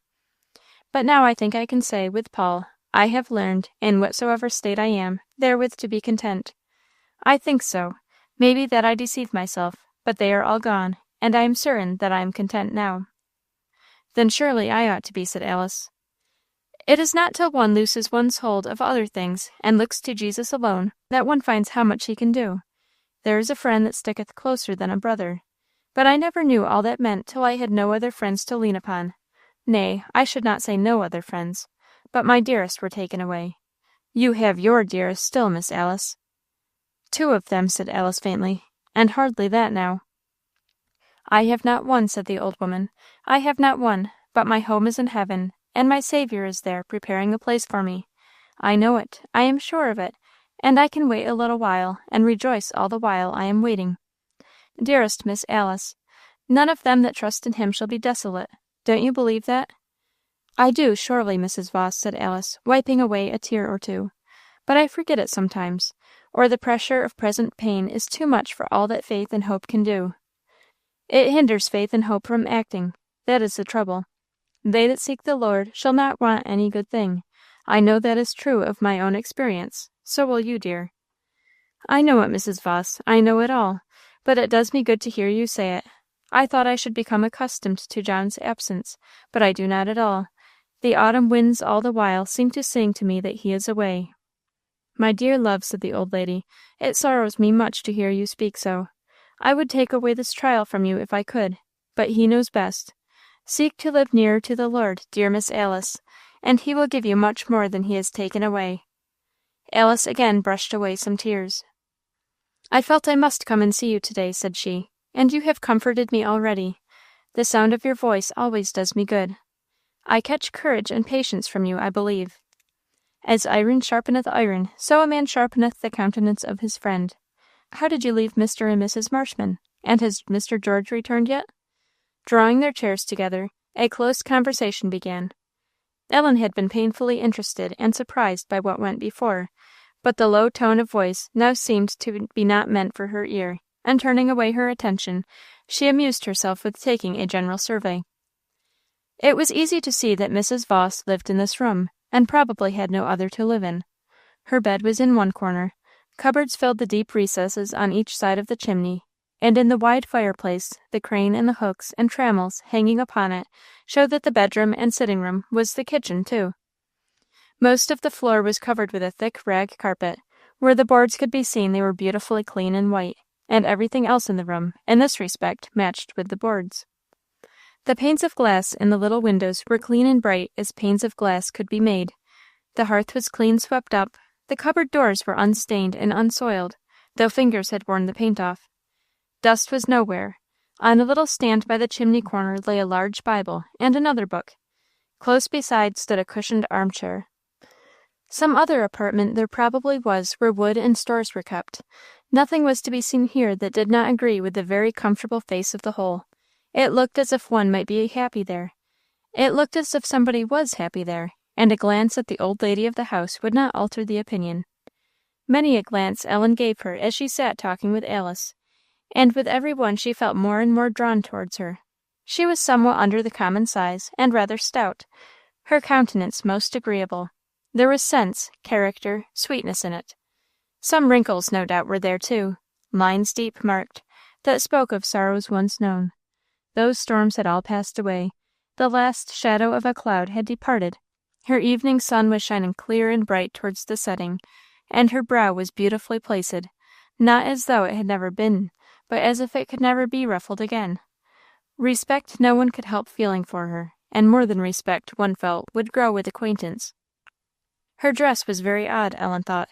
It was not American, and what it was she did not know, but supposed Mrs. Voss must have a lingering fancy for the costume as well as for the roofs of her fatherland. More than all, her eye turned again and again to the face, which seemed to her, in its changing expression, winning and pleasant exceedingly. The mouth had not forgotten to smile, nor the eye to laugh, and though this was not often seen, the constant play of feature showed a deep and lively sympathy in all Alice was saying, and held Ellen's charmed gaze, and when the old lady's looks and words were at length turned to herself, she blushed to think how long she had been looking steadily at a stranger. "Little Miss Ellen, how do you like my house on the rock here?" "I don't know, ma'am," said Ellen. "I like it very much, only I don't think I should like it so well in winter." "I am not certain that I don't like it then best of all. Why would you not like it in the winter?" "I shouldn't like the cold, ma'am, and to be alone." "I like to be alone. But cold? I am in no danger of freezing, Miss Ellen. I make myself very warm, keep good fires, and my house is too strong for the wind to blow away. Don't you want to go out and see my cow? I have one of the best cows that you ever saw. Her name is Snow. There is not a black hair upon her. She is all white. Come, Miss Alice. Mr. Marshman sent her to me a month ago. She's a great treasure, and worth looking at." They went across the yard to the tiny barn or outhouse, where they found Snow nicely cared for. She was in a warm stable, a nice bedding of straw upon the floor, and plenty of hay laid up for her.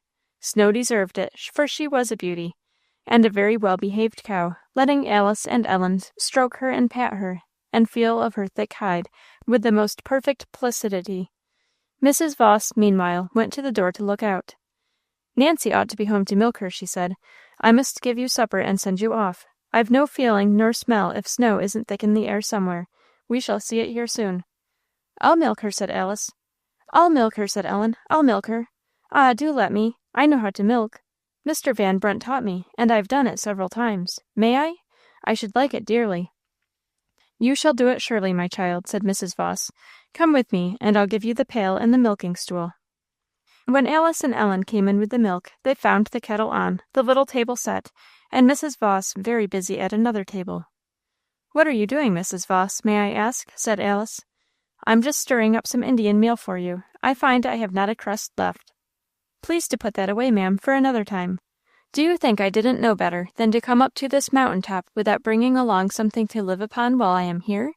Here's a basket, ma'am, and in it are divers things. I believe Marjorie and I between us have packed enough for 2 or 3 suppers, to say nothing of Miss Fortune's pie. There it is, sure to be good, you know. And here are some of my cakes that you like so much, Mrs. Voss," said Alice as she went on pulling the things out of the basket. "And there is a bowl of butter. That's not wanted, I see. And here's a loaf of bread, and that's all. Ellen, my dear, this basket will be lighter to carry down than it was to bring up." "I am glad of it, I am sure," said Ellen. "My arm hasn't done aching yet, though I had it so little while." "Ah, I am glad to hear that kettle singing," said their hostess. "I can give you good tea, Miss Alice. You'll think so, I know, for it's the same Mr. John sent me. It is very fine tea, and he sent me a noble supply, like himself," continued Mrs. Voss, taking some out of her little caddy. "I ought not to say I have no friends left. I cannot eat a meal that I am not reminded of two good friends. Mr. John knew one of my weak points when he sent me that box of souchong." The supper was ready, and the little party gathered round the table. The tea did credit to the judgment of the giver and the skill of the maker, but they were no critics that drank it. Alice and Ellen were much too hungry and too happy to be particular.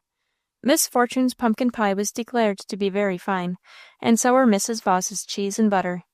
Eating and talking went on with great spirit, their old friend seeming scarce less pleased or lively than themselves.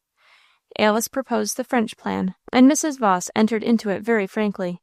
It was easy to see that the style of building and of dress to which she had been accustomed in early life were not the only things remembered kindly for old time's sake.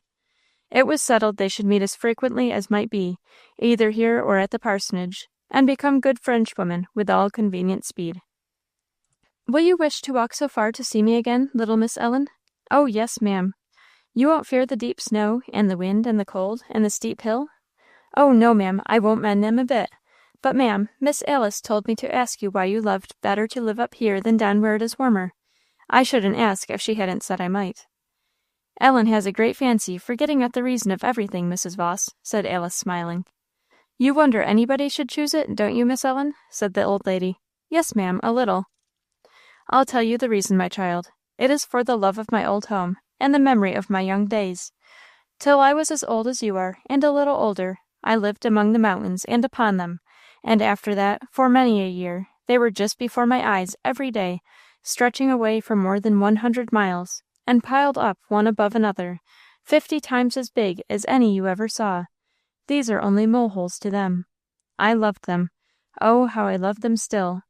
If I have one unsatisfied wish," said the old lady, turning to Alice, "it is to see my Alps again. But that will never be. Now, Miss Ellen, it is not that I fancy when I get to the top of this hill that I am among my own mountains, but I can breathe better here than down in the plain. I feel more free, and in the village I would not live for gold, unless that duty bade me." "But all alone, so far from everybody," said Ellen. "I am never lonely, and, old as I am, I don't mind a long walk or a rough road, any more than your young feet do." "But isn't it very cold?" said Ellen. "Yes, it is very cold, and what of that? I make a good blazing fire, and then I like to hear the wind whistle." "Yes, but you wouldn't like to have it whistling inside as well as out," said Alice. "I will come and do the listing and caulking for you in a day or two." "Oh, you have done it without me. I am sorry." "No need to be sorry, dear. I am glad. You don't look fit for any troublesome jobs." "I am fit enough," said Alice. "Don't put up the curtains. I'll come and do it." "You must come with a stronger face, then," said her old friend. "Have you wearied yourself with walking all this way?" "I was a little weary," said Alice, "but your nice tea has made me up again." "I wish I could keep you all night," said Mrs. Voss, looking out, "but your father would be uneasy. I'm afraid the storm will catch you before you get home, and you aren't fit to breast it. Little Ellen, too, don't look as if she was made of iron. Can't you stay with me?" "I must not. It would not do," said Alice, who was hastily putting on her things. "We'll soon run down the hill, but we are leaving you alone. Where's Nancy?" "She'll not come if there's a promise of a storm," said Mrs. Voss. "She often stays out a night." "And leaves you alone?" "I am never alone," said the old lady quietly. "I have nothing to fear, but I am uneasy about you, dear. Mind my words, don't try to go back the way you came. Take the other road. It's easier, and stop when you get to Mrs. Van Brunt's. Mr. Van Brunt will take you the rest of the way in his little wagon." "Do you think it is needful?" said Alice doubtfully. "I am sure it is best. Hasten down. Adieu, mon enfant." They kissed and embraced her and hurried out. Chapter 19. Showing that in certain circumstances white is black.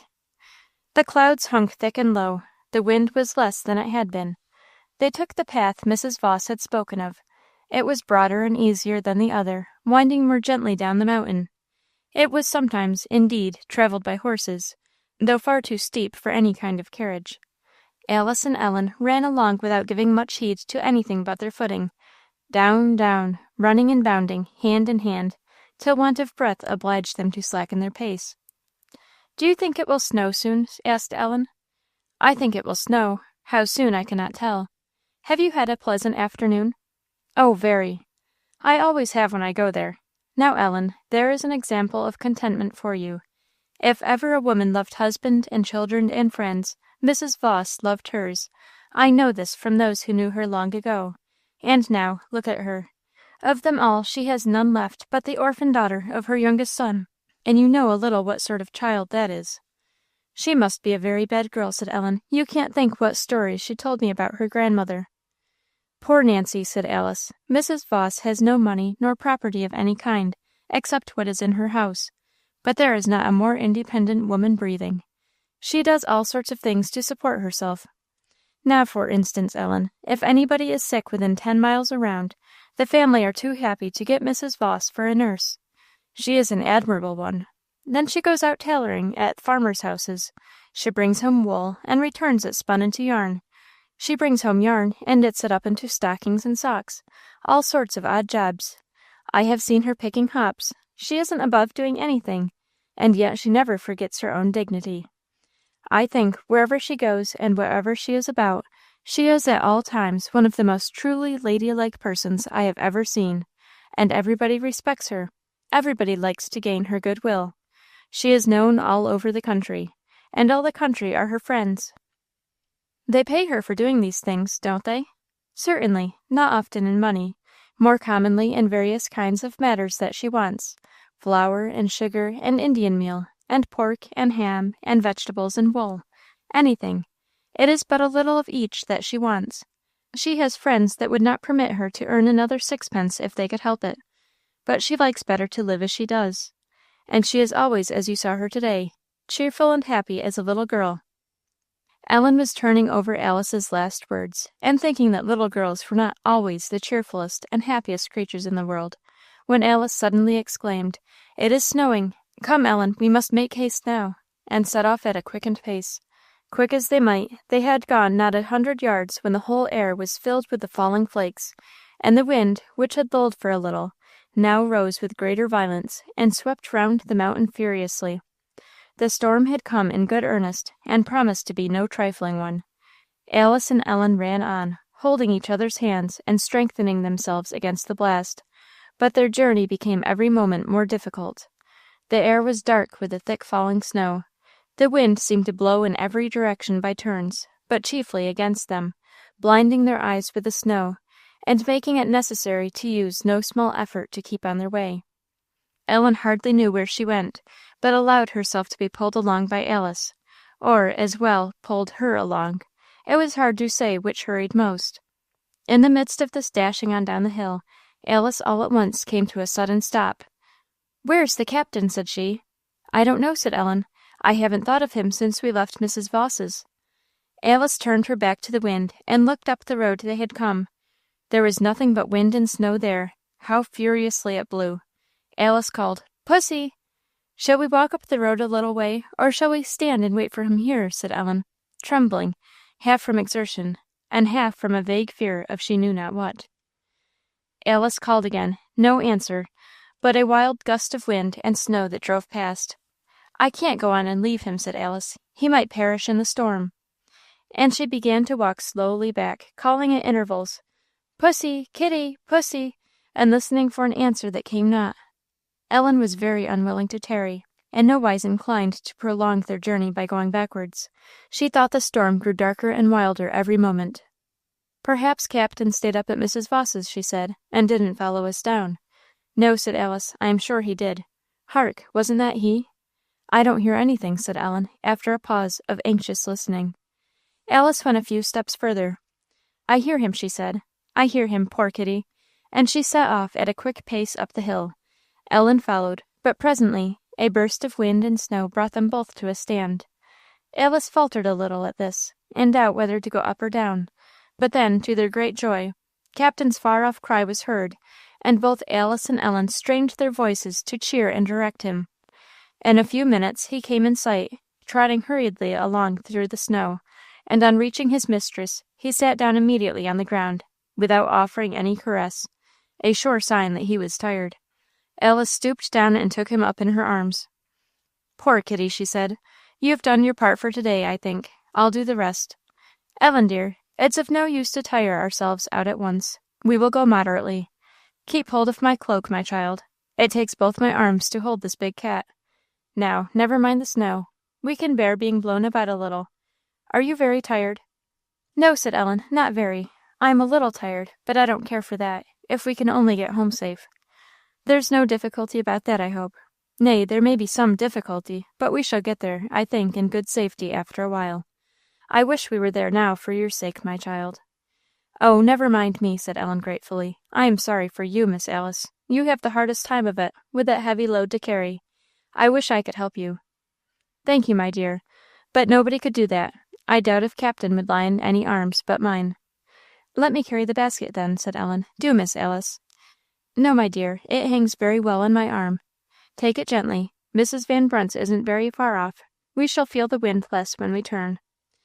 But the road seemed long.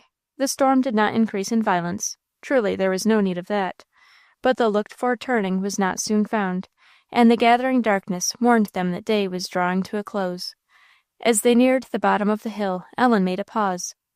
"There's a path that turns off from this, and makes a shorter cut to Mrs. Van Brunt's. But it must be above here. I must have missed it, though I have been on the watch constantly." She looked up and down. It would have been a sharp eye indeed that had detected any slight opening in the woods on either side of the path, which the driving snowstorm blended into one continuous wall of trees. They could be seen stretching darkly before and behind them, but more than that, where they stood near together, and were scattered apart, was all confusion, through the fast falling shower of flakes. "Shall we go back and look for the path?" said Ellen. "I am afraid we shouldn't find it if we did," said Alice. "We should only lose our time, and we have none to lose. I think we had better go straight forward." "Is it much further this way than the other path we have missed?"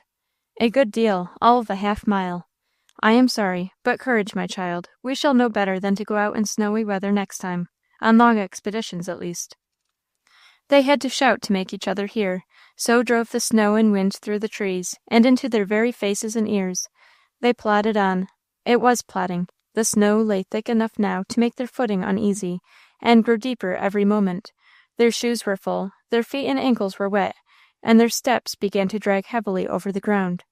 Ellen clung as close to Alice's cloak as their hurried travelling would permit.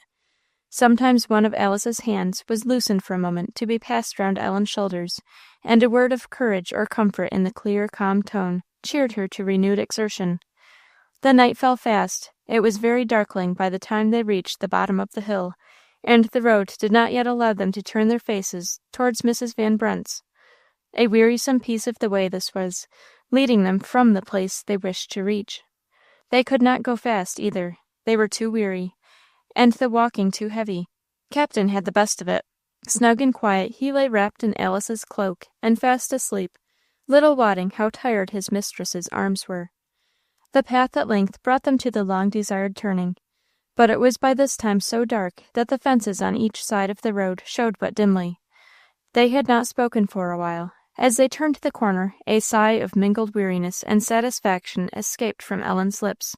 It reached Alice's ear. "What's the matter, love?" said the sweet voice. No trace of weariness was allowed to come into it. "I am so glad we have got here at last," said Ellen, looking up with another sigh, and removing her hand for an instant from its grasp on the cloak to Alice's arm. "My poor child, I wish I could carry you too. Can you hold a little longer?" "Oh, yes, dear Miss Alice, I can hold on." But Ellen's voice was not so well guarded. It was like her steps, a little unsteady. She presently spoke again. "Miss Alice, are you afraid?" "I'm afraid of your getting sick, my child, and a little afraid of it for myself, of nothing else. What is there to be afraid of?" "It is very dark," said Ellen, "and the storm is so thick. Do you think you can find the way?" "I know it perfectly. It is nothing but to keep straight on, and the fences would prevent us from getting out of the road. It is hard walking, I know, but we shall get there by and by. Bear up as well as you can, dear. I'm sorry I can give you no help but words. Don't you think a nice bright fire will look comfortable after all this?" "Oh dear, yes," answered Ellen, rather sadly. "Are you afraid, Ellen?" "No, Miss Alice, not much. I don't like its being so dark. I can't see where I'm going." "The darkness makes our way longer and more tedious. It will do us no other harm, love. I wish I had a hand to give you, but this great cat must have both of mine. The darkness and the light are both alike to our Father. We are in his hand. We are safe enough, dear Ellen." Ellen's hand left the cloak again for an instant to press Alice's arm in answer. Her voice failed at the minute. Then, clinging anew as close to her side as she could get, they toiled patiently on. The wind had somewhat lessened of its violence, and besides, it blew not now in their faces, but against their backs, helping them on. Still the snow continued to fall very fast, and already lay thick upon the ground. Every half hour increased the heaviness and painfulness of their march, and darkness gathered till the very fences could no longer be seen. It was pitch dark. To hold the middle of the road was impossible. Their only way was to keep along by one of the fences, and, for fear of hurting themselves against some outstanding post or stone, it was necessary to travel quite gently. They were indeed in no condition to travel otherwise, if light had not been wanting. Slowly and patiently, with painful care groping their way, they pushed on through the snow and the thick night. Alice could feel the earnestness of Ellen's grasp upon her clothes, and her clothes pressing up to her, made their progress still slower and more difficult than it would otherwise have been. "Miss Alice," said Ellen. "What, my child? I wish you would speak to me once in a while." Alice freed one of her hands, and took Ellen's. "I have been so busy picking my way along, I have neglected you, haven't I?" "Oh, no, ma'am, but I like to hear the sound of your voice sometimes. It makes me feel better." "This is an odd kind of travelling, isn't it?" said Alice, cheerfully. "In the dark, and feeling our way along. This will be quite an adventure to talk about, won't it?" "Quite," said Ellen. "It is easier going this way, don't you find it so? The wind helps us forward." "It helps me too much," said Ellen. "I wish it wouldn't be quite so very kind. Why, Miss Alice, I have enough to do to hold myself together sometimes. It almost makes me run, though I am so very tired." "Well, it is better than having it in our faces, at any rate. Tired you are, I know, and must be. We shall want to rest all day to-morrow, shan't we?" "Oh, I don't know," said Ellen, sighing. "I shall be glad when we begin. How long do you think it'll be, Miss Alice, before we get to Mrs. Van Brunt's?" "My dear child, I cannot tell you. I have not the least notion whereabouts we are. I can see no waymarks, and I cannot judge at all of the rate at which we have come." "But what if we should have passed it in this darkness?" said Ellen. "No, I don't think that," said Alice, though a cold doubt struck her mind at Ellen's words. "I think we shall see the glimmer of Mrs. Van Brunt's friendly candle by and by." But more uneasily and more keenly now she strove to see that glimmer through the darkness, strove till the darkness seemed to press painfully upon her eyeballs, and she almost doubted her being able to see any light, if light there were. It was all blank, thick darkness still. She began to question anxiously with herself which side of the house was Mrs. Van Brunt's ordinary sitting room, whether she should see the light of it from before or after passing the house. And now her glance was directed often behind her, that they might be sure in any case of not missing their desired haven. In vain she looked forward or back. It was all one. No cheering glimmer of lamp or candle greeted her straining eyes. Hurriedly now, from time to time, the comforting words were spoken to Ellen, for to pursue the long stretch of way that led onward from Mr. Van Brunt's to misfortunes would be a very serious matter. Alice wanted comfort herself. "Shall we get there soon, do you think, Miss Alice?" said poor Ellen, whose wearied feet carried her painfully over the deepening snow. The tone of voice went to Alice's heart. "I don't know, my darling. I hope so," she answered, but it was spoken rather patiently than cheerfully. "Fear nothing, dear Ellen. Remember who has the care of us. Darkness and light are both alike to him. Nothing will do us any real harm." "How tired you must be, dear Miss Alice, carrying pussy," Ellen said with a sigh. For the first time Alice echoed the sigh, but almost immediately Ellen exclaimed in a totally different tone, "There's a light! But it isn't a candle, it is moving about. What is it, Miss Alice?" They stopped and looked. A light there certainly was, dimly seen, moving at some little distance from the fence on the opposite side of the road. All of a sudden it disappeared. "What is it?" whispered Ellen fearfully. "I don't know, my love, yet. Wait." They waited several minutes, "What could it be?" said Ellen. "It was certainly a light. I saw it as plainly as ever I saw anything. What can it have done with itself? There it is again, going the other way." Alice waited no longer, but screamed out, "Who's there?" But the light paid no attention to her cry. It travelled on. "Hello!" called Alice again, as loud as she could. "Hello!" answered a rough, deep voice. The light suddenly stopped. That's he!" exclaimed Ellen, in an ecstasy, and almost dancing. "I know it. It's Mr. Van Brunt! It's Mr. Van Brunt! Oh, Miss Alice!" Struggling between crying and laughing, Ellen could not stand it, but gave way to a good fit of crying. Alice felt the infection, but controlled herself, though her eyes watered as her heart sent up its grateful tribute. As well as she could, she answered the hello. The light was seen advancing towards them. Presently it glimmered faintly behind the fence, showing a bit of the dark rails covered with snow, and they could dimly see the figure of a man getting over them. He crossed the road to where they stood. It was Mr. Van Brunt. "I am very glad to see you, Mr. Van Brunt," said Alice's sweet voice, but it trembled a little. "Oh, Mr. Van Brunt," sobbed Ellen. That gentleman, at first dumb with astonishment, lifted his lantern to survey them, and to assure his eyes that his ears had not been mistaken. "Miss Alice, how in the name of wonder! And my poor little lamb! But what on earth? Ma'am, you must be half dead. Come this way. Just come back a little bit. Why, where were you going, ma'am?" "To your house, Mr. Van Brunt. I've been looking for it with no little anxiety, I assure you." "Looking for it! But how on earth? You wouldn't see the biggest house ever was built half a yard off such a plaguey night as this. But I thought I should see the light from the windows, Mr. Van Brunt." "The light from the windows? The storm rattled so agin the windows, that mother made me pull the great shutters to. I won't have 'em shut again of a stormy night, that's a fact. You'd a gone far enough afore you had seen the light through them shutters." "Then we had passed the house already, hadn't we?" "Indeed you had, ma'am. I guess you saw my light, hadn't you?" "Yes, and glad enough we were to see it, too." "I suppose so. It happened so to-night. Now that is a queer thing. I minded that I hadn't untied my horse. He's a trick of being untied at night, and won't sleep well if he ain't, and mother wanted me to let him alone 'cause of the awful storm. But I couldn't go to my bed in peace till I had seen him to his'n. So that's how my lantern came to be going to the barn in such an awkward night as this." They had reached the little gate, and Mr. Van Brunt with some difficulty pulled it open. The snow lay thick upon the neat brick walk which Ellen had trod the first time with wet feet and dripping garments. A few steps further, and they came to the same door that had opened then so hospitably to receive her.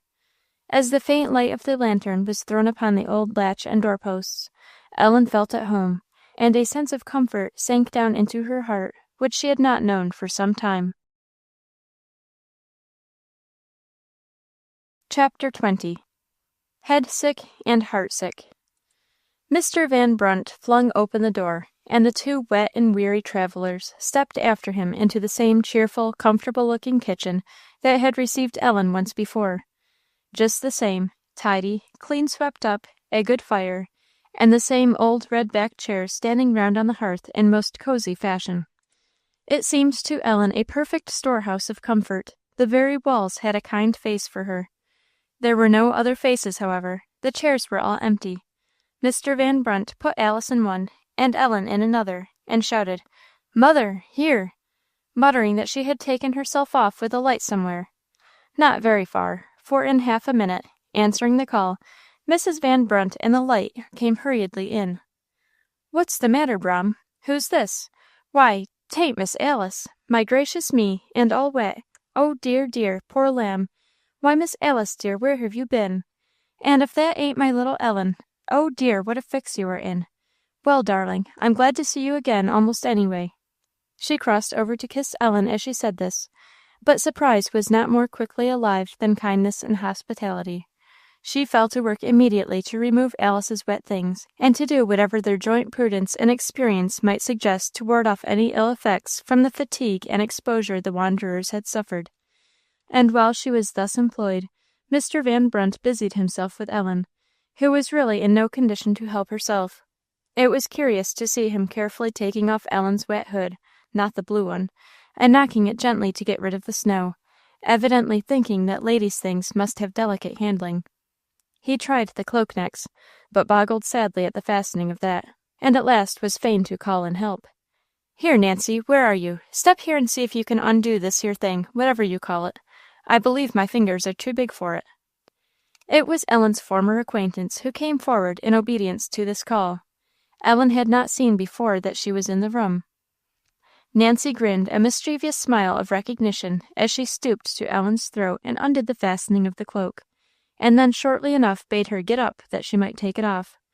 Ellen obeyed, but was very glad to sit down again.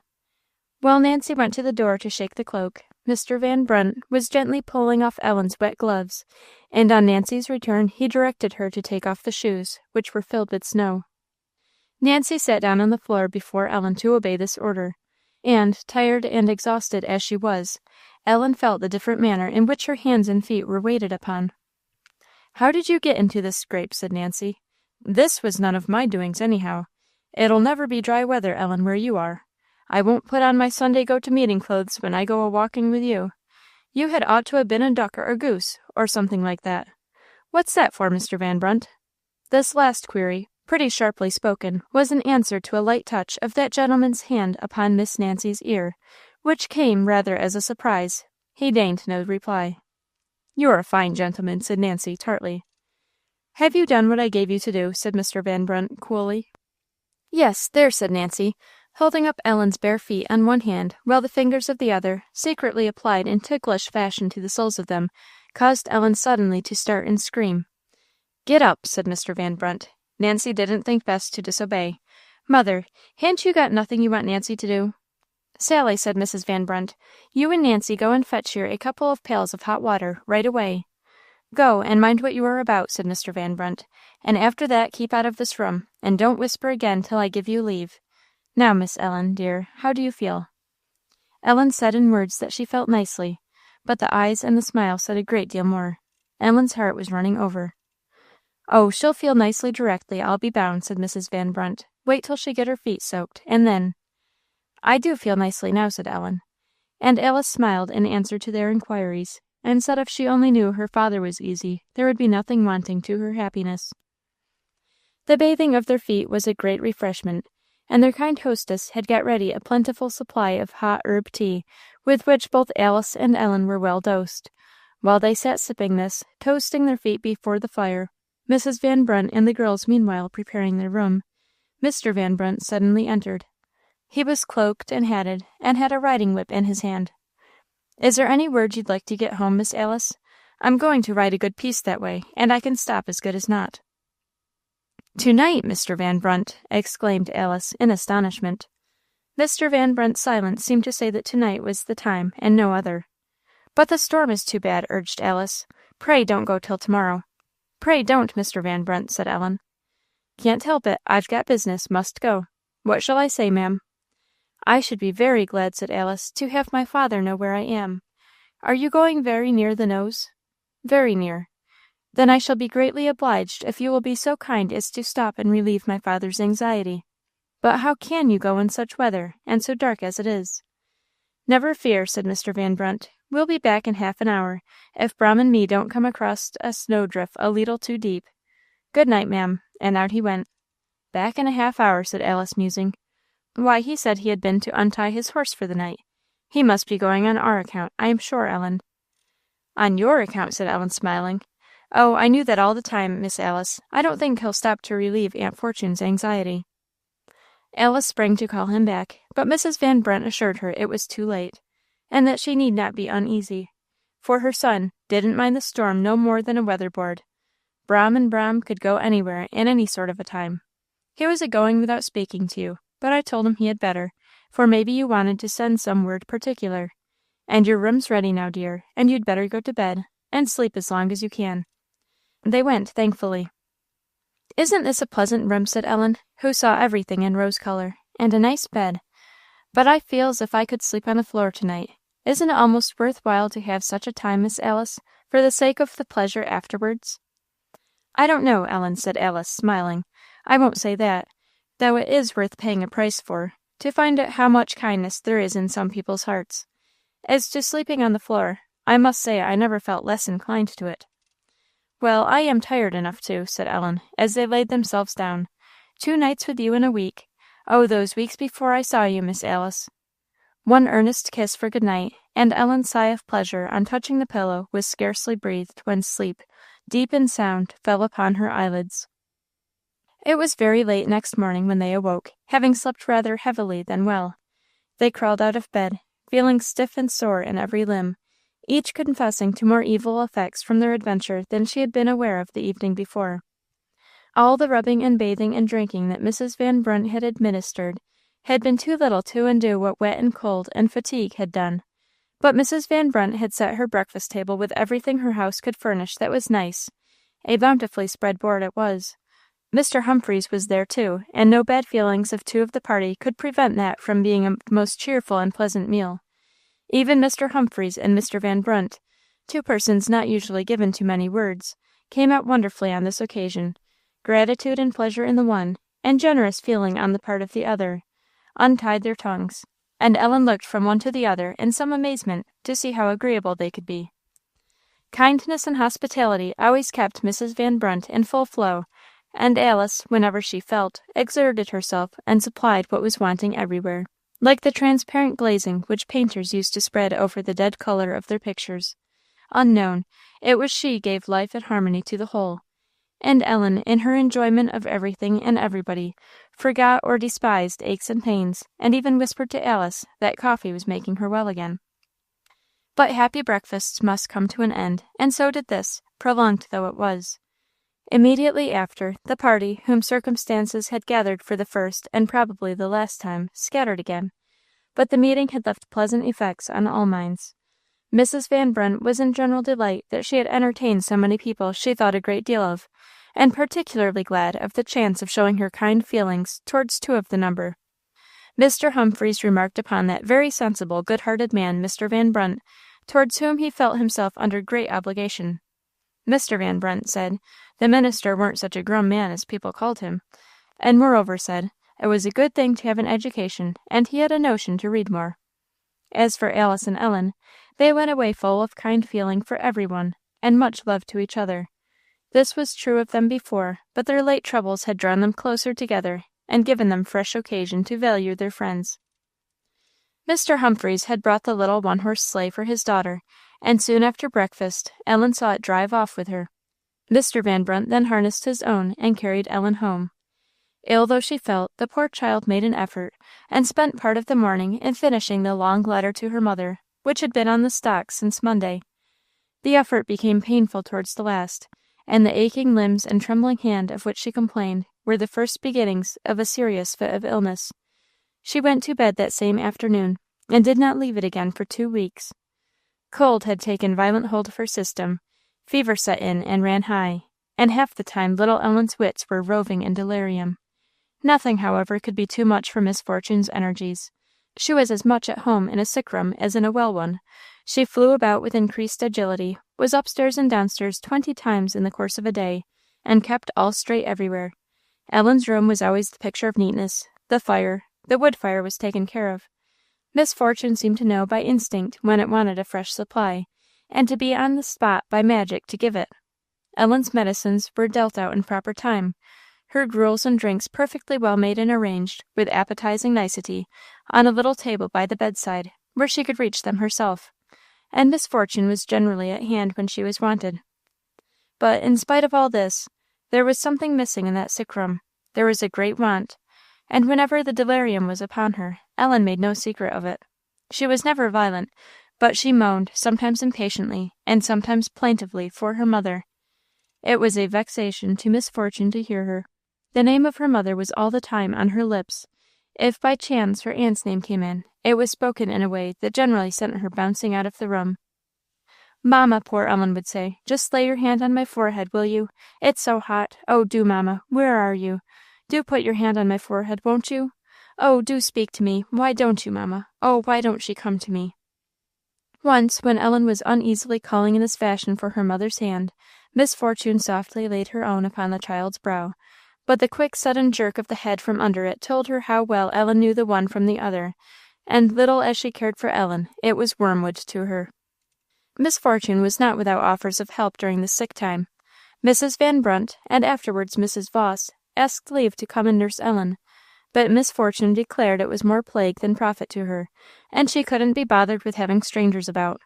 Mrs. Van Brunt she suffered, much against her will, to come for a day or two.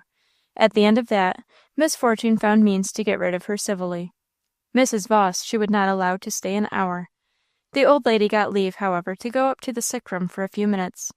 Ellen, who was then in a high fever, informed her that her mother was downstairs, and her Aunt Fortune would not let her come up. She pleaded with tears that she might come, and entreated Mrs. Voss to take her aunt away, and send her mother. Mrs. Voss tried to soothe her. Miss Fortune grew impatient. "What on earth's the use," said she, "of talking to a child that's out of her head? She can't hear reason. That's the way she gets into whenever the fever's on her. I have the pleasure of hearing that sort of thing all the time. Come away, Mrs. Voss, and leave her. She can't be better any way than alone, and I am in the room every other thing. She's just as well quiet. Nobody knows," said Miss Fortune, on her way downstairs. "Nobody knows the blessings of taking care of other people's children that hadn't tried it. I've tried it to my heart's content." Mrs. Voss sighed, but departed in silence. It was not when the fever was on her and the delirium high that Ellen most felt the want she then so pitifully made known. There were other times, when her head was aching, and weary and weak she lay still there. Oh, how she longed then for the dear wonted face, the old quiet smile that carried so much of comfort and assurance with it, the voice that was like heaven's music, the touch of that loved hand to which she had clung for so many years. She could scarcely bear to think of it sometimes. In the still, wakeful hours of night, when the only sound to be heard was the heavy breathing of her aunt asleep on the floor by her side, and in the long, solitary day, when the only variety to be looked for was misfortunes flitting in and out, and there came to be a sameness about that, Ellen mourned her loss bitterly. Many and many were the silent tears that rolled down and wet her pillow.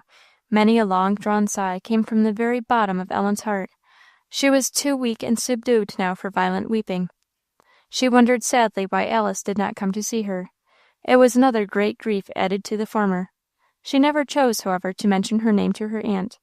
She kept her wonder and her sorrow to herself, all the harder to bear for that. After 2 weeks, Ellen began to mend, and then she became exceedingly weary of being alone and shut up to her room. It was a pleasure to have her Bible and hymn book lying upon the bed, and a great comfort when she was able to look at a few words.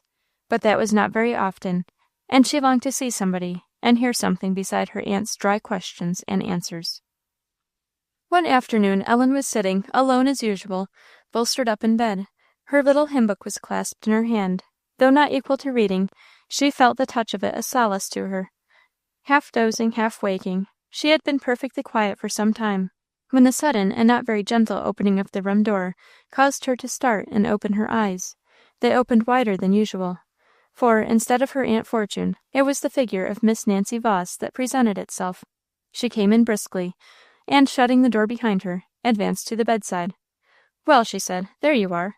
Why, you look smart enough. I've come to see you." "Have you?" said Ellen, uneasily. "Miss Fortune's gone out, and she told me to come and take care of you, so I'm a-going to spend the afternoon." "Are you?" said Ellen again. "Yes. Ain't you glad? I knew you must be lonely, so I thought I'd come." There was a mischievous twinkle in Nancy's eyes. Ellen, for once in her life, wished for her aunt's presence. "What are you doing?" "Nothing," said Ellen. "Nothing, indeed. It's a fine thing to lie there and do nothing. You won't get well in a hurry, I guess, will you? You look as well as I do this minute. Oh, I always knew you was a sham." "You are very much mistaken," said Ellen, indignantly. "I have been very sick, and I'm not at all well yet." "Fiddle-dee-dee! It's very nice to think so. I guess you're lazy. How soft and good those pillows do look, to be sure. Come, Ellen, try getting up a little. I believe you hurt yourself with sleeping. It'll do you good to be out of bed a while. Come, get up." She pulled Ellen's arm as she spoke. "Stop, Nancy, let me alone," cried Ellen, struggling with all her force. "I mustn't get up. What do you mean? I am not able to sit up at all. Let me go." She succeeded in freeing herself from Nancy's grasp. "Well, you're an obstinate piece," said the other. "Have your own way. But mind, I'm left in charge of you. Is it time for you to take your physic?" "I'm not taking any," said Ellen. "What are you taking?" "Nothing but gruel and little things." "Gruel and little things. Little things means something good, I suppose. Well, is it time for you to take your gruel or one of the little things?" "No, I don't want any." "Oh, that's nothing. People never know what's good for them. I'm your nurse now, and I'm going to give it to you when I think you want it. Let me feel your pulse. Yes, your pulse says gruel is wanting. I shall put some down to warm right away." "I shan't take it," said Ellen. "That's a likely story. You'd better not say so. I rather suppose you will if I give it to you. Look here, Ellen, you'd better mind how you behave. You're going to do just what I tell you. I know how to manage you. If you make any fuss, I shall just tickle you finely," said Nancy, as she prepared a bed of coals and set the cup of gruel on it to get hot. "I'll do it in no time at all, my young lady, so you'd better mind." Poor Ellen involuntarily curled up her feet under the bedclothes, so as to get them as far as possible out of harm's way. She judged the best thing was to keep quiet if she could, so she said nothing. Nancy was in great glee, with something of the same spirit of mischief that a cat shows when she has captured a mouse at the end of her paws. While the gruel was heating, she spun round the room in quest of amusement, and her sudden jerks and flings from one place and thing to another had so much of lawlessness that Ellen was in perpetual terror as to what she might take it into her head to do next. "Where does that door lead to?" "I believe that one leads to the garret," said Ellen. "You believe so? Why don't you say it does at once?" "I haven't been up to see." "You haven't? You expect me to believe that, I suppose. I'm not quite such a gull as you take me for. What's up there?" "I don't know, of course." "Of course. I declare I don't know what you are up to exactly, but if you won't tell me, I'll find out for myself pretty quick, that's one thing." She flung open the door and ran up, and Ellen heard her feet trampling overhead from one end of the house to the other, and sounds, too, of pushing and pulling things over the floor. It was plain Nancy was rummaging. "Well," said Ellen, as she turned uneasily upon her bed, "it's no affair of mine. I can't help it, whatever she does. But oh, won't Aunt Fortune be angry!" Nancy presently came down with her frock gathered up into a bag before her. "What do you think I have got here?" said she. "I suppose you didn't know there was a basket of fine hickory nuts up there in the corner. Was it you or Miss Fortune that hid them away so nicely?" I suppose she thought nobody would ever think of looking behind that great blue chest and under the feather bed, but it takes me. Miss Fortune was afraid of your stealing 'em, I guess, Ellen." "She needn't have been," said Ellen indignantly. "No, I suppose you wouldn't take 'em if you saw 'em. You wouldn't eat 'em if they were cracked for you, would you?" She flung some on Ellen's bed as she spoke. Nancy had seated herself on the floor, and using for a hammer a piece of old iron she had brought down with her from the garret, she was cracking the nuts on the clean white hearth. "Indeed I wouldn't," said Ellen, throwing them back. "And you oughtn't to crack them there, Nancy. You'll make a dreadful mess." "What, do you think I care?" said the other scornfully. She leisurely cracked and ate as many as she pleased of the nuts, bestowing the rest in the bosom of her frock. Ellen watched fearfully for her next move, if she should open the little door and get among her books and boxes. Nancy's first care, however, was the cup of gruel. It was found too hot for any mortal lips to bear, so it was set on one side to cool. Then, taking up her rambling examination of the room, she went from window to window. "What fine big windows! One might get in here easy enough. I declare, Ellen, some night I'll set the ladder up against here, and the first thing you'll see will be me coming in. You'll have me to sleep with before you think." "I'll fasten my windows," said Ellen. "No, you won't. You'll do it a night or two, maybe, but then you'll forget it. I shall find them open when I come." "Oh, I'll come." "But I could call Aunt Fortune," said Ellen. "No, you couldn't, 'cause if you spoke a word I'd tickle you to death, that's what I'd do. I know how to fix you off. And if you did call her, I'd just whap out of the window and run off with my ladder, and then you'd get a fine combing for disturbing the house. What's in this trunk?" "Only my clothes and things," said Ellen. "Oh, goody, that's fine. Now I'll have a look at 'em. That's just what I wanted, only I didn't know it. Where's the key? Oh, here it is, sticking in. That's good." "Oh, please don't," said Ellen, raising herself on her elbow. "They're all in nice order, and you'll get them all in confusion. Oh, do let them alone." "You'd best be quiet, or I'll come and see you," said Nancy. "I'm just going to look at everything in it, and if I find anything out of sorts, you'll get it. What's this? Ruffles? I declare, ain't you fine? I'll see how they look on me. What a plague, you haven't a glass in the room. Never mind, I'm used to dressing without a glass." "Oh, I wish you wouldn't," said Ellen, who was worried to the last degree at seeing her nicely done up ruffles round Nancy's neck. "They're so nice, and you'll muss them all up."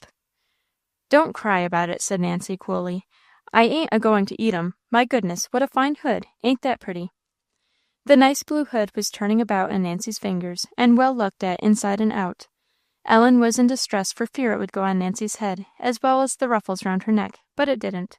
She flung it at length on one side, and went on pulling out one thing after another, strewing them very carelessly about the floor. "What's here? A pair of dirty stockings, as I'm alive! Ain't you ashamed to put dirty stockings in your trunk?" "They are no such thing," said Ellen, who in her vexation was in danger of forgetting her fear. "I've worn them but once." "They've no business in here, anyhow," said Nancy, rolling them up in a hard ball, and giving them a sudden fling at Ellen. They just missed her face, and struck the wall beyond. Ellen seized them to throw back, but her weakness warned her that she was not able, and a moment reminded her of the folly of doing anything to rouse Nancy, who, for the present, was pretty quiet. Ellen lay upon her pillow and looked on, ready to cry with vexation. All her nicely stowed piles of white clothes were ruthlessly hurled out and tumbled about, her capes tried on, her summer dresses unfolded, displayed, criticized. Nancy decided one was too short, another very ugly, a third horribly ill-made, and when she had done with each, it was cast out of her way, on one side or the other, as the case may be. The floor was littered with clothes in various states of disarrangement and confusion. The bottom of the trunk was reached at last, and then Nancy suddenly recollected her gruel and sprang to it, but it had grown cold again. "This won't do," said Nancy, as she put it on the coals again. "It must be just right. It'll warm soon. And then, Miss Ellen, you're going to take it, whether or no. I hope you won't give me the pleasure of pouring it down." Meanwhile, she opened the little door of Ellen's study closet, and went in there, though Ellen begged her not. She pulled the door to, and stayed some time perfectly quiet, not able to see or hear what she was doing, and fretted beyond measure that her workbox and writing desk should be at Nancy's mercy, or even feel the touch of her fingers. Ellen could at last stand it no longer, but threw herself out of the bed, weak as she was, and went to see what was going on. Nancy was seated quietly on the floor, examining, with much interest, the contents of the workbox, trying on the thimble, cutting bits of thread with the scissors, and marking the ends of the spools, with whatever like pieces of mischief her restless spirit could devise. But when Ellen opened the door, she put the box from her and started up. "My goodness me," said she, "this'll never do. What are you out here for? You'll catch your death with those dear little bare feet, and we shall have the mischief to pay." As she said this, she caught up Ellen in her arms as if she had been a baby, and carried her back to the bed, where she laid her with 2 or 3 little shakes, and then proceeded to spread up the clothes and tuck her in all round. She then ran for the gruel. Ellen was in great question whether to give way to tears or vexation, but with some difficulty determined upon vexation as the best plan. Nancy prepared the gruel to her liking, and brought it to the bedside, but to get it swallowed was another matter. Nancy was resolved Ellen should take it. Ellen had less strength, but quite as much obstinacy as her enemy, and she was equally resolved not to drink a drop. Between laughing on Nancy's part, and very serious anger on Ellen's, a struggle ensued. Nancy tried to force it down, but Ellen's shut teeth were as firm as a vice, and the end was that 2/3 were bestowed on the sheet. Ellen burst into tears. Nancy laughed. "Well, I do think," said she, "you are one of the hardest customers I ever came across. I shouldn't want to have the managing of you when you get a little bigger. Oh, the way Miss Fortune will look when she comes in here will be a caution. Oh, what fun!" Nancy shouted and clapped her hands. "Come, stop crying," said she. "What a baby you are! What are you crying for? Come, stop. I'll make you laugh if you don't." 2 or 3 little applications of Nancy's fingers made her words good, but laughing was mixed with crying, and Ellen writhed in hysterics. Just then came a little knock at the door. Ellen did not hear it, but it quieted Nancy. She stood still a moment, and then, as the knock was repeated, she called out boldly, "Come in." Ellen raised her head, to see who there might be, and great was the surprise of both, and the joy of one, as the tall form and broad shoulders of Mr. Van Brunt presented themselves. "Oh, Mr. Van Brunt," sobbed Ellen, "I am so glad to see you. Won't you please send Nancy away?" "What are you doing here?" said the astonished Dutchman. "Look and see, Mr. Van Brunt," said Nancy with a smile of mischief's own curling. "You won't be long finding out, I guess. Take yourself off, and don't let me hear of you being caught here again." "I'll go when I'm ready, thank you," said Nancy. "And as to the rest, I haven't been caught the first time yet. I don't know what you mean." She sprang as she finished her sentence, for Mr. Van Brunt made a sudden movement to catch her then and there. He was foiled, and then began a running chase round the room, in the course of which Nancy dodged, pushed, and sprang, with a power of squeezing by impassibles and overleaping impossibilities, that, to say the least of it, was remarkable. The room was too small for her, and she was caught at last. "I vow," said Mr. Van Brunt, as he pinioned her hands, "I should like to see you play blind man's buff for once, if I weren't the blind man." "How'd you see me if you was?" said Nancy, scornfully. "Now, Miss Ellen," said Mr. Van Brunt, as he brought her to Ellen's bedside, "here she is safe. What shall I do with her?" "If you will only send her away, and not let her come back, Mr. Van Brunt," said Ellen, "I'll be so much obliged to you." "Let me go," said Nancy. "I declare you're a real mean Dutchman, Mr. Van Brunt." He took both her hands in one, and laid the other lightly over her ears. "I'll let you go," said he. "Now don't you be caught here again, if you know what is good for yourself." He saw Miss Nancy out of the door, and then came back to Ellen, who was crying heartily again from nervous vexation. "She's gone," said he. "What has that wicked thing been doing, Miss Ellen? What's the matter with you?" "Oh, Mr. Van Brunt," said Ellen, "you can't think how she has worried me. She has been here this great while. Just look at all my things on the floor, and that isn't the half." Mr. Van Brunt gave a long whistle, as his eyes surveyed the tokens of Miss Nancy's mischief-making, over and through which both she and himself had been chasing at full speed, making the state of matters rather worse than it was before. "I do say," said he, slowly, "that is too bad. I'd fix them up again for you, Miss Ellen, if I knew how, but my hands are almost as clumsy as my feet, and I see the marks of them there. It's too bad, I declare. I didn't know what I was going on." "Never mind, Mr. Van Brunt," said Ellen. "I don't mind what you have done a bit. I am so glad to see you." She put out her little hand to him as she spoke. He took it in his own silently, but, though he said and showed nothing of it, Ellen's look and tone of affection thrilled his heart with pleasure. "How do you do?" he said, kindly. "I'm a great deal better," said Ellen. "Sit down, won't you, Mr. Van Brunt? I want to see you a little." Horses wouldn't have drawn him away after that. He sat down. "Ain't you going to be up again some of these days?" said he. "Oh, yes, I hope so," said Ellen, sighing. "I am very tired of lying here." He looked round the room, got up and mended the fire, then came and sat down again. "I was up yesterday for a minute," said Ellen, "but the chair tired me so. I was glad to get back to bed again." It was no wonder. Harder and straighter backed chairs never were invented. Probably Mr. Van Brunt thought so. "Wouldn't you like to have a rocking chair?" said he, suddenly, as if a bright thought had struck him. "Oh, yes, how much I should," said Ellen, with another long-drawn breath. "But there isn't such a thing in the house that ever I saw." "Ay, but there is in other houses, though," said Mr. Van Brunt, with as near an approach to a smile as his lips commonly made. "We'll see." Ellen smiled more broadly. "But don't you give yourself any trouble for me," said she. "Trouble, indeed," said Mr. Van Brunt. "I don't know anything about that. How came that wicked thing up here to plague you?" "She said Aunt Fortune left her to take care of me." "That's one of her lies. Your aunt's gone out, I know, but she's a trifle wiser than to do such a thing as that. She has plagued you badly, ha'n't she?" He might have thought so. The colour which excitement brought into Ellen's face had faded away, and she had settled herself back against her pillow with an expression of weakness and weariness that the strong man saw and felt. "What is there I can do for you?" said he, with a gentleness that seemed almost strange from such lips. "If you would," said Ellen, faintly, "if you could be so kind as to read me a hymn, I should be so glad. I've had nobody to read to me." Her hand put the little book towards him as she said so. Mr. Van Brunt would vastly rather any one had asked him to plough an acre. He was to the full as much confounded as poor Ellen had once been at a request of his. He hesitated and looked towards Ellen, wishing for an excuse.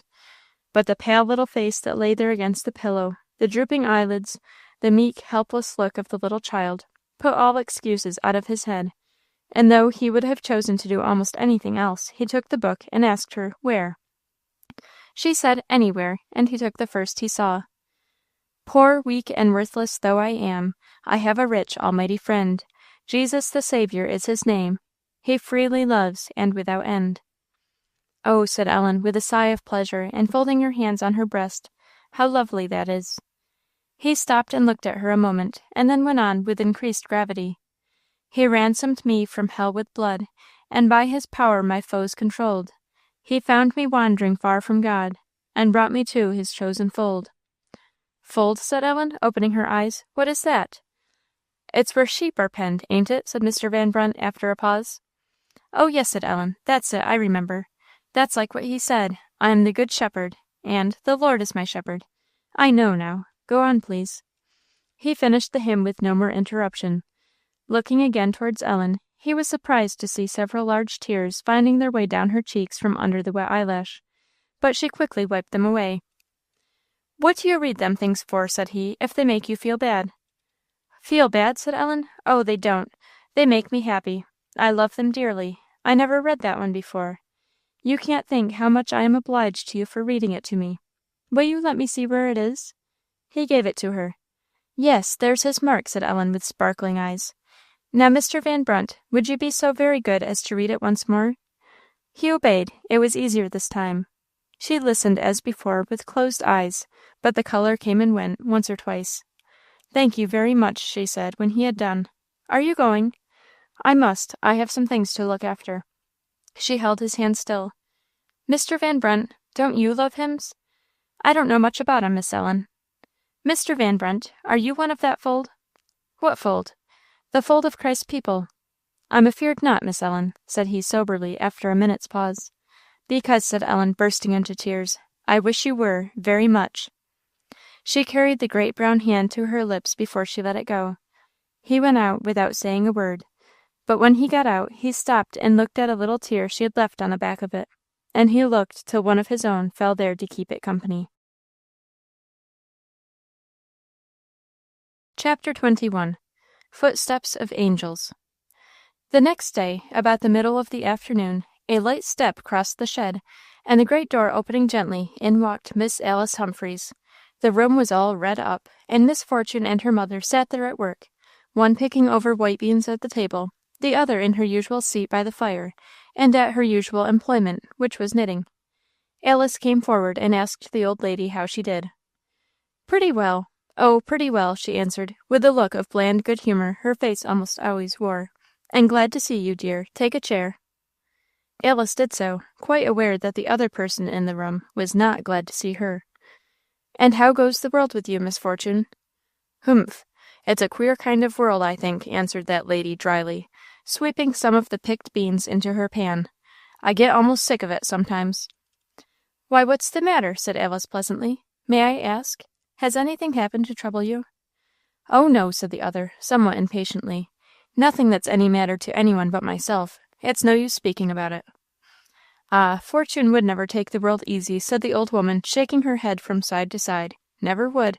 I never could get her to." "Now do hush, mother, will you?" said the daughter, turning round upon her with startling sharpness of look and tone. "Take the world easy. You always did. I'm glad I ain't like you." "I don't think it's a bad way, after all," said Alice. "What's the use of taking it hard, Miss Fortune?" "The way one goes on," said that lady, picking away at her beans very fast, and not answering Alice's question. "I'm tired of it. Toil, toil, and drive, drive, from morning to night, and what's the end of it all?" "Not much," said Alice gravely, "if our toiling looks no further than this world. When we go we shall carry nothing away with us. I should think it would be very wearisome to toil only for what we cannot keep, nor stay long to enjoy." "It's a pity you weren't a minister, Miss Alice," said Miss Fortune dryly. "Oh, no, Miss Fortune," said Alice, smiling. "The family would be overstocked. My father is one, and my brother will be another. A third would be too much. You must be so good as to let me preach without taking orders." "Well, I wish every minister was as good a one as you'd make," said Miss Fortune, her hard face giving way a little. "At any rate, nobody'd mind anything you'd say, Miss Alice." "That would be unlucky, in one sense," said Alice, "but I believe I know what you mean. But, Miss Fortune, no one would dream the world went very hard with you. I don't know anybody, I think, lives in more independent comfort and plenty, and has more things to her mind. I never come to the house that I am not struck with the fine look of the farm, and all that belongs to it." "Yes," said the old lady, nodding her head 2 or 3 times. "Mr. Van Brunt is a good farmer, very good. There's no doubt about that." "I wonder what he'd do," said Miss Fortune, quickly and sharply as before, "if there weren't a head to manage for him. Oh, the farm's well enough, Miss Alice. 'Tain't that. Every one knows where his own shoe pinches. I wish you'd let me into the secret then, Miss Fortune. I'm a cobbler by profession." Miss Fortune's ill humour was giving way, but something disagreeable seemed again to cross her mind. Her brow darkened. "I say it's a poor kind of world, and I'm sick of it. One may slave, and slave one's life out for other people, and what thanks do you get? I'm sick of it. There's a little body upstairs, or I'm much mistaken, who will give you very sincere thanks for every kindness shown her." Miss Fortune tossed her head, and brushing the refused beans into her lap, she pushed back her chair with a jerk to go to the fire with them. "Much you know about her, Miss Alice. "Thanks, indeed. I haven't seen the sign of such a thing since she's been here, for all I have worked, and had plague enough with her, I am sure. Deliver me from other people's children, say I." "After all, Miss Fortune," said Alice, soberly, "it is not what we do for people that makes them love us, or at least, everything depends on the way things are done. A look of love, a word of kindness, goes further towards winning the heart than years of service, or benefactions mountains high, without them." "Does she say I am unkind to her?" said Miss Fortune. "Pardon me," said Alice. "Words on her part are unnecessary. It is easy to see from your own that there is no love lost between you, and I am very sorry it is so." "Love indeed," said Miss Fortune, with great indignation. "There never was any to lose, I can assure you. She plagues the very life out of me. Why, she hadn't been here 3 days before she went off with that girl Nancy Voss that I had told her never to go near, and was gone all night.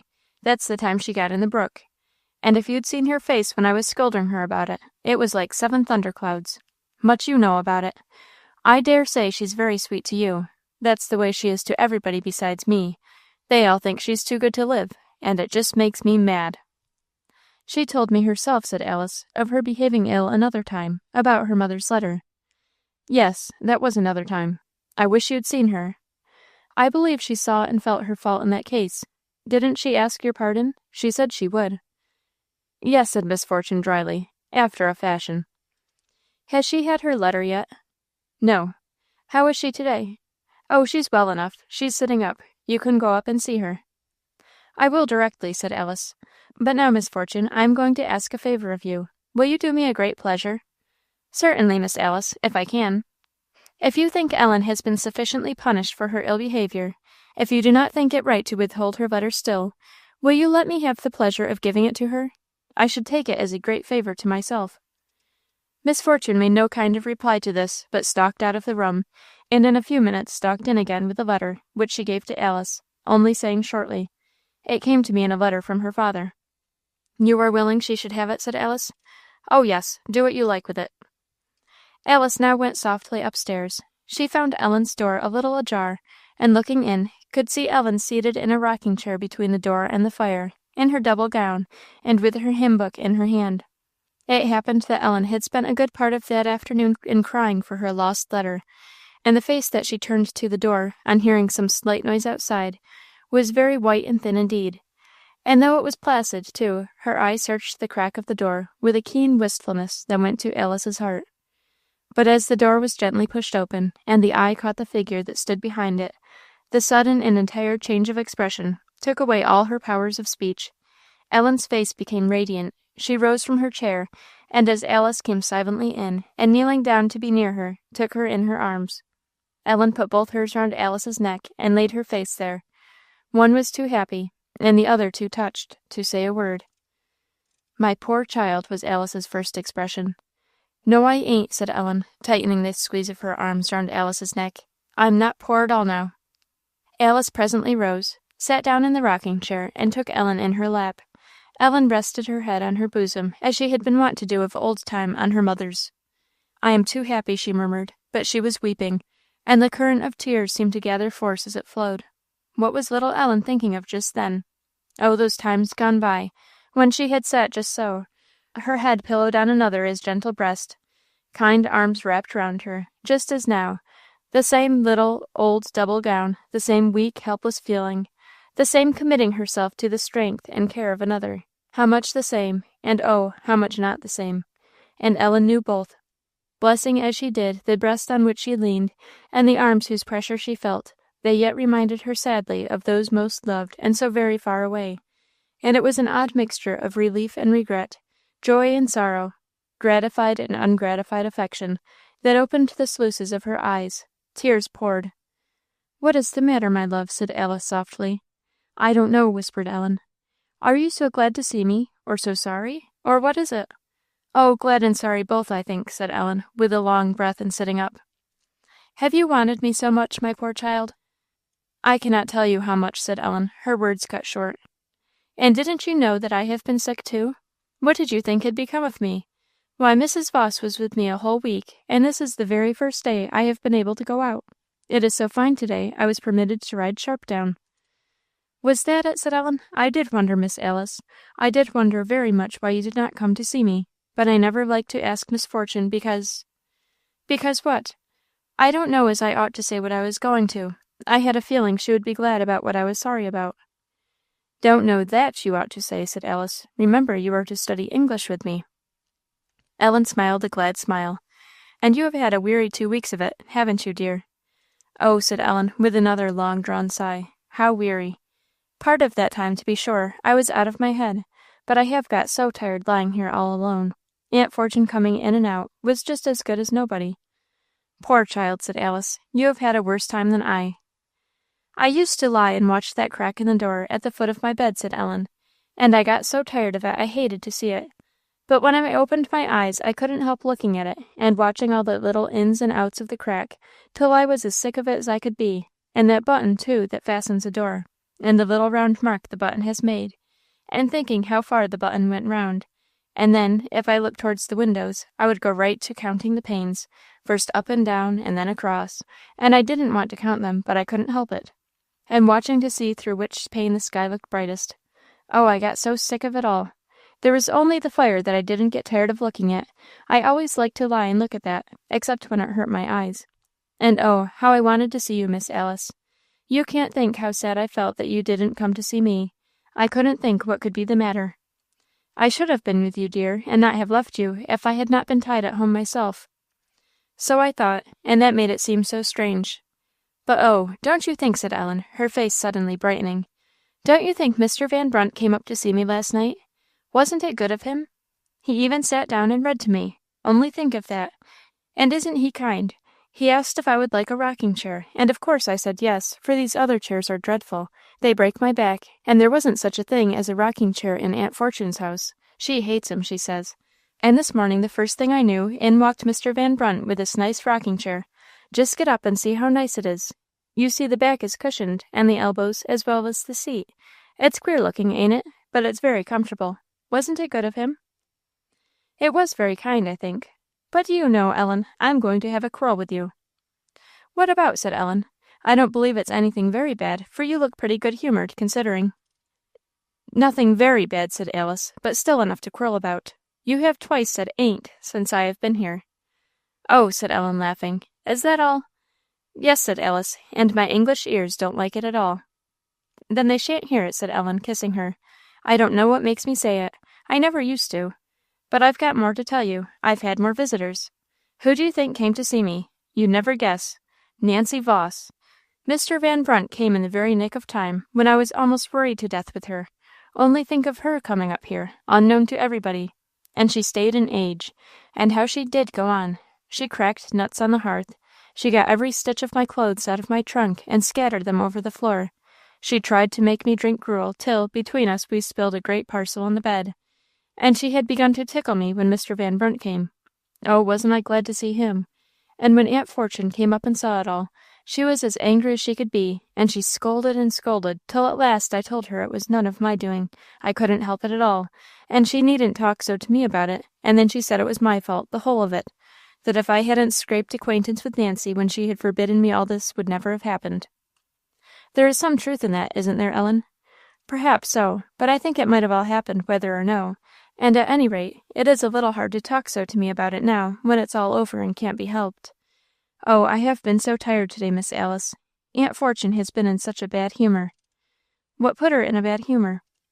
"Why, all this about Nancy in the first place, and then I know she didn't like Mr. Van Brunt's bringing the rocking chair for me. She couldn't say much, but I could see by her face. And then Mrs. Van Brunt's coming. I don't think she liked that. Oh, Mrs. Van Brunt came to see me this morning, and brought me a custard. How many people are kind to me everywhere I go!" "I hope, dear Ellen, you don't forget whose kindness sends them all." "I don't, Miss Alice. I always think of that now, and it seems, you can't think how pleasant to me sometimes." "Then I hope you can bear unkindness from one poor woman, who, after all, isn't as happy as you are, without feeling any ill will towards her in return." "I don't think I feel ill will towards her," said Ellen. "I always try as hard as I can not to. But I can't like her, Miss Alice, and I do get out of patience. It's very easy to put me out of patience, I think. It takes almost nothing sometimes. But remember, charity suffereth long, and is kind." "And I try all the while, dear Miss Alice, to keep down my bad feelings," said Ellen, her eyes watering as she spoke. "I try and pray to get rid of them, and I hope I shall by and by. I believe I am very bad." Alice drew her closer. "I have felt very sad part of to-day," said Ellen presently. "Aunt Fortune, and my being so lonely, and my poor letter, altogether. But part of the time I felt a great deal better. I was learning that lovely hymn. Do you know it, Miss Alice?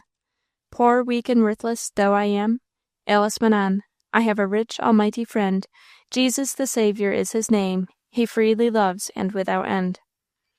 Oh, dear Ellen, whoever can say that has no right to be unhappy. No matter what happens, we have enough to be glad of. And then I was thinking of those words in the Psalms, "Blessed is the man." Stop, I'll find it. I don't know exactly how it goes. "Blessed is he whose transgression is forgiven, whose sin is covered." Oh, yes, indeed, said Alice. It is a shame that any trifles should worry much those whose sins are forgiven them, and who are the children of the great King. Poor Miss Fortune never knew the sweetness of those words. We ought to be sorry for her and pray for her, Ellen, and never, never, even in thought, return evil for evil. It is not like Christ to do so. I will not, if I can help it," said Ellen. "You can help it, but there is only one way. Now, Ellen, dear, I have 3 pieces of news for you, that I think you will like. One concerns you, another myself, and the third concerns both you and myself. Which will you have first?" "3 pieces of good news?" said Ellen, with opening eyes. "I think I'll have my part first." Directing Ellen's eyes to her pocket, Alice slowly made the corner of the letter show itself. Ellen's colour came and went quick as it was drawn forth, but when it was fairly out and she knew it again, she flung herself upon it with a desperate eagerness Alice had not looked for. She was startled at the half-frantic way in which the child clasped and kissed it, weeping bitterly at the same time. Her transport was almost hysterical. She had opened the letter, but she was not able to read a word, and quitting Alice's arms, she threw herself upon the bed, sobbing in a mixture of joy and sorrow that seemed to take away her reason. Alice looked on surprised a moment, but only a moment, and turned away. When Ellen was able to begin her letter, the reading of it served to throw her back into fresh fits of tears. Many a word of Mrs. Montgomery's went so to her little daughter's heart that its very inmost chords of love and tenderness were wrung. It is true, the letter was short and very simple, but it came from her mother's heart. It was written by her mother's hand, and the very old remembered handwriting had mighty power to move her. She was so wrapped up in her own feelings that through it all she never noticed that Alice was not near her, that Alice did not speak to comfort her. When the letter had been read time after time, and wept over again and again, and Ellen at last was folding it up for the present, she bethought herself of her friend, and turned to look after her. Alice was sitting by the window, her face hid in her hands, and as Ellen drew near, she was surprised to see that her tears were flowing and her breast heaving. Ellen came quite close and softly laid her hand on Alice's shoulder, but it drew no attention. "Miss Alice," said Ellen, almost fearfully, "dear Miss Alice," and her own eyes filled fast again. "What is the matter? Won't you tell me? Oh, don't do so, please don't." "I will not," said Alice, lifting her head. "I am sorry I have troubled you, dear. I am sorry I could not help it." She kissed Ellen, who stood anxious and sorrowful by her side, and brushed away her tears. But Ellen saw she had been shedding a great many. "What is the matter, dear Miss Alice? What has happened to trouble you? Won't you tell me?" Ellen was almost crying herself. Alice came back to the rocking-chair, and took Ellen in her arms again, but she did not answer her. Leaning her face against Ellen's forehead, she remained silent. Ellen ventured to ask no more questions, but lifting her hand once or twice caressingly to Alice's face, she was distressed to find her cheek wet still. Alice spoke at last. "It isn't fair not to tell you what is the matter, dear Ellen, since I have let you see me sorrowing. It is nothing new, nor anything I would have otherwise if I could. It is only that I have had a mother once, and have lost her, and you brought back the old time so strongly that I cannot command myself." Ellen felt a hot tear drop upon her forehead, and again ventured to speak her sympathy only by silently stroking Alice's cheek. "It is all past now," said Alice. "It is all well. I would not have her back again. I shall go to her, I hope, by and by." "Oh, no, you must stay with me," said Ellen, clasping both arms around her. There was a long silence, during which they remained locked in each other's arms. "Ellen, dear," said Alice at length, "we are both motherless for the present, at least, both of us almost alone. I think God has brought us together to be a comfort to each other. We will be sisters while he permits us to be so. Don't call me Miss Alice any more. You shall be my little sister, and I will be your elder sister, and my home shall be your home as well." Ellen's arms were drawn very close round her companion at this, but she said nothing, and her face was laid in Alice's bosom. There was another very long pause. Then Alice spoke in a livelier tone. "Come, Ellen, look up. You and I have forgotten ourselves. It isn't good for sick people to get down in the dumps. Look up and let me see these pale cheeks. Don't you want something to eat?" "I don't know," said Ellen faintly. "What would you say to a cup of chicken broth?" "Oh, I should like it very much," said Ellen with new energy. "Marjorie made me some particularly nice, as she always does, and I took it into my head a little might not come amiss to you, so I resolved to stand the chance of Sharp's jolting it all over me, and I rode down with a little pail of it on my arm. Let me rake open these coals, and you shall have some directly." "And did you come without being spattered?" said Ellen. "Not a drop. Is this what you use to warm things in?" "Never mind, it has had gruel in it. I'll set the tin pail on the fire. It won't hurt it." "I am so much obliged to you," said Ellen, "for do you know I have got quite tired of gruel, and panada I can't bear." "Then I am very glad I brought it." While it was warming, Alice washed Ellen's gruel cup and spoon, and presently she had the satisfaction of seeing Ellen eating the broth with that keen enjoyment none know but those that have been sick and are getting well. She smiled to see her gaining strength almost in the very act of swallowing. "Ellen," said she, presently, "I have been considering your dressing table. It looks rather doleful. I'll make you a present of some dimity, and when you come down to see me you shall make a cover for it that will reach down to the floor and hide those long legs." "That wouldn't do at all," said Ellen. "Aunt Fortune would go off into all sorts of fits." "What about?" "Why, the washing, Miss Alice. To have such a great thing to wash every now and then. You can't think what a fuss she makes if I have more than just so many white clothes in the wash every week." "That's too bad," said Alice. "Suppose you bring it up to me. It wouldn't be often, and I'll have it washed for you, if you care enough about it to take the trouble." "Oh, indeed I do," said Alice. "I should like it very much, and I'll get Mr. Van Brunt to no, I can't. Aunt Fortune won't let me. I was going to say I would get him to saw off the legs and make it lower for me, and then my dressing box would stand so nicely on the top.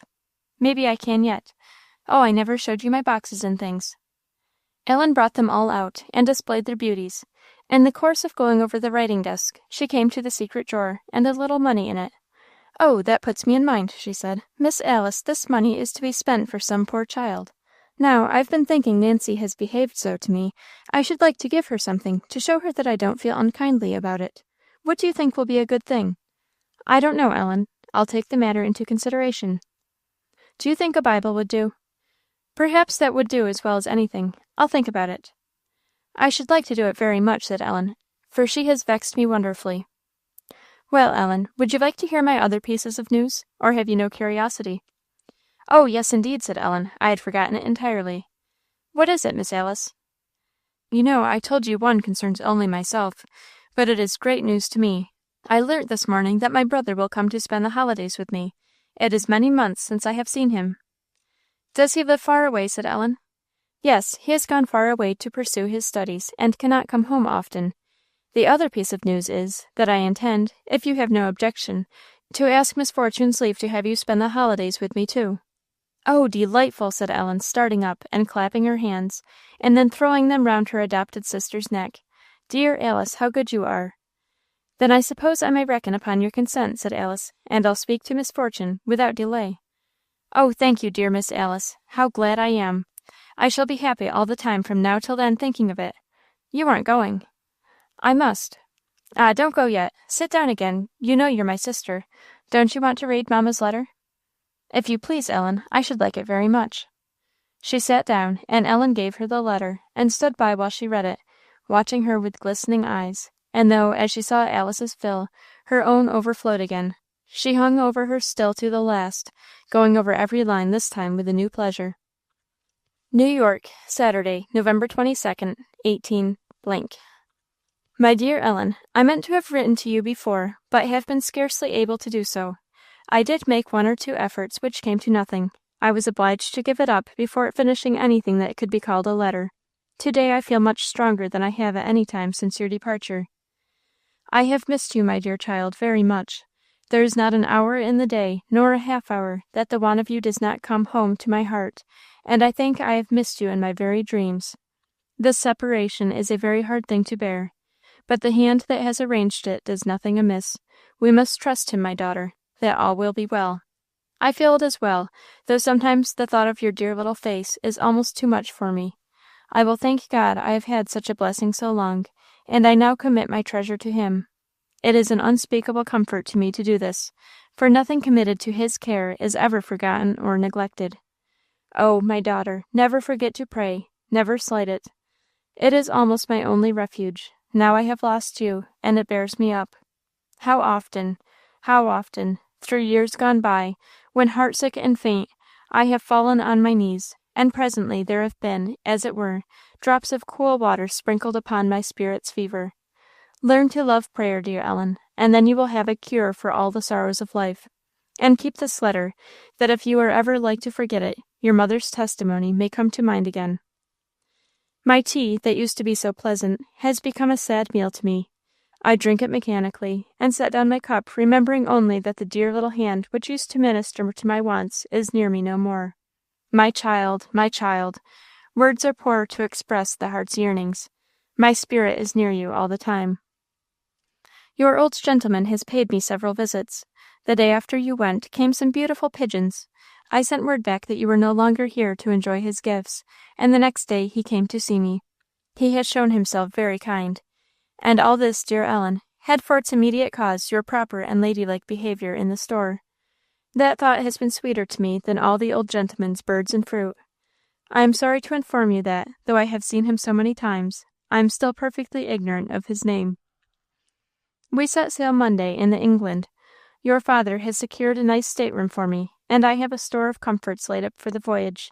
So next week you may imagine me out on the broad ocean, with nothing but sky and clouds and water to be seen around me, and probably much too sick to look at those. Never mind that, the sickness is good for me. I will write you as soon as I can again, and send by the first conveyance.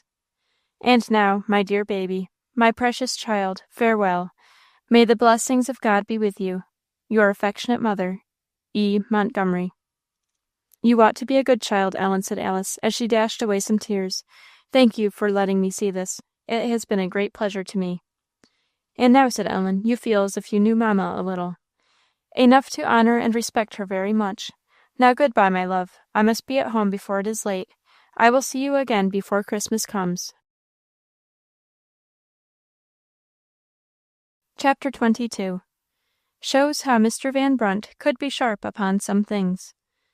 To Ellen's sorrow, she was pronounced next morning well enough to come downstairs, her aunt averring that it was no use to keep a fire burning up there for nothing. She must get up and dress in the cold again, and winter had fairly set in now. The 19th of December rose clear and keen. Ellen looked sighingly at the heap of ashes and the dead brands in the fireplace, where the bright little fire had blazed so cheerfully the evening before. But regrets did not help the matter, and shivering she began to dress as fast as she could. Since her illness, a basin and pitcher had been brought into her room, so the washing at the spout was ended for the present. And though the basin had no place but a chair, and the pitcher must stand on the floor, Ellen thought herself too happy. But how cold it was! The wind swept past her windows, giving wintry shakes to the panes of glass, and through many an opening in the wooden framework of the house it came in and saluted Ellen's bare arms and neck. She hurried to finish her dressing, and wrapping her double gown over all, went down to the kitchen. It was another climate there. A great fire was burning, that it quite cheered Ellen's heart to look at, and the air seemed to be full of coffee and buckwheat cakes. Ellen almost thought she should get enough breakfast by the sense of smell. "Ah, here you are," said Miss Fortune. "What have you got that thing on for?" "It was so cold upstairs," said Ellen, drawing up her shoulders. The warmth had not gotten inside her wrapper yet. "Well, 'tain't cold here. You'd better pull it off right away.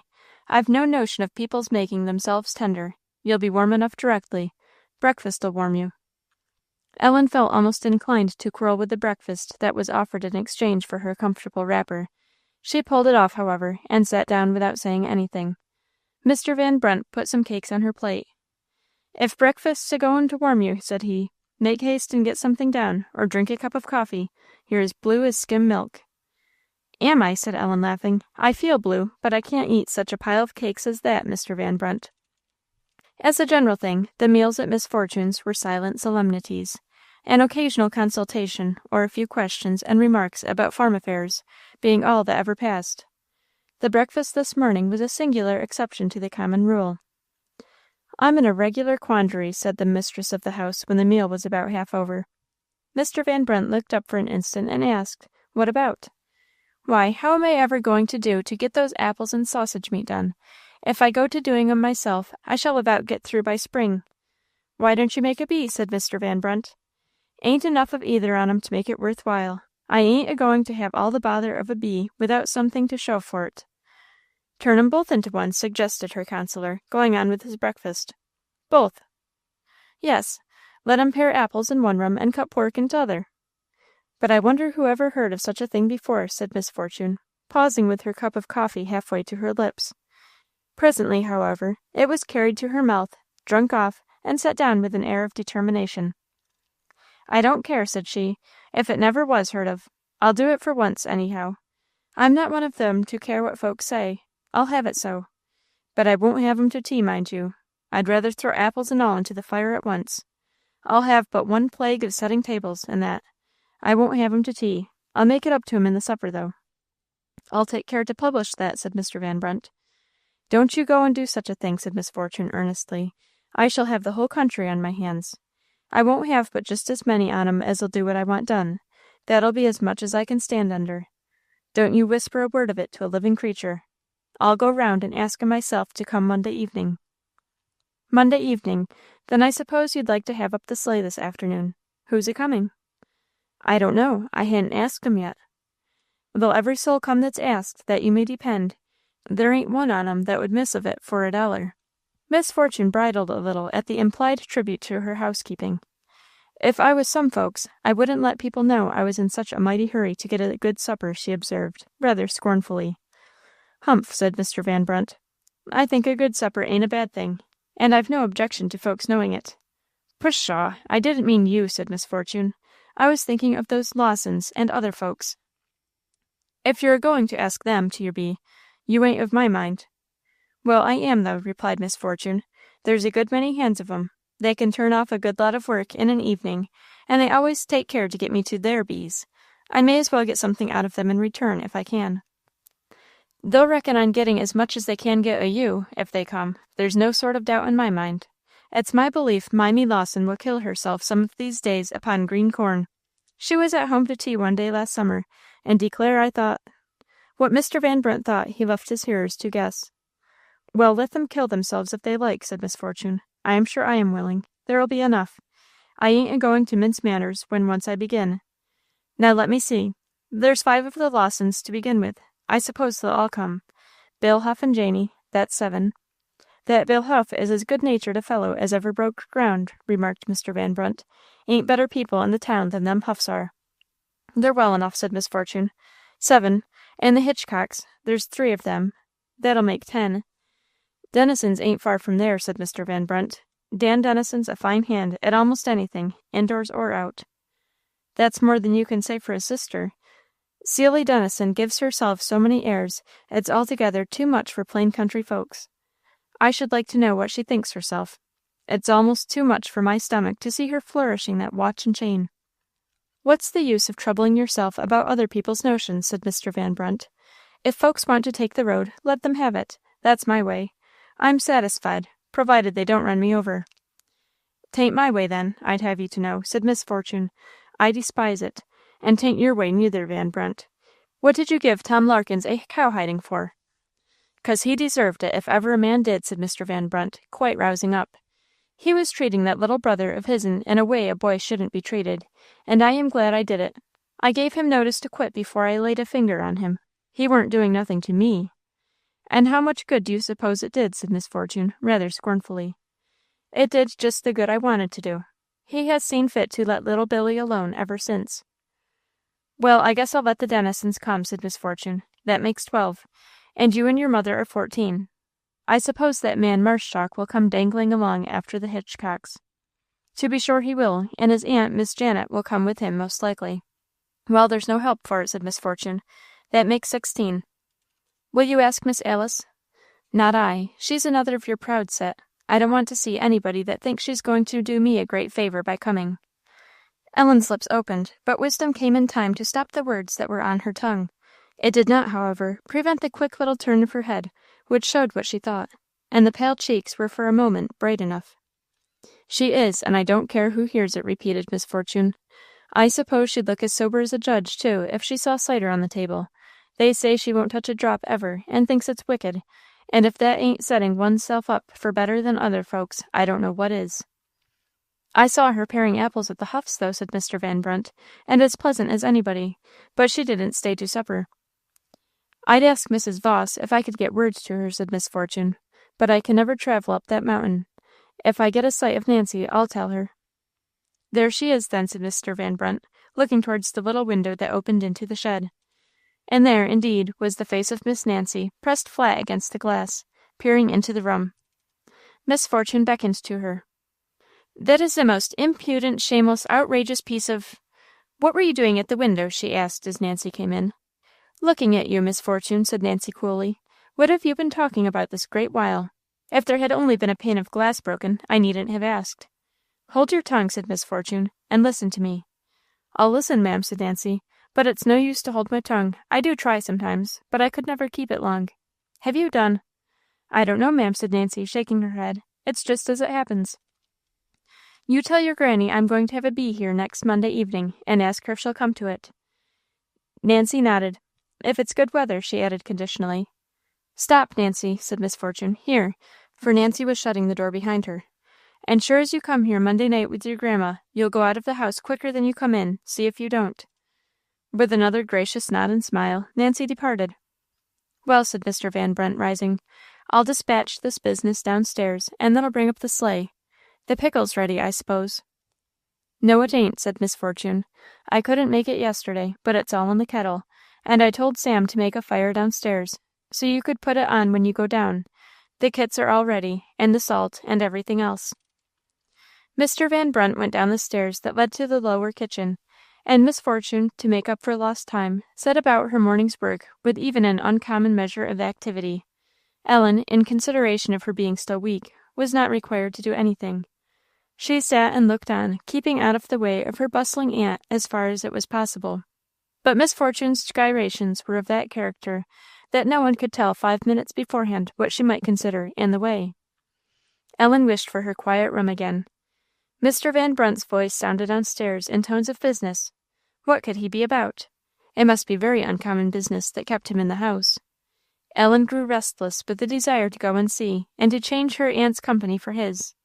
And no sooner was Miss Fortune fairly shut up in the buttery at some secret work, than Ellen gently opened the door at the head of the lower stairs, and looked down.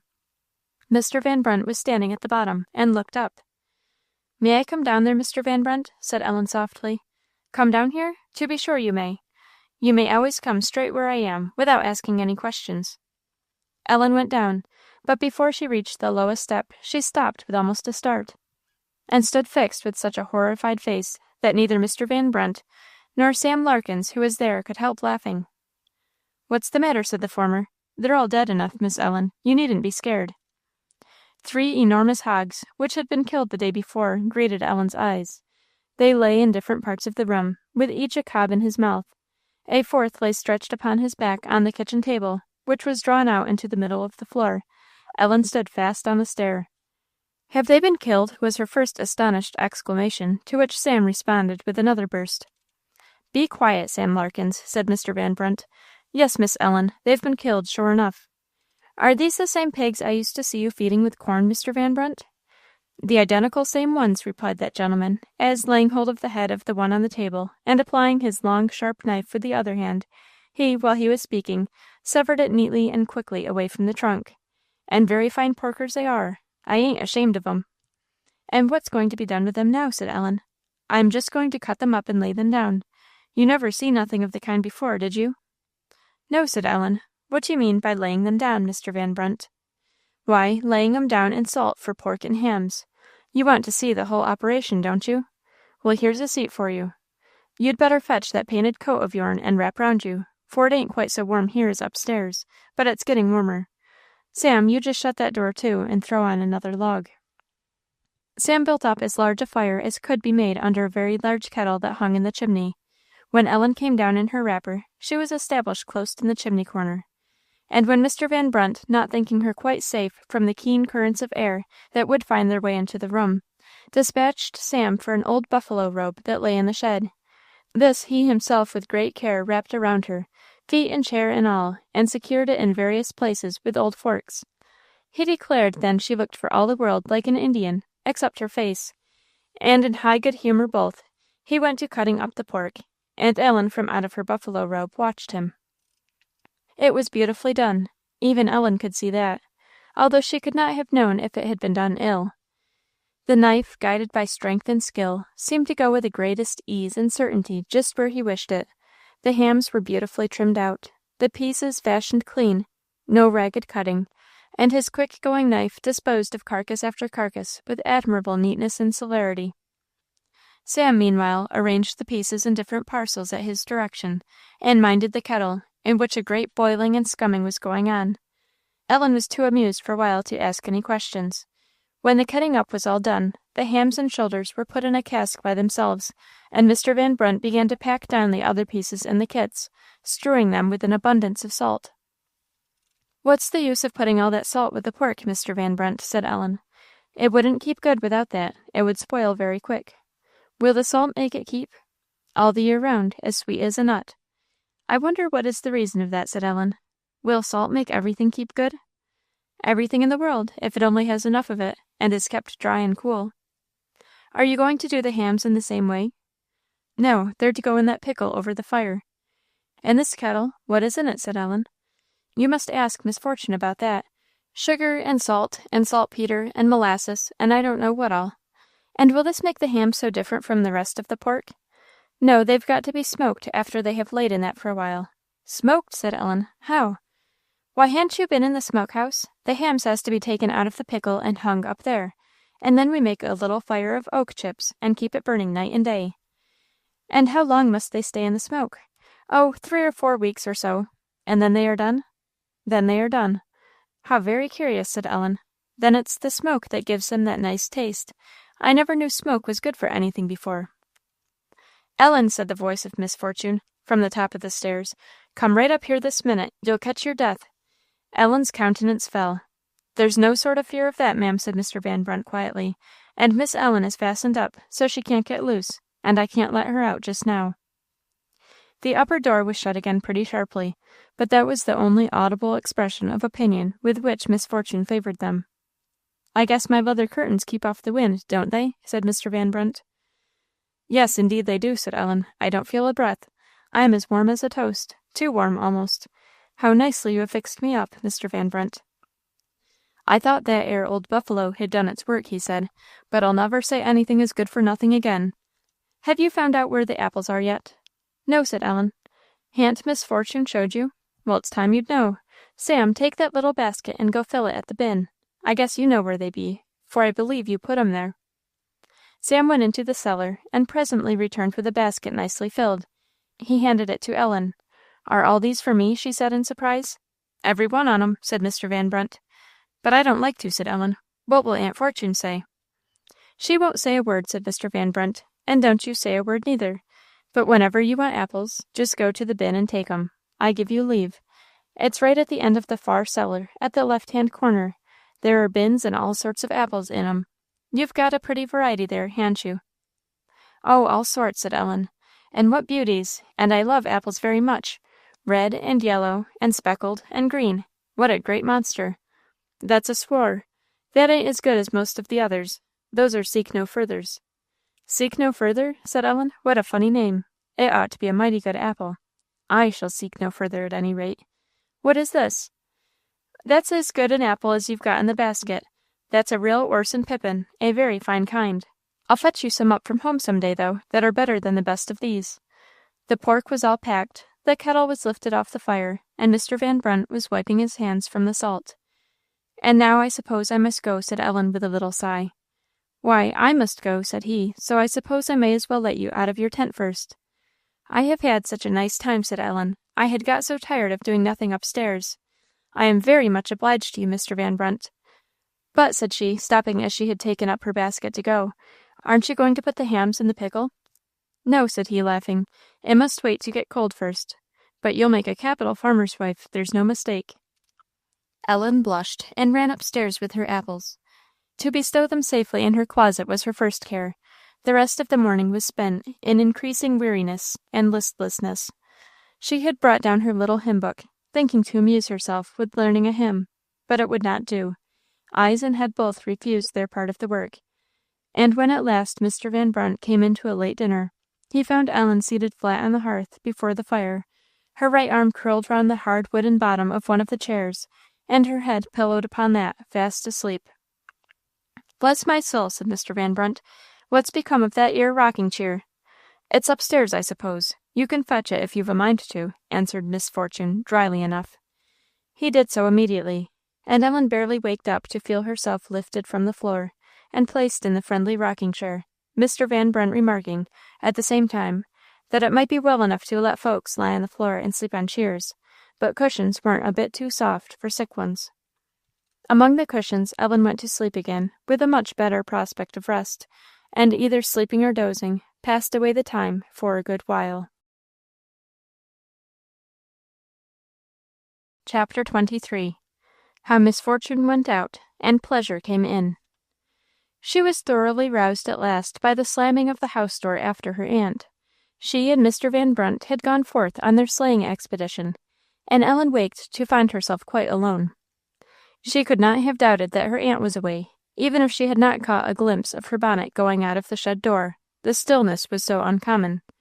No such quiet could be with Misfortune anywhere about the premises. The old grandmother must have been abed and asleep too, for a cricket under the hearth, and the wood fire in the chimney, had it all to themselves, and made the only sounds that were heard.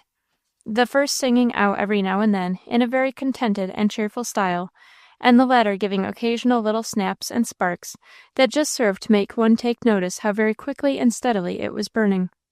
Misfortune had left the room put up in the last extreme of neatness. Not a speck of dust could be supposed to lie on the shining painted floor. The back of every chair was in its place against the wall. The very hearthstones shone, and the heads of the large iron nails in the floor were polished to steel. Ellen sat awhile listening to the soothing chirrup of the cricket, and the pleasant crackling of the flames. It was a fine, cold winter's day. The two little windows at the far end of the kitchen looked out upon an expanse of snow, and a large lilac bush that grew close by the wall, moved lightly by the wind, drew its icy fingers over the panes of glass. Wintry it was without, but that made the warmth and comfort within seem all the more. Ellen would have enjoyed it very much if she had had any one to talk to. As it was, she felt rather lonely and sad. She had begun to learn a hymn, but it had set her off upon a long train of thought, and with her head resting on her hand, her fingers pressed into her cheek, the other hand with the hymn book lying listlessly in her lap, and eyes staring into the fire, she was sitting the very picture of meditation when the door opened, and Alice Humphreys came in. Ellen started up. "Oh, I'm so glad to see you. I'm all alone." "Left alone, are you?" said Alice, as Ellen's warm lips were pressed again and again to her cold cheeks. "Yes, Aunt Fortune's gone out. Come and sit down here in the rocking chair. How cold you are! Oh, do you know she is going to have a great bee here Monday evening? What is a bee?" Alice smiled. "Why," said she, "when people here in the country have so much of any kind of work to do that their own hands are not enough for it, they send and call on their neighbours to help them. That's a bee. A large party in the course of a long evening can do a great deal." "But why do they call it a bee?" "I don't know, unless they mean to be like a hive of bees for the time. As busy as a bee, you know. Then they ought to call it a hive, and not a bee, I should think. Aunt Fortune is going to ask 16 people. I wish you were coming." "How do you know but I am?" "Oh, I know you aren't. Aunt Fortune isn't going to ask you." "You are sure of that, are you?" "Yes, I wish I wasn't. Oh, how she vexed me this morning by something she said." "You mustn't get vexed so easily, my child. Don't let every little untowards thing roughen your temper." "But I couldn't help it, dear Miss Alice. It was about you. I don't know whether I ought to tell you, but I don't think you'll mind it, and I know it isn't true. She said she didn't want you to come because you were one of the proud set." "And what did you say?" "Nothing. I had it just on the end of my tongue to say, it's no such thing, but I didn't say it." I am glad you are so wise. Dear Ellen, that is nothing to be vexed about. If it were true, indeed, you might be sorry. I trust misfortune is mistaken. I shall try and find some way to make her change her mind. I am glad you told me." "I am so glad you are come, dear Alice," said Ellen again. "I wish I could have you always." And the long, very close pressure of 2 arms about her friend said as much. There was a long pause. The cheek of Alice rested on Ellen's head, which nestled against her. Both were busily thinking, but neither spoke, and the cricket chirped and the flames crackled without being listened to. "Miss Alice," said Ellen, after a long time, "I wish you would talk over a hymn with me." "How do you mean, my dear?" said Alice, rousing herself. "I mean, read it over and explain it. Mamma used to do it sometimes. I have been thinking a great deal about her to-day, and I think I'm very different from what I ought to be. I wish you would talk to me, and make me better, Miss Alice." Alice pressed an earnest kiss upon the tearful little face that was uplifted to her, and presently said, "I'm afraid I shall be a poor substitute for your mother, Ellen. What hymn shall we take?" "Any one. This one, if you like. Mamma likes it very much. I was looking it over to-day.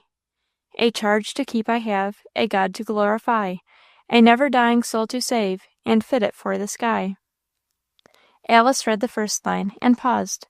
"There now," said Ellen. "What is a charge?" "Don't you know that?" "I think I do, but I wish you would tell me." "Try to tell me first." "Isn't it something that is given to one to do? I don't know exactly." "It is something given one in trust to be done, or taken care of. I remember very well once, when I was about your age, my mother had occasion to go out for half an hour, and she left me in charge of my little baby sister. She gave me a charge, not to let anything disturb her while she was away, and to keep her asleep if I could. And I remember how I kept my charge, too. I was not to take her out of the cradle, but I sat beside her the whole time. I would not suffer a fly to light on her little fair cheek. I scarcely took my eyes from her. I made John keep pussy at a distance, and whenever one of the little round dimpled arms was thrown out upon the coverlet, I carefully drew something over it again." "Is she dead?" said Ellen timidly, her eyes watering in sympathy with Alice's. "She is dead, my dear. She died before we left England." "I understand what a charge is," said Ellen, after a little. "But what is this charge the hymn speaks of? What charge have I to keep?" "The hymn goes on to tell you. The next line gives you part of it. A God to glorify." "To glorify?" said Ellen doubtfully. "Yes, that is to honour, to give him all the honour that belongs to him." "But can I honour him?" "Most certainly. Either honour or dishonour, you cannot help doing one." "I?" said Ellen again. "Must not your behaviour speak either well or ill for the mother who has brought you up?" "Yes, I know that." "Very well. When a child of God lives as he ought to do, people cannot help having high and noble thoughts of that glorious one whom he serves, and of that perfect law he obeys. Little as they may love the ways of religion in their own secret hearts, they cannot help confessing that there is a God, and that they ought to serve him. But a worldling, and still more, an unfaithful Christian, just helps people to forget there is such a being, and makes them think either that religion is a sham, or that they may safely go on despising it. I have heard it said, Ellen, that Christians are the only Bible some people ever read, and it is true. All they know of religion is what they get from the lives of its professors. And oh, were the world but full of the right kind of example, the kingdom of darkness could not stand. Arise, shine, is a word that every Christian ought to take home." "But how can I shine?" asked Ellen. "My dear Ellen, in the faithful, patient, self-denying performance of every duty as it comes to hand. Whatsoever thy hand findeth to do, do it with thy might." "It is very little that I can do," said Ellen. "Perhaps more than you think, but never mind that. All are not great stars in the church. You may be only a little rushlight. See you burn well." "I remember," said Ellen, musing, "Mamma once told me, when I was going somewhere, that people would think strangely of her if I didn't behave well." "Certainly. Why, Ellen, I formed an opinion of her very soon after I saw you." "Did you?" said Ellen, with a wonderfully brightened face. "What was it? Was it good? Ah, do tell me." "I'm not quite sure of the wisdom of that," said Alice, smiling. "You might take home the praise that is justly her right and not yours." "Oh, no, indeed," said Ellen. "I had rather she should have it than I. Please tell me what you thought of her, dear Alice. I know it was good at any rate." Well, I will tell you, said Alice, at all risks. I thought your mother was a lady, from the honourable notions she had given you, and from your ready obedience to her, which was evidently the obedience of love. I judged she had been a good mother, in the true sense of the term. I thought she must be a refined and cultivated person, from the manner of your speech and behaviour. And I was sure she was a Christian, because she had taught you the truth, and evidently had tried to lead you in it. The quivering face of delight with which Ellen began to listen gave way, long before Alice had done, to a burst of tears. It makes me so glad to hear you say that, she said. The praise of it is your mother's, you know, Ellen. I know it, but you make me so glad, and hiding her face in Alice's lap, she fairly sobbed. You understand now, don't you, how Christians may honour or dishonour their Heavenly Father? Yes, I do, but it makes me afraid to think of it. Afraid? It ought rather to make you glad. It is a great honour and happiness for us to be permitted to honour him. A never-dying soul to save, and fit it for the sky. Yes, that is the great duty you owe yourself. Oh, never forget it, dear Ellen, and whatever would hinder you, have nothing to do with it. What shall it profit a man though he gain the whole world and lose his own soul? To serve the present age, my calling to fulfill. What is the present age? Said Ellen. All the people who are living in the world at this time. But, dear Alice, what can I do to the present age? Nothing to the most part of them, certainly. And yet, dear Ellen, if your little rushlight shines well, there's just so much the less darkness in the world, though perhaps you light only a very little corner. Every Christian is a blessing to the world, another grain of salt to go towards sweetening and saving the mass. That is very pleasant to think of, said Ellen, musing. Oh, if we were but full of love to our Saviour, how pleasant it would be to do anything for him! How many ways we should find of honouring him by doing good! I wish you would tell me some of the ways that I can do it, said Ellen. You will find them fast enough if you seek them, Ellen. No one is so poor or so young, but he has one talent at least to use for God. I wish I knew what mine was, said Ellen. Is your daily example as perfect as it can be? Ellen was silent, and shook her head. Christ pleased not himself, and went about doing good. And he said, If any man serve me, let him follow me. Remember that. Perhaps your aunt is unreasonable and kind. See with how much patience and perfect sweetness of temper you can bear and forbear. See if you cannot win her over by untiring gentleness, obedience, and meekness. Is there no improvement to be made here? Oh me, yes, answered Ellen with a sigh. Then your old grandmother. Can you do nothing to cheer her life in her old age and helplessness? Can't you find some way of giving her pleasure? Some way of amusing a long and tedious hour now and then? Ellen looked very grave. In her inmost heart she knew this was a duty she shrank from. He went about doing good. Keep that in mind. A kind word spoken, a little thing to smooth the way of one, or lighten the load of another, teaching those who need teaching, and treating those who are walking in the wrong way. Oh, my child, there is work enough. To serve the present age, my calling to fulfill, oh, may it all my powers engage, to do my Master's will. Arm me with jealous care, as in thy sight to live, and oh, thy servant, Lord, prepare a strict account to give. An account of what? Said Ellen. You know what an account is. If I give Thomas $1 to spend for me at Carra, I expect he will give me an exact account when he comes back, what he has done with every shilling of it. So must we give an account of what we have done with everything our Lord has committed to our care, our hands, our tongues, our time, our minds, our influence. How much we have honoured him, how much good we have done to others, how fast and how far we have grown holy and fit for heaven. It almost frightens me to hear you talk, Miss Alice. Not frightened, dear Ellen. That is not the word. Sober we ought to be, mindful to do nothing we shall not wish to remember in the great day of account. Do you recollect how that day is described? Where is your Bible? She opened at the 20th chapter of Revelation. And I saw a great white throne, and him that sat on it, from whose face the earth and the heaven flew away, and there was found no place for them. And I saw the dead, small and great, stand before God, and the books were opened, and another book was opened, which is the book of life. And the dead were judged out of those things which were written in the books, according to their works. And the sea gave up the dead which were in it, and death and hell delivered up the dead which were in them. And they were judged every man according to their works. And death and hell were cast into the lake of fire. This is the second death. And whosoever was not found written in the book of life was cast into the lake of fire. Ellen shivered. That is dreadful, she said. It will be a dreadful day to all but those whose names are written in the Lamb's book of life.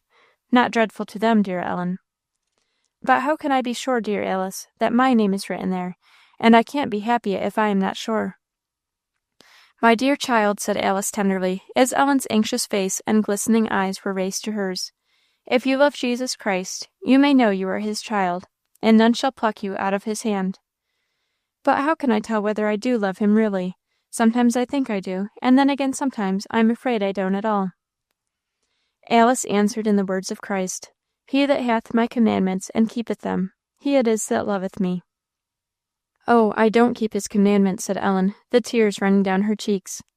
Perfectly, none of us do. But, dear Ellen, that is not the question. Is your heart's desire and effort to keep them? Are you grieved when you fail? There is the point.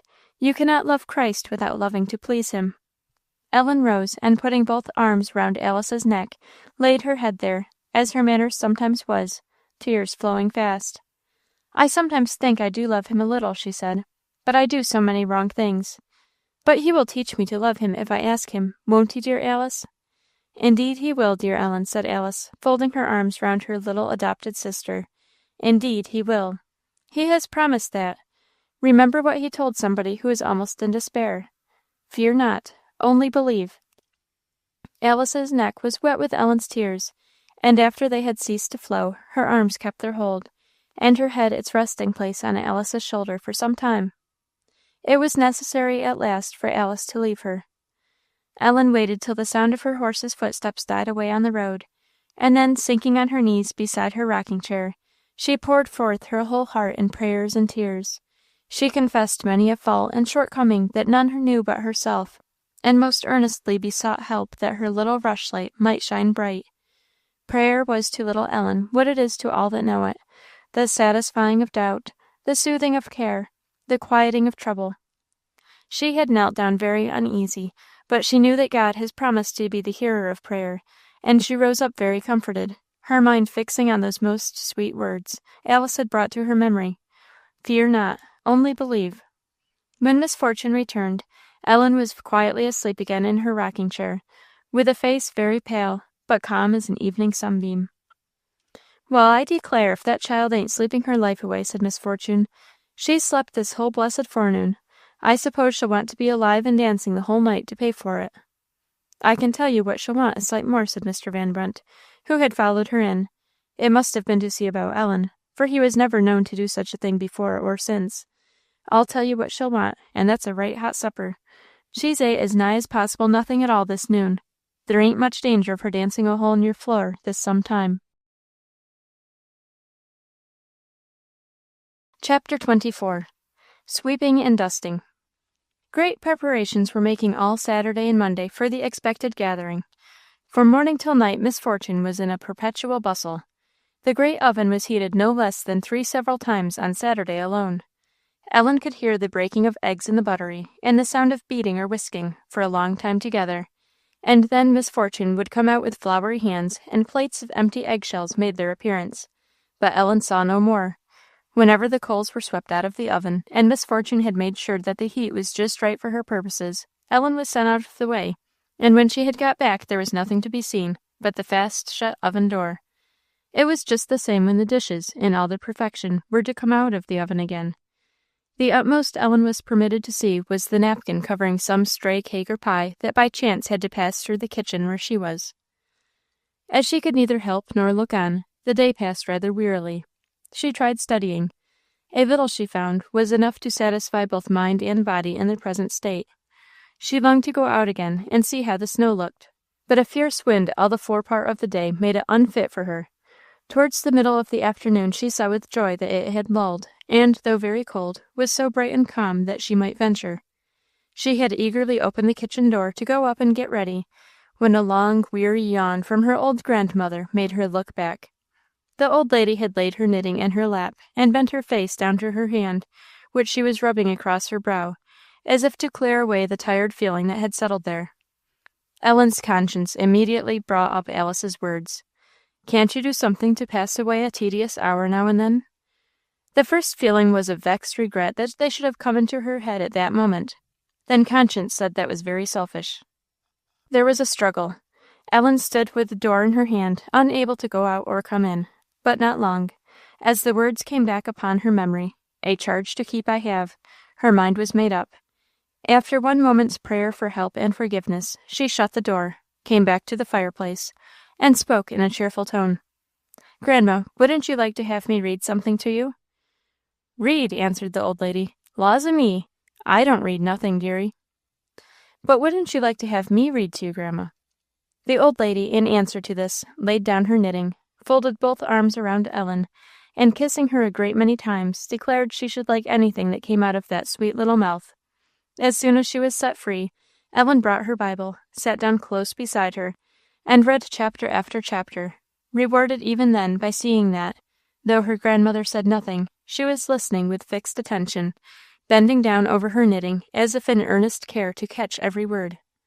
And when at last she stopped, warned by certain noises downstairs that her aunt would presently be bustling in, the old lady again hugged her close to her bosom, kissing her foreheads and cheeks and lips, and declaring that she was a great deal sweeter than any sugar plums. And Ellen was very much surprised to feel her face wet with a tear from her grandmother's cheek. Hastily kissing her again, for the first time in her life, she ran out of the room, her own tears starting, and her heart swelling big. Oh, how much pleasure, she thought, I might have given my poor grandma, and how I have left her alone all this while. How wrong I have been.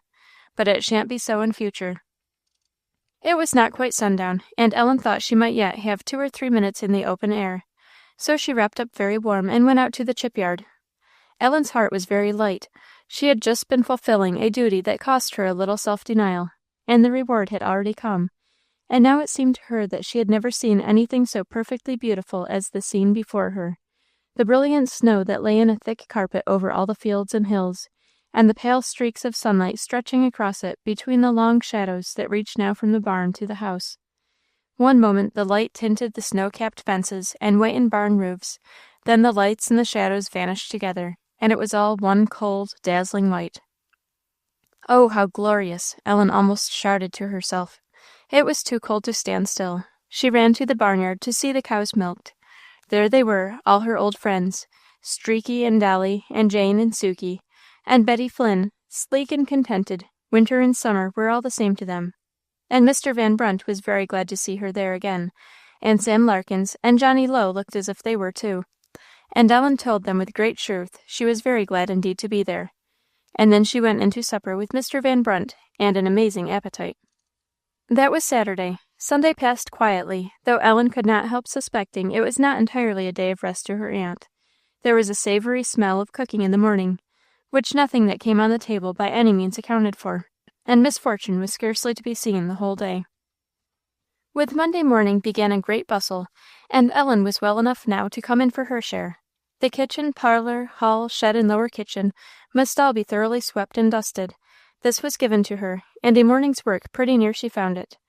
Then she had to rub bright all the brass handles of the doors, and the big brass andirons in the parlour, and the brass candlesticks on the parlour mantelpiece.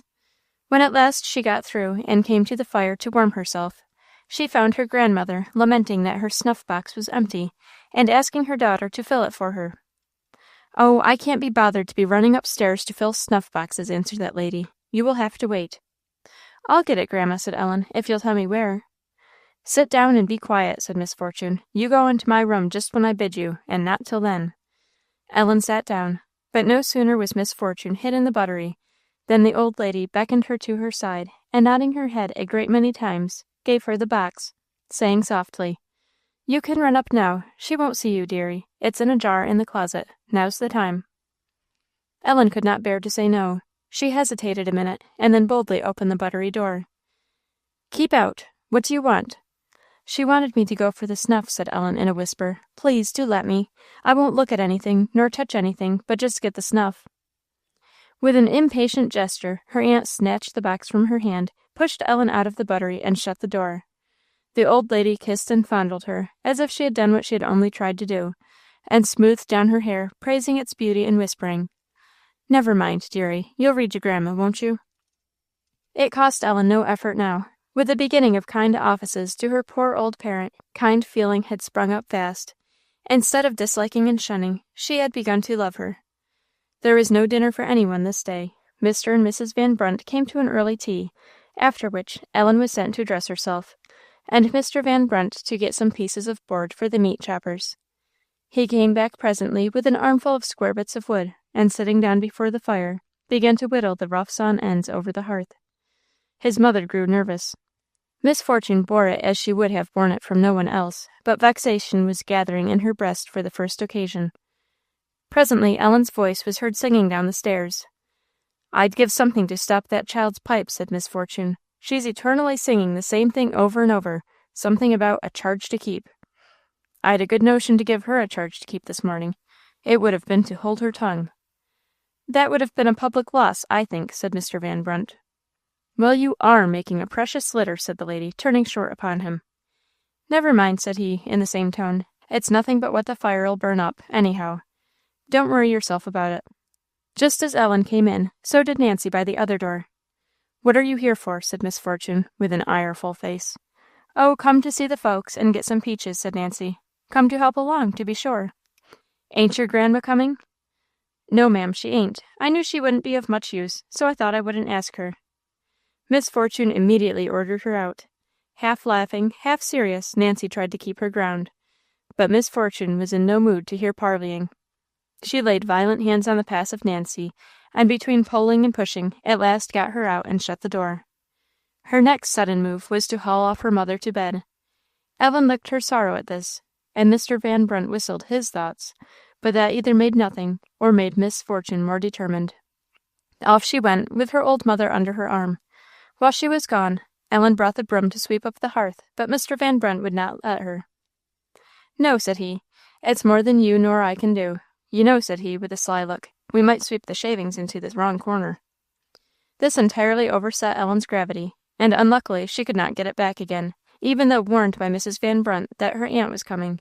Trying only made it worse, and Misfortune's entrance was but the signal for a fresh burst of hearty merriment. What she was laughing at was of course instantly asked, in no pleased tone of voice. Ellen could not tell, and her silence and blushing only made her aunt more curious. "Come, leave bothering her," said Mr. Van Brunt at last. "She was only laughing at some of my nonsense, and she won't tell on me." "Will you swear to that?" said the lady sharply. "Humph! No, I won't swear, unless you go before a magistrate with me, but it is true." "I wonder if you think I am as easy blinded as all that comes to," said Misfortune scornfully. And Ellen saw that her aunt's displeasure was all gathered upon her for the evening. She was thinking of Alice's words, and trying to arm herself with patience and gentleness, when the door opened, and in walked Nancy as demurely as if nobody had ever seen her before. "Misfortune, Granny sent me to tell you she is sorry she can't come tonight. She don't think it would do for her to be out so late. She's a little touch of the rheumatics, she says." "Very well," said Misfortune. "Now clear out." "You had better not say so, Misfortune. I'll do as much for you as any two of the rest. See if I don't." "I don't care, if you did as much as 50, said Misfortune impatiently. "I won't have you here, so go, or I'll give you something to help you along." Nancy saw she had no chance with Misfortune in her present humour, and went quickly out.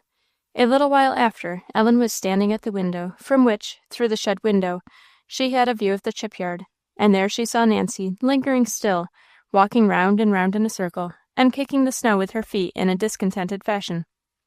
"I am very glad she isn't going to be here," thought Ellen. "But, poor thing, I dare say she is very much disappointed. And how sorry she will feel going back all that long, long way home. What if I should get her leave to stay? Wouldn't it be a fine way of returning good for evil? But, oh dear, I don't want her here. But that's no matter." The next minute, Mr. Van Brunt was half startled by Ellen's hand on his shoulder, and the softest of whispers in his ear. He looked up very much surprised. "Why, do you want her?" said he, likewise in a low tone. "No," said Ellen, "but I know I should feel very sorry if I was in her place." Mr. Van Brunt whistled quietly to himself. "Well," said he, "you are a good-natured piece." "Misfortune," said he presently, "if that mischievous girl comes in again, I recommend you to let her stay." "Why?" "'Cause it's true what she said. She'll do you as much good as half a dozen. She'll behave herself this evening, I'll engage, or if she don't, I'll make her. She's too impudent to live. but I don't care. Her grandmother is another sort. But I guess she is gone by this time."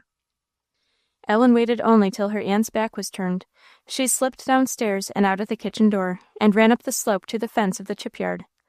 "Nancy! Nancy!" "What?" said Nancy, wheeling about. "If you go in now, I guess Aunt Fortune will let you stay." "What makes you think so?" said the other surlily. "'Cause Mr. Van Brunt was speaking to her about it. Go in and you'll see." Nancy looked doubtfully at Ellen's face, and then ran hastily in. More slowly, Ellen went back by the way she came. When she reached the upper kitchen, she found Nancy as busy as possible, as much at home already as if she had been there all day, helping to set the table in the hall, and going to and fro between that and the buttery with an important face. Ellen was not suffered to help, nor even to stand and see what was doing, so she sat down in the corner, by her old friend Mrs. Van Brunt, and with her head in her lap watched, by the firelight, the busy figures that went backward and forward, and Mr. Van Brunt, who still sat working at his bits of board. There were pleasant thoughts in Ellen's head that kept the dancing blaze company. Mr. Van Brunt once looked up and asked her what she was smiling at. The smile brightened at his question, but he got no more answer. At last the supper was all set out in the hall, so that it could very easily be brought into the parlour when the time came. The waiter, with the best cups and saucers, which always stood covered with a napkin on the table in the front room, was carried away. The great pile of wood in the parlour fireplace, built ever since morning, was kindled. All was in apple pie order, and nothing was left but to sweep up the shavings that Mr. Van Brunt had made. This was done, and then Nancy seized hold of Ellen. "Come along," said she, pulling her to the window. "Come along and let us watch the folks come in." "But it isn't time for them to be here yet," said Ellen. "The fire is only just burning."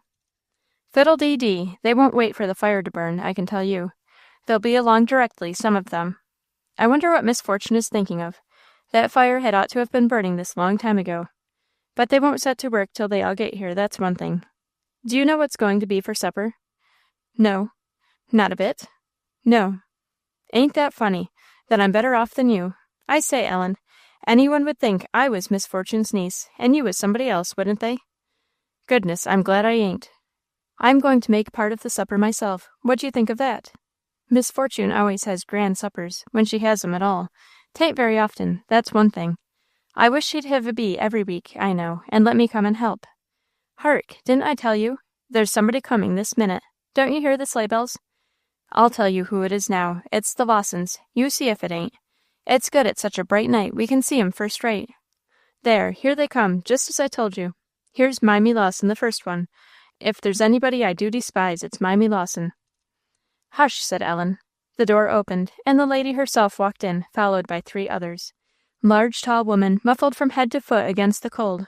The quiet kitchen was speedily changed into a scene of bustle.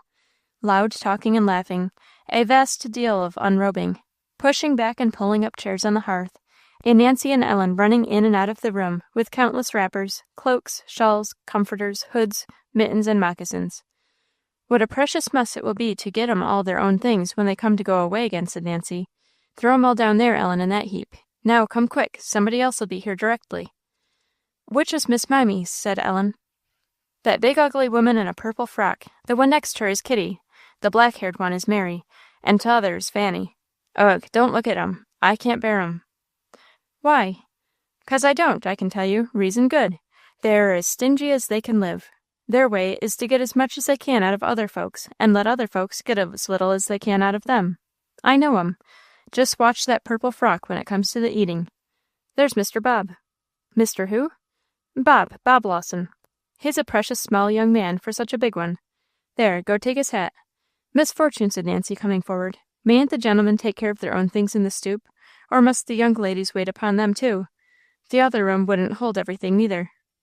This speech raised a general laugh, in the midst of which Mr. Bob carried his own hat and cloak into the shed, as desired.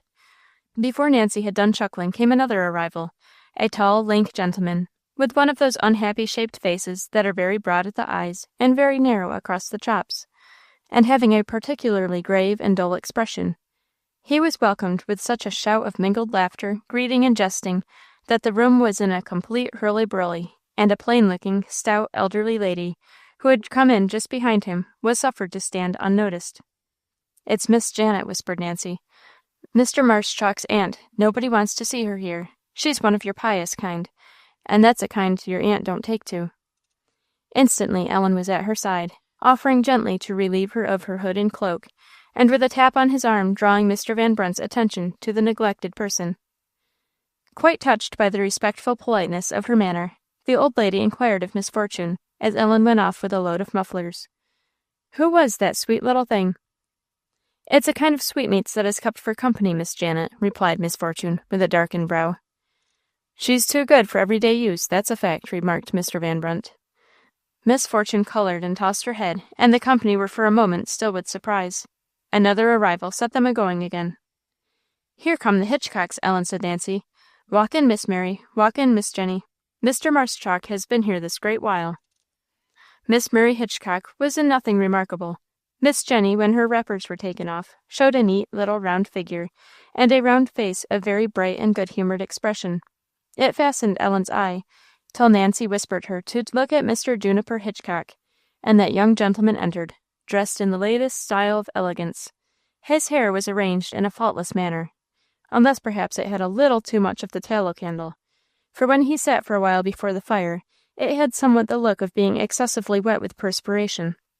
His boots were as shiny as his hair. His waistcoat was of a startling pattern. His pantaloons were very tightly strapped down, and at the end of a showy watch riband hung some showy seals. The kitchen was now one buzz of talk and good humour. Ellen stood half smiling to herself to see that universal smile, when Nancy twitched her.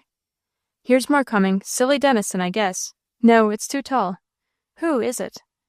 But Ellen flung open the door with a half-uttered scream, and threw herself into the arms of Alice, and then led her in, her face full of such extreme joy that it was perhaps one reason why her aunts were a very doubtful ere she came forward. That could not stand, however, against the graceful politeness and pleasantness of Alice's greeting. Miss Fortune's brow smoothed, her voice cleared, and she told Miss Humphreys she was very welcome, and she meant it. Clinging close to her friend as she went from one to another, Ellen was delighted to see that everyone echoed the welcome. Every face brightened at meeting hers, every eye softened, and Jenny Hitchcock even threw her arms round Alice and kissed her. Ellen left now the window to Nancy, and stood fast by her adopted sister, with a face of satisfaction it was pleasant to see, watching her very lips as they moved.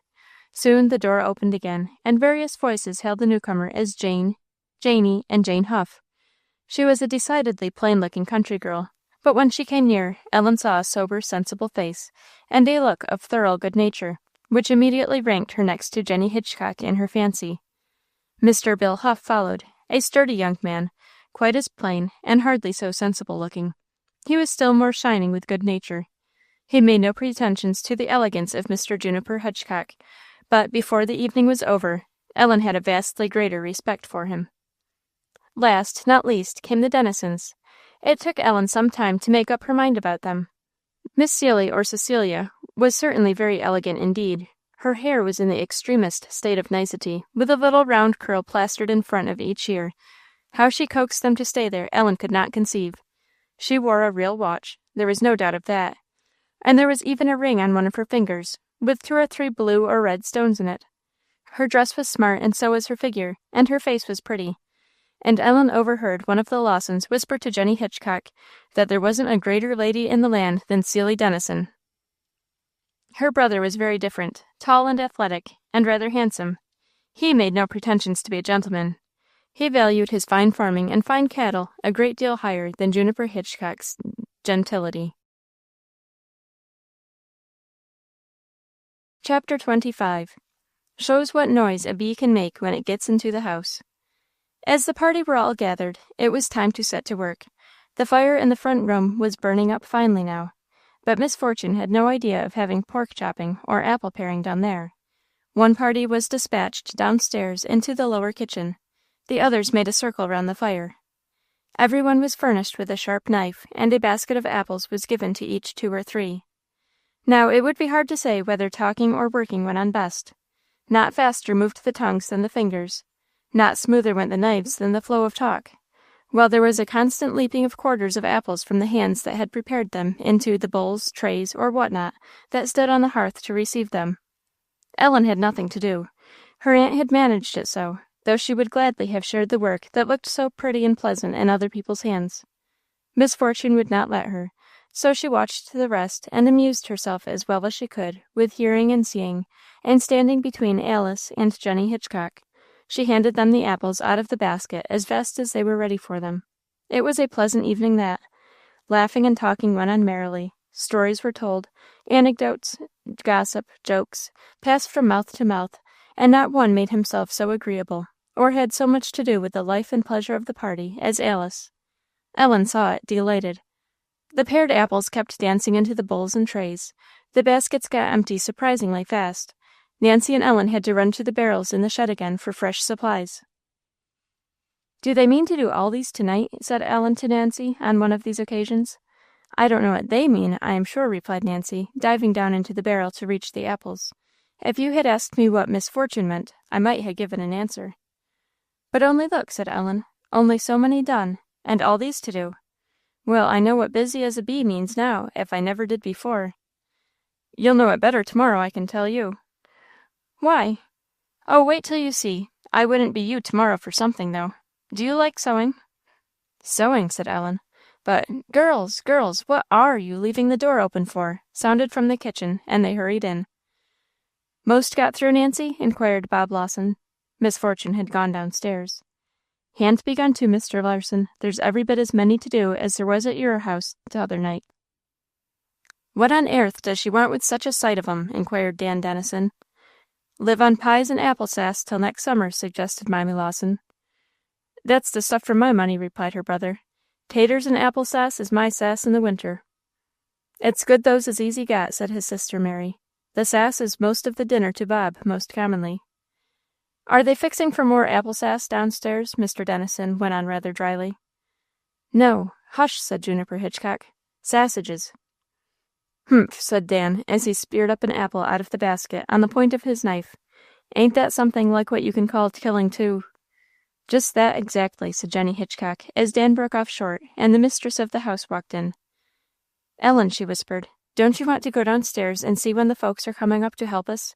And tell the doctor he must be spry, for we ain't a-going to get through in a hurry," she added, laughing. "Which is the doctor, ma'am?" "The doctor, Dr. Marshchalk. Don't you know?" "Is he a doctor?" said Alice. "No, not exactly, I suppose, but he's just as good as the real. There was a man broke his leg horribly at Thirlwall the other day, and Gibson was out of the way, and Marshchalk said it, and did it famously, they said. So go, Ellen, and bring us word what they are all about." Mr. Van Brunt was head of the party in the lower kitchen. He stood at one end of the table cutting, with his huge knife, the hard frozen pork into very thin slices, which the rest of the company took, and before they had time to thaw, cut up into small dice on the little boards Mr. Van Brunt had prepared. As large a fire as the chimney could hold was built up and blazing finely. The room looked as cozy and bright as the one upstairs, and the people as busy and talkative. They had less to do, however, or they had been more smart, for they were drawing to the end of their chopping, of which Miss Janet declared herself very glad, for, she said, the wind came sweeping in under the doors and freezing her feet the whole time, and she was sure that the biggest fire ever was built couldn't warm that room, an opinion in which Mrs. Van Brunt agreed perfectly. Miss Janet no sooner spied Ellen standing in the chimney corner than she called her to her side, kissed her, and talked to her for a long time, and finally, fumbling in her pocket, brought forth an old, little, three-cornered pincushion, which she gave her for a keepsake. Jane Huff and her brother also took kind notice of her, and Ellen began to think the world was full of nice people. About 8:30, the choppers went up and joined the company, who were paring apples. The circle was a very large one now, and the buzz of the tongues grew quite furious. "What are you smiling at?" asked Alice of Ellen, who stood at her elbow. "Oh, I don't know," said Ellen, smiling more broadly, and presently added, "They're all so kind to me." "Who?" "Oh, everybody. Miss Jenny, and Miss Jane Huff, and Miss Janet, and Mrs. Van Brunt, and Mr. Huff. They all speak so kindly and look so kindly at me. But it's very funny what a notion people have for kissing. I wish they hadn't. I've run away from 3 kisses already, and I'm so afraid somebody else will try next." "You don't seem very bitterly displeased," said Alice, smiling. "I am, though. I can't bear it," said Ellen, laughing and blushing. "There's Mr. Dennison caught me in the first place, and tried to kiss me, but I tried so hard to get away, I believe he saw I was really in good earnest, and let me go. And just now, only think of it, While I was standing talking to Miss Jane Huff downstairs, her brother caught me and kissed me before I knew what he was going to do. I declare it's too bad," said Ellen, rubbing her cheek very hard, as if she would rub off the affront. "You must let it pass, my dear. It is one way of expressing kindness. They feel kindly toward you, or they would not do it." "Then I wish they wouldn't feel quite so kindly," said Ellen. "That's all. Hark! What was that?" "What is that?" said somebody else, and instantly there was silence, broken again, after a minute or two, by the faint blast of a horn. "It's old Father Swaim, I reckon," said Mr. Van Brunt. "I'll go fetch him in." "Oh, yes, bring him in," was heard on all sides. "That horn makes me think of what happened to me once," said Jenny Hitchcock to Ellen. "I was a little girl at school, not so big as you are, and one afternoon, when we were all as still as mice, and studying away, we heard Father Swaim's horn." "What does he blow it for?" said Ellen, as Jenny stooped for her knife, which she had let fall. "Oh, to let people know he's there, you know. Did you never see Father Swaim?" "No." "La, he is the funniest old fellow. He goes round and round the country, carrying the newspapers, and we get him to bring our letters from the post office when there are any.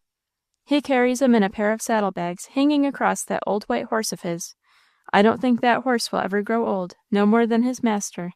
And in summer he has a stick, so long, with a horse's tail tied to the end of it, to brush away the flies, for the poor horse has had his tail cut off pretty short. I wonder if it isn't the very same," said Jenny, laughing heartily. "Father Swaim thought he could manage it best, I guess." "But what was it that happened to you that time at school?" said Ellen.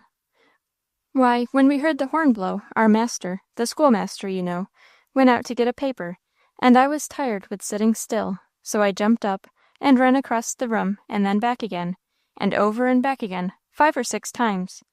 And when he came in, one of the girls up and told of it. It was Fanny Lawson," said Jenny, in a whisper to Alice, "and I think she ain't much different now from what she was then.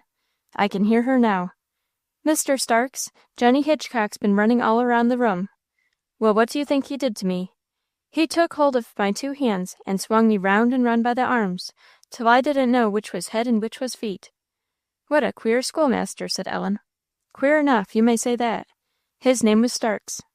The boys used to call him Starksification. We did hate him, that's a fact. I'll tell you what he did to a black boy of ours. You know our black Sam, Alice? I forget what he had been doing, but Starks took him so, by the rims of the ears, and danced him up and down upon the floor." "But didn't that hurt him?" "Hurt him, I guess it did. He meant it should. He tied me under the table once. Sometimes, when he wanted to punish 2 boys at a time, he would set them to spit in each other's faces." "Oh, don't tell me about him," cried Ellen, with a face of horror. "I don't like to hear it." Jenny laughed, and just then the door opened, and Mr. Van Brunt and the old news carrier came in. He was a venerable, mild-looking man, with thin hair as white as snow.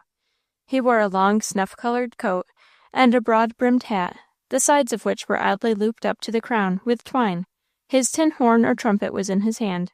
His saddlebags were on Mr. Van Brunt's arm. As soon as she saw him, Ellen was fevered with the notion that perhaps he had something for her, and she forgot everything else. It would seem that the rest of the company had the same hope, for they crowded round him, shouting out welcomes, and questions, and inquires for letters, all in a breath. "Softly, softly," said the old man, sitting down slowly. "Not all at once. I can't attend to you all at once. One at a time, one at a time." "Don't attend to 'em at all till you're ready," said Miss Fortune. "Let 'em wait." And she handed him a glass of cider. He drank it off at a breath, smacking his lips as he gave back the glass to her hand, and exclaiming, "That's prime." Then, taking up his saddlebags from the floor, he began slowly to undo the fastenings. "You are going to our house tonight, ain't you, Father Swaim?" said Jenny.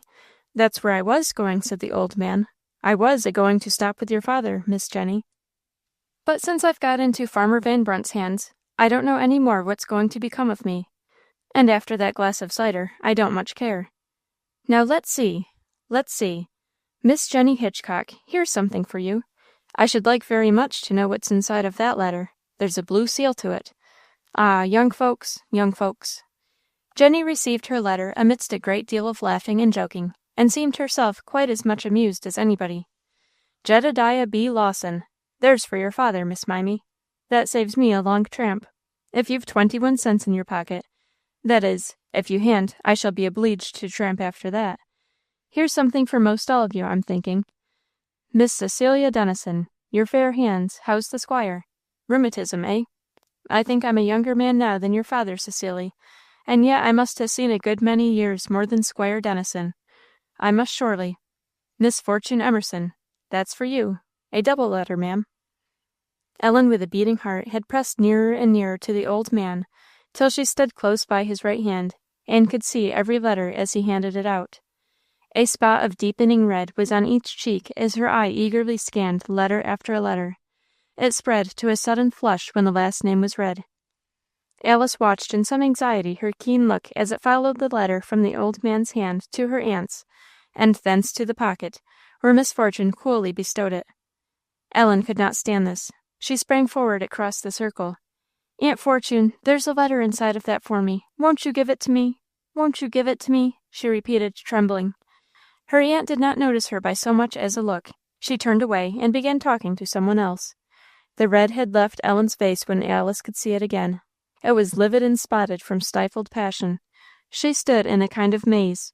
But as her eye caught Alice's anxious and sorrowful look, she covered her face with her hands, and as quick as possible, made her escape out of the room. For some minutes, Alice heard none of the hubbub around her. Then came a knock at the door, and the voice of Thomas Grimes saying to Mr. Van Brunt that Miss Humphrey's horse was there.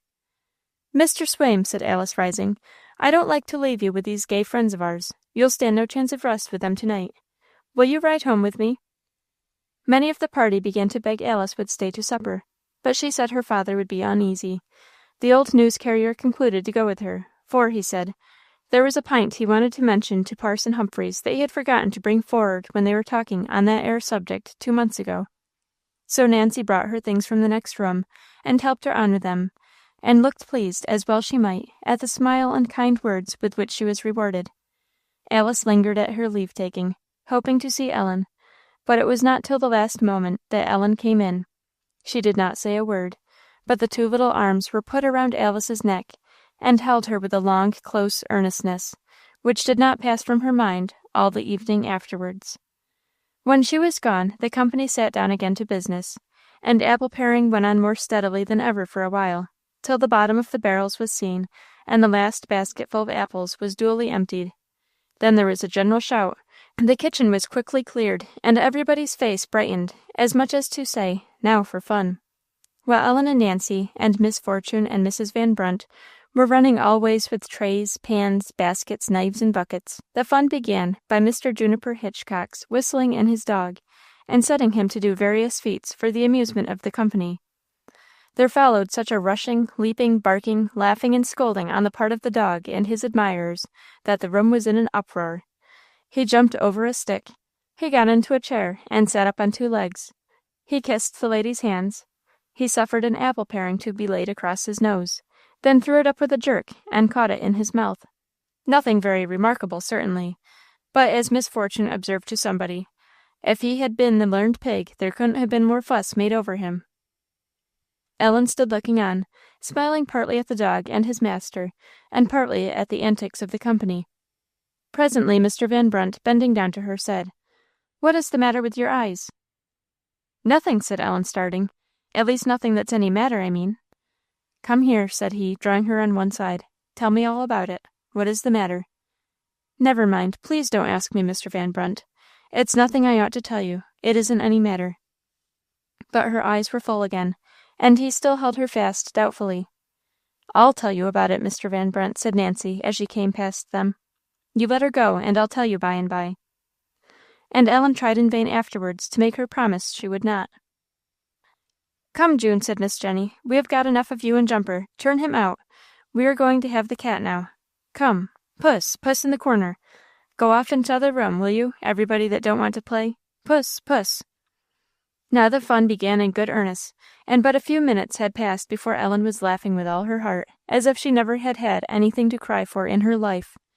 After Puss, Puss in the corner, came Blind Man's Bluff, and this was played with great spirit, the 2 most distinguished being Nancy and Dan Dennison, though Miss Fortune played admirably well.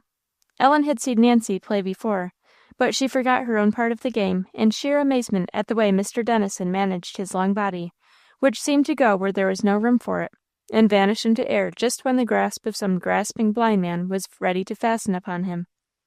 And when he was blinded, he seemed to know by instinct where the walls were, and keeping clear of them, he would swoop like a hawk from one end of the room to the other, pouncing upon the unlucky people who could by no means get out of the way fast enough. When this had lasted a while, there was a general call for the fox and the goose, and misfortune was pitched upon for the latter, she having in the other game showed herself capable of good generalship. But who for the fox? Mr. Van Brunt? Not I, said Mr. Van Brunt. There ain't nothing of the fox about me. Misfortune would beat me all hollow. Who then, farmer? Said Bill Huff. Come, who is the fox? Will I do? Not you, Bill. The goose would be too much for you. There was a general shout, and cries of, Who then? Who then? Dan Dennison, said Mr. Van Brunt. Now look out for a sharp fight. Amidst a great deal of laughing and confusion, the line was formed, each person taking hold of a handkerchief or band passed around the waist of the person behind him, except when the women held by each other's skirts. They were ranged according to height, the tallest being next to their leader, the goose. Mr. Van Brunt and the elder ladies, and 2 or 3 more, chose to be lookers-on, and took post outside the door. Mr. Dennison began by taking off his coat, to give himself more freedom in his movements, for his business was to catch the train of the goose, one by one, as each in turn became the hindmost, while her object was to baffle him and keep her family together, meeting him with outspread arms at every rush he made to seize one of her brood, while the long train behind her, following her quick movements, and swaying from side to side to get out of the reach of the furious fox, was sometimes in the shape of the letter C, and sometimes in that of the letter S, and sometimes looked like a long snake with a curling tail. Loud was the laughter, shrill the shrieks, as the fox drove them hither and thither, and seemed to be in all parts of the room at once. He was a cunning fox that, as well as a bold one. Sometimes, when they thought him quite safe, held at bay by the goose, he dived under or leaped over her outstretched arms, and almost snatched hold of little Ellen, who, being the least, was the last one of the party. But Ellen played very well, and just escaped him 2 or 3 times, till he declared she gave him so much trouble that when he caught her he would kiss her the worst kind.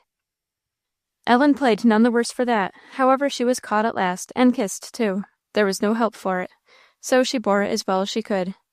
Then she watched and laughed till the tears ran down her cheeks to see how the fox and goose dodged each other, what tricks were played, and how the long train pulled each other about. At length Nancy was caught, and then Jenny Hitchcock, and then Cecilia Dennison, and then Jane Huff, and so on, till at last the fox and the goose had a long struggle for Mimy Lawson, which would never have come to an end if Mimy had not gone over to the enemy. There was a general pause. The hot and tired company were seated around the room, panting and fanning themselves with their pocket handkerchiefs, and speaking broken sentences, glad to rest even from laughing. Misfortune had thrown herself down on a seat close by Ellen, when Nancy came up and softly asked, "Is it time to beat the eggs now?" Misfortune nodded, and then drew her close to receive a long, low whisper in her ear, at the end of which Nancy ran off.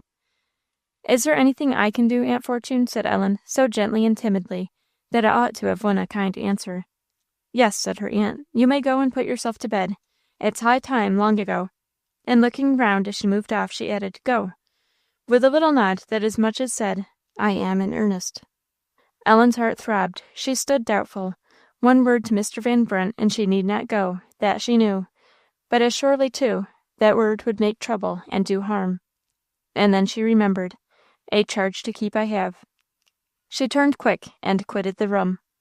Ellen sat down on the first stair she came to, for her bosom was heaving up and down, and she was determined not to cry. The sounds of talking and laughing came to her from the parlour, and there at her side stood the covered-up supper. For a few minutes it was hard to keep her resolve. The thick breath came and went very fast.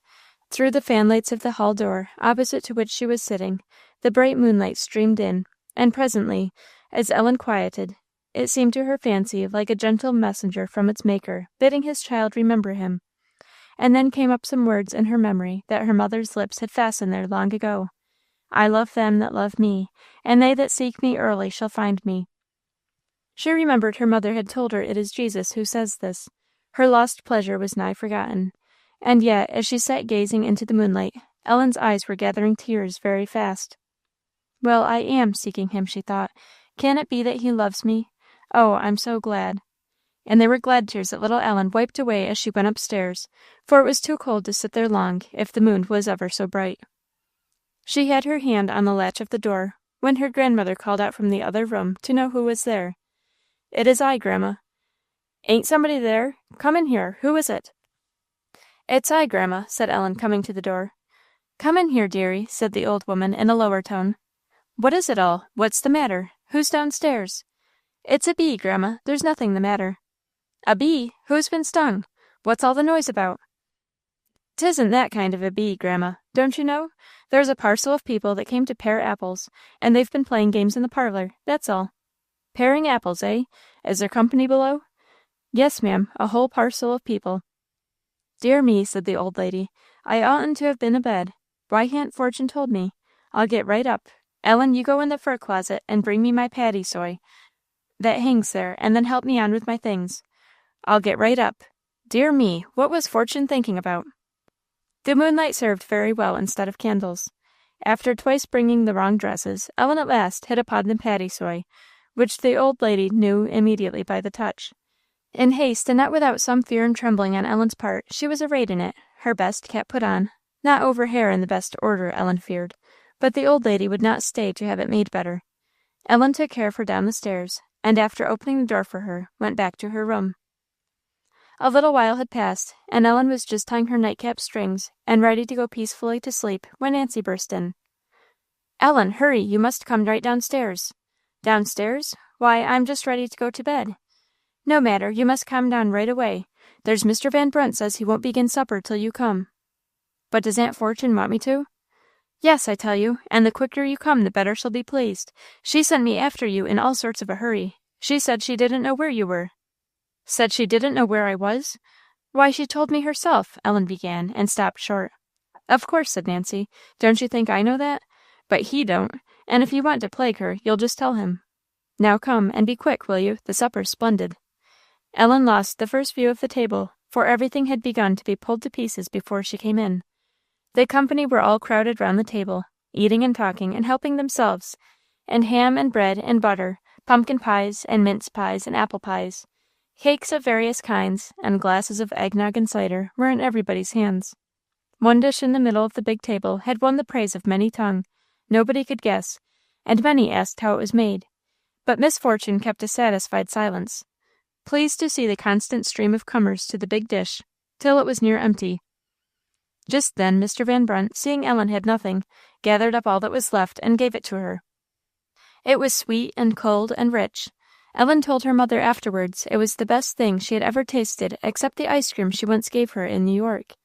She had taken, however, but one spoonful, when her eye fell upon Nancy, standing at the back of the company, and forgotten. Nancy had been upon her good behaviour all the evening, and it was a singular proof of this that she had not pushed in and helped herself among the first. Ellen's eye went once or twice from her plate to Nancy, and then she crossed over and offered it to her. It was eagerly taken, and, a little disappointed, Ellen stepped back again. But she soon forgot the disappointment. "She'll know now that I don't bear her any grudge," she thought.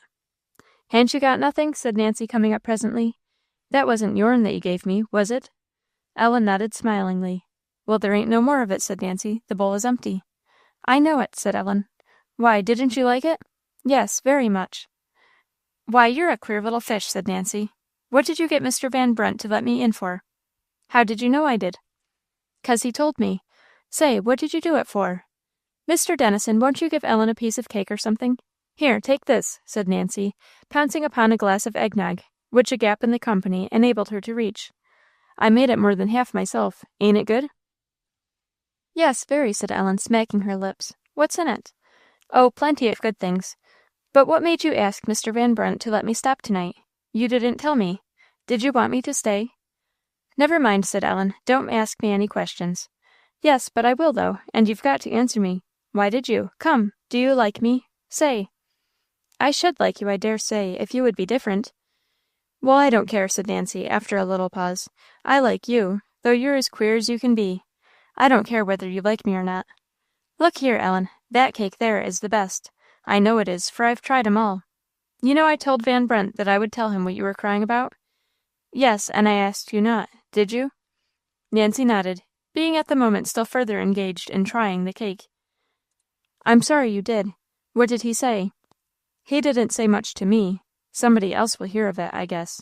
He was mad about it, or I am mistaken." "What makes you sorry?" "It will only do harm, and make Aunt Fortune angry."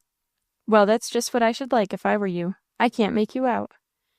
"I'd a great deal rather have her like me," said Ellen. "Was she vexed when Grandma came down?" "I don't know, but she had to keep it to herself if she was. Everybody else was so glad, and Mr. Van Brunt made such a fuss. Just look at the old lady, how pleased she is. I declare if the folks ain't talking of going. Come, Ellen, now for the cloaks. You and me'll finish our supper afterwards." That, however, was not to be. Nancy was offered a ride home to Mrs. Van Brunt's and a lodging there. They were ready cloaked and shawled, and Ellen was still hunting for Miss Janet's things in the moonlit hall, when she heard Nancy close by, in a lower tone than common, say, "Ellen, will you kiss me?" Ellen dropped her armful of things, and taking Nancy's hands, gave her truly the kiss of peace. When she went up to undress for the second time, she found on her bed her letter, and with tears Ellen kneeled down and gave earnest thanks for this blessing, and that she had been able to gain Nancy's goodwill. Chapter 26. Sundry Things Round a Pot of Chocolate. It was Tuesday, the 22nd of December, and late in the day. Not a pleasant afternoon. The gray snow clouds hung low. The air was keen and raw. It was already growing dark, and Alice was sitting alone in the firelight, when two little feet came running round the corner of the house. The glass door opened, and Ellen rushed in. I have come, she exclaimed. "Oh, dear Alice, I'm so glad." So was Alice, if her kiss meant anything. "But how late, my child, how late you are!" "Oh, I thought I never was going to get done," said Ellen, pulling off her things in a great hurry, and throwing them on the sofa. "But I am here at last. Oh, I am so glad." "Why, what has been the matter?" said Alice, folding up what Ellen laid down. "Oh, a great deal of matter. I couldn't think what Nancy meant last night. I know very well now. I shan't want to see any more apples all winter. What do you think I've been doing all to-day, dear Miss Alice?" "Nothing that has done you much harm," said Alice, smiling, "if I am to guess from your looks. You are as rosy as a good Spitzenberg yourself." "That's very funny," said Ellen, laughing, "for Aunt Fortune said a while ago that my cheeks were just the colour of two mealy potatoes." "But about the apples," said Alice. "Why, this morning I was thinking I would come here so early, when the first thing I knew, Aunt Fortune brought out all those heaps and heaps of apples into the kitchen, and made me sit down on the floor. And then she gave me a great big needle, and set me to stringing them all together, and as fast as I strung them, she hung them up all round the ceiling. I tried very hard to get through before, but I could not, and I am so tired. I thought I never should get to the bottom of that big basket." "Never mind, love, come to the fire. We'll try and forget all disagreeable things while we are together." "I have forgotten it almost already," said Ellen, as she sat down in Alice's lap, and laid her face against hers. "I don't care for it at all now." But her cheeks were fast fading into the uncomfortable colour Miss Fortune had spoken of, and weariness and weakness kept her for a while quiet in Alice's arms, overcoming even the pleasure of talking. They sat so till the clock struck 5:30. Then Alice proposed they should go into the kitchen and see Marjorie, and order the tea made, which she had no doubt Ellen wanted. Marjorie welcomed her with great cordiality. She liked anybody that Alice liked, but she had besides declared to her husband that Ellen was an uncommon well-behaved child. She said she would put the tea to draw, and they should have it in a very few minutes. "But, Miss Alice, there's an Irish body out by, waiting to speak to you. I was just coming in to tell you. Will you please to see her now?" "Certainly, let her come in. Is she in the cold, Marjorie?" "No, Miss Alice, there's a fire there this evening. I'll call her." The woman came up from the lower kitchen at the summons. She was young, rather pretty, and with a pleasant countenance, but unwashed, uncombed, untidy. No wonder Marjorie's nicety had shrunk from introducing her into the spotless upper kitchen. The unfailing Irish cloak was drawn about her, the hood brought over her head, and on the head and shoulders the snow lay white, not yet melted away. "Did you wish to speak to me, my friend?" said Alice pleasantly. "If you plaze, ma'am, it's the master I'm wanting," said the woman, dropping a curtsy. "My father? Marjorie, will you tell him?" Marjorie departed. "Come nearer the fire," said Alice, "and sit down. My father will be here presently. It is snowing again, is it not?" "It is, ma'am, a bitter storm." "Have you come far?" "It's a good bit, my lady. It's more nor a mile beyant Carra, just right foragin the old big hill they call the Catchback, in Jemmy Morrison's woods, where Pat M'Farren's clearing is. It's there I live, my lady." "That is a long distance indeed for a walk in the snow," said Alice kindly. "Sit down and come nearer the fire. Marjorie will give you something to refresh you." "I thank ye, my lady, but I want nothing man can give me the night, and when one's on an errand of life and death, it's little the cold or the storm can do to put out the heart's fire." "Life and death? Who is sick?" said Alice. "It's my own child, ma'am, my own boy, all the child I have, and I'll have none by the morning light." "Is he so ill?" said Alice. "What is the matter with him?" "Myself doesn't know." The voice was fainter, the brown cloak was drawn over her face, and Alice and Ellen saw her shoulders heaving with the grief she kept from bursting out. They exchanged glances. "Sit down," said Alice again presently, laying her hand upon the wet shoulder. "Sit down and rest. My father will be here directly. Marjorie, oh, that's right, a cup of tea will do her good. What do you want with my father?" "The Lord bless ye, I'll tell you, my lady." She drank off the tea, but refused something more substantial that Marjorie offered her. "The Lord bless ye, I couldn't. My lady, there wasn't a stronger, nor prettier, nor swaider child, nor couldn't be, nor he was when we left it. It'll be 3 years come the 15th of April next, but I'm thinking the bitter winters of this cowld country has chilled the life o' him, and troubles cowlder than all," she added in a lower tone. "I seed him grow waker and waker, and his dare face grown thinner and thinner, and the red all left it, only 2 burning spots was on it some days. And I worried the life out o' me for him, and all I could do, I couldn't do nothing at all to help him, for he just growed waker and waker. I axed the father wouldn't he see the doctor about him, but he's an easy kind o' man, my lady, and he said he would, and he never did to this day, and John, he always said it was no use sending for the doctor, and looked so swayed at me, and said for me not to fret, for sure he'd be better soon, or he'd go to a better place. And I thought he was already like a heavenly angel itself, and always was, but then more nor ever. Och, it's soon that he'll be one entirely, let Father Shannon say what he will." She sobbed for a minute, while Alice and Ellen looked on, silent and pitying. "And to-night, my lady, he's very bad," she went on, wiping away the tears that came quickly again, "and I seed he was going fast from me, and I was breaking my heart with the loss of him, when I heard one of the men that was in it say, 'What's this he's saying?' says he. 'And what is this, then?' says I. 'About the gentleman that praches at Carra,' says he. 'He's a calling for him,' says he. I knowed there wasn't a praist at all at Carra, and I thought he was dreaming, or out of his head, or crazy wid his sickness, like, and I went up close to him, and I says, 'John,' says I, 'what is it you want?' says I. 'And sure, if it's anything in heaven above or in earth beneath that your own mother can get for ye,' says I, 'ye shall have it,' says I. And he puts up his 2 arms around my neck, and pulled my face down to his lips, that was hot wid the faver, and kissed me, he did.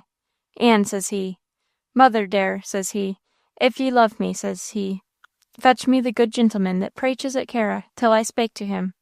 'Is it the praist you want, John, my boy?' says I. 'Sure he's in it,' says I. For Michael had been for Father Shannon, and he had come home wid him half an hour before. 'Oh, no, mother,' says he, 'it's not him at all that I mane. It's the gentleman that spakes in the little white church at Carra. He's not a praist at all,' says he. 'And who is he then?' says I, getting up from the bed. 'Or where will I find him, or how will I get to him?' 'You'll not stir a foot for him then the night, Kitty Dolan,' says my husband. 'Are ye mad?' says he. 'Sure it's not his own head the child has at all, or it's a little heretic he is,' says he. 'And ye won't show the disrespect to the priest in your own house.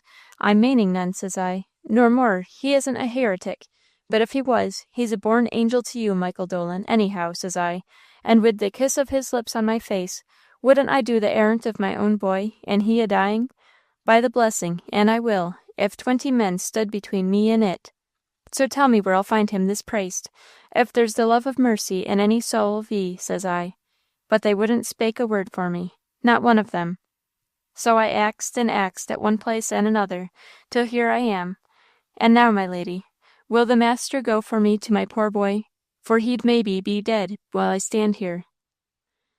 "Surely I will," said Mr. Humphreys, who had come in while she was speaking. "Wait but one moment." In a moment he came back ready, and he and the woman set forth to their walk. Alice looked out anxiously after them. "It storms very hard," she said, "and he had not his tea. But he couldn't wait. Come, Ellen, love, we'll have ours.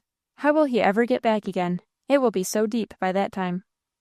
There was a cloud on her fair brow for a few minutes, but it passed away, and, quiet and calm as ever, she sat down at the little tea table with Ellen. From her face all shadows seemed to have flown for ever. Hungry and happy, she enjoyed Marjorie's good bread and butter, and the nice honey, and from time to time cast very bright looks at the dear face on the other side of the table, which could not help looking bright in reply. Ellen was well pleased, for her part, that the third seat was empty. But Alice looked thoughtful sometime as a gust of wind swept by, and once or twice went to the window. After tea, Alice took out her work, and Ellen put herself contentedly down on the rug, and sat leaning back against her. Silent for very contentment for a while, she sat looking gravely into the fire, while Alice's fingers drove a little steel hook through and through some silk purse in a mysterious fashion that no eye could be quick enough to follow, and with such skill and steadiness that the work grew fast under her hand. "I had such a funny dream last night," said Ellen. "Had you? What about?" "It was pleasant, too," said Ellen, twisting herself round to talk, "but very queer. I dreamed about that gentleman that was so kind to me on board the boat. You know, I told you about him." "Yes, I remember."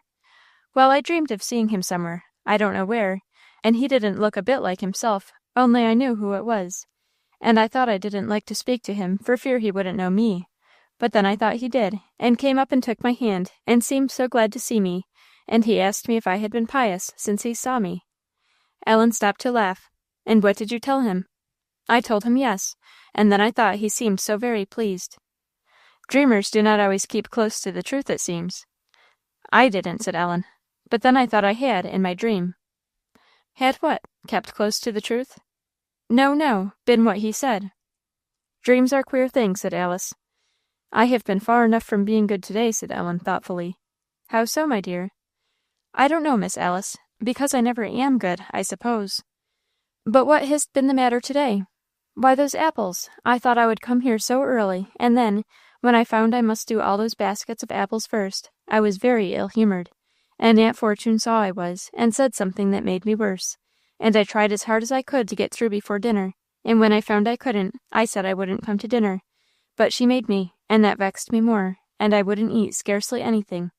And then, when I got back to the apples again, I sewed so hard that I ran the needle into my finger ever so far. See there, what a mark it left. And Aunt Fortune said it served me right, and she was glad of it, and that made me angry. I knew I was wrong afterwards, and I was very sorry. Isn't it strange, dear Alice, I should do so when I have resolved so hard that I wouldn't?" "Not very, my darling. As long as we have such evil hearts as ours are, it is strange that they should be so evil." "I told Aunt Fortune afterwards I was sorry, but she said actions speak louder than words, and words are cheap. If she only wouldn't say that, just as she does. It does worry me so." "Patience," said Alice, passing her hand over Ellen's hair as she sat looking sorrowfully up at her. "You must try not to give her occasion. Never mind what she says, and overcome evil with good." "That is just what Mamma said," exclaimed Ellen, rising to throw her arms around Alice's neck, and kissing her with all the energy of love, gratitude, repentance, and sorrowful recollection. "Oh, what do you think?" she said, suddenly, her face changing again. "I got my letter last night." "Your letter?" "Yes, the letter the old man brought, don't you know?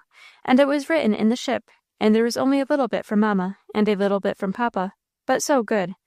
Papa says she is a great deal better, and he has no doubt he will bring her back in the spring or summer quite well again. Isn't that good?" "Very good, dear Ellen. I am very glad for you." "It was on my bed last night. I can't think how it got there, and I don't care either, so long as I've got it. What are you making?" "A purse," said Alice, laying it on the table for her inspection. "It will be very pretty. Is the other end to be like this?" "Yes, and these tassels to finish them off." "Oh, that's beautiful," said Ellen, laying them down to try the effect. "And these rings to fasten it with? Is it black?" "No, dark green. I'm making it for my brother John." "A Christmas present!" exclaimed Ellen. "I'm afraid not. He will hardly be here by that time." "It may do for New Year." how pleasant it must be to make Christmas and New Year presents," said Ellen, after she had watched Alice's busy fingers for a few minutes. "I wish I could make something for somebody. Oh, I wonder if I couldn't make something for Mr. Van Brunt. Oh, I should like to, very much." Alice smiled at Ellen's very wide-open eyes. "What could you make for him?" "I don't know, that's the thing. He keeps his money in his pocket, and besides, I don't know how to make purses." "There are other things besides purses. How would a watch guard do? Does he wear a watch?" "I don't know whether he does or not. He doesn't every day, I am sure. But I don't know about Sundays." "Then we won't venture upon that. You might knit him a nightcap." "A nightcap? You're joking, Alice, aren't you? I don't think a nightcap would be pretty for a Christmas present, do you?" "Well, what shall we do, Ellen?" said Alice, laughing. "I made a pocket pin cushion for Papa once, when I was a little girl, but I fancy Mr. Van Brunt would not know exactly what use to make of such a convenience. I don't think you could fail to please him, though, with anything you should hit upon." "I have got $1," said Ellen, "to buy stuff with. It came in my letter last night. If I only knew what." Down she went on the rug again, and Alice worked in silence, while Ellen's thoughts ran over every possible and impossible article of Mr. Van Brunt's dress. "I have some nice pieces of fine linen," said Alice. "Suppose I cut out a collar for him, and you can make it and stitch it. And then Marjorie will starch and iron it for you, all ready to give him. How will that do? Can you stitch well enough?" "Oh, yes, I guess I can," said Ellen. "Oh, thank you, dear Alice. You are the best help that ever was. Will he like that, do you think?" "I'm sure he will, very much." "Then that will do nicely," said Ellen, much relieved. "And now, what do you think about Nancy's Bible?" "Nothing could be better, only that I'm afraid Nancy would either sell it for something else, or let it go to destruction very quickly. I never heard of her spending 5 minutes over a book, and the Bible, I'm afraid, last of all. But I think," said Ellen slowly, "I think she would not spoil it, or sell it either, if I gave it to her." And she told Alice about Nancy's asking for the kiss last night. "That's the most hopeful thing I have heard about Nancy for a long time," said Alice. "We will get her the Bible by all means, my dear, a nice one, and I hope you will be able to persuade her to read it." She rose as she spoke, and went to the glass door. Ellen followed her, and they looked out into the night. It was very dark. She opened the door a moment, but the wind drove the snow into their faces, and they were glad to shut it again. "It's almost as bad as the night we were out, isn't it?" said Ellen. "Not such a heavy fall of snow, I think, but it is very windy and cold. Papa will be late getting home." "I'm sorry you are worried, dear Alice." "I'm not much worried, love. I've often known Papa out late before, but this is rather a hard night for a long walk. Come, we'll try to make a good use of the time while we are waiting. Suppose you read to me while I work." She took down a volume of Cowper, and found his account of the 3 pet hares. Ellen read it, and then several of his smaller pieces of poetry. Then followed a long talk about hares and other animals, about Cowper and his friends, and his way of life. Time passed swiftly away. It was getting late. "How weary Papa will be," said Alice. "He has had nothing to eat since dinner. I'll tell you what we'll do, Ellen," she exclaimed, as she threw her work down. "We'll make some chocolate for him. That'll be the very thing. Ellen, dear, run into the kitchen and ask Marjorie to bring me the little chocolate pot and a pitcher of night's milk." Marjorie brought them. The pot was set on the coals, and Alice had cut up the chocolate that it might melt the quicker. Ellen watched it with great interest till it was melted, and the boiling water stirred in, and the whole was simmering quietly in the coals. "Is it done now?" "No, it must boil a little while, and then the milk must be put in, and when that has boiled, the eggs, and then it will be done." With Marjorie and the chocolate pot, the cat had walked in. Ellen immediately endeavoured to improve his acquaintance. That was not so easy. The captain chose the corner of the rug furthest from her, in spite of all her calling and coaxing, paying her no more attention than if he had not heard her. Ellen crossed over to him, and began most tenderly and respectfully to stroke his head and back, touching his soft fur with great care.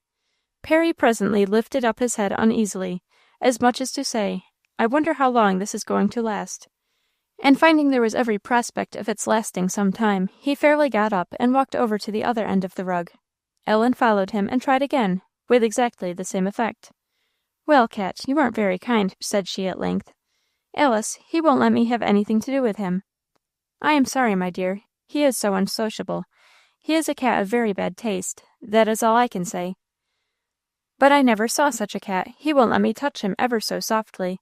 he lifts up his head and looks as cross, and then walks off.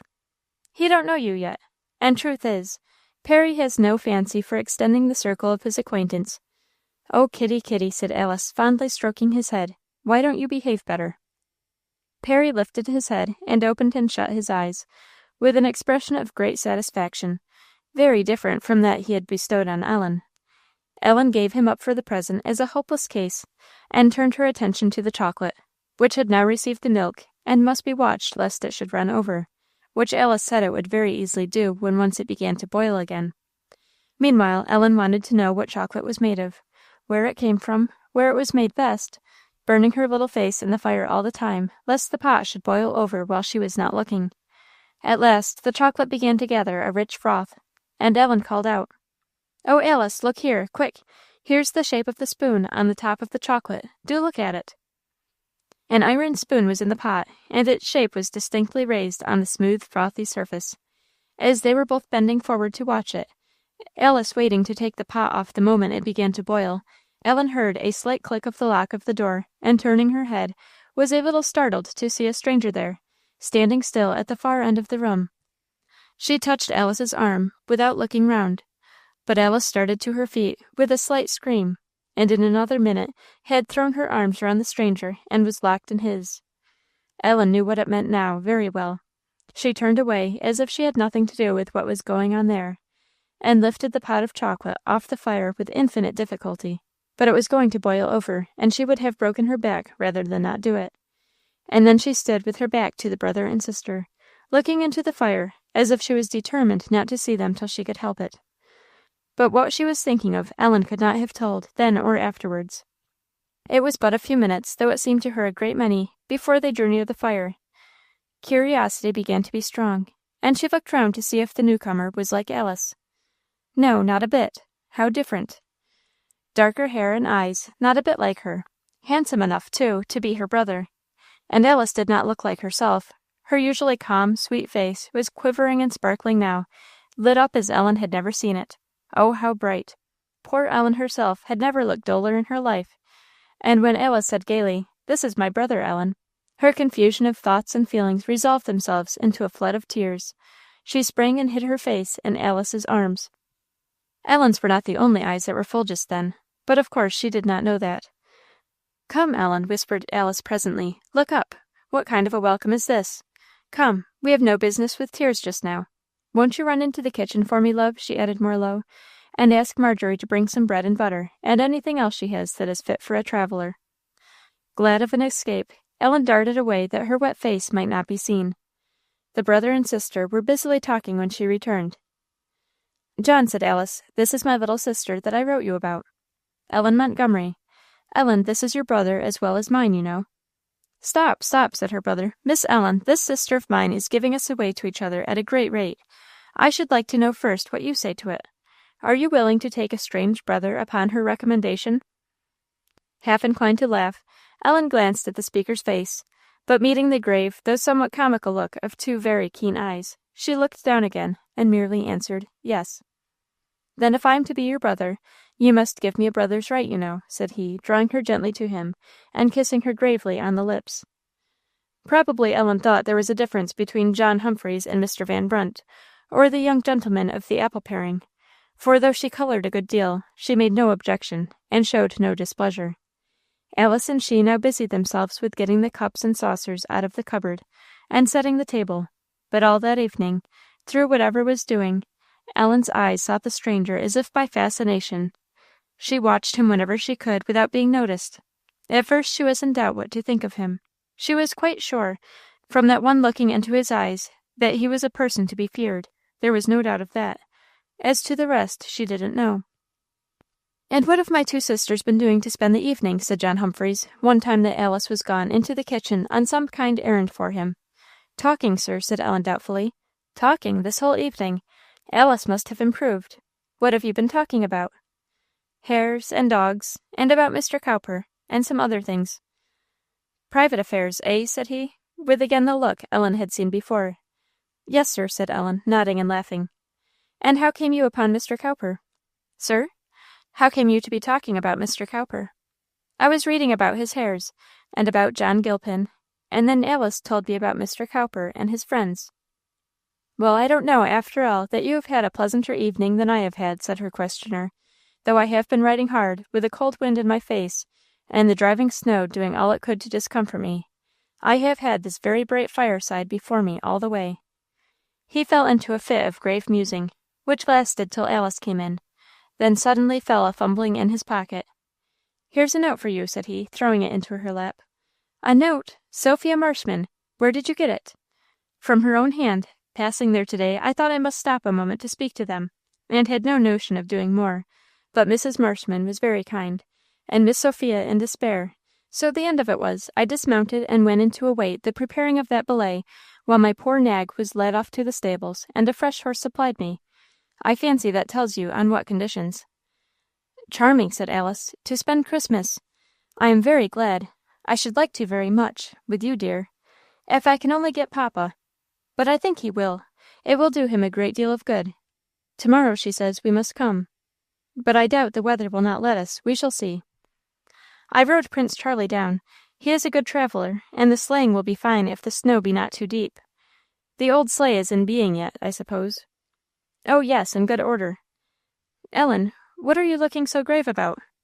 You are going too." "I?" said Ellen, with a great spot of crimson coming back in each cheek. "To be sure. Do you think I am going to leave you behind?" "But what? There won't be room." "Room in the sleigh? Then we'll put John on Prince Charlie, and let him ride there, postilion fashion." "But Mr. Humphreys?" "He always goes on horseback. He will ride Sharp or old John." In great delight, Ellen gave Alice an earnest kiss, and then they all gathered round the table to take their chocolate, or rather to see John take his, which his sister would not let him wait for any longer. The storm had ceased, and through the broken clouds the moon and stars were looking out, so they were no more uneasy for Mr. Humphreys, and expected him every moment. Still the supper was begun and ended without him, and they had drawn round the fire again before his welcome step was at last heard. There was new joy then, new embracing and questioning and answering. The little circle opened to let him in, and Alice brought the corner of the table to his side and poured him out a cup of hot chocolate. But after drinking half of it, and neglecting the eatables beside him, he sat with one hand in the other, his arm leaning on his knee, with a kind of softened gravity upon his countenance. "Is your chocolate right, papa?" said Alice at length. "Very good, my daughter." He finished the cup, but then went back to his old attitude and look. Gradually they ceased their conversation, and waited, with respectful affection and some curiosity for him to speak. Something of more than common interest seemed to be in his thoughts. He sat looking earnestly in the fire, sometimes with almost a smile on his face, and gently striking one hand in the palm of the other. And sitting so, without moving or stirring his eyes, he said at last, as though the words had been forced from him, "Thanks be unto God for his unspeakable gift." As he added no more, Alice said gently, "What have you seen to-night, papa?" He roused himself, and pushed the empty cup towards her. "A little more, my daughter. I have seen the fairest sight almost a man can see in this world. I have seen a little ransomed spirit go home to its rest. Oh, that unspeakable gift!" He pressed his lips thoughtfully together while he stirred his chocolate. But having drunk it, he pushed the table from him, and drew up his chair. "You had a long way to go, papa," observed Alice again. "Yes, a long way there. I don't know what it was coming home. I never thought of it. How independent the spirit can be of externals. I scarcely felt the storm to-night." "Nor I," said his son. "I had a long way to go," said Mr. Humphreys. "That poor woman, that Mrs. Dolan, she lives in the woods beyond the Cat's Back, a mile beyond Carra, or more. It seemed a long mile to-night, and a more miserable place I never saw yet. A little rickety shanty, the storm was hardly kept out of it, and no appearance of comfort or nicety anywhere or in anything. There were several men gathered round the fire, and in a corner, on a miserable kind of bed, I saw the sick child. His eye met mine the moment I went in, and I thought I had seen him before, but I couldn't at first make out where. Do you remember, Alice, a little ragged boy, with a remarkably bright, pleasant face, who has planted himself regularly every Sunday morning for some time past in the south aisle of the church, and stood there all service time?" Alice said no. "I have noticed him often, and noticed him as paying a most fixed and steady attention. I have repeatedly tried to catch him on his way out of the church to speak to him, but always failed. I asked him tonight, when I first went in, if he knew me. I do, sir, he said. I asked him where he had seen me. He said, in the church beyond. So, said I, you are the little boy I have seen there so regularly. What did you come for? To hear your honour spake the good words. What good words, said I. About what? He said, about him that was slain, and washed us from our sins in his own blood. And do you think he has washed away yours? I said. He smiled at me very expressively. I suppose it was somewhat difficult for him to speak, and to tell the truth, so it was for me, for I was taken by surprise. But the people in the hut had gathered round, and I wished to hear him say more, for their sake as well as my own. I asked him why he thought his sins were washed away. He gave me for answer part of the verse, Suffer little children to come unto me, but did not finish it. Do you think you are very sick, John? I asked. I am, sir, he said. I'll not be here long. And where do you think you are going, then? Said I. He lifted one little thin bony arm from under his coverlid, and through all the dirt and pallor of his face, the smile of heaven, I am sure, was on it, as he looked and pointed upward, and answered, Jesus. I asked him presently, as soon as I could, what he had wished to see me for. I don't know whether he heard me or not. He lay with his eyes half closed, breathing with difficulty. I doubted whether he would speak again, and indeed, for myself, I had heard and seen enough to satisfy me entirely. For the sake of the group around the bed, I could have desired something further. They kept perfect stillness, awed, I think, by a profession of faith such as they had never heard before. They and I stood watching him, and at the end of a few minutes, not more than 10 or 15, he opened his eyes, and with sudden life and strength rose up halfway in bed, exclaiming, Thanks be to God for his unspeakable gift, and then fell back, just dead. The old gentleman's voice was husky as he finished, for Alice and Ellen were both weeping, and John Humphreys had covered his face with his hands. I have felt, said the old gentleman presently, as if I could have shouted out his words, his dying words, all the way as I came home. My little girl, said he, drawing Ellen to him, do you know the meaning of those sweet things of which little John Dolan's mind was so full? Ellen did not speak. Do you know what it is to be a sinner, and what it is to be a forgiven child of God? I believe I do, sir, Ellen said. He kissed her forehead and blessed her, and then said, Let us pray. It was late, the servants had gone to bed, and they were alone. Oh, what a thanksgiving Mr. Humphreys poured forth for that unspeakable gift, that they, every one there, had been made to know and rejoice in it. For the poor little boy, rich in faith, who had just gone home in the same rejoicing, for their own loved ones, who were there already, and for the hope of joining them soon in safety and joy, to sing with them the new song for ever and ever. There were no dry eyes in the room, and when they arose, Mr. Humphreys, after giving his daughter the usual kiss for good night, gave one to Ellen too, which he had never done before, and then going to his son, and laying both hands on his shoulders, kissed his cheek also, then silently took his candle and went. They lingered a little while after he was gone, standing round the fire as if loath to part, but in grave silence, each busy with his own thoughts. Alice's ended by fixing on her brother, for, laying her hand and her head carelessly on his shoulder, she said, And so you have been well all this time, John? He turned his face towards her without speaking, but Ellen as well as his sister saw the look of love with which he answered the question, rather of endearment than inquiry. And from that minute, Ellen's mind was made up as to the doubt which had troubled her. She went to bed quite satisfied that her new brother was a decided acquisition. Chapter 27. The Jingling of Sleigh-bells.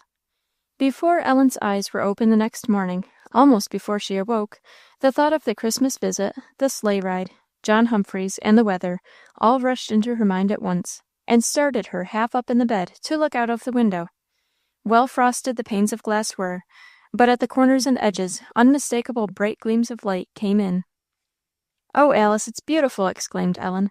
"Look how the sun is shining, and 'tisn't very cold. Are we going to-day?" "I don't know yet, Ellie, but we shall know very soon. We'll settle that at breakfast." At breakfast it was settled. They were to go and set off directly. Mr. Humphreys could not go with them, because he had promised to bury little John Dolan. The priest had declared he would have nothing to do with it, and the poor mother had applied to Mr. Humphreys, as being the clergyman her child had most trusted and loved to hear. It seemed that little John had persuaded her out of half her prejudices by his affectionate talk and blameless behavior during some time past. Mr. Humphreys, therefore, must stay at home that day. He promised, however, to follow them the next, and would by no means permit them to wait for him. He said the day was fine, and they must improve it, and he should be pleased to have them with their friends as long as possible. So the little travelling bag was stuffed, with more things than it seemed possible to get into it. Among the rest, Ellen brought her little red Bible, which Alice decided should go in John's pocket. The little carpet bag could not take it. Ellen was afraid it never would be locked. By dint of much pushing and crowding, however, locked it was, and they made themselves ready.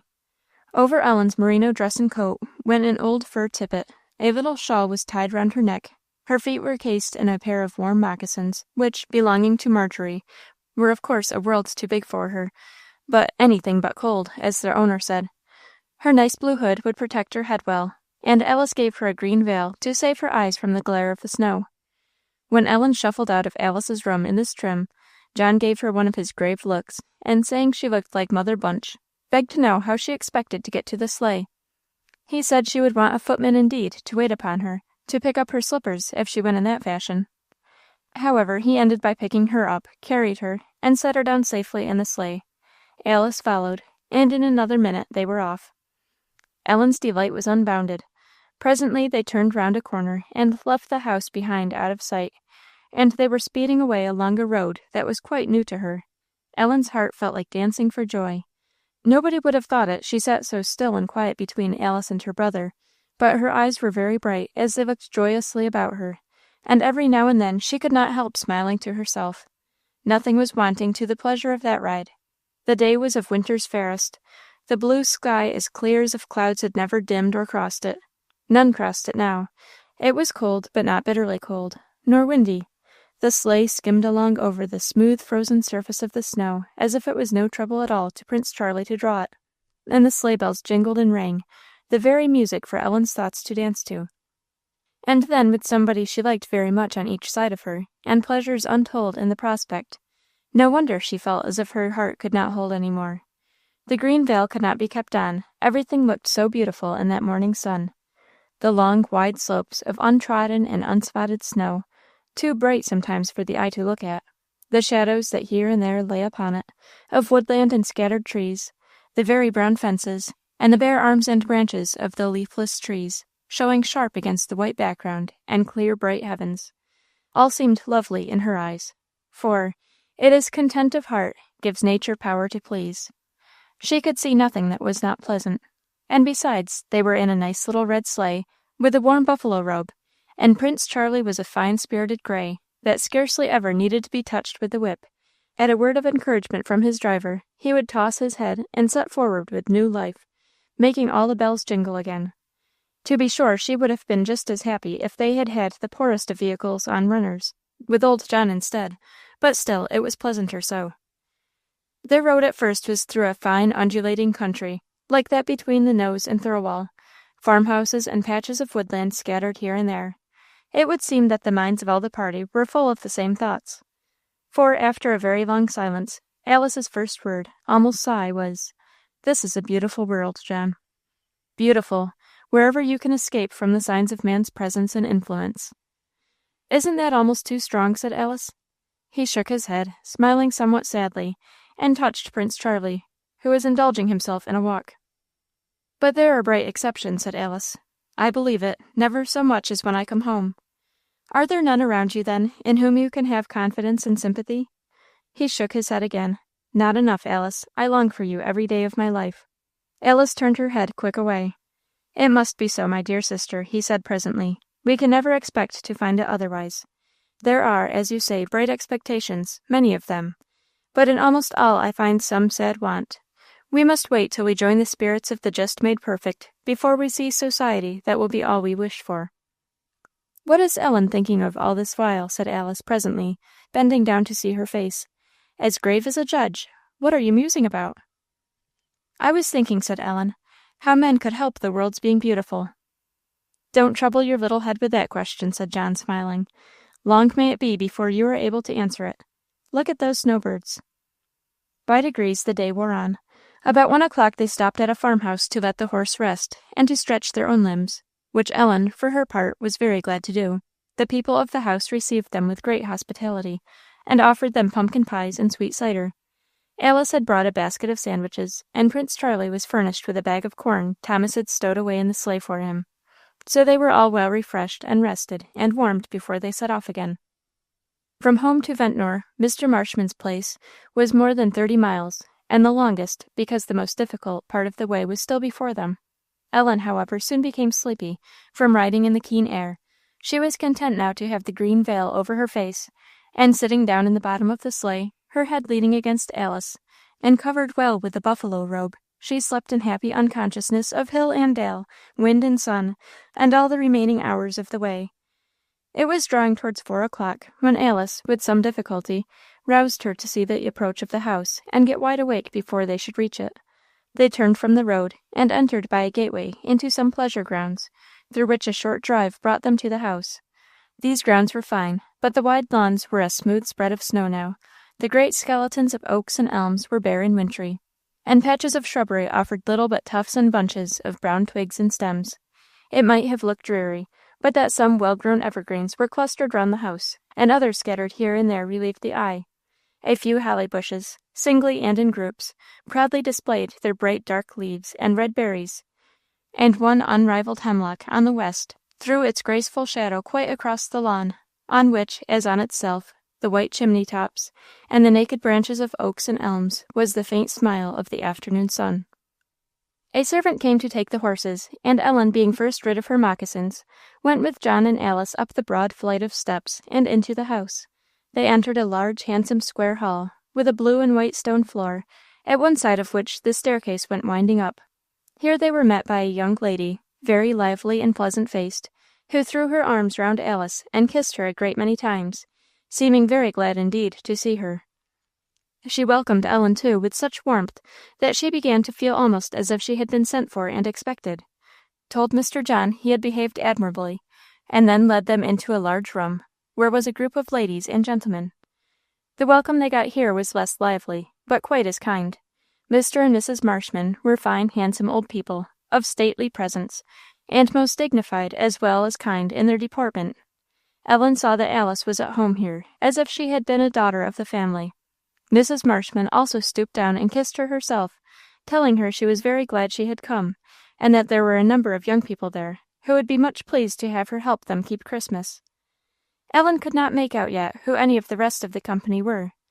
John and Alice seemed to know them all, and there was a buzz of pleasant voices, and a great bustle of shaking hands. The children had all gone out to walk, and, as they had had their dinner a great while ago, it was decided that Ellen should take hers that day with the elder part of the family. While they were waiting to be called to dinner, and everybody else was talking and laughing, old Mr. Marshman took notice of little Ellen, and drawing her from Alice's side to his own, began a long conversation. He asked her a great many questions, some of them funny ones, that she could not help laughing, but she answered them all, and now and then so that she made him laugh too. By the time the butler came to say dinner was ready, she had almost forgotten she was a stranger. Mr. Marshman himself led her to the dining-room, begged the older ladies would excuse him, but he felt bound to give his attention to the greatest stranger in the company.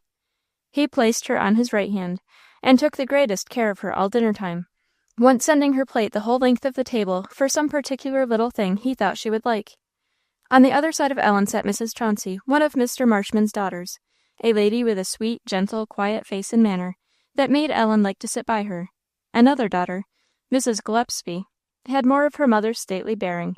The third, Miss Sophia, who met them first in the hall, was very unlike both the others, but lively and agreeable and good-humoured.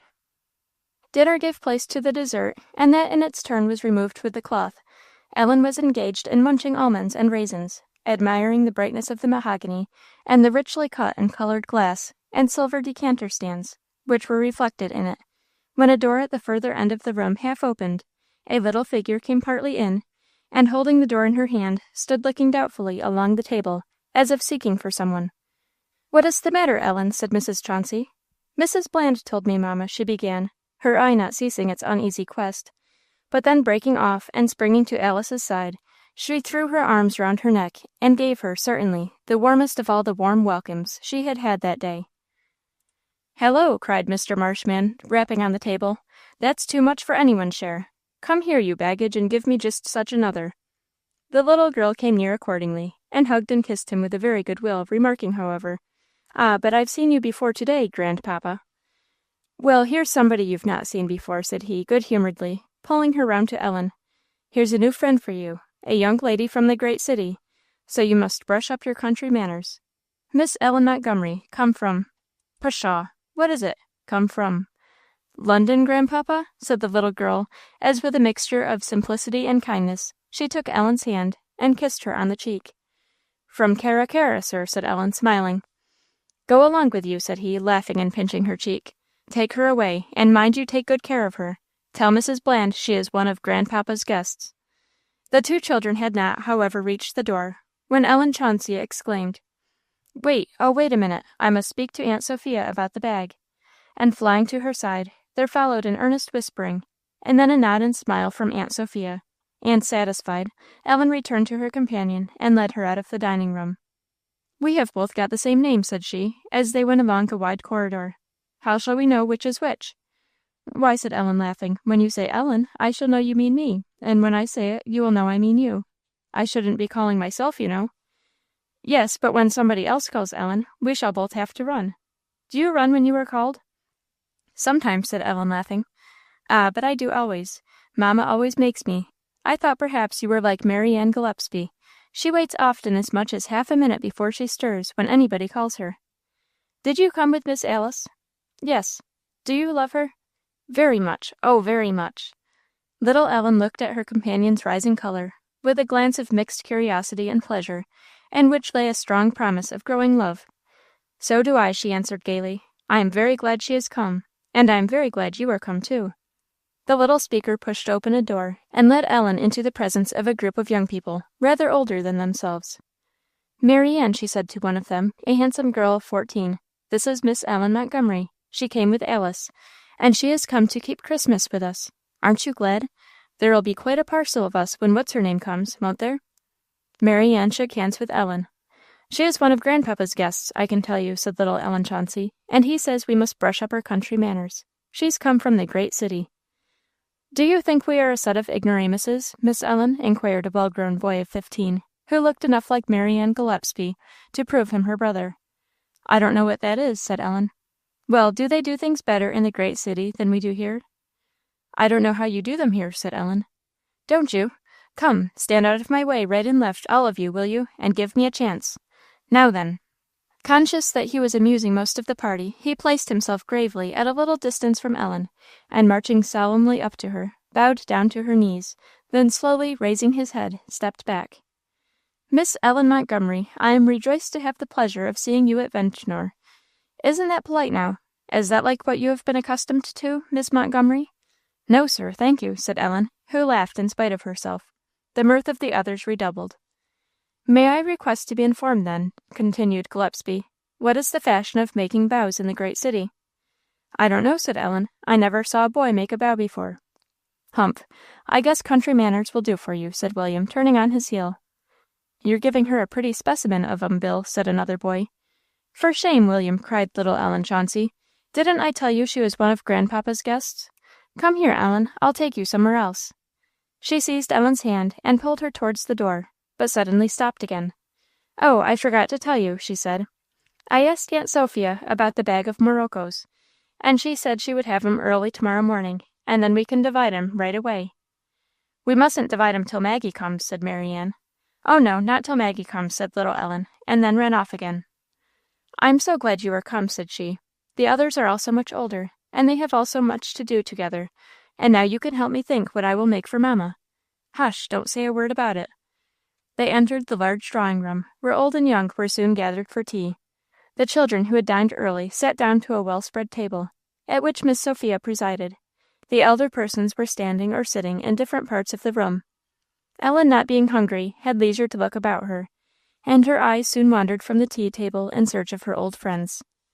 Alice was sitting by Mrs. Marshman, talking with two other ladies, but Ellen smiled presently as she caught her eye from the far end of the room, and got a little nod of recognition.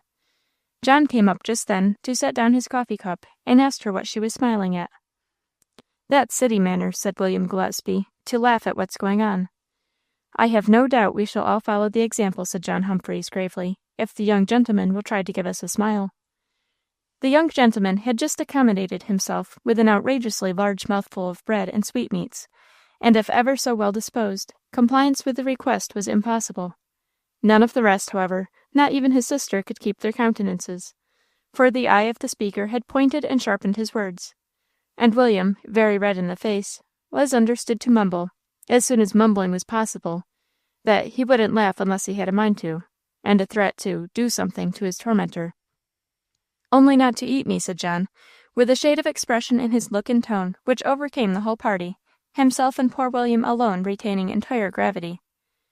"What's all this? What's all this? What's all this laughing about?" said old Mr. Marshman, coming up. "This young gentleman, sir," said John, "has been endeavouring, with a mouthful of arguments, to prove us the inferiority of city manners to those learned in the country." "Will," said the old gentleman, glancing doubtfully at William's discomfited face, then added sternly, "I don't care where your manners were learned, sir, but I advise you to be very particular as to the sort you bring with you here. Now, Sophia, let us have some music." He set the children a-dancing, and as Ellen did not know how, he kept her by him, and kept her very much amused, too, in his own way. Then he would have her join in the dancing, and bade Ellen Chauncey give her lessons. There was a little backwardness at first, and then Ellen was jumping away with the rest, and thinking it perfectly delightful, as Miss Sophia's piano rattled out merry jigs and tunes, and little feet flew over the floor as light as the hearts they belonged to. At 8 o'clock the young ones were dismissed, and bade good night to their elders, and pleased with the kind kiss Mrs. Marshman had given her, as well as her little granddaughter, Ellen went off to bed very happy. The room to which her companion led her was the very picture of comfort. It was not too large, furnished with plain old-fashioned furniture, and lighted and warmed by a cheerful wood fire. The very old brass-headed hand-irons that stretched themselves out upon the hearth with such a look of being at home seemed to say, "You have come to the right place for comfort." A little dark mahogany bookcase in one place, an odd toilet table of the same stuff in another, and opposite the fire an old-fashioned high-post bedstead, with its handsome Marseille quilt and ample pillows, looked very tempting. Between this and the far side of the room, in the corner, another bed was spread on the floor. "This is Aunt Sophia's room," said little Ellen Chauncey. "This is where you are to sleep." "And where will Alice be?" said the other Ellen. "Oh, she'll sleep here in this bed with Aunt Sophia. That is because the house is so full, you know. And here is your bed, here on the floor. Oh, delicious! I wish I was going to sleep here. Don't you love to sleep on the floor? I do. I think it's fun." Anybody might have thought it fun to sleep on that bed, for instead of a bedstead, it was luxuriously piled on mattresses. The two children sat down together on the foot of it. "This is Aunt Sophia's room," continued little Ellen, "and next to it, out of that door, is our dressing room, and next to that is where Mamma and I sleep. Do you undress and dress yourself?" "To be sure I do," said Ellen, "always." "So do I, but Marianne Gillespie won't even put on her shoes and stockings for herself." "Who does it then?" said Ellen. "Why, Lester, Aunt Matilda's maid.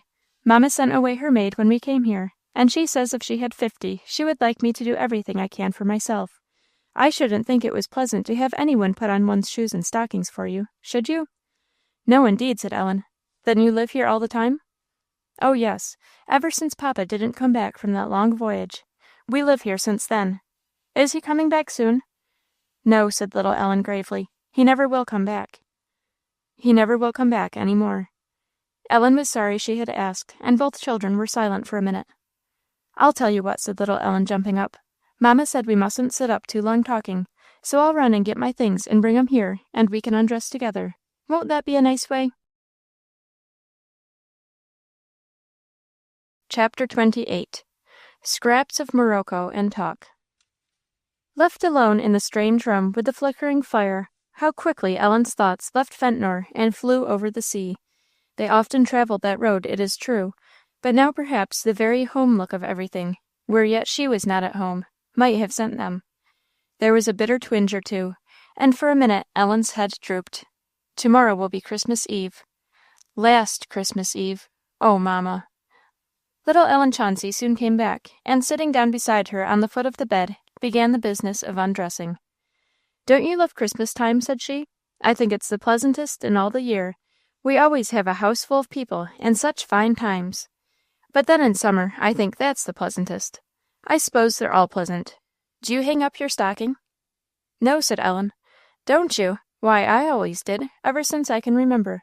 I used to think, when I was a little girl, you know," said she, laughing, "I used to think that Santa Claus came down the chimney, and I used to hang up my stocking as near as the fireplace as I could. But I know better than that now. I don't care where I hang it. You know who Santa Claus is, don't you?" "He's nobody," said Ellen. "Oh, yes, he is. He's a great many people. He's whoever gives you anything. My Santa Claus is Mamma, and Grandpapa, and Grandmamma, and Aunt Sophia, and Aunt Matilda. And I thought I should have had Uncle George, too, this Christmas, but he couldn't come. Uncle Howard never gives me anything. I am sorry Uncle George couldn't come. I like him best of all my uncles." "I never had anybody but Mamma to give me presents," said Ellen, "and she never gave me much more at Christmas than at other times. I used to have presents for Mamma and Grandpapa, too, both Christmas and New Year, but now I have grown so old, Mamma only gives me something Christmas, and Grandpapa only New Year. It would be too much, you know, for me to have both when my presents are so big. I don't believe a stocking will hold 'em much longer. But oh, we've got such a fine plan in our heads," said little Ellen, lowering her voice, and speaking with open eyes and great energy. "We are going to make presents this year, we children. Won't it be fine? We are going to make what we like for anybody we choose, and let nobody know anything about it. And then New Year's morning, you know, when the things are all under the napkins, we will give ours to somebody to put where they belong, and nobody will know anything about them till they see them there. Won't it be fine? I'm so glad you are here, for I want you to tell me what I shall make." "Who is it for?" said Ellen. "Oh, Mamma. You know I can't make for everybody, so I think I had rather it should be for Mamma. I thought of making her a needle-book with white backs, and getting Gilbert Gillespie to paint them. He could paint beautifully, and having her name and something else written very nicely inside. How do you think that would do?" "I should think it would do very nicely," said Ellen, "very nicely indeed. I wish Uncle George was at home, though, to write it for me. He writes so beautifully. I can't do it well enough." "I'm afraid I can't either," said Ellen. "Perhaps somebody else can." "I don't know who. Aunt Sophia scribbles and scratches, and besides, I don't want her to know anything about it. But there's another thing I don't know how to fix, and that's the edges of the leaves for the needles. They must be fixed, somehow." "I can show you how to do that," said Ellen, brightening.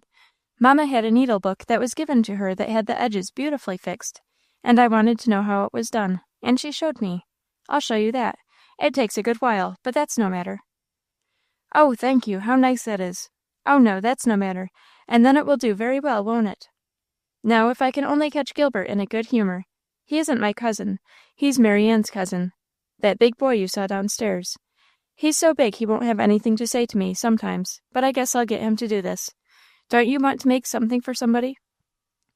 Ellen had one or two feverish thoughts on the subject since the beginning of the conversation, but she only said, "It's no matter. You know I haven't got anything here, and besides, I shall not be here till New Year."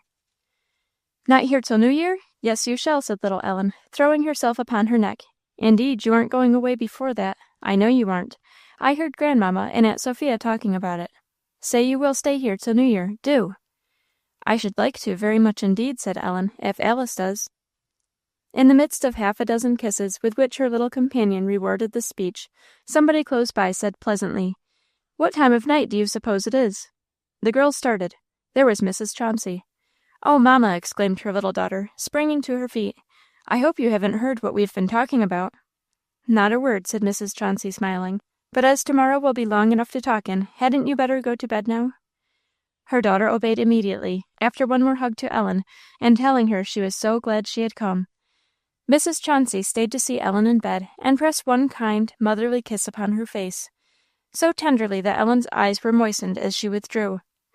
But in her dreams that night, the rosy, sweet face, blue eyes, and little plump figure of Ellen Chauncey played the greatest part.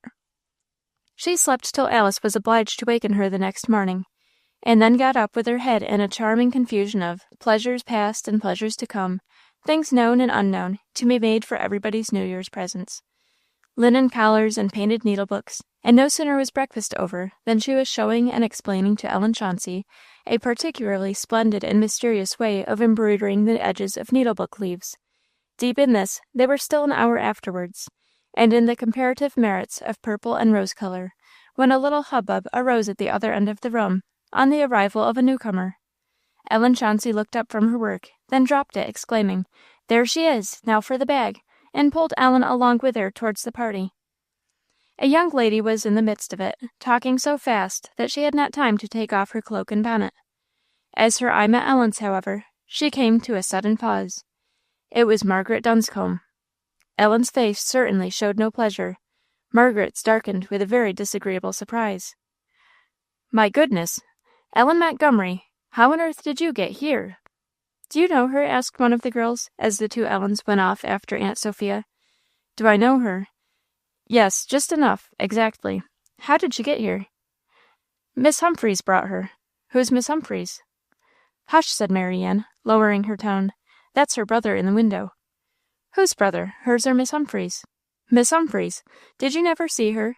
She is here, or has been here, a great deal of the time. Grandma calls her her fourth daughter, and she is just as much at home as if she was, and if she brought her here. And she's at home, too, I suppose. Well, it's no business of mine."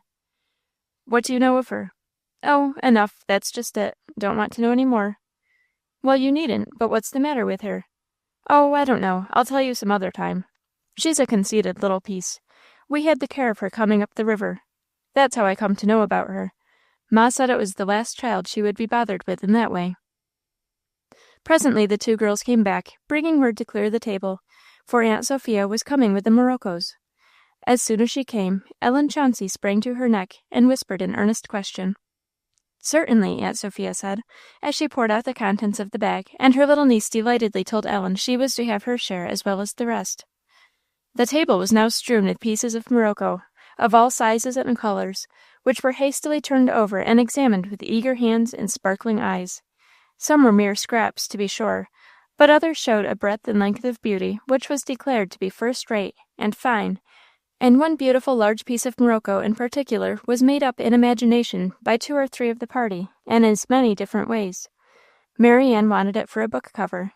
Margaret declared she could make a lovely reticule with it, and Ellen could not help thinking it would make a very pretty needle-box, such as one she had seen in the possession of one of the girls, and longed to make for Alice. "Well, what's to be done now?" said Miss Sophia, "or am I not to know?" "Oh, you're not to know, you're not to know, Aunt Sophy," cried the girls. "You mustn't ask." "I'll tell you what they're going to do with them," said George Walsh, coming up to her with a mischievous face, and adding in a loud whisper, shielding his mouth with his hand, "They're going to make He was laid hold of forcibly by the whole present, screaming and laughing, and stopped short from finishing his speech. "Well, then, I'll take my departure," said Miss Sophia. "But how will you manage to divide all these scraps?" "Suppose we were to put them in the bag again, and you hold the bag, and we were to draw them out without looking," said Ellen Chauncey, "as we used to do with the sugar plums." As no better plan was thought of, this was agreed upon, and little Ellen, shutting up her eyes very tight, stuck in her hand, and pulled out a little bit of green Morocco about the size of $1. Ellen Montgomery came next, then Margaret, then Marianne, then their mutual friend Isabel Hawthorne. Each had to take her turn a great many times, and at the end of the drawing, the pieces were found to be pretty equally divided among the party, with the exception of Ellen, who, besides several other good pieces, had drawn the famous Bleu.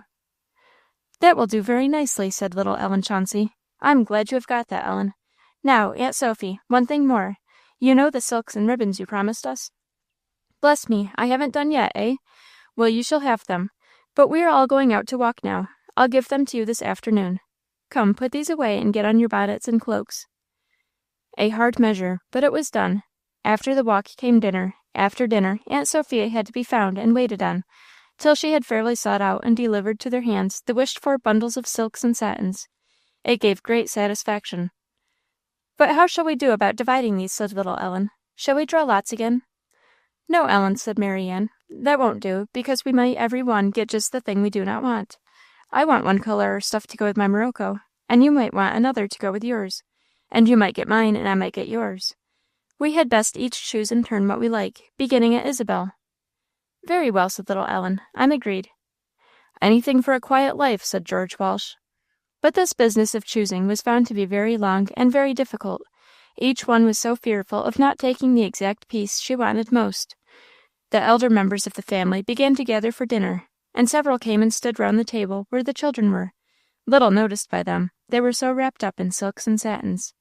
Ellen seemed the least interested person at table, and had made her selections with the least delay and difficulty.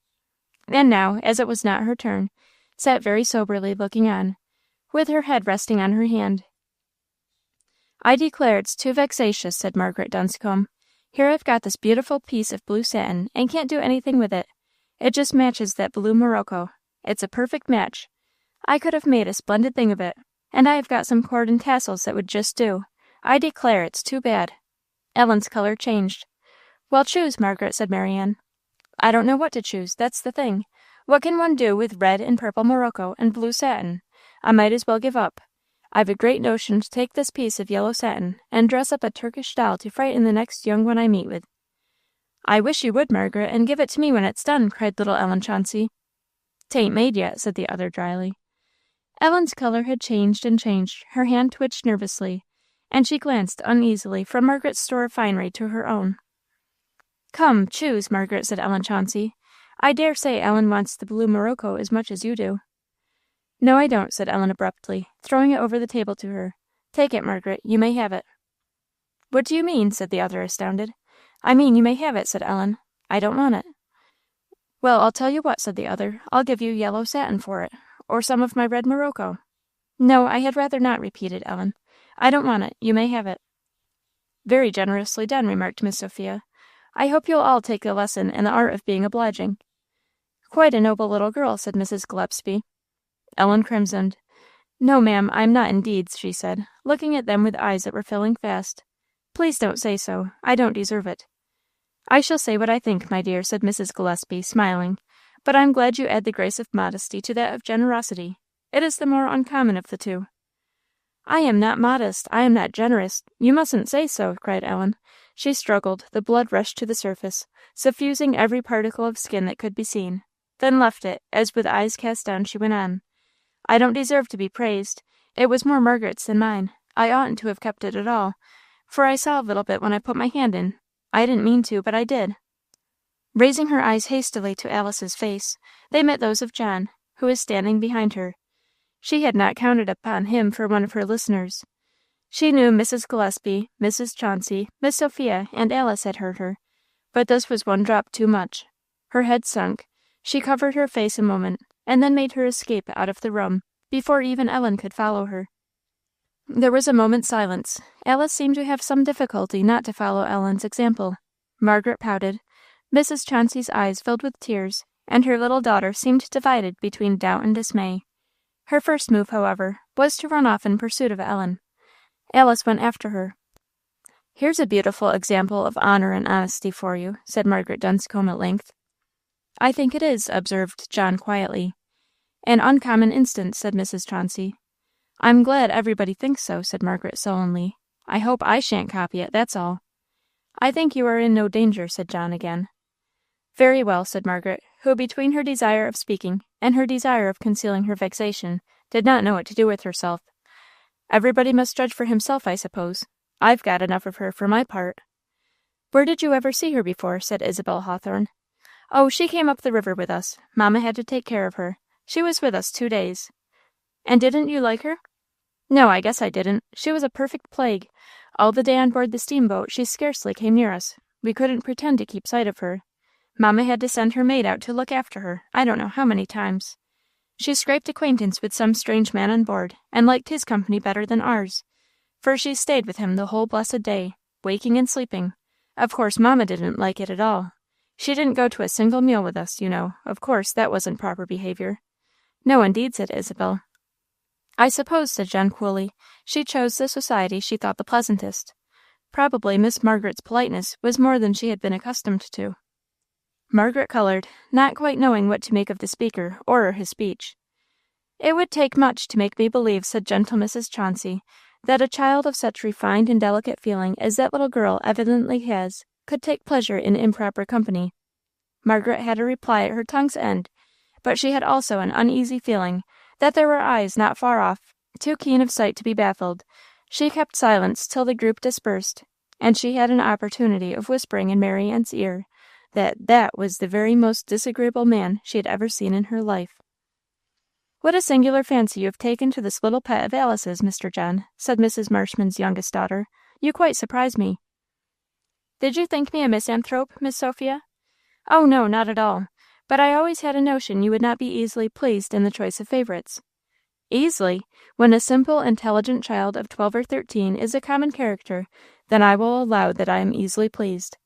12 or 13!" said Miss Sophia. "What are you thinking about? Alice says she is only 10 or 11. "In years, perhaps." "How gravely you take me up," said the young lady, laughing. "My dear Mr. John, in years, perhaps, you may call yourself 20, but in everything else you might much better pass for 30 or 40. As they were called to dinner, Alice and Ellen Chauncey came back, the former looking a little serious, the latter crying, and wishing aloud that all the Moroccos had been in the fire. They had not been able to find Ellen, neither was she in the drawing-room when they returned to it after dinner, and a second search was made in vain. John went to the library, which was separate from the other rooms, thinking she might have chosen that for a hiding-place. She was not there, but the pleasant light of the room, where only the fire was burning, invited a stay. He sat down in the deep window, and was musingly looking out into the moonlight, when the door softly opened, and Ellen came in. She stole in noiselessly, so that he did not hear her, and she thought the room empty, till in passing slowly down towards the fire, she came upon him in the window. Her first start let him know she was there. She would have run, but one of her hands was caught, and she could not get it away. "Running away from your brother, Ellie?" said he kindly. "What is the matter?" Ellen shrunk from meeting his eye, and was silent. "I know all, Ellie," said he, still very kindly.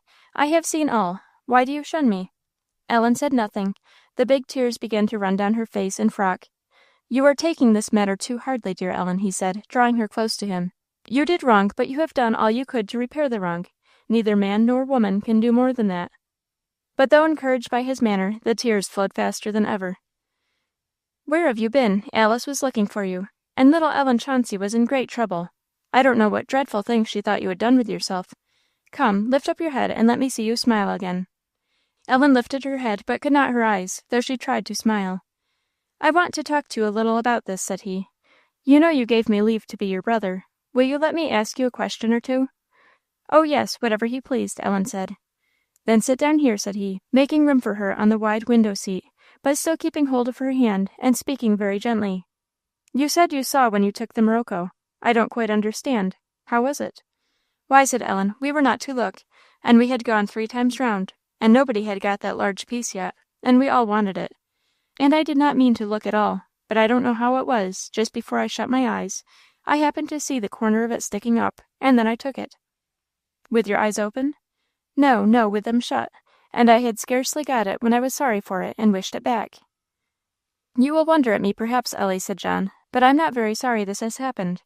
You are no worse than before; it has only made you see what you are, very, very weak, quite unable to keep yourself right without constant help. Sudden temptation was too much for you. So it has many a time been for me, and so it has happened to the best men on earth. I suppose if you had had a minute's time to think, you would not have done as you did?" "No, indeed," said Ellen. "I was sorry a minute after."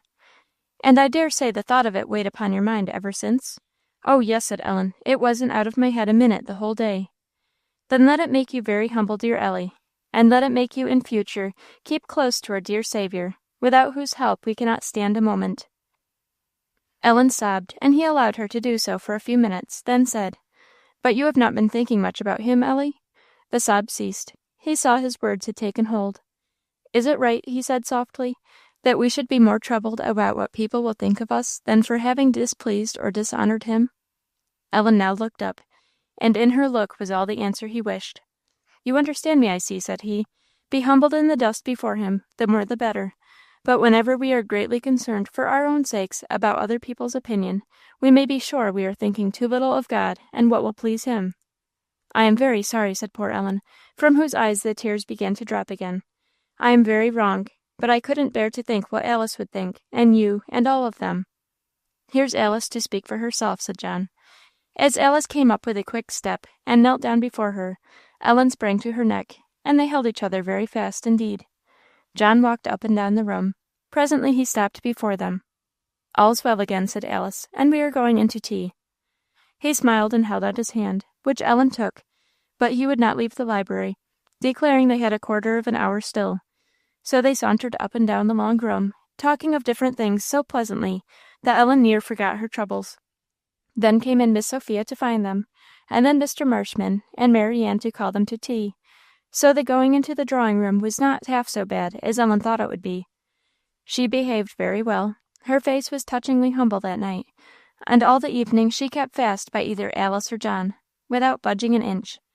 And as little Ellen Chauncey and her cousin George Walsh chose to be where she was, the young party was quite divided, and not the least merry portion of it was that mixed with the older people. Little Ellen was half beside herself with spirits, the secret of which, perhaps, was the fact, which she several times in the course of the evening whispered to Ellen as a great piece of news, that it was Christmas Eve. Chapter 29. Stockings, to which the Bleu was nothing. Christmas morning was dawning gray, but it was still far from broad daylight, when Ellen was awakened.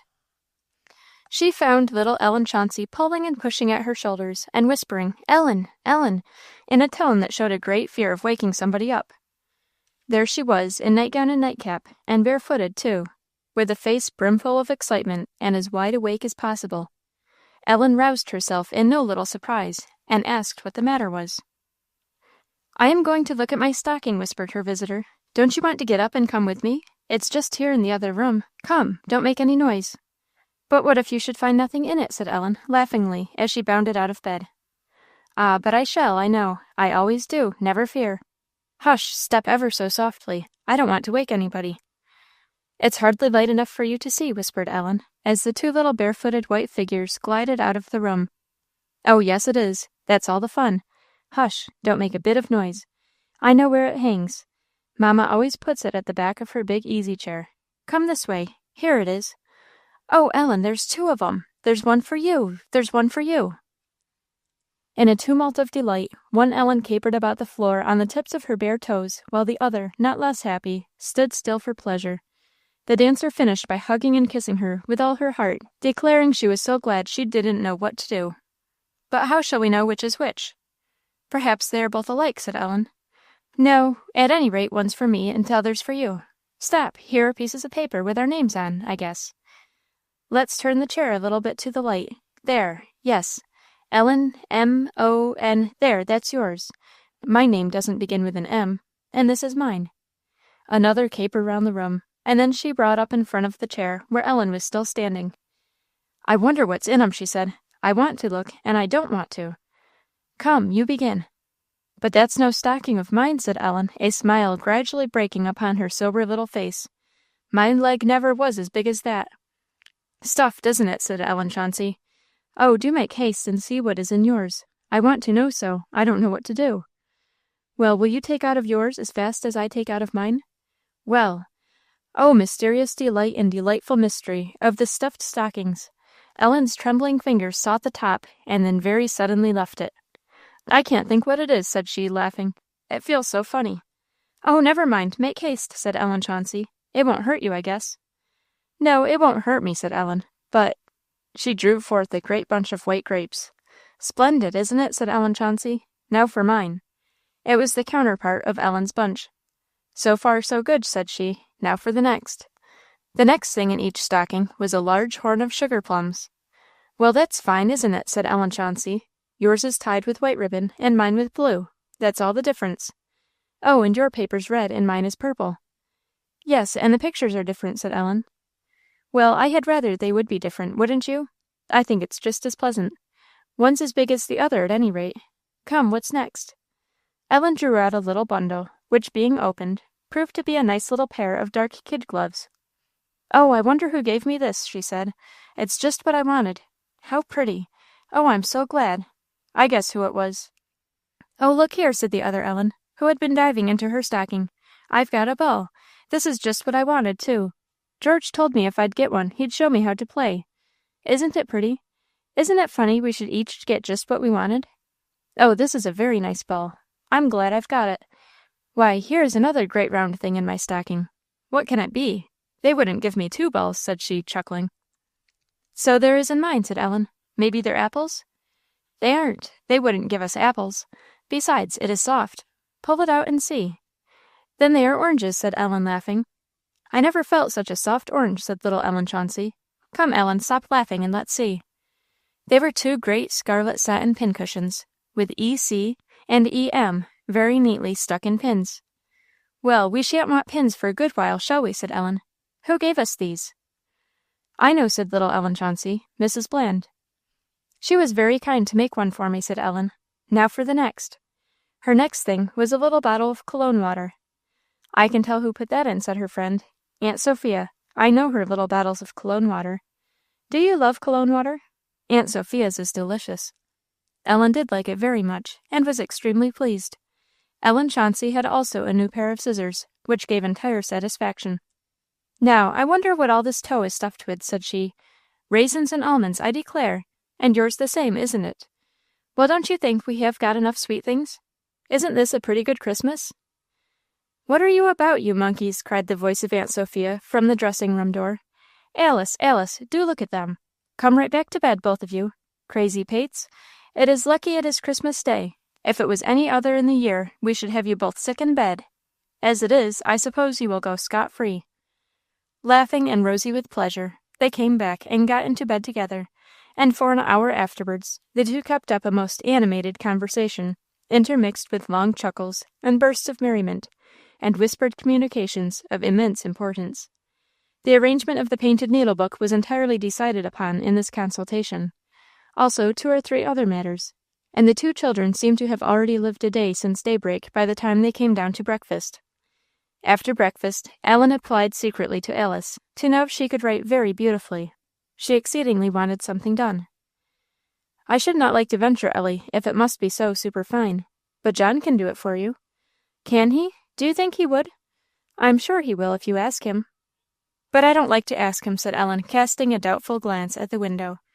Nonsense, he's only reading the newspaper. You won't disturb him. Well, you won't say anything about it? Certainly not. Ellen accordingly went near and said gently, Mr. Humphreys. But he did not seem to hear her. Mr. Humphreys, a little louder. He has not arrived yet, said John, looking round gravely. He spoke so gravely that Ellen could not tell whether he were joking or serious. Her face of extreme perplexity was too much for his command of countenance. Whom do you want to speak to? Said he, smiling. I wanted to speak to you, sir, said Ellen, if you are not too busy. Mr. Humphreys is always busy, said he, shaking his head, but Mr. John can attend to you at any time, and John will do for you whatever you please to ask him.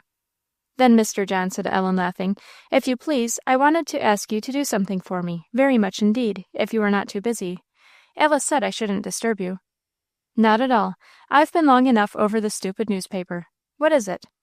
I want you, if you will be so good, said Ellen, to write a little bit for me on something, very beautifully. Very beautifully.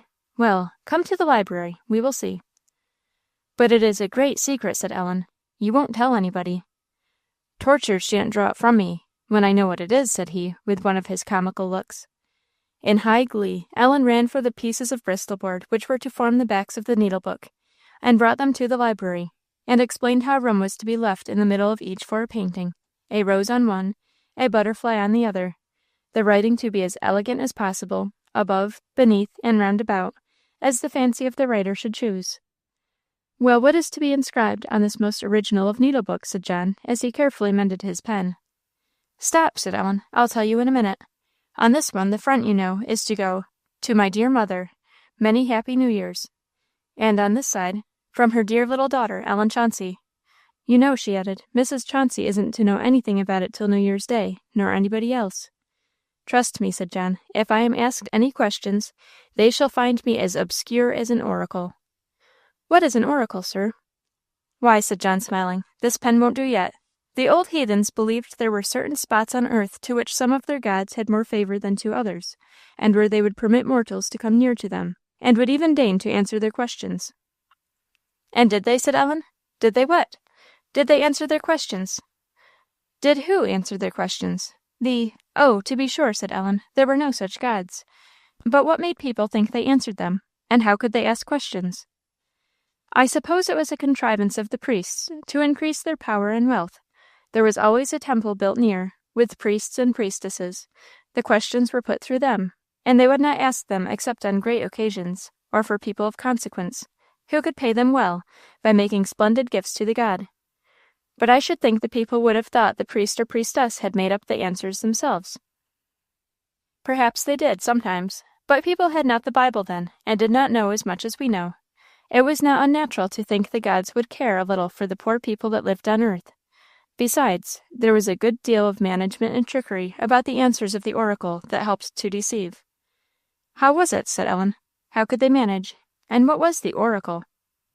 The oracle was either the answer itself, or the god who was supposed to give it, or the place where it was given, and there were different ways of managing.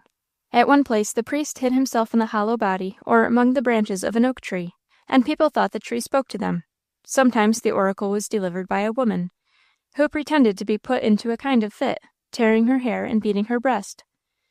But suppose the oracle made a mistake, what would the people think then? The answers were generally contrived so that they would seem to come true in any event. I don't see how they could do that, said Ellen. Very well, just imagine that I am an oracle, and come to me with some question. I'll answer you. But you can't tell what's going to happen. No matter, you ask me truly, and I'll answer you oracularly. That means like an oracle, I suppose, said Ellen. Well, Mr. John, will Alice be pleased with what I'm going to give her New Year? She will be pleased with what she will receive on that day. Ah, but, said Ellen, laughing, that isn't fair. You haven't answered me. Perhaps somebody else will give her something, and then she might be pleased with that, and not with mine. Exactly. But the oracle never means to be understood. Well, I won't come to you, said Ellen. I don't like such answers. Now for the needle-book.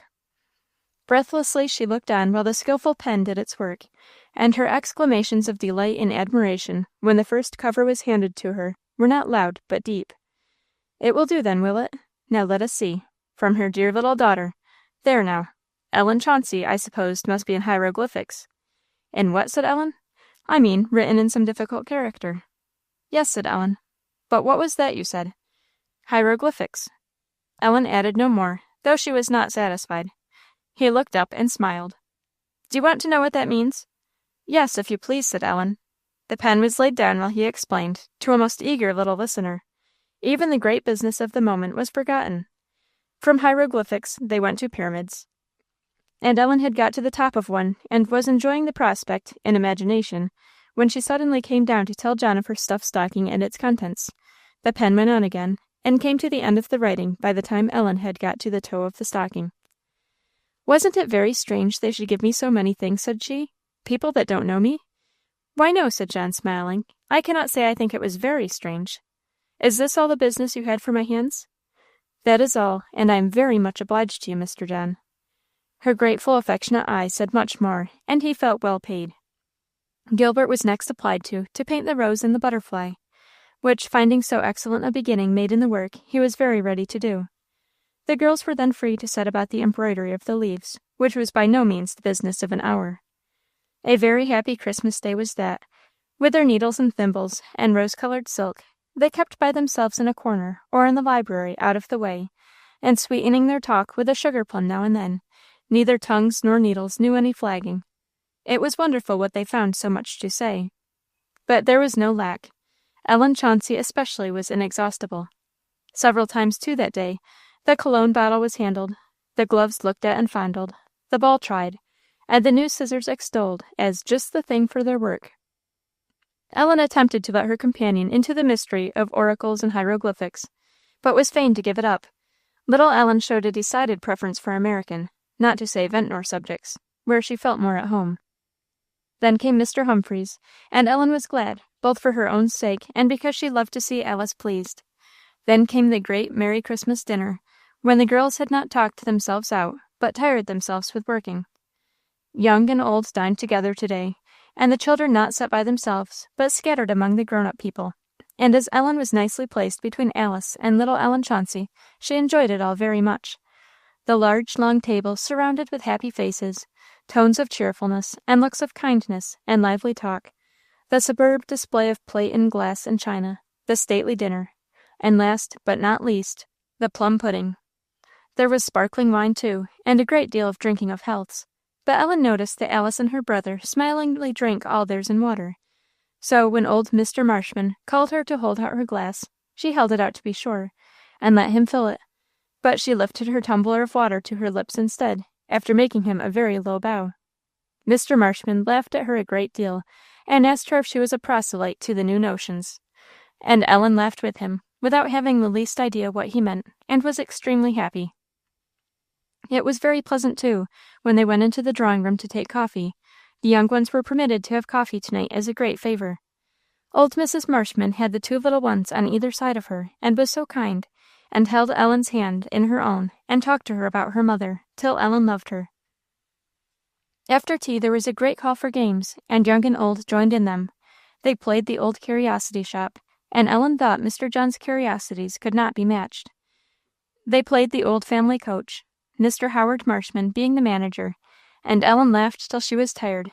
She was the coach door, and he kept her opening and shutting, and swinging and breaking it seemed all the while, though most of the rest were worked just as hard. When they were well tired, they sat down to rest and hear music, and Ellen enjoyed that exceedingly. Alice sang, and Mrs. Gillespie, and Miss Sophia, and another lady, and Mr. Howard, sometimes alone, sometimes 3 or 4, or all together. At last came 10 o'clock, and the young ones were sent off, and from beginning to end that had been a Christmas day of unbroken and unclouded pleasure. Ellen's last act was to take another look at her cologne bottle, gloves, pincushion, grapes, and paper of sugar plums, which were laid side by side carefully in a drawer. Chapter 30. Sunday at Ventnor. Mr. Humphreys was persuaded to stay over Sunday at Ventnor, and it was also settled that his children should not leave it till after New Year. This was less their own wish than his. He said Alice wanted the change, and he wished she looked a little fatter. Besides, the earnest pleadings of the whole family were not to be denied. Ellen was very glad of this, though there was one drawback to the pleasures of Ventnor. She could not feel quite at home with any of the young people, but only Ellen Chauncey and her cousin George Walsh. This seemed very strange to her. She almost thought Margaret Dunscombe was at the bottom of it all, but she recollected she had felt something of this before Margaret came. She tried to think nothing about it, and in truth, it was not able to prevent her from being very happy. The breach, however, was destined to grow wider. About 4 miles from Ventnor was a large town called Randolph. Thither they drove to church Sunday morning, the whole family, but the hour of dinner and the distance prevented anyone from going in the afternoon. The members of the family were scattered in different parts of the house, most in their own rooms. Ellen with some difficulty made her escape from her young companions, whose manner of spending the time did not satisfy her notions of what was right on that day, and went to look in the library for her friends. They were there and alone, Alice half reclining on the sofa, half in her brother's arms. He was reading or talking to her. There was a book in his hand. "Is anything the matter?" said Ellen, as she drew near. "Aren't you well, dear Alice? Headache? Oh, I am sorry. Oh, I know." She darted away. In 2 minutes she was back again with a pleased face, her bunch of grapes in one hand, her bottle of cologne water in the other. "Won't you open that, please, Mr. John?" said she. "I can't open it. I guess it will do her good, for Ellen says it's delicious. Mamma used to have cologne water for her headaches. And here, dear Alice, won't you eat these? Do, try one." "Hasn't that bottle been opened yet?" said Alice, as she smilingly took a grape. "Why, no, to be sure it hasn't. I wasn't going to open it till I wanted it. Eat them all, dear Alice, please do." "But I don't think you have eaten one yourself, Ellen, by the look of the bunch. And here are a great too many for me. Yes, I have. I've eaten 2. I don't want 'em. I give them all to you and Mr. John. I had a great deal rather." Ellen took, however, as precious payment, Alice's look and kiss, and then, with a delicate consciousness that perhaps the brother and sister might like to be alone, she left the library. She did not know where to go, for Miss Sophia was stretched on the bed in her room, and she did not want any company. At last, with her little Bible, she placed herself on the old sofa in the hall above stairs, which was perfectly well warmed, and for some time she was left there in peace. It was pleasant, after all the hubbub of the morning, to have a little quiet time that seemed like Sunday, and the sweet Bible words came, as they often now came to Ellen, with a healing breath. But after half an hour or so, to her dismay she heard a door open, and the whole gang of children came trooping into the hall below, where they soon made such a noise that reading or thinking was out of the question. "What a bother it is that one can't play games on a Sunday," said Mary Ann Gillespie. "One can play games on a Sunday," answered her brother. "Where's the odds? It's all Sunday's good for, I think." "William, William," sounded the shocked voice of little Ellen Chauncey, "you are a real wicked boy." "Well, now," said William, "how am I wicked? Now say, I should like to know. How is it any more wicked for us to play games than it is for Aunt Sophia to lie in bed and sleep, or for Uncle Howard to read novels, or for Grandpa to talk politics, or for Mother to talk about the fashions? There were she and Miss What's-her-name for ever so long this morning, doing everything but make a dress. Now which is the worst?" "Oh, William, William, for shame, said little Ellen again. "Do hush, Ellen Chauncey, will you?" said Mary Ann sharply. "And you had better hush too, William, if you know what is good for you. I don't care whether it's right or wrong. I do get dolefully tired with doing nothing." "Oh, so do I," said Margaret, yawning. "I wish one could sleep all Sunday." "I'll tell you what," said George. "I know a game we can play, and no harm either, for it's all out of the Bible." "Oh, do you? Let's hear it, George," cried the girls. "I don't believe it is good for anything if it is out of the Bible," said Margaret. "Now stare, Ellen Chauncey, do." "I ain't staring," said Ellen indignantly, "but I don't believe it is right to play it if it is out of the Bible." "Well, it is, though," said George. "Now listen. I'll think of somebody in the Bible, some man or woman, you know, and you all may ask me 20 questions about him, to see if you can find out who it is." "What kind of questions?" "Any kind of questions, whatever you like." "That will improve your knowledge of Scripture history," said Gilbert. "To be sure, and exercise your memory," said Isabel Hawthorne.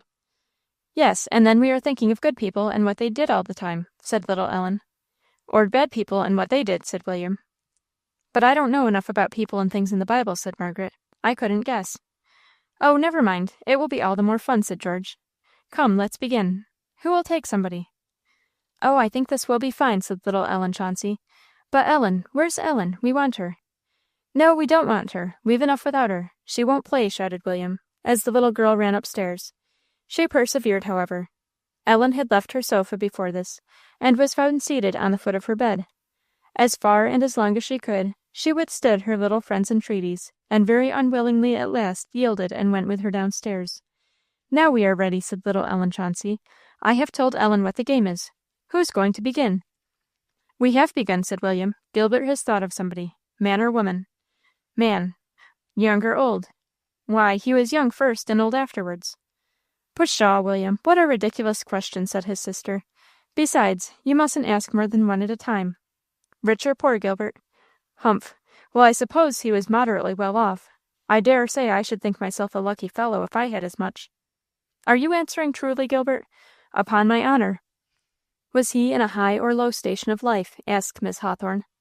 "Neither at the top nor the bottom of the ladder. A very respectable person indeed." "But we are not getting on," said Margaret. "According to you, he wasn't anything in particular. What kind of a person was he, Gilbert?"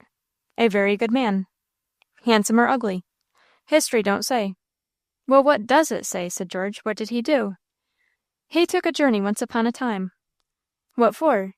"Do you mean why he went, or what was the object of his going?" "Why, the one's the same as the other, ain't it?" "I beg your pardon?" "Well, what was the object of his going?" "He went after a wife." "Samson, Samson!" shouted William and Isabel and Ellen Chauncey. "No, it wasn't Samson either." "I can't think of anybody else that went after a wife," said George. "That king, what's his name, that married Esther?" The children screamed. "He didn't go after a wife, George. His wives were brought to him. Was it Jacob?" "No, he didn't go after a wife either," said Gilbert. "He married 2 of them, but he didn't go to his uncle's to find them. You had better go on with your questions. You have had 8 already. If you don't look out, you won't catch me. Come." "Did he get the wife that he went after?" asked Ellen Chauncey. "He was never married that I know of," said Gilbert. "What was the reason he failed?" said Isabel. "He did not fail." "Did he bring home his wife, then? You said he wasn't married." "He never was, that I know of, but he brought home a wife notwithstanding." "How funny you are, Gilbert," said little Ellen. "He had a wife, and he hadn't a wife. What became of her?" "She lived and flourished. 12 questions, take care." "Nobody asked what country he was of," said Margaret. "What was he, Gilbert?" "He was a Damascene." "A what?" "Of Damascus. Of Damascus. You know where Damascus is, don't you?" "Fiddle," said Marianne. "I thought he was a Jew." Did he live before or after the flood? After. I should think you might have known that. Well, I can't make out anything about him, said Marianne. We shall have to give it up. No, not yet, said William. Where did he go after his wife? Too close a question. Then that don't count. Had he ever seen her before? Never. Was she willing to go with him? Very willing. Ladies always are when they go to be married. And what became of her? She was married and lived happily, as I told you. But you said he wasn't married. Well, what then? I didn't say she married him. Whom did she marry? That is asking the whole. I can't tell you. Had they far to go? Asked Isabel. Several days' journey. I don't know how far. How did they travel? On camels. Was it the Queen of Sheba? Said little Ellen. There was a roar of laughter at this happy thought, and poor little Ellen declared she forgot all but about the journey. She remembered the Queen of Sheba had taken a journey, and the camels and the picture of the Queen of Sheba, and that made her think of her. The children gave up. Questioning seemed hopeless, and Gilbert at last told them his thought. It was Eliezer, Abraham's steward, whom he sent to fetch a wife for his son Isaac. Why haven't you guessed, little mumchance? Said Gilbert to Ellen Montgomery. I have guessed, said Ellen. I knew who it was some time ago. Then why didn't you say so? And you haven't asked a single question, said George. No, you haven't asked a single question, said Ellen Chauncey. She is a great deal too good for that, said William. She thinks it is wicked, and that we are not at all nice, proper-behaved boys and girls to be playing on Sunday. She is very sorry she could not help being amused. Do you think it is wicked, Ellen? Asked her little friend. Do you think it isn't right? Said George Walsh. Ellen hesitated. She saw they were all waiting to hear what she would say. She colored, and looked down at her little Bible, which was still in her hand. It encouraged her. I don't want to say anything rude, she began. I don't think it is quite right to play such plays, or any plays. She was attacked with impatient cries of why not? Why not? Because, said Ellen, trembling with the effort she made, I think Sunday was meant to be spent in growing better and learning good things, and I don't think such plays would help one at all to do that, and I have a kind of feeling that I ought not to do it. Well, I hope you'll act according to your feeling, then, said William. I am sure nobody has any objection. You had better go somewhere else, though, for we are going on. We have been learning to be good long enough for one day. Come, I have thought of somebody. Ellen could not help feeling hurt and sorry at the half-sneer she saw in the look and manner of the others, as well as in William's words. She wished for no better than to go away, but as she did so, her bosom swelled, and the tears started, and her breath came quicker. She found Alice lying down and asleep, Miss Sophia beside her, so she stole out again, and went down to the library. Finding nobody, she took possession of the sofa, and tried to read again. Reading somehow did not go well, and she fell to musing on what had just passed. She thought of the unkindness of the children, how sure she was it was wrong to spend any part of Sunday in such games, what Alice would think of it, and John, and her mother, and how the Sundays long ago used to be spent, when that dear mother was with her, and then she wondered how she was passing this very one, while Ellen was sitting here in the library alone, what she was doing in that far-away land, and she thought if there only were such things as oracles that could tell truly how much she should like to ask about her. Ellen, said the voice of John from the window. She started up. She had thought she was alone, but there he was lying in the window-seat. What are you doing? Nothing, said Ellen. Come here, what are you thinking about? I didn't know you were there till I heard 2 or 3 very long sighs. What is the matter with my little sister? He took her hand and drew her fondly up to him. What were you thinking about? I was thinking about different things. Nothing is the matter, said Ellen. Then what are those tears in your eyes for? I don't know, said she, laughing. There weren't any till I came here. I was thinking just now about Mamma. He said no more, still, however, keeping her beside him. I should think, said Ellen presently, after a few minutes' musing, look out the window.